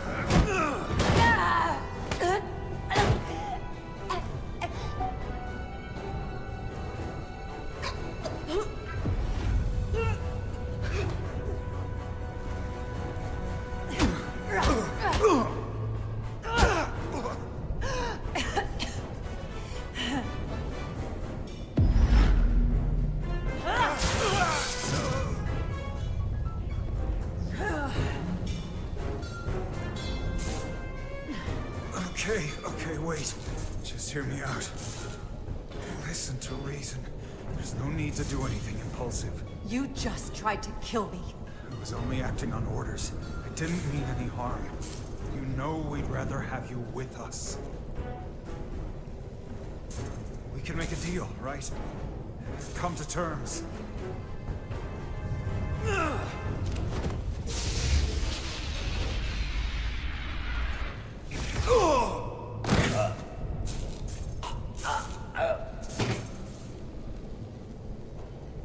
Awaiting Captain's authorization. Awaiting Captain's authorization. Computer termination sequence still in progress.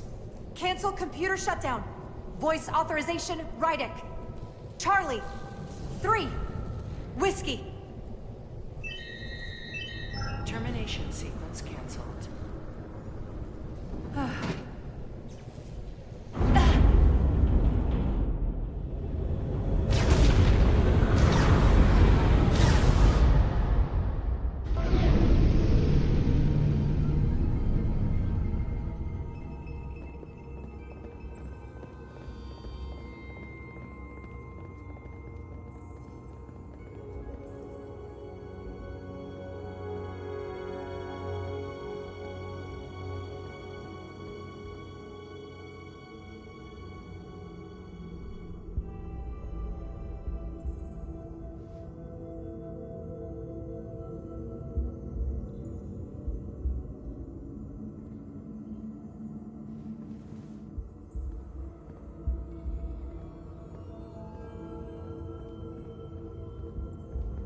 These are the arteries of power coming from the cartabula at the heart of the Aphelion.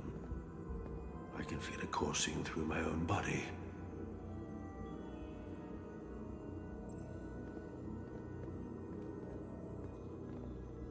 Look there. I cannot move as freely inside this ship. Those emitters are why. If they were deactivated, I could travel past this chamber without setting foot in it. Only Takan can use Takan technology. How do I turn them off? Place these on the emitters. It will suppress their effect. The guards none the wiser. Got it. I'm coming too. If we both get caught, it's over. If it's just me, you can try again after I fail. Well then, don't screw it up.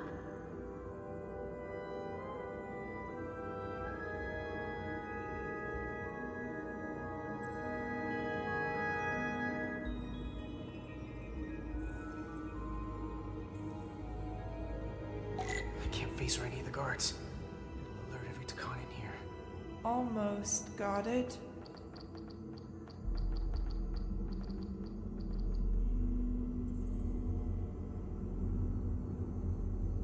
Is someone there?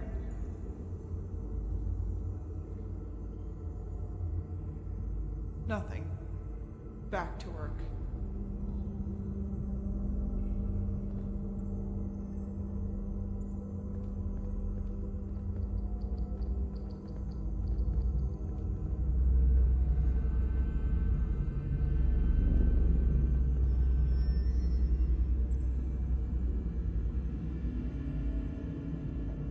Those guards can see the whole room from there. How am I gonna get past them? Maybe the crystal's portal gave me will get a reaction out of these consoles.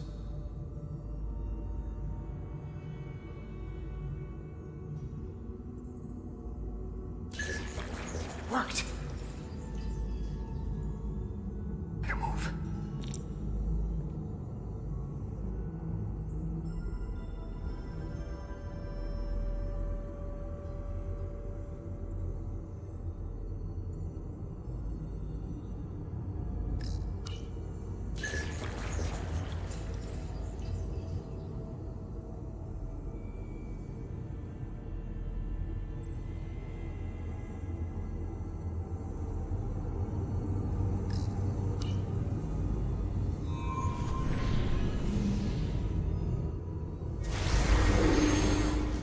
Two to go.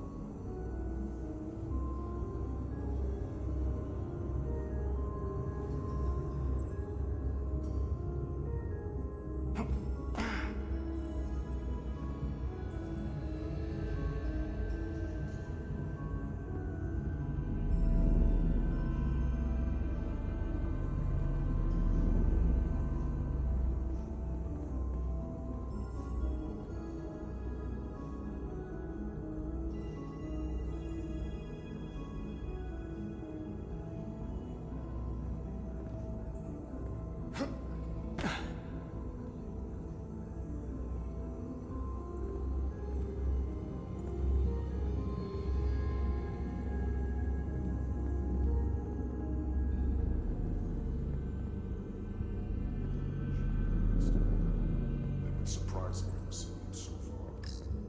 They're just delaying the end for all the more reason. Someone's here. Delvin should destroy them and are done with it.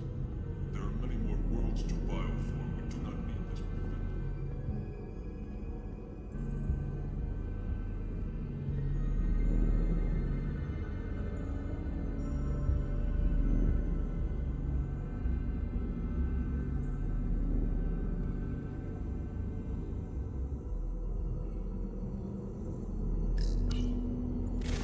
Cause this.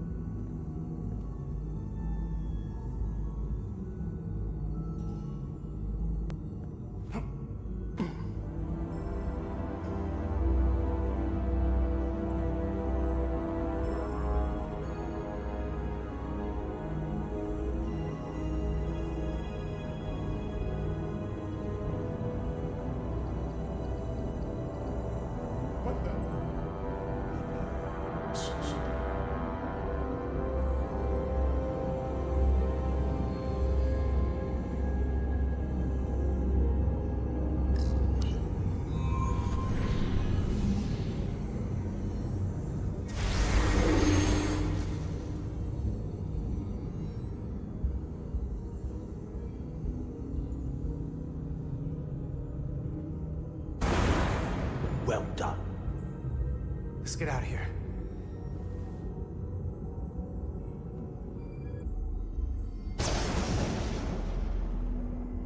More emitters. Guess we can't teleport the rest of the way.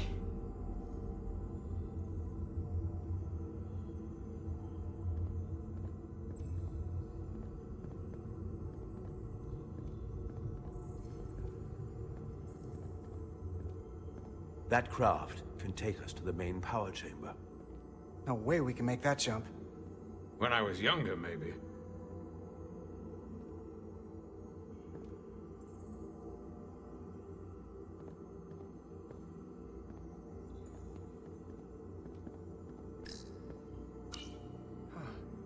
This might control that craft. Portal, a little help? I should be able to bring it to us.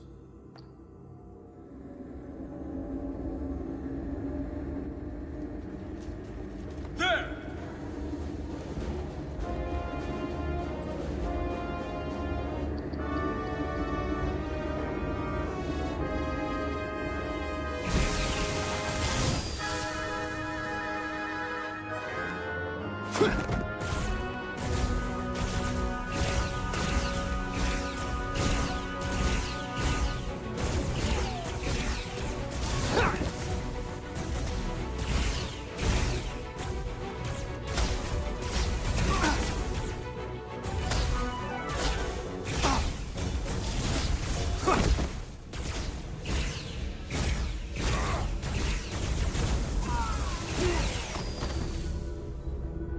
What the hell?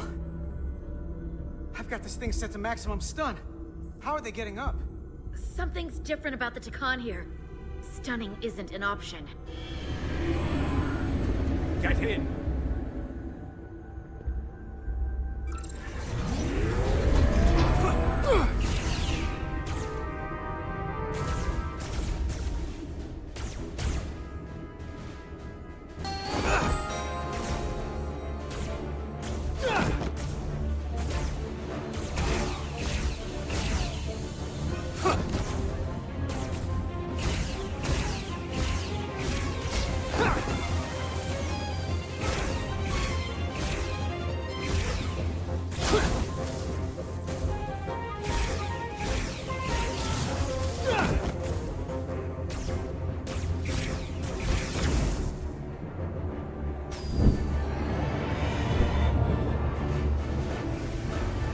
Guardian!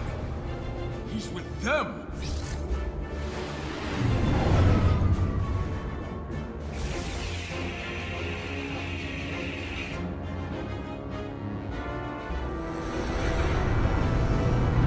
We have to sink out of the ship! Shoot the pilot!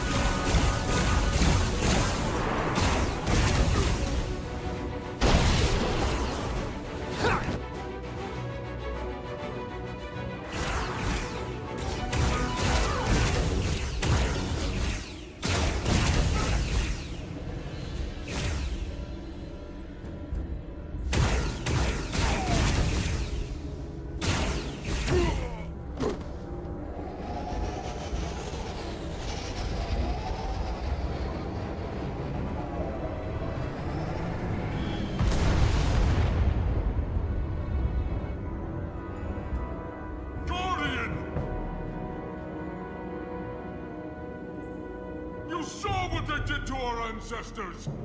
How do you stand with them?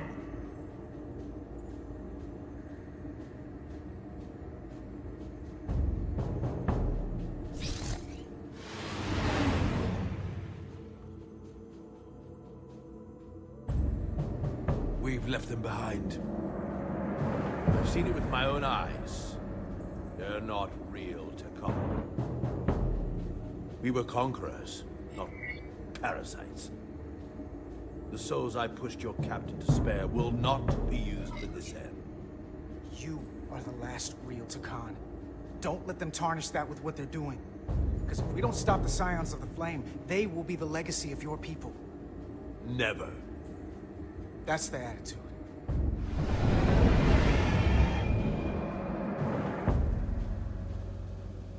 I'm doing everything I can, but I can't shake her!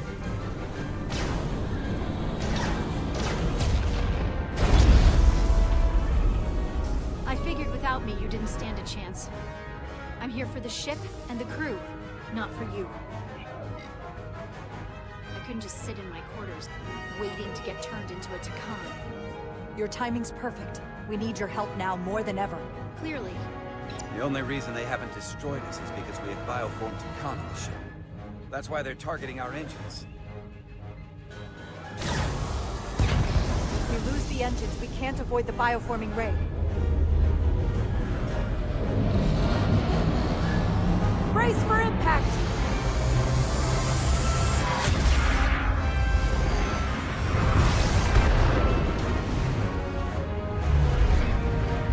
They're here!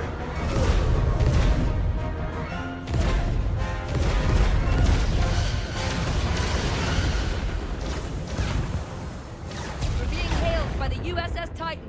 Put them through. Sorry to keep you waiting, Resolute. We got here as fast as we could. Looks like you've got your hands full with this monster. We're damn glad to see you, Captain. We could use all the help we can get. I told you I'd be here. So, what are we up against? No. It's happening again. We have to warn them. Open a channel to all Starfleet ships immediately. Starting emergency transmission. This is Captain Jara Rydek of the USS Resolute. The ship we're fighting is armed with a bioforming ray that can transform your entire crew instantaneously. Avoid being hit at all costs. And remember, they have our shield algorithms, so take preemptive evasive action.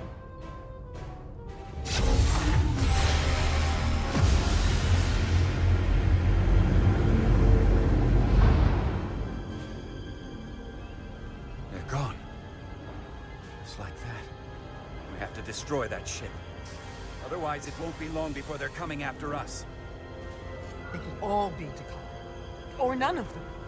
We can't assume anything yet. And we can't afford to be wrong. I can't attack another Federation ship. I need alternatives. Full impulse power. Take us in for a closer look. Aye, Captain.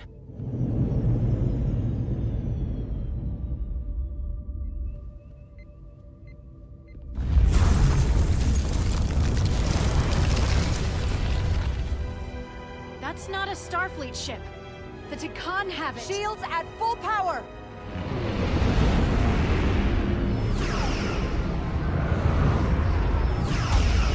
Shields are holding up against their attacks. But they won't for very long. Fire phasers! Firing.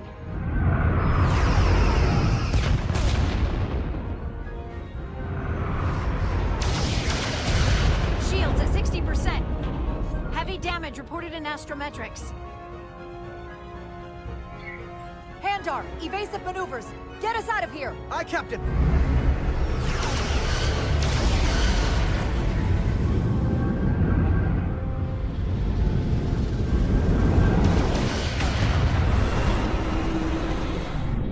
Don't worry, Resolute. We've got your back.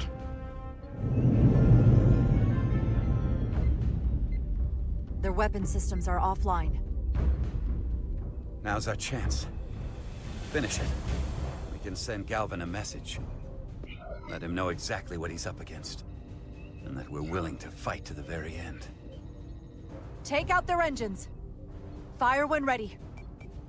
Targeting their engines. Commencing fire. Hey, Now. Brycey, thank you for that raid. I appreciate it, honey.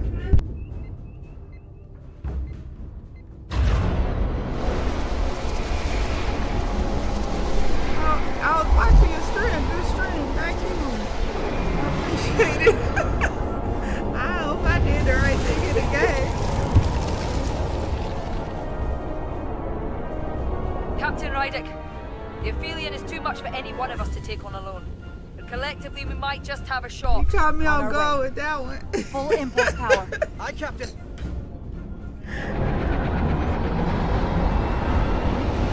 Thank you for being here, honey. I appreciate it.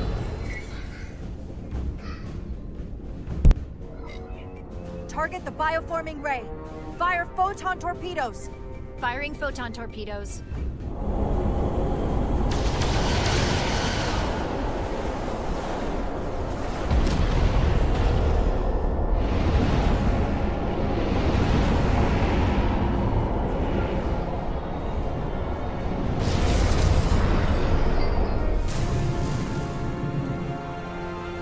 I've lost helm control.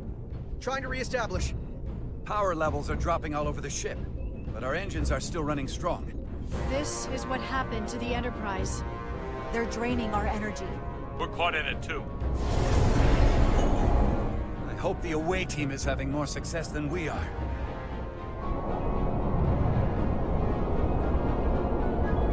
So if y'all like horror games, y'all like ghost games, demonology games, if you like all kind of multiplayer games, y'all check out Brycey. He's a variety streamer and he's awesome. I've been following him and supporting him for over a year now. So yeah, a lot of good content, especially if you like that kind of stuff. I know I am. I love me a good horror game.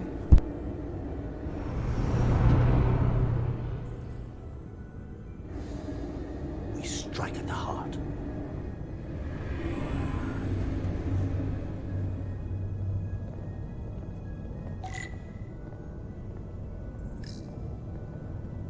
The Cartabula. I can feel the energy. Don't get too used to it. We're gonna take that thing down.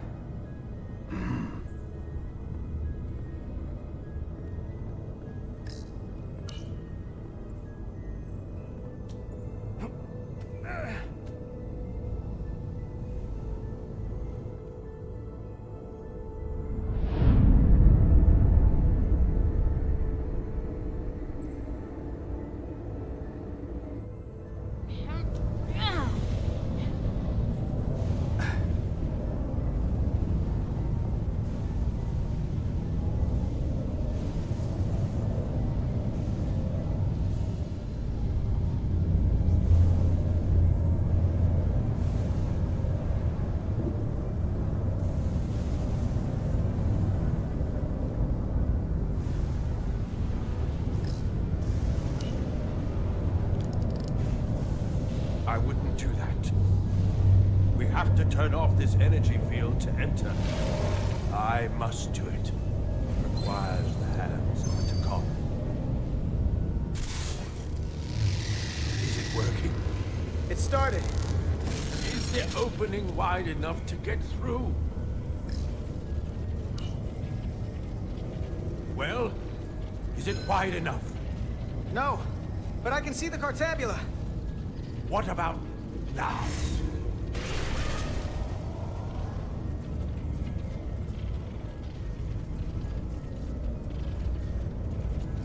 Ah!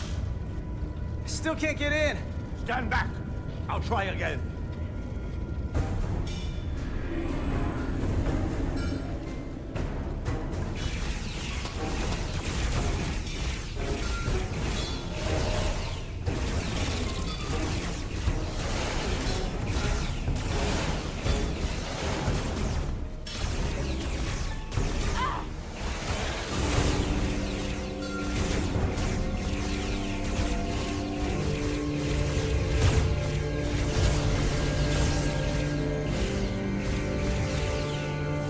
Portal 6-3! I'm not going to remind you of the oath you took. I want you to remember why you made it. Your bond to your people.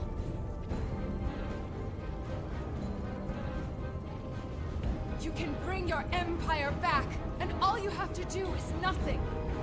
Stand back, and we will handle them.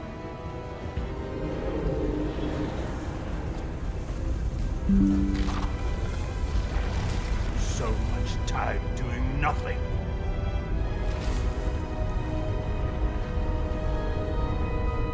Now, I will take action. I will exterminate these heretics. This won't take long. I'll be back. Wait! You need to open the energy field. In due time.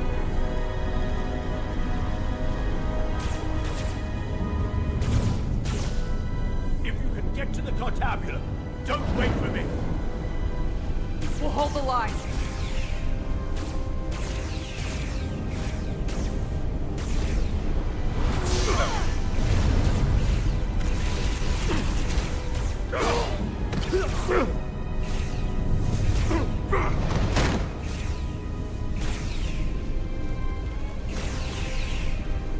The gap isn't much wider. Can we get through? Maybe we can widen it with a containment field from the tricorder.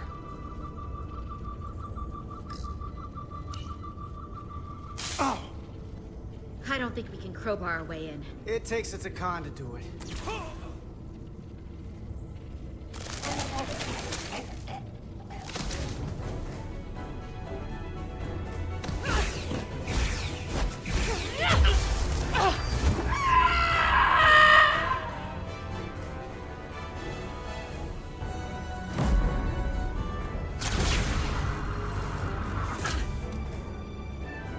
That's far enough.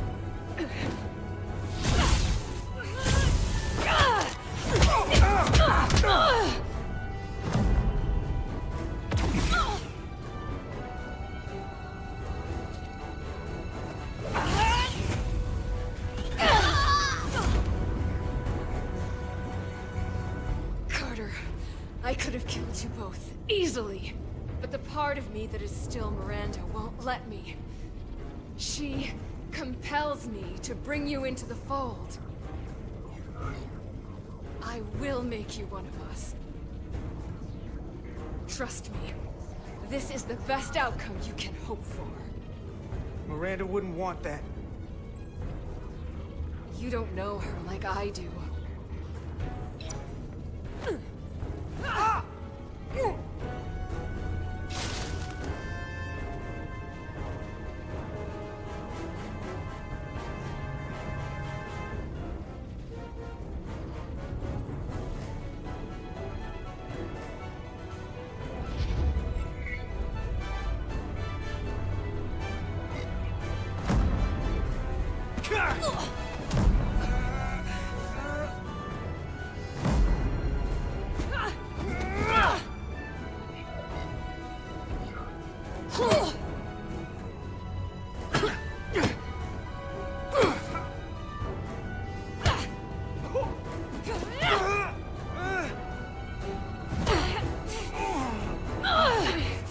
Soon, you'll understand.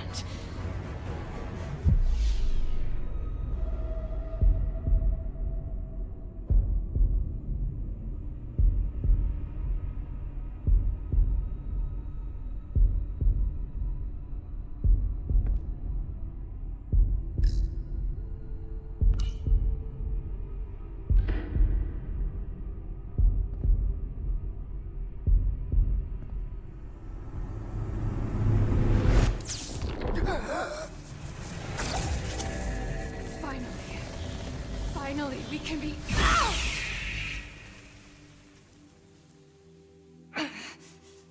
rejoin the flame.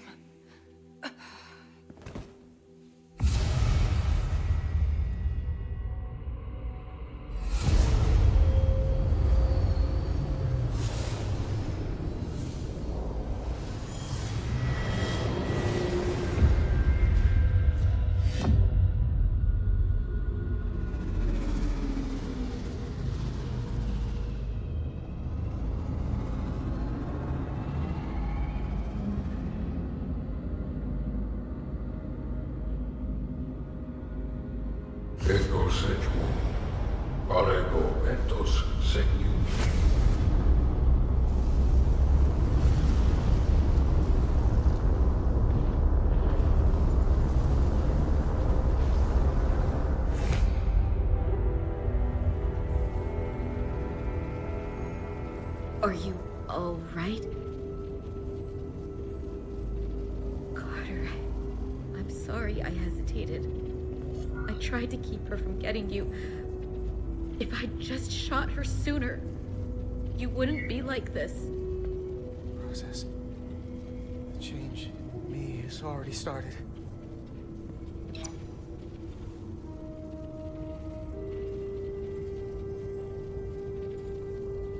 She's really gone.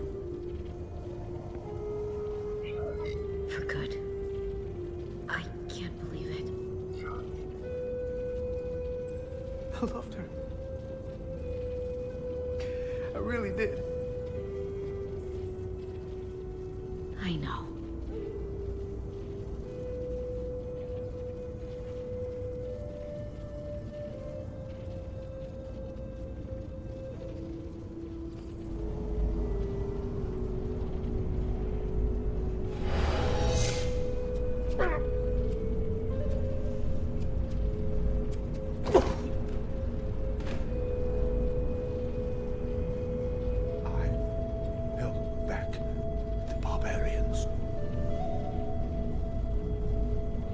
Not all of them.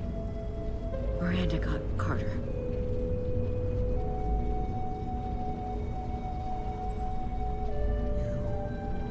Have Draconian blood now. You must go and finish this, my brother.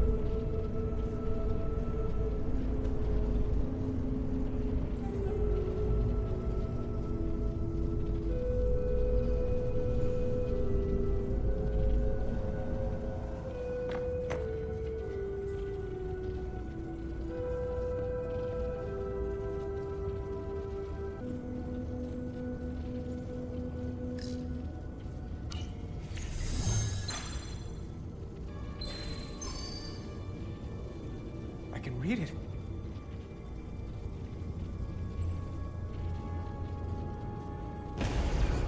What is this? Who are you? Tell me now! You're talking to the guy that's in charge. Head down while I work. Carter, you're kind of scaring me. It's okay. I'm still in control.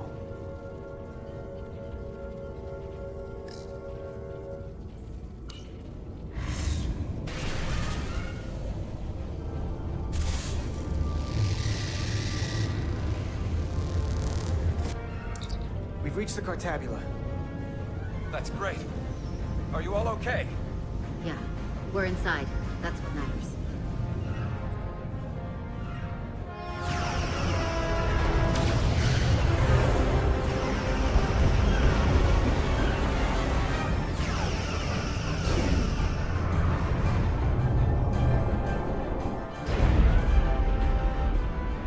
Two of ours are keeping the bioform ships at bay, but they can't hold them off forever. Getting remote telemetry from the away team tricorders. I recognize that anywhere. Our warp core resonant frequency is one of the readings. They're bleeding us dry. But they're not just taking our power, they're routing it through the Cartabula.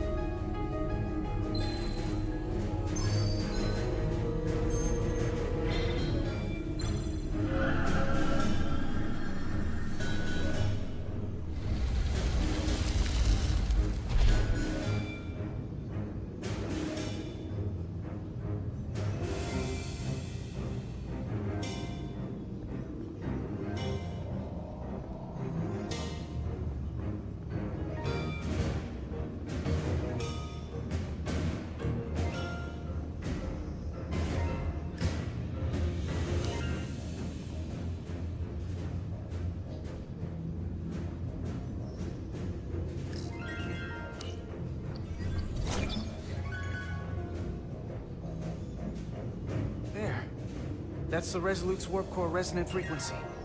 And these others?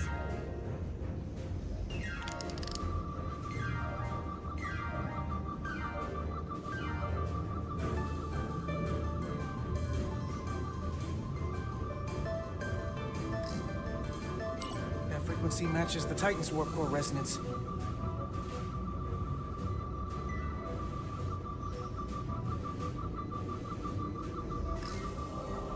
And these two are the Kimball and the Lowell. They're both Steamrunner class. Same engine platform. They're just tuned a little differently.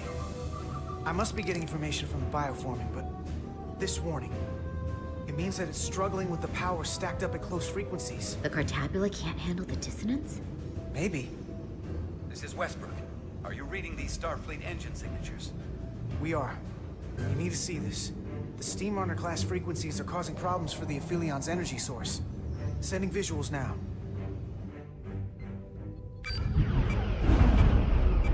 They're vulnerable. We have to use this. You can break a wine glass if you play the right note loud enough. Sir? The Takan are so arrogant. They're letting us right in the front door with this energy drain. We can tune our warp core output to those frequencies. Get all our ships to do the same. Push it to maximum levels and we might be able to crack the wine glass, the Cartabula, and take their ship offline. There is merit to the theory. But if we attempt this, it would preclude any other course of action. It'll work. It has to. If this is going to succeed, we'll need all Starfleet ships to pitch in. We aren't alone anymore. We need to leverage that. I will create a high-energy static warp shell. We'll need the away team to guide us to the right frequency. We read you, Resolute. You're putting a lot of faith in us, Captain. That's a hell of a plan. We don't want to let you down. I've got faith in you, and the rest of this crew. Now let's give them hell! Yes, Captain.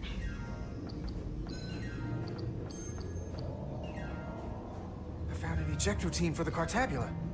So we can disengage it, just like we did with the Zeldy's warp cores. Yeah, but it'll only activate if this thing gets completely overloaded. So we gotta take it right up to the edge of destruction. We are increasing the warp core resonant frequency now.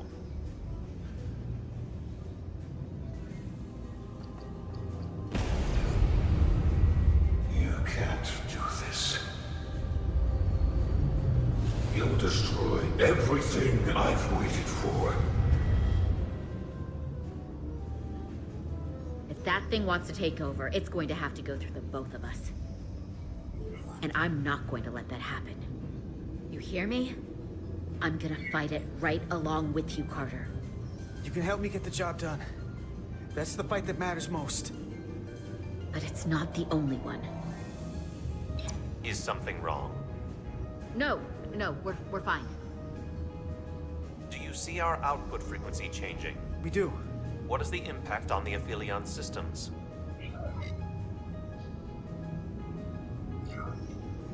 Keep it up, Resolute. It's starting to work. Bigger they are, harder they'll fall. Inertial dampeners are failing.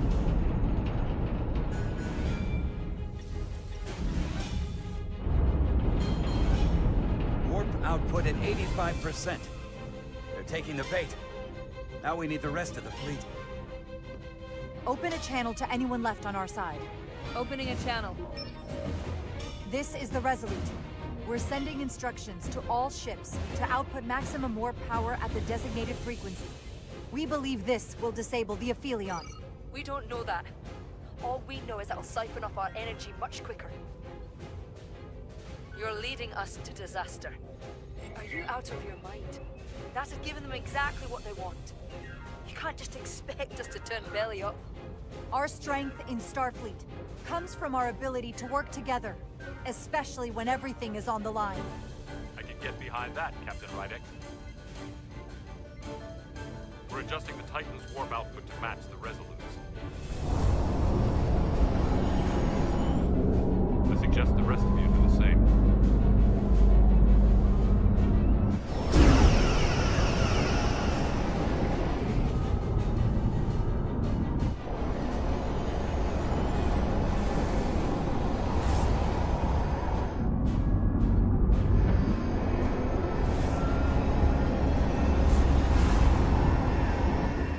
That's it. They're falling in line. This is the Takahashi. Adjusting our engines now.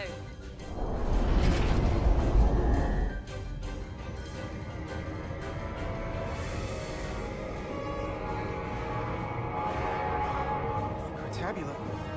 It's compensating. Counteracting our interference.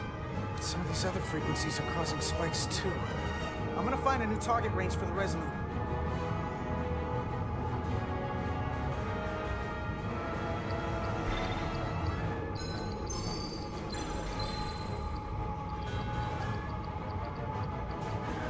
Try this out.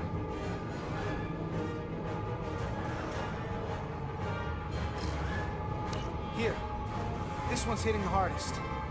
If they all converge here, it'll provide the maximum disruption to the Cartabula. Got it. We want to overload this thing, push it to the brink, but not past it. You sure about this frequency? If we go too far, we won't just be destroying the Cartabula. We're going to take a lot more with us. I don't want to be responsible for that. I'm sure. I bet my life on it. It's all our lives. Sending data to the Resolute.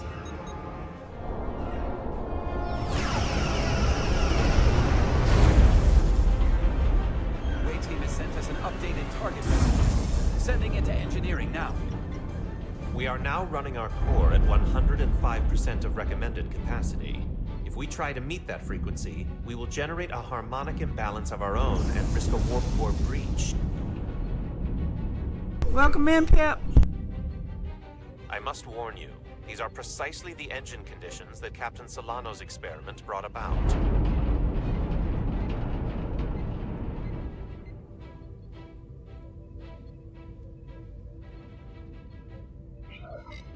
A runaway reaction is a dangerous possibility right now. We can't afford to start second-guessing ourselves. If it doesn't work, we're dead anyway. So give me what you've got. Consequences be damned. Aye, aye, Captain.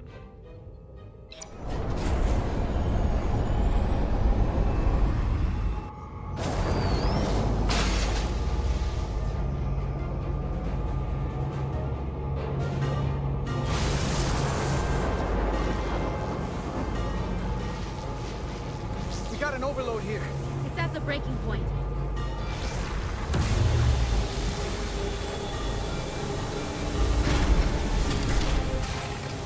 What's happening? We got a problem. I'm doing good, honey. It's not gonna eject. I hope you're having a good day. We have to disengage the Cartabula manually. We lit this fuse. We gotta make sure it doesn't go off the wrong way. If we can pull hard enough on those levers, it'll dislodge this thing.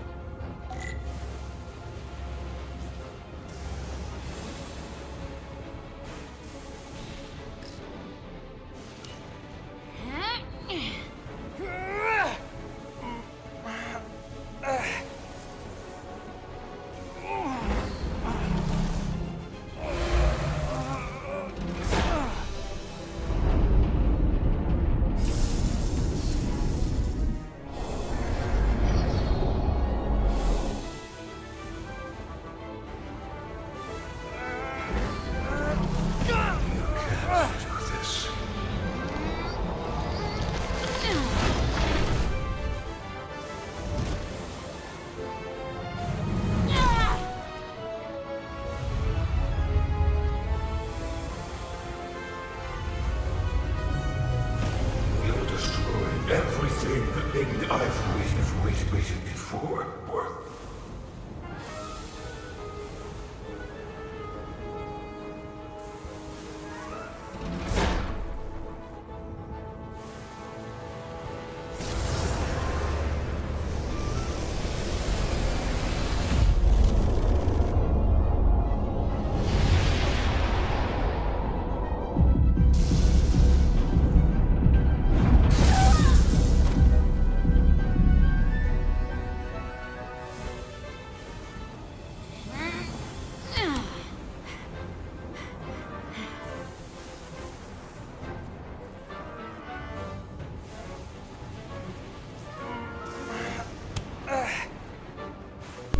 about that. I hope it get better, Pep.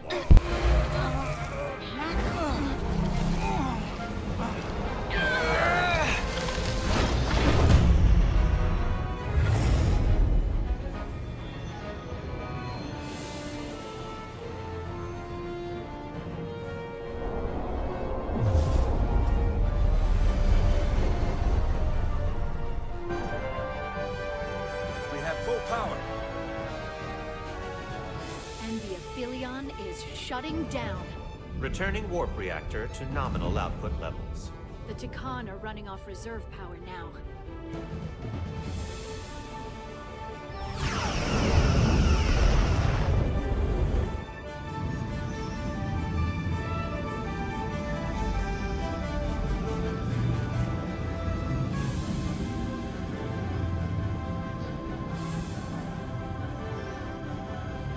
I saw what you did. The sacrifice you made.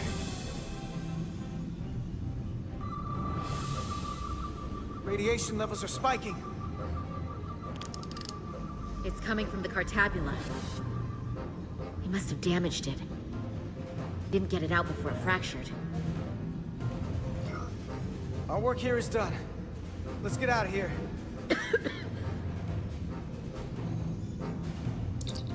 3 to beam back to the Resolute. We can't lock on. Our transporters won't cut through the interference.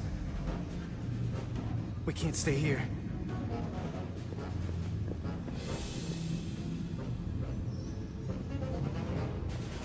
We're not getting away in that thing. There. Maybe I can use this to get us out of here. I don't know if it can get us back to the Resolute, but we have to get away from here. Everybody on!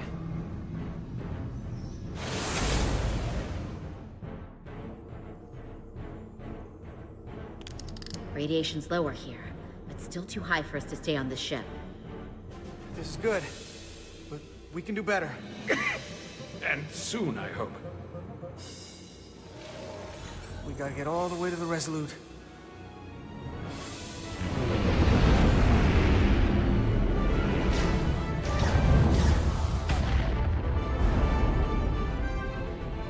That thing is down, not out. We'll handle the stolen Federation ships, but you need to get a crippling shot on the Aphelion. A direct hit to its bridge will bring it down. Take us real close, Captain. Skim the hull of that thing where it can't get a clear shot at us. Or I can weave us through the battle. And hope we don't get caught in the crossfire. I don't want to get too close to that thing. We can't take much more fire, Captain. take us through the battle. Get us a clear shot on that bridge. Aye, Captain.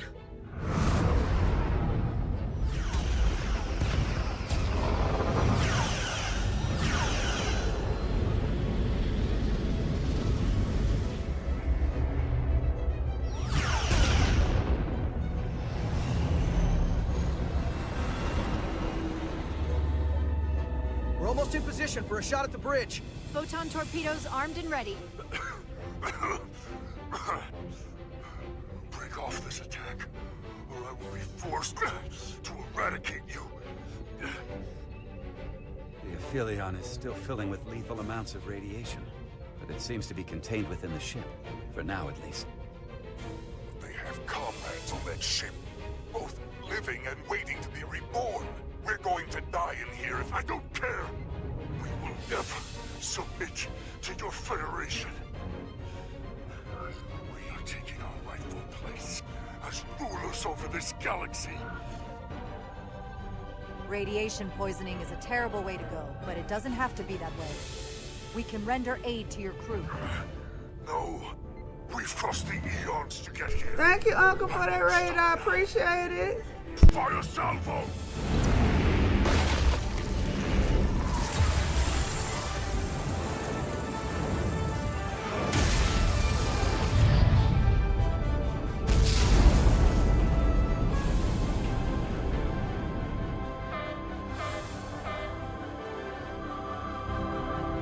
Now the radiation is rising here, too.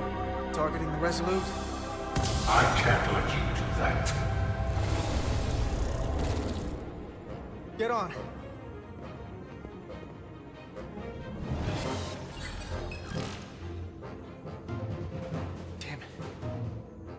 hold on to it.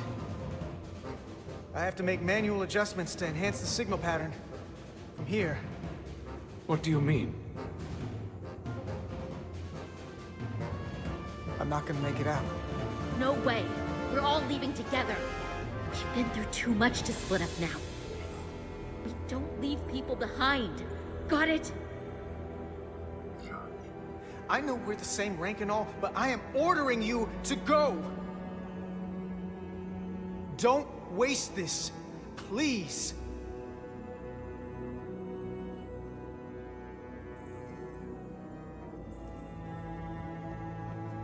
If you send them, we'll be stuck here. Give in to me, and I will save us, not them. Stop it. What's happening? It's an internal struggle, and he's losing. Not like this. It's the Takan. In my head. It's trying to keep me from sending you back. There has to be a way for you to... There isn't. The time is now.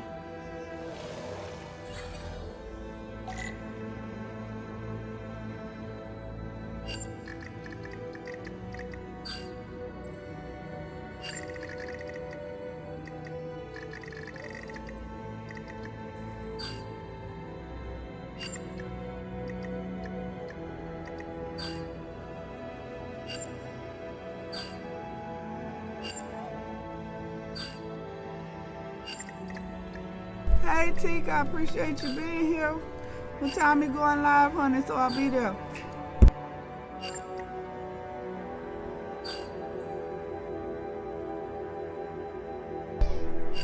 Anytime, nobody. I told you, this body is mine now.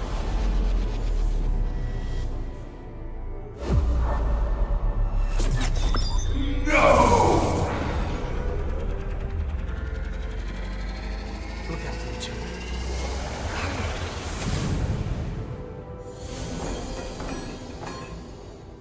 The away team has beamed back. We're in position and ready to fire, Captain.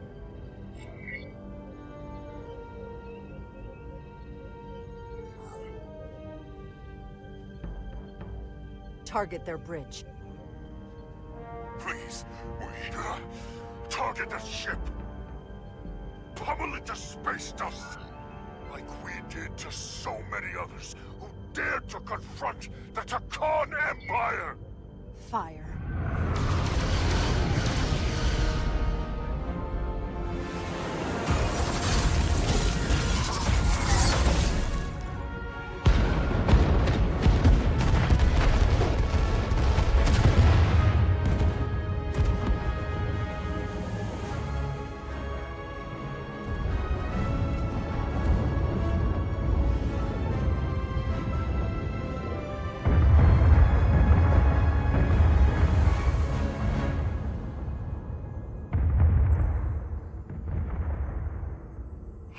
Carter? Millie. I thought you'd want to know we made it. And that you'll always be my family. Even if I don't get to see you again. You'll never really be gone. I couldn't have done this without you, Nilly. You made a hell of a team. Didn't we? The best.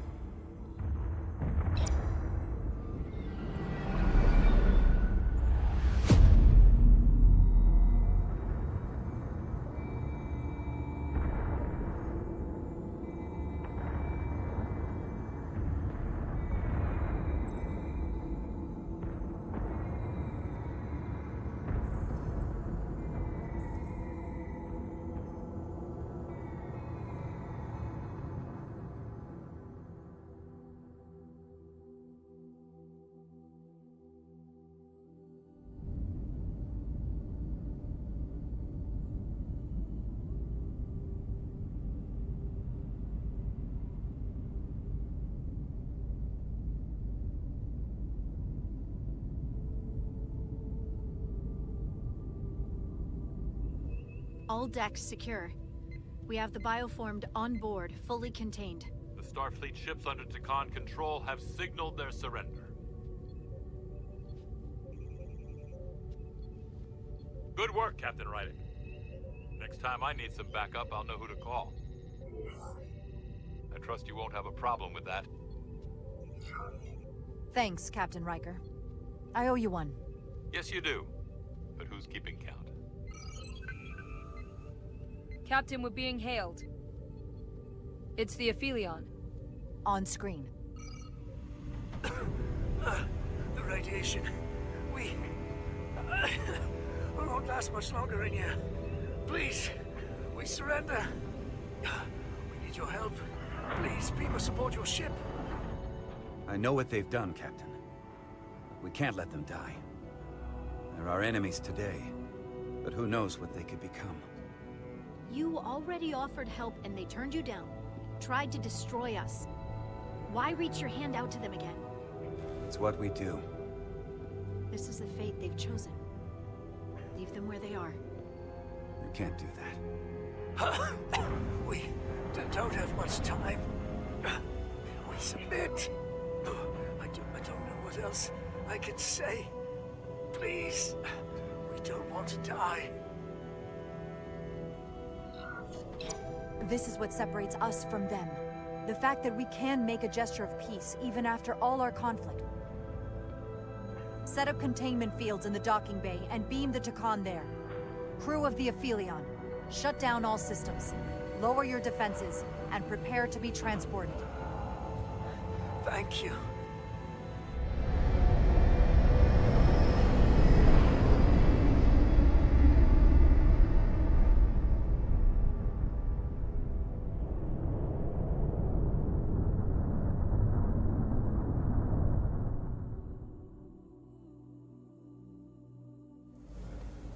Carter! Hey,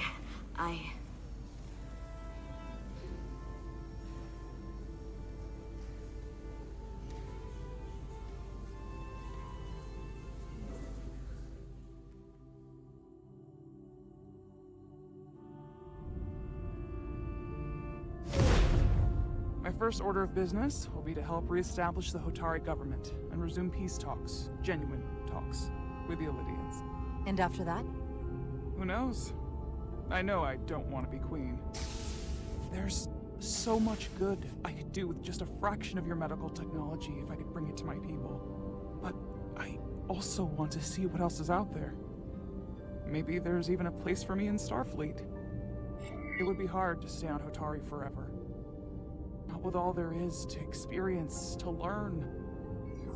My devotion to my people doesn't mean I don't want to explore all the galaxy has to offer. When you're ready, Starfleet will be waiting for you. I'll even put in a good word at the Academy. Thank you. Perhaps I can serve on one of your ships someday. I wouldn't have it any other way. But there are pressing matters we must attend to before any of that. I can't thank you enough for all you've done. I'll see you again. Have a good day, y'all.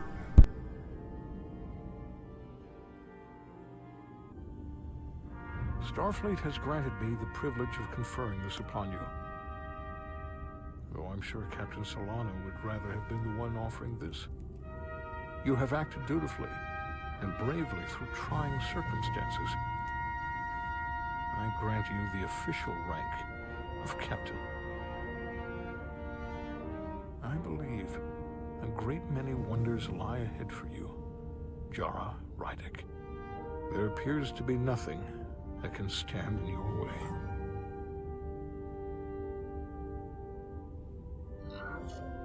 Live long and prosper.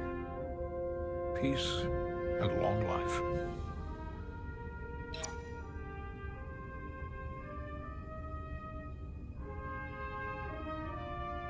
Victory. Peace. These things never come without a cost.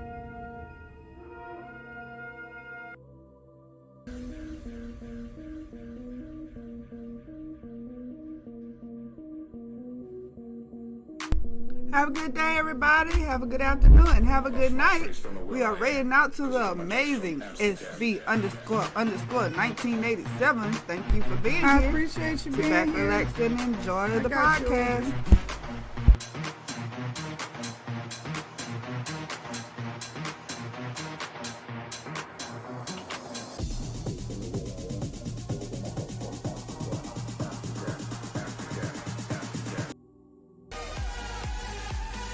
Anybody make real shit anymore?